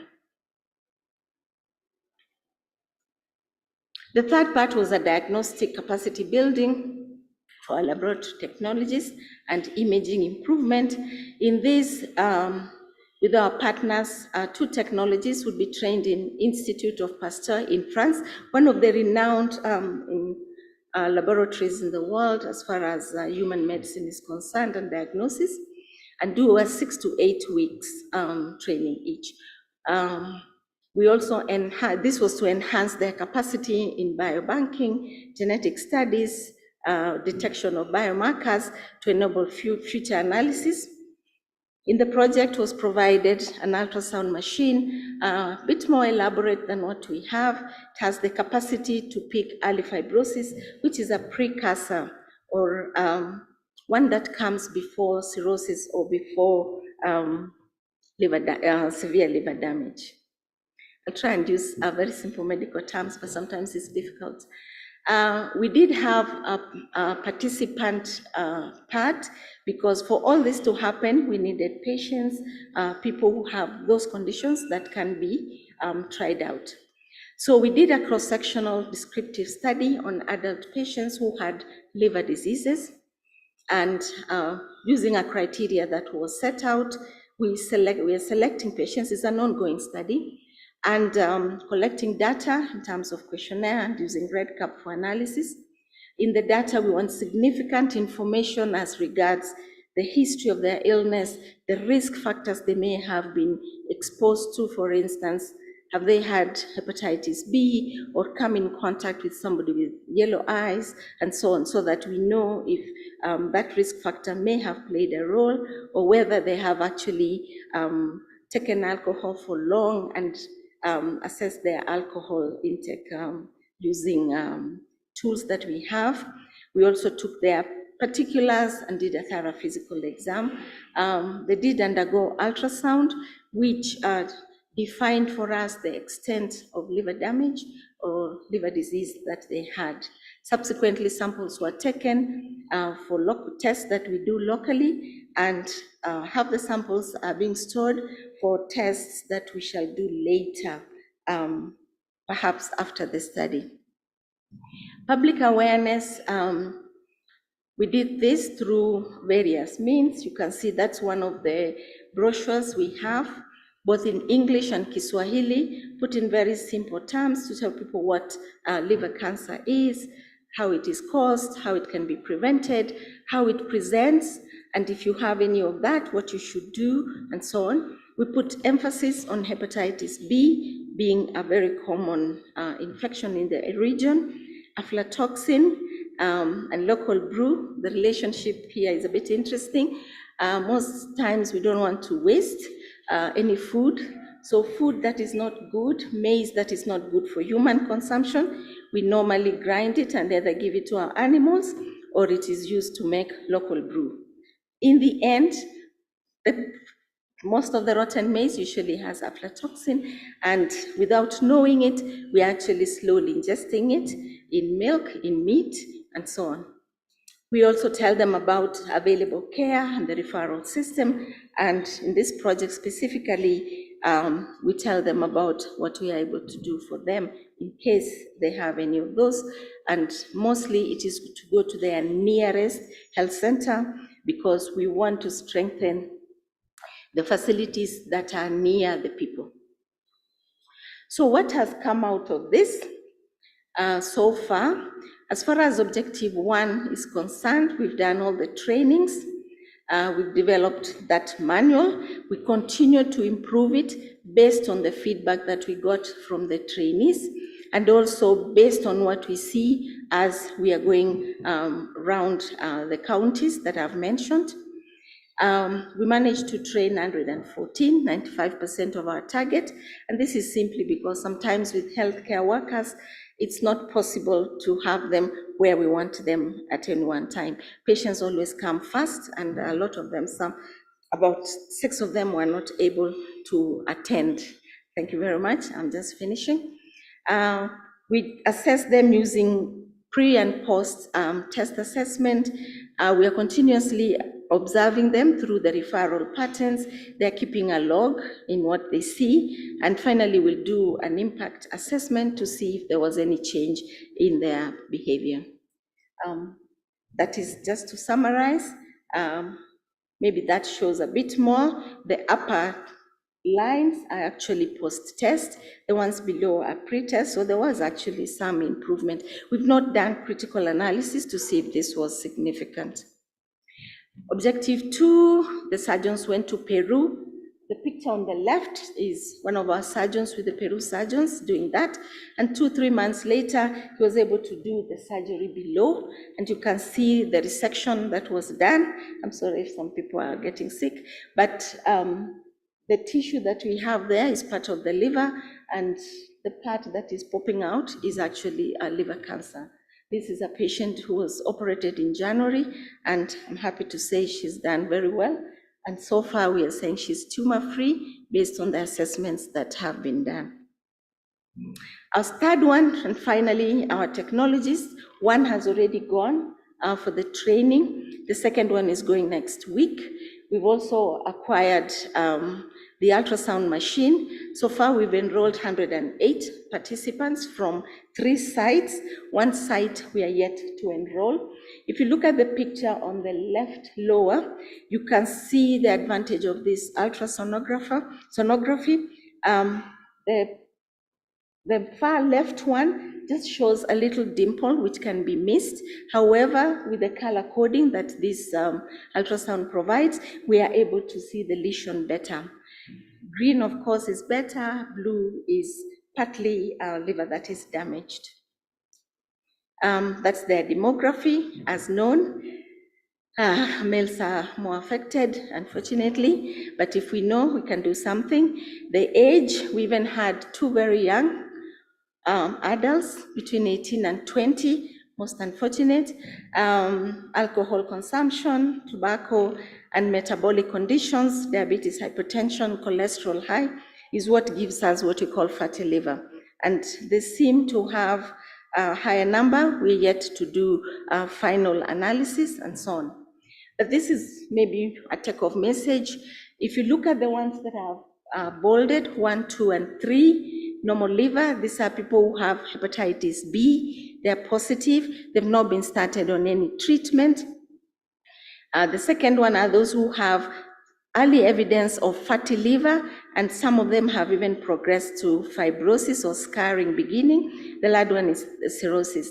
These 3 groups, those we can treat, we can support, but if we put them on surveillance, you follow them, do certain tests every 6 months or so.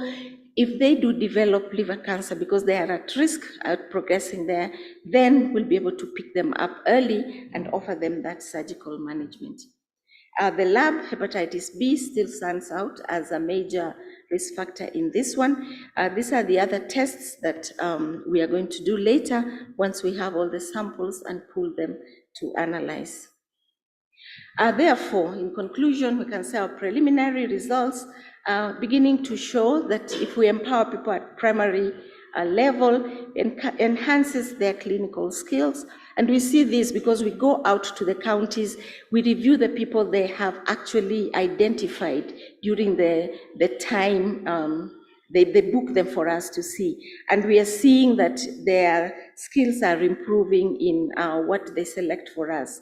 The main risk factor is hepatitis B, which we've said is preventable. And if you're not able to prevent it first time, it's actually treatable with antiretrovirals. We have concern for what we saw, what we call non-alcoholic fatty liver disease coming up. This wasn't a problem in our setup, but now it's coming up like the rest of the world, so it's something we are going to watch on. And that tumor excision is possible. We've already done 2 surgeries successfully so far. We have a few lined up.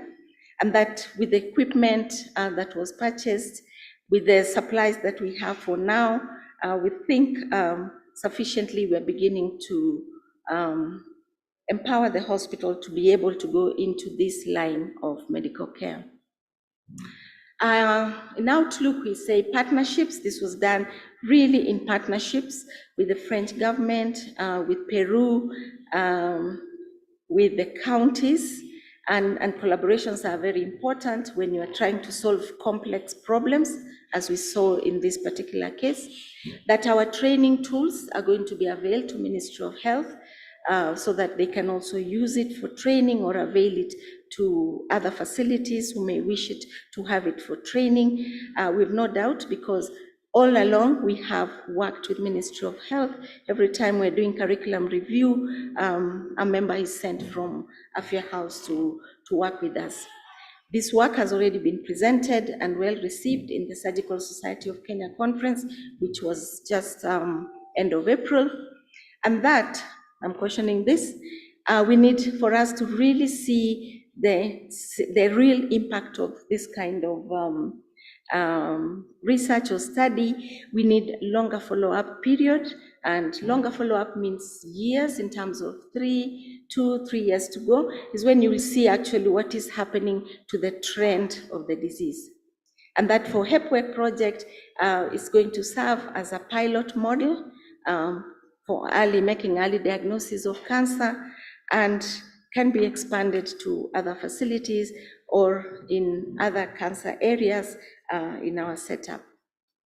Thank you very much. I said our HepWork team is a long one, and we appreciate all their work. Those are our supporters, the French government through FSPI for their financial support, the Peru government for the training, and Institute of Pasteur for the training of the technologists. We also appreciate our counties and our own employer and facility, MTRH and Moi University. Thank you very much.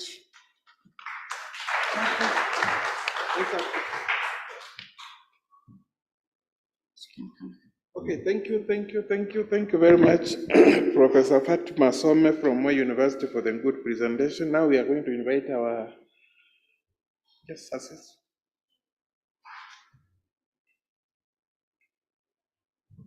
Hi.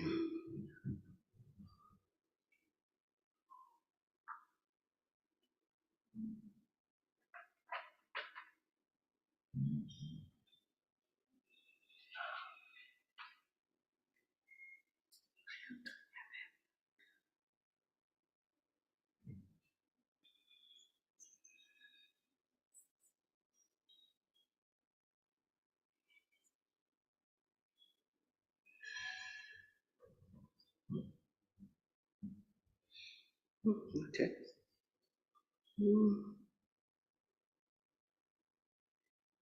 Can you put it on presentation mode? Can you move the cursor? My finger is sticky. Okay. So can you presentation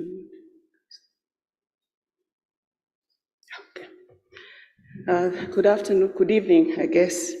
My name is Beatrice Hayota from the National Museums of Kenya, and I'm emphasizing the "ha" because it's not "y" as seen in the program. And also my topic wasn't included, but we are going to be looking at Ngong Hills. And I'm just wondering how many of us have been up Ngong Hills just to take a break from Nairobi and all the bustle and hustle. If you haven't, I highly recommend you try it. You'll come back refreshed with some fresh air.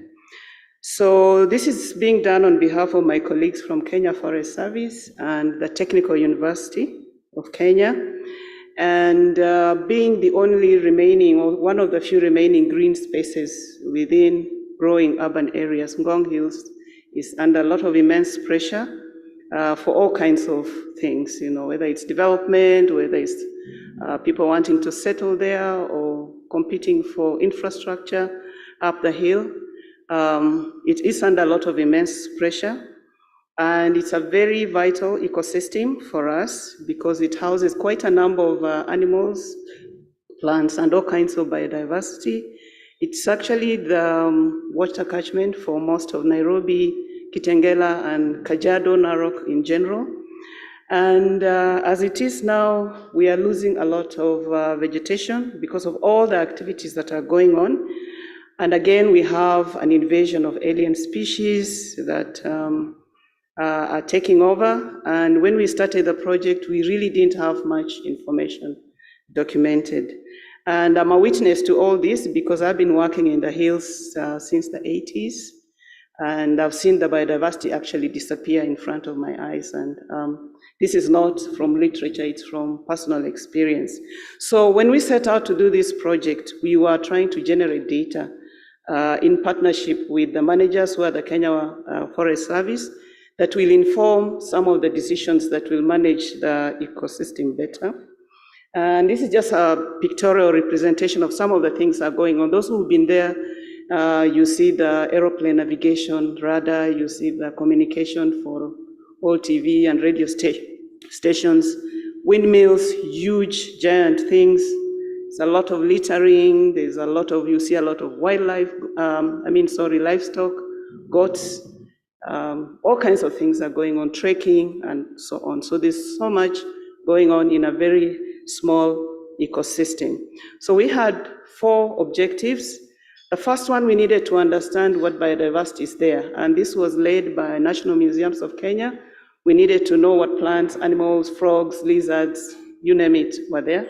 Secondly, the Kenya Forest Service wanted to know what opportunities are there for socioeconomic or livelihood opportunities. And then thirdly, Technical University looked at legislation. Ngong Hills has had a lot of conflict, community versus the manager versus the government. So they just wanted to understand what legal issues are going on within that ecosystem. And finally, again, under the National Museums of Kenya, They wanted to come up with a strategy of how do we communicate, educate, and raise public awareness. And this is actually under the Ramsar Convention on the wise use of biodiversity. So those were our 4 objectives. And for better understanding on what we did, I think I'll just go through each one. In terms of methodology, these are the standard field methodologies of literature, transects, and so on. So I really won't go into details, issues of questionnaires, focus groups with communities. And for birds, it was actually the actual counting or listening to the sounds, or using mist nets where you put a net and they fly in and you capture them and you record them. Mammals, mainly, again, it was observation, but then also you could look at the droppings. They can tell this belongs to a hyena or belongs to this animal. And for things, snakes and frogs, either they went around the possible habitats and just turned around a stone or bark or whatever where they are likely to occur, or they also did pits. So at night when they are walking around, they fall into these pits, and the following day they come and assess them. An additional thing we did was hotspot mapping. We wanted to know the highest concentrations of these species to inform management. If you are to protect, how do you zone this area so that you get maximum protection? In terms of socio-economic, again, same thing, literature, questionnaires, and so on. But they also did some benchmarking. They went to Karuras and such like ecosystems just to see how they can turn around the Ngong Hills ecosystem to match some of them. And they also did visitor informant interviews just to understand the experiences of some of the visitors. And legislation, again, they reviewed the existing legislation.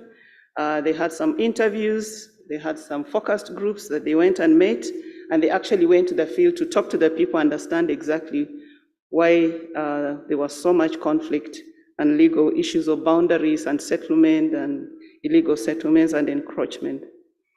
So the communication, education, and participatory awareness, this is mainly video, photography, using questionnaires. We even used a drone, and mainly that is the kind of approach that was used. So our results, we focused on 4 taxa because we couldn't do everything within the budget that we had. So we looked at plants, we looked at mammals, we looked at birds, and we looked at herpetofauna. This means just the amphibians and reptiles.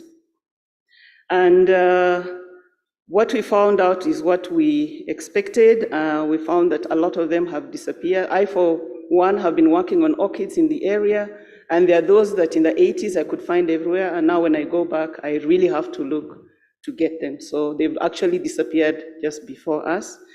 We also found that the forest quality has gone down. It's a lot of disturbance. It's in the transition now. You find the mature trees, the original trees have disappeared. And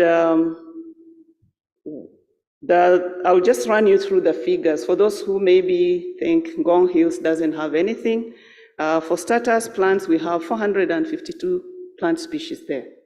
Secondly, we have CITES listed species, aloes, sandalwood, orchids, all endangered, protected by the CITES Convention. Mammals, we have 40 species, including colobus monkeys, Maasai giraffe, buffaloes. Unfortunately for buffaloes, with all the disturbances that have been happening, they've been retreating and retreating further and further to the south, causing more conflict and more issues with the communities there. Birds, we have 250 species. And just for mentioning, out of this, there are 2 which are classified as threatened and vulnerable. And also plants, we have 3 that are actually very threatened. I continue with biodiversity, things, snakes and frogs and all that. We have 25 species up there, but then we have a gecko, as well as a chameleon, which is only found in the Ngong Hills. So Ngong Hills forest disappears, those species disappear from the earth. And also we did ethnobotany. We needed to understand how the community is using the ecosystem, particularly for plants. And we found that this is a mixed group of people, and over 100 plants are used by the communities and people within that ecosystem. We did hotspots again. Now we understand where we should protect and where we should allow maybe for recreation. So there are things like inadequate infrastructure, which were taken care of, again, Kenya Forest. Maybe a new thing that I might introduce in terms of what we did is what we call the non-detriment findings. And this is a science tool that the CITES convention uses to determine what species are at risk, especially from international trade. You know, a lot of times you think people just go to the convention and say, list aloes in Appendix 1, list sandalwood, but now you have to provide a science base. So it's a technique that you use, and you go through certain parameters like population size, population trend, what are the control measures, what legal instruments do you have to protect it, what is the harvesting method, and so it's a whole list of parameters. And with that, you can now determine that really this plant is in danger and it should be listed or it should be removed from the list. We now have a fact sheet which just summarizes some of the information I've given. If you go to the forester in Ngong, you will have a quick fact sheet telling you Ngong Hills this, these are the animals, these are the plants, and so on. So that was one of our products. In terms of socioeconomic, what was done mainly was, other than the interviews and so on, they did a visitor feedback, and they looked at the age group, the gender, the usual things, nationality. Obviously, Kenya are the leading visitors there. We have Tanzania, we have a few other countries. They also looked at, I don't know why my whatever is not moving anymore. Okay, let me try and see. Okay, counties, Nairobi is leading. I'm sure people will go there to kupunguza stress. So Nairobi leads, as well as Kajiado County. When they ask people, how long do you stay? Most of them said about 5 hours or so. Visitation, things like that. Water attraction, mainly hiking, zip lining has come in, and their experience also was captured. But what is of importance is out of this data and out of this work, Kenya Forest Service now has a better disposal of solid waste. They have now come up with an ecotourism infrastructure. They want to know how to zone the area. They also have a design for visitors center, as well as improving the facilities. They also have Ngong Hills Forest master plan, all based on the data that we generated. Legislation, they are drafting a bill which will incorporate issues of unique ecosystems like Ngong. They are also looking into county-specific bylaws that will assist to manage, and they are also assisting to have associations that will collaborate to ensure that the area is well taken care of. We now have a communication strategy for the hills, which is ready. We identified communities and what they want to do. They've all been networked, as well as the youth.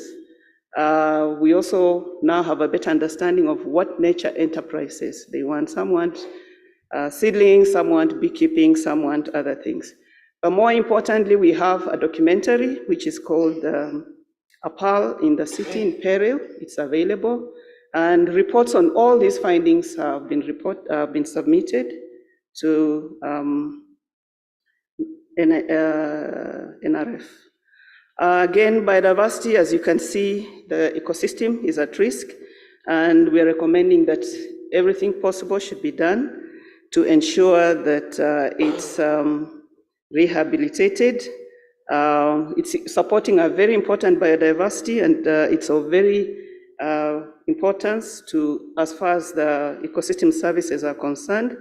And we are recommending rehabilitation using indigenous plants, as well as to balance the flora there. And then more importantly, also to control the invasion of invasive plants. Socioeconomic, now they have the information. As you can see, they've already used it to put in place some changes. They are recommending quite a number of things, including coming up with local guides and working with the communities, upscaling their livelihood, some of the products that they have come up with, but more importantly, is to try and control and guide all these infrastructural developments up in the Ngong Hills so that you can balance development as well as conservation. Legislation, obviously they identify a gap in implementation and a weakness, so they just recommended that this should be addressed, putting in place mechanisms that will ensure this is implemented. And they're saying because it's a unique, how many, I can't see please. I'm done. Okay, so I'm actually finished. And this is the last slide. They've come up with this communication strategy that if used, then it will be a collaborative approach. And they are calling for facilitation of these groups, community groups, to ensure that the enterprises they're proposing are actually brought to fruition. So these are my colleagues. Just want to appreciate KFS and Technical University, and of course, NRF for the support. Thank you.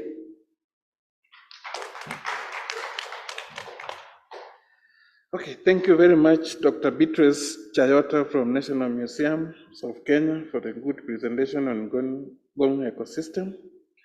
I'm going to invite now the next presenter.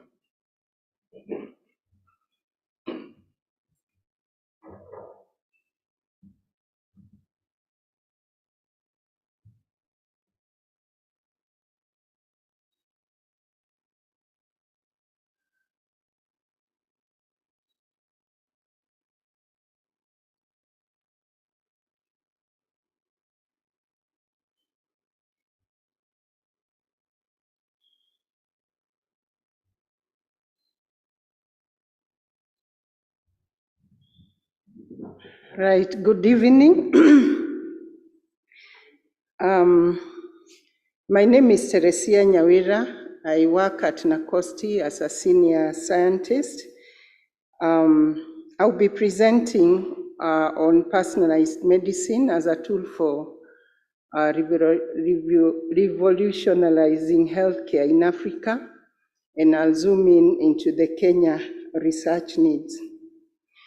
Now, as a way of introduction, when we go to hospital and we are diagnosed with a certain ailment, there are clinical protocols. There are guidelines that indicate how diseases are treated. If you have malaria, this is how malaria is treated. If you have TB or whatever ailment, there are clinical protocols that are available, designed for a particular disease, but not for a particular patient. These protocols apply to a whole range of patients. But over time, it's been realized that sometimes when we apply these clinical protocols, sometimes they are not effective. They are not effective, and it's been realized that patients' genetic constitution influences the effectiveness of responses. So the genetics of a person affect how you respond to whatever treatment. I'll give you a case, an example. There is a way HIV, for example, is treated. The first line of treatment is well known. There is a clinical protocol. But around 2016, it was realized that around a whole population of around 30% were not responding to the treatment. And an analysis was able to reveal that they are not able to metabolize the kind of drugs that they are given because of their genetics. And so that information informed revision of the first line of HIV treatment, meaning that genetics now is a key indicator of how effective a drug can be, and therefore this disqualifies the one drug fits it all. Now, personalized medicine, also known as precision medicine or individualized medicine, is an approach of healthcare It uses a patient's unique characteristics. It uses a genetic makeup. It uses environmental factors, lifestyle, biomarkers to tailor right therapeutic strategy to determine one predisposition of disease, to determine the diagnostic tools, to determine preventive strategies, and even treatment. Now, precision medicine, which I'll call PM, is a whole system of parameters. If it is to be implemented, it will have to look at the population, what is in the people's genetics, for example. It will have to look at the training. Are there clinicians, for example, or trained persons to handle that kind of an area? Of course, it raises ethical concerns. Do we have counselors who can handle issues of genetics?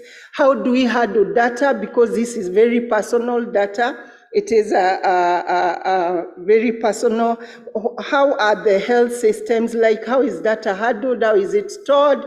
And all that. So it is a systematic kind of an approach in PM implementation. The legislation that supports that, the infrastructure, and because populations, they do not know much of boundaries, how do programs collaborate between counties or communities or countries? Now, there has, since the successful sequencing of the Human Genome Project in 2003, this is what revealed a lot of this information. And again, the reduction, costs of sequencing has been going down over time, and this has really informed a lot of activities, a lot of programs that deal with PM. For example, in the US, they started by having a Genomics and Personalized Medicine Act in 2006. And in 2015, President Obama brought about an initiative, what they call the PM Initiative, and gave it a seed funding just to make sure that they are able to benefit from knowledge and to benefit from information on their genetics for purposes of healthcare. They also have a lot of, understanding of the genes in their country. In Europe also a lot has been done, started with the use of omics technologies in development of PM as a report, and later came up with action points. And they have done a lot on how to handle big data. We well know that they already have a very strong Data Protection Act. And surprisingly, out of, and this is a 2017 reference, it indicates that out of the genomic-wide association studies that had been carried out, 86% of the participants were actually from Europe and only 16% from the rest of the population.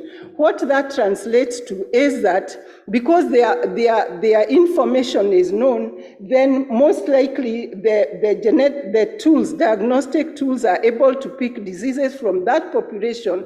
They also have more effective treatment because treatment is made being informed by the information that they have. And unfortunately, this information cannot be extrapolated for other populations. If you use it, most likely it is not going to be effective. It is not because the tools that have been used to make that, or the information used to make that, do not take care of, for example, African information. And in this slide, I'm kind of trying to show, this is 2019, about the genomic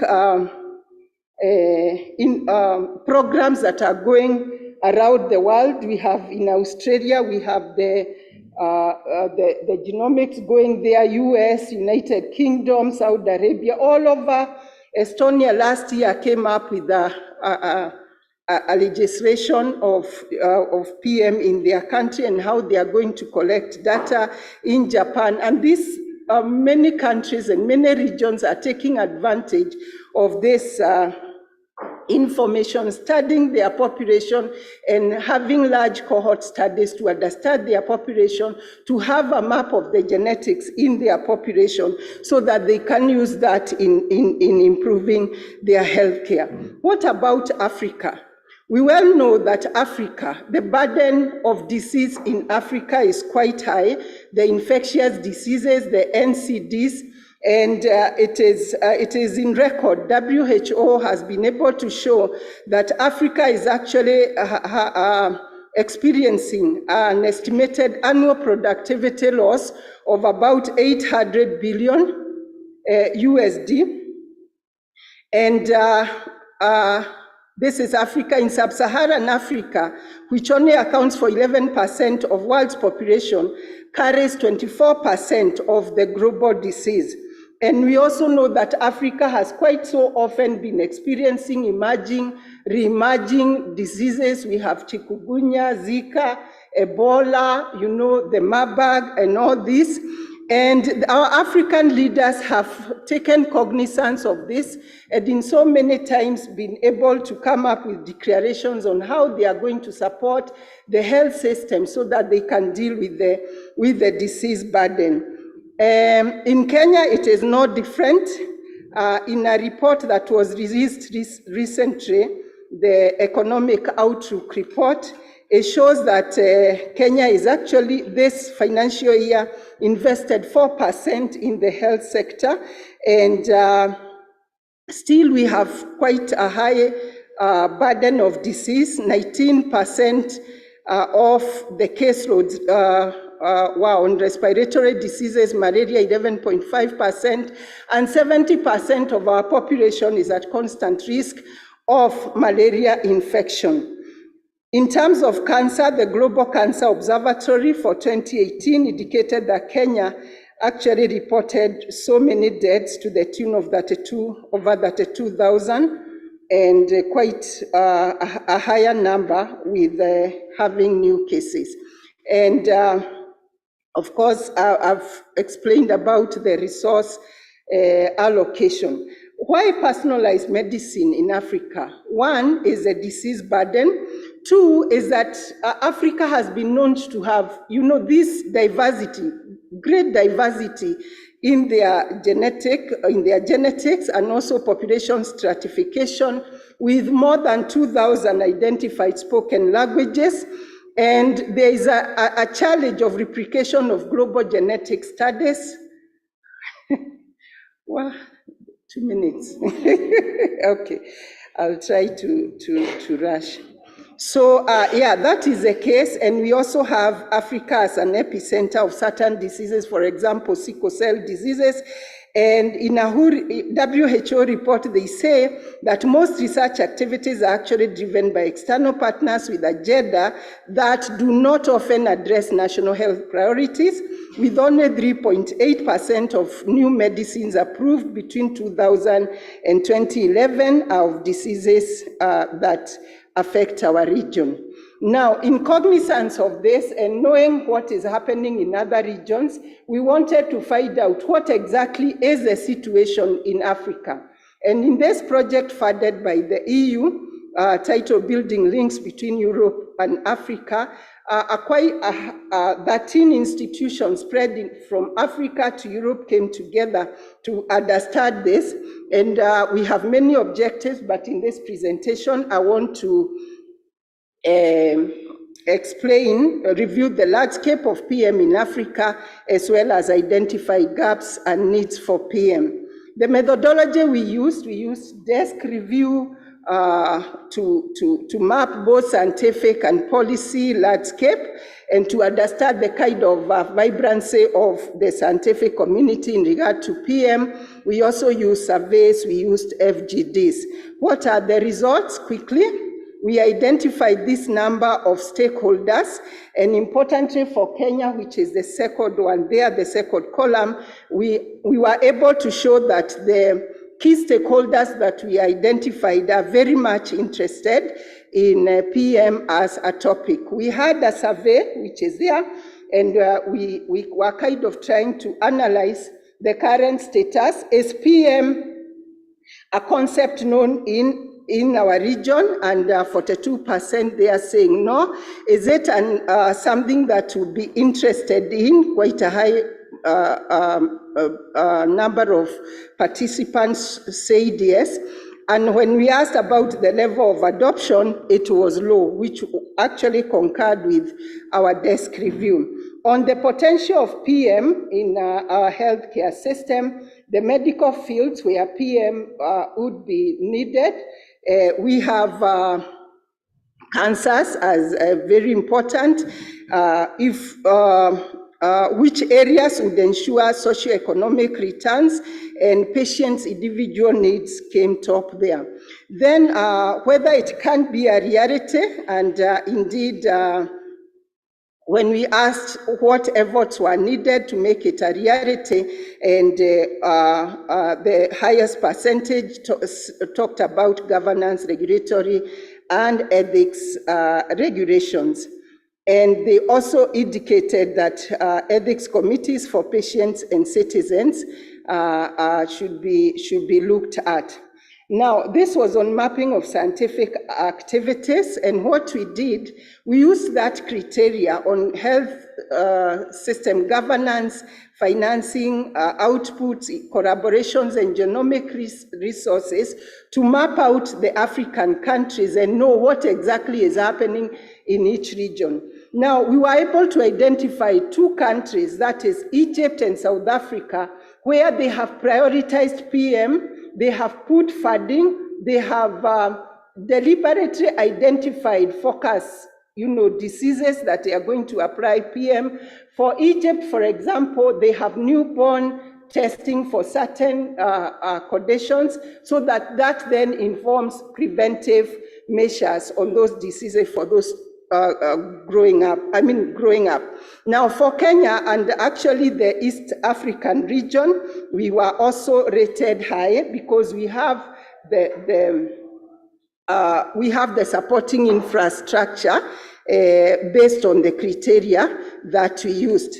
Now on scientific productivity, articles with first order from African countries, look at what is in South Africa and Egypt, over 1,000, but for Kenya, we had 205 over a span of 10 years. But when we narrow down to the East African region, Kenya becomes a leader. The same with the publications, annual trades of total number of publications per year. That is the trade looking at the graph or to the left, South Africa and Egypt on top, but the other countries are down here. But when we come to East Africa, again, Kenya becomes a leader. On articles, institutions ranked with number of articles, we have Aga Khan University for medical centers, and we have KEMRI, again coming below South Africa institutions and Egypt. This one is on East Africa, zooming to East Africa. When it comes to universities, University of Nairobi ranks 4, medical centers, Kenyatta National Hospital with 4 publications, but KEMRI at the top there with 54. We were not able to identify any Kenyan who is amongst the top 40 top publishers in PM, but we had Ugandan Moses Joroba there who made it to the top 10. The areas that Kenyans are concentrating on mostly is on prevention, and Kenya has published 21 articles on that in that span of time. Now, allow me to mention about policy mapping, because I think this is very important, that we realize that we have a lot of policy support in PM as a continent, and also With efforts from NEPAD, they have published quite a number of frameworks. Number 3, they are a framework for implementation of genomic medicine for public health. Number 5 is still in draft, but in almost the final stages of adoption. It is an AU document that has identified precision medicine as a priority area for long-term public health action, and it has already received stakeholder input, and now it's at the higher level of approval. Governance, Kenya has been rated very high. Relevant R&D organization, we have that. Long-term development, the Vision 2030, key STI policy and policy instruments are there. We have STI Act, STI Policy, Health Act, and the whole range of frameworks. We have key STI structures and organizations, and we have key flagship STI initiatives. One thing about PM is that it is able to spur a lot of innovations, and therefore innovation and incubation hubs, industrial parks, centers of excellence come in handy. On funding, this is from the East Africa Health Commission, and quite a bulk of funding coming from external sources, with 14.5% of the funding going to health research raised domestically, and 85.5% generated from external sources. And that speaks to the fact that there really needs to be a lot of support. Now, a lot of genomic research that has been done in this country, the 205 publications from Kenya have actually, majority of them have come from 2 consortia.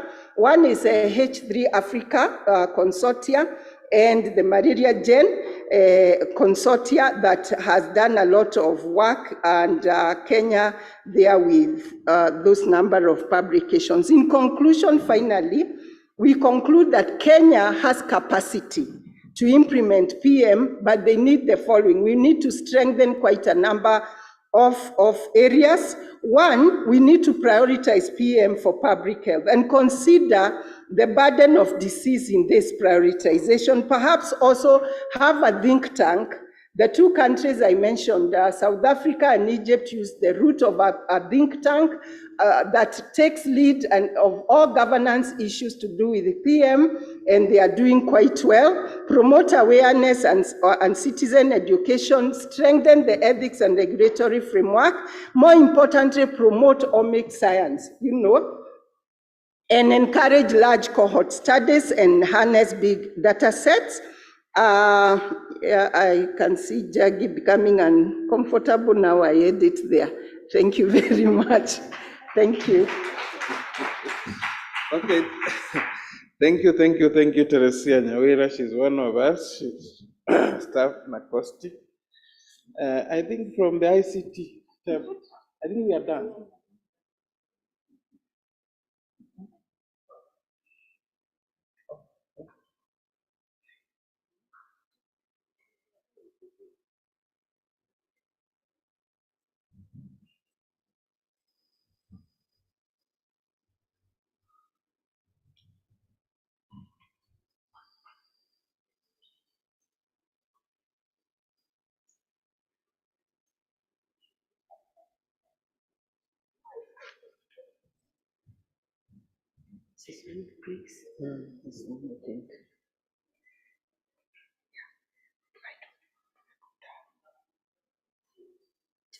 Just this.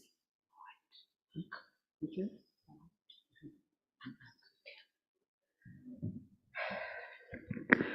Good evening, everyone. I want to start by thanking you all who are still in this hall at this hour. It is a lot of patience that you have demonstrated, so thank you very much. My name is Professor Grace Bunyi. I work at Kenyatta University. I have chosen to speak last because my project, our project, is an extreme outlier of the projects and the presentations that have been made this afternoon or are being made, and probably in the whole conference, because our project is in education, and despite many protestations to NRF, I was strongly encouraged to make a presentation, and a presentation I will make. However, everything considered, I'm going to make it short for everyone. So thank you. So our project is an assessment of the production of education research and its utilization for policy formulation and program implementation in Kenya.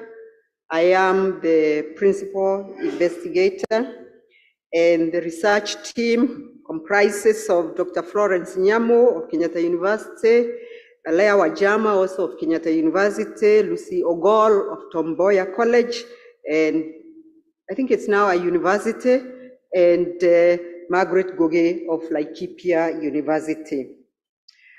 By way of background, we note that there is general agreement that education is key to national development and wealth creation. We also note that government virtually everywhere put education high on their development agenda, and sound policies and practices are essential to the effectiveness of development programs. And it is generally agreed that research-generated knowledge is essential for effective policy formulation and practice. In Kenya, Kenya Vision 2030, the government has embraced research as key to sound policy development and program implementation in all sectors of life, including education. The vision stipulates that, and I quote, Kenya intends to become a knowledge-led economy wherein the creation, adaptation, and use of knowledge will be among the most critical factors for rapid economic development. And therefore, all government policy documents, including those of the Ministry of Education, put emphasis on the role of research in their achievement of intended goals. Given the high expectations placed on both education and research, the production and utilization of education research therefore becomes an important area of study. However, this remains a much under-researched area in Kenya, and this is a gap that the current study sought to address. The study was guided by two main objectives: to explore the status of production of research in education in Kenya, and secondly, explore the status of utilization of education research in Kenya. This presentation will look at the first of the two objectives. Expected outputs of this first objective were a database of education research in Kenya, an annotated bibliography of what we thought would call credible research in education studies in Kenya, and a report on the status of research in education in Kenya. So, the Kenya Education Research Database, CARD, has been developed, has been set up. CARD is the Kenya Education Research Database, which is an open access, updatable database of basic education research in Kenya, hosted by the Kenyatta University Library at card.ku.ac.ke. And the database contains education research in Kenya publications for the years 2005 to 2020 that are available on the internet. We are talking of basic education. Basic education in Kenya is now under the CBC curriculum, pre-primary, primary, and secondary. The database contains abstracts of the publications, and a link to the full text is given. And the articles are organized by level of education, referred to as communities in the database, pre-primary, primary, and secondary.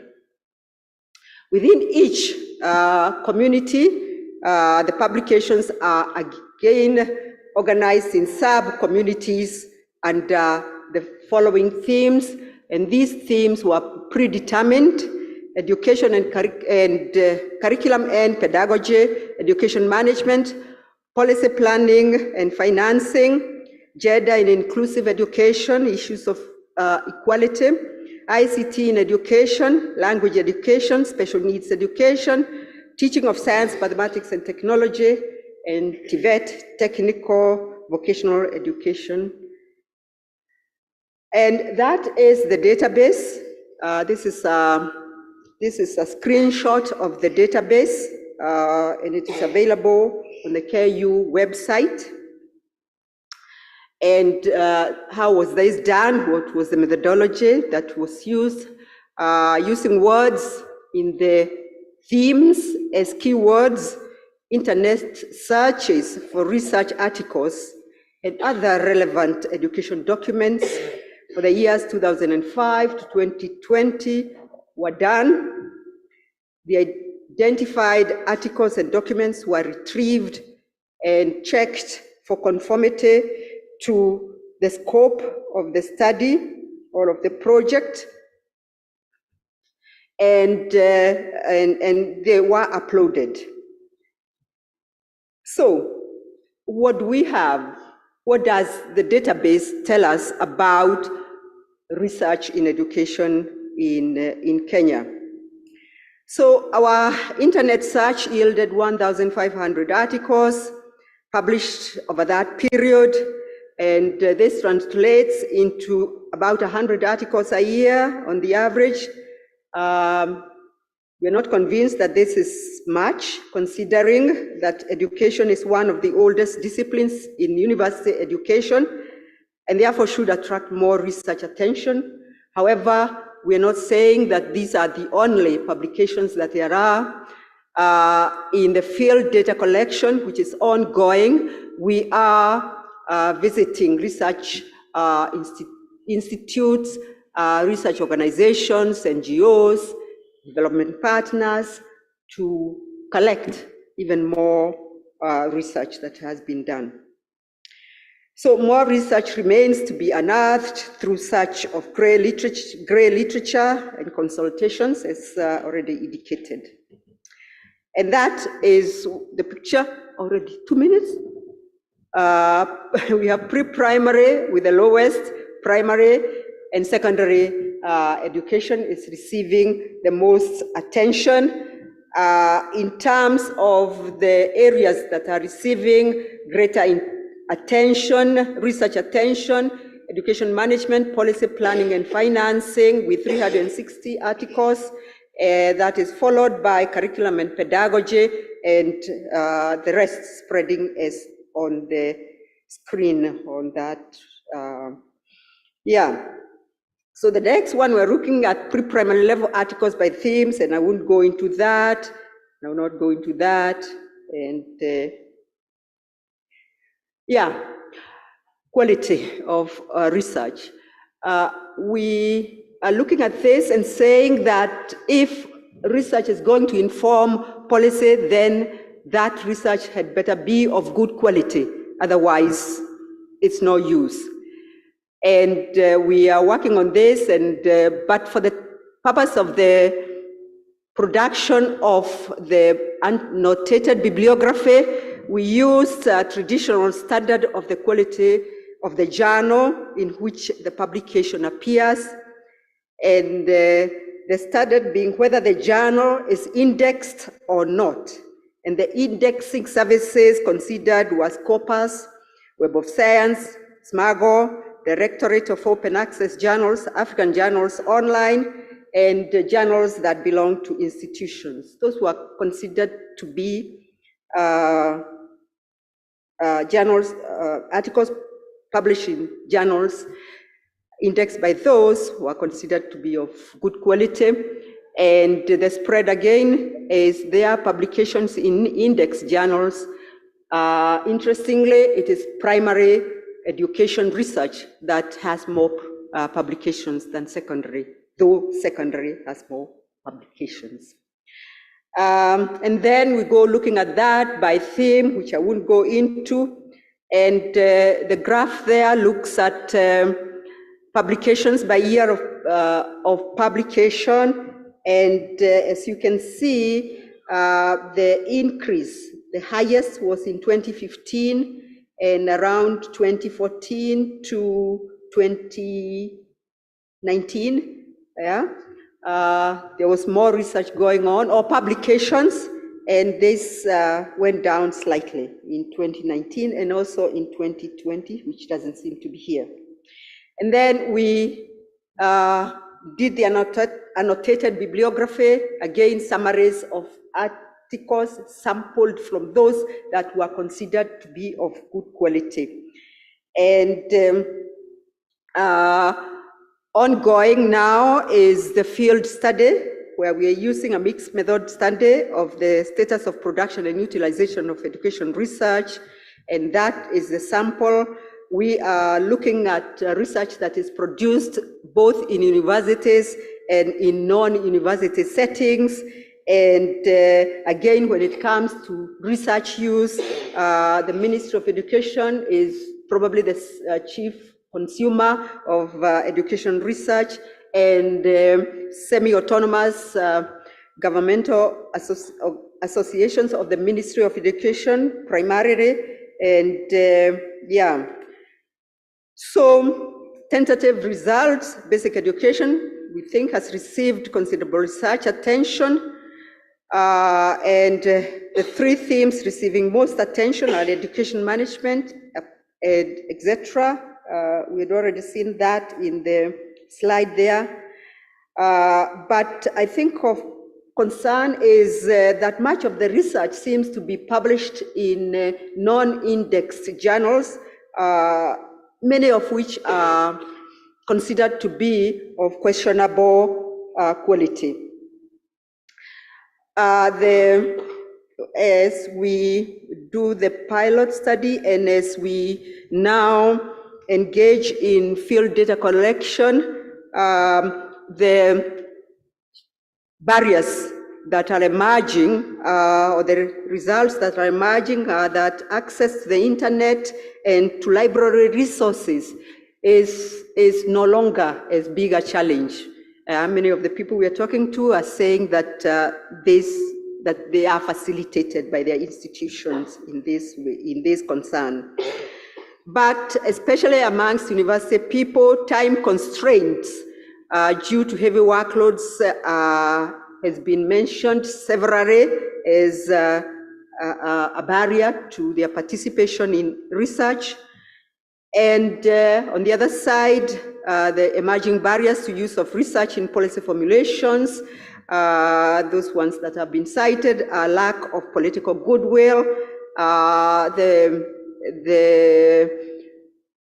implication that, or the feeling, the thinking, the opinions that education policy is to a great extent driven by politics rather than by research, and that there is a communication gap between the researchers and the policymakers. And we don't have conclusions because this is work in progress, and therefore it's too early to make conclusions. And I thank you very much. Those are our contacts. Thank you. Okay, thank you, Professor Grace Bunyi, for the good presentation on research, education research. So before we appreciate them, I would kindly request that I think you were advised in the morning that you'll channel your questions to dg@nacostin.go.ke or ceo@researchfund.go.ke, and all your questions will be answered.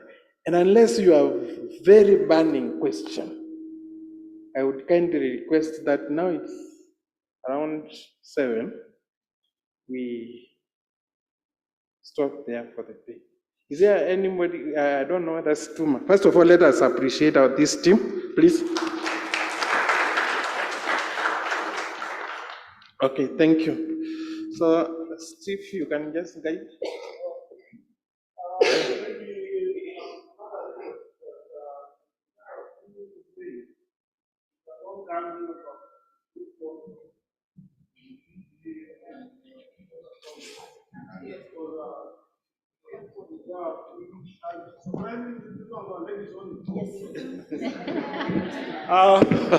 I'm saying the first team that presented here, please come up so that we have a group photo with you. The DG, CEO, NRF. I'm surprised the last group were an all-ladies team, Team Yanguvu. After that, I'll maybe request the DG to say 1 or 2 things after that. But my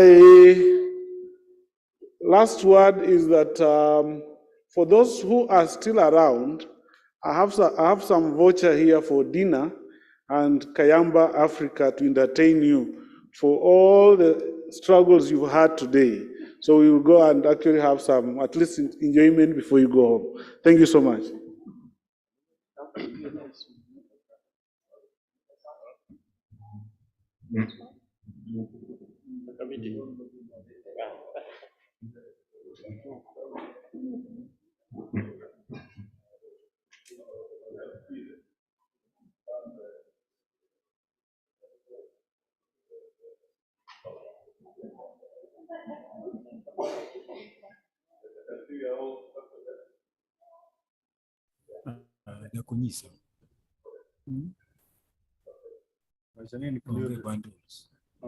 Include those online for the group photo as well. So we can include the own.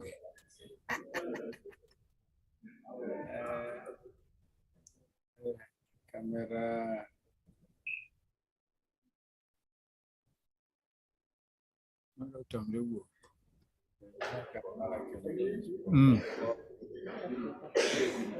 Yeah, I'll just very quickly request my senior, Professor Some, to make some remarks. Professor Some is one of the 6 high-level panel members on science, technology, and innovation. Just the great veterans who have done so much for science, technology, and education in general in this country. So just make some remarks. Good evening. I really want to say pongesi for the people in the room. 7 o'clock, I've never seen a conference go to 7. So congratulate yourself for this, and we see you tomorrow. Tomorrow I'll be part of the moderation, so we'll be able to talk some more. DG. Thank you. Yes, thank you very much. I've never seen such a group. People swallowing academic work up to 7 p.m. and you had the chance to stop the presenters. This is unique, and I think you need to give yourself a clap. I also want to thank my very able chair of the session and also director of the NACOSTI board, Dr. Kivenge. I think let's give him a clap. And finally, I wouldn't add much, but this is indeed very exciting. I hope on the final day, Stuma will mention that the presenters have one chance of upscaling their presentations, their papers, so that we can publish them as a document, a proper document of proceedings of this conference. I think there's a lot of content here. The last presentation, if you allow me just 1 minute, I saw a lot of data there, very superb data. We are just trying to encourage Kenyan scientists, innovators and inventors to really check your impact on the global statistics. How do those findings or publications contribute to Kenya's Global Innovation Index? How does it contribute to World Competitiveness Index? How does it contribute to SDG Index? How does it contribute to ICT Index? There are about 7 indices.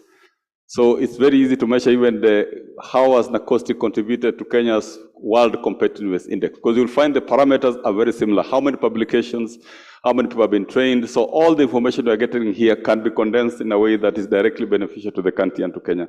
Otherwise, I think mine is just to thank you for the passion that has been demonstrated.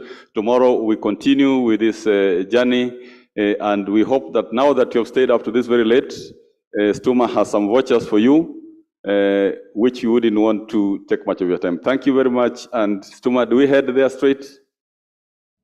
Yes, and yeah, there's also, I'm still told that even some online participants who are passionate, they're still around up to now. I really want to thank you also, those who are online, please, we don't take it for granted. You must have deliberately spared some time to be there today. But otherwise, thank you. I hope there'll be no speeches the other side, Stuma. And my colleague, say some words. Say the last words and close the session. Thank you, DG. And I must appreciate the NRF funded projects. You've done us proud. I must also comment one by Professor Dr. Some. We had to intervene because there was an issue that arose courtesy of Treasury, so I think we've sorted it out, and there was a lot of accolades based on what the achievement has been. And for Prof. Bunyi, there is something coming. We're actually happy with the card. We're also coming up with a repository, and we'll loop you in. This is funded by British Council. What I must say is you've got what we call your stakeholders. Like for instance, the one for Ngong Hills is something that we can be able now to bring the stakeholders and you'll be able to explain what you've explained to us, especially the Nairobi County. That's a catchment where they can bring in tourists and earn revenue for Nairobi County. So if you can bring those together, we are encouraging those who've been presenting, go ahead and do some small, if I may say, you can submit that small proposal to us so that we can get your stakeholders and you present. One day, that's good enough. We shall be having visibility. Thank you, and let's go for the highly earned dinner. Oh, there is a, we can be able to have them next time, but if you can send them airtime, that will also be better.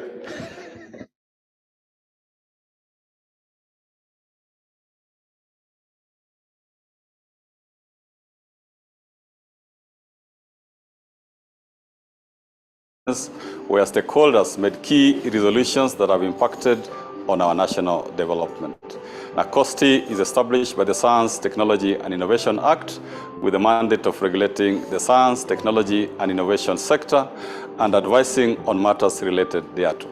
We just want to let you know that NACOSTI has been selected to mainstream science, technology, innovation in the country, and this was done in 2021.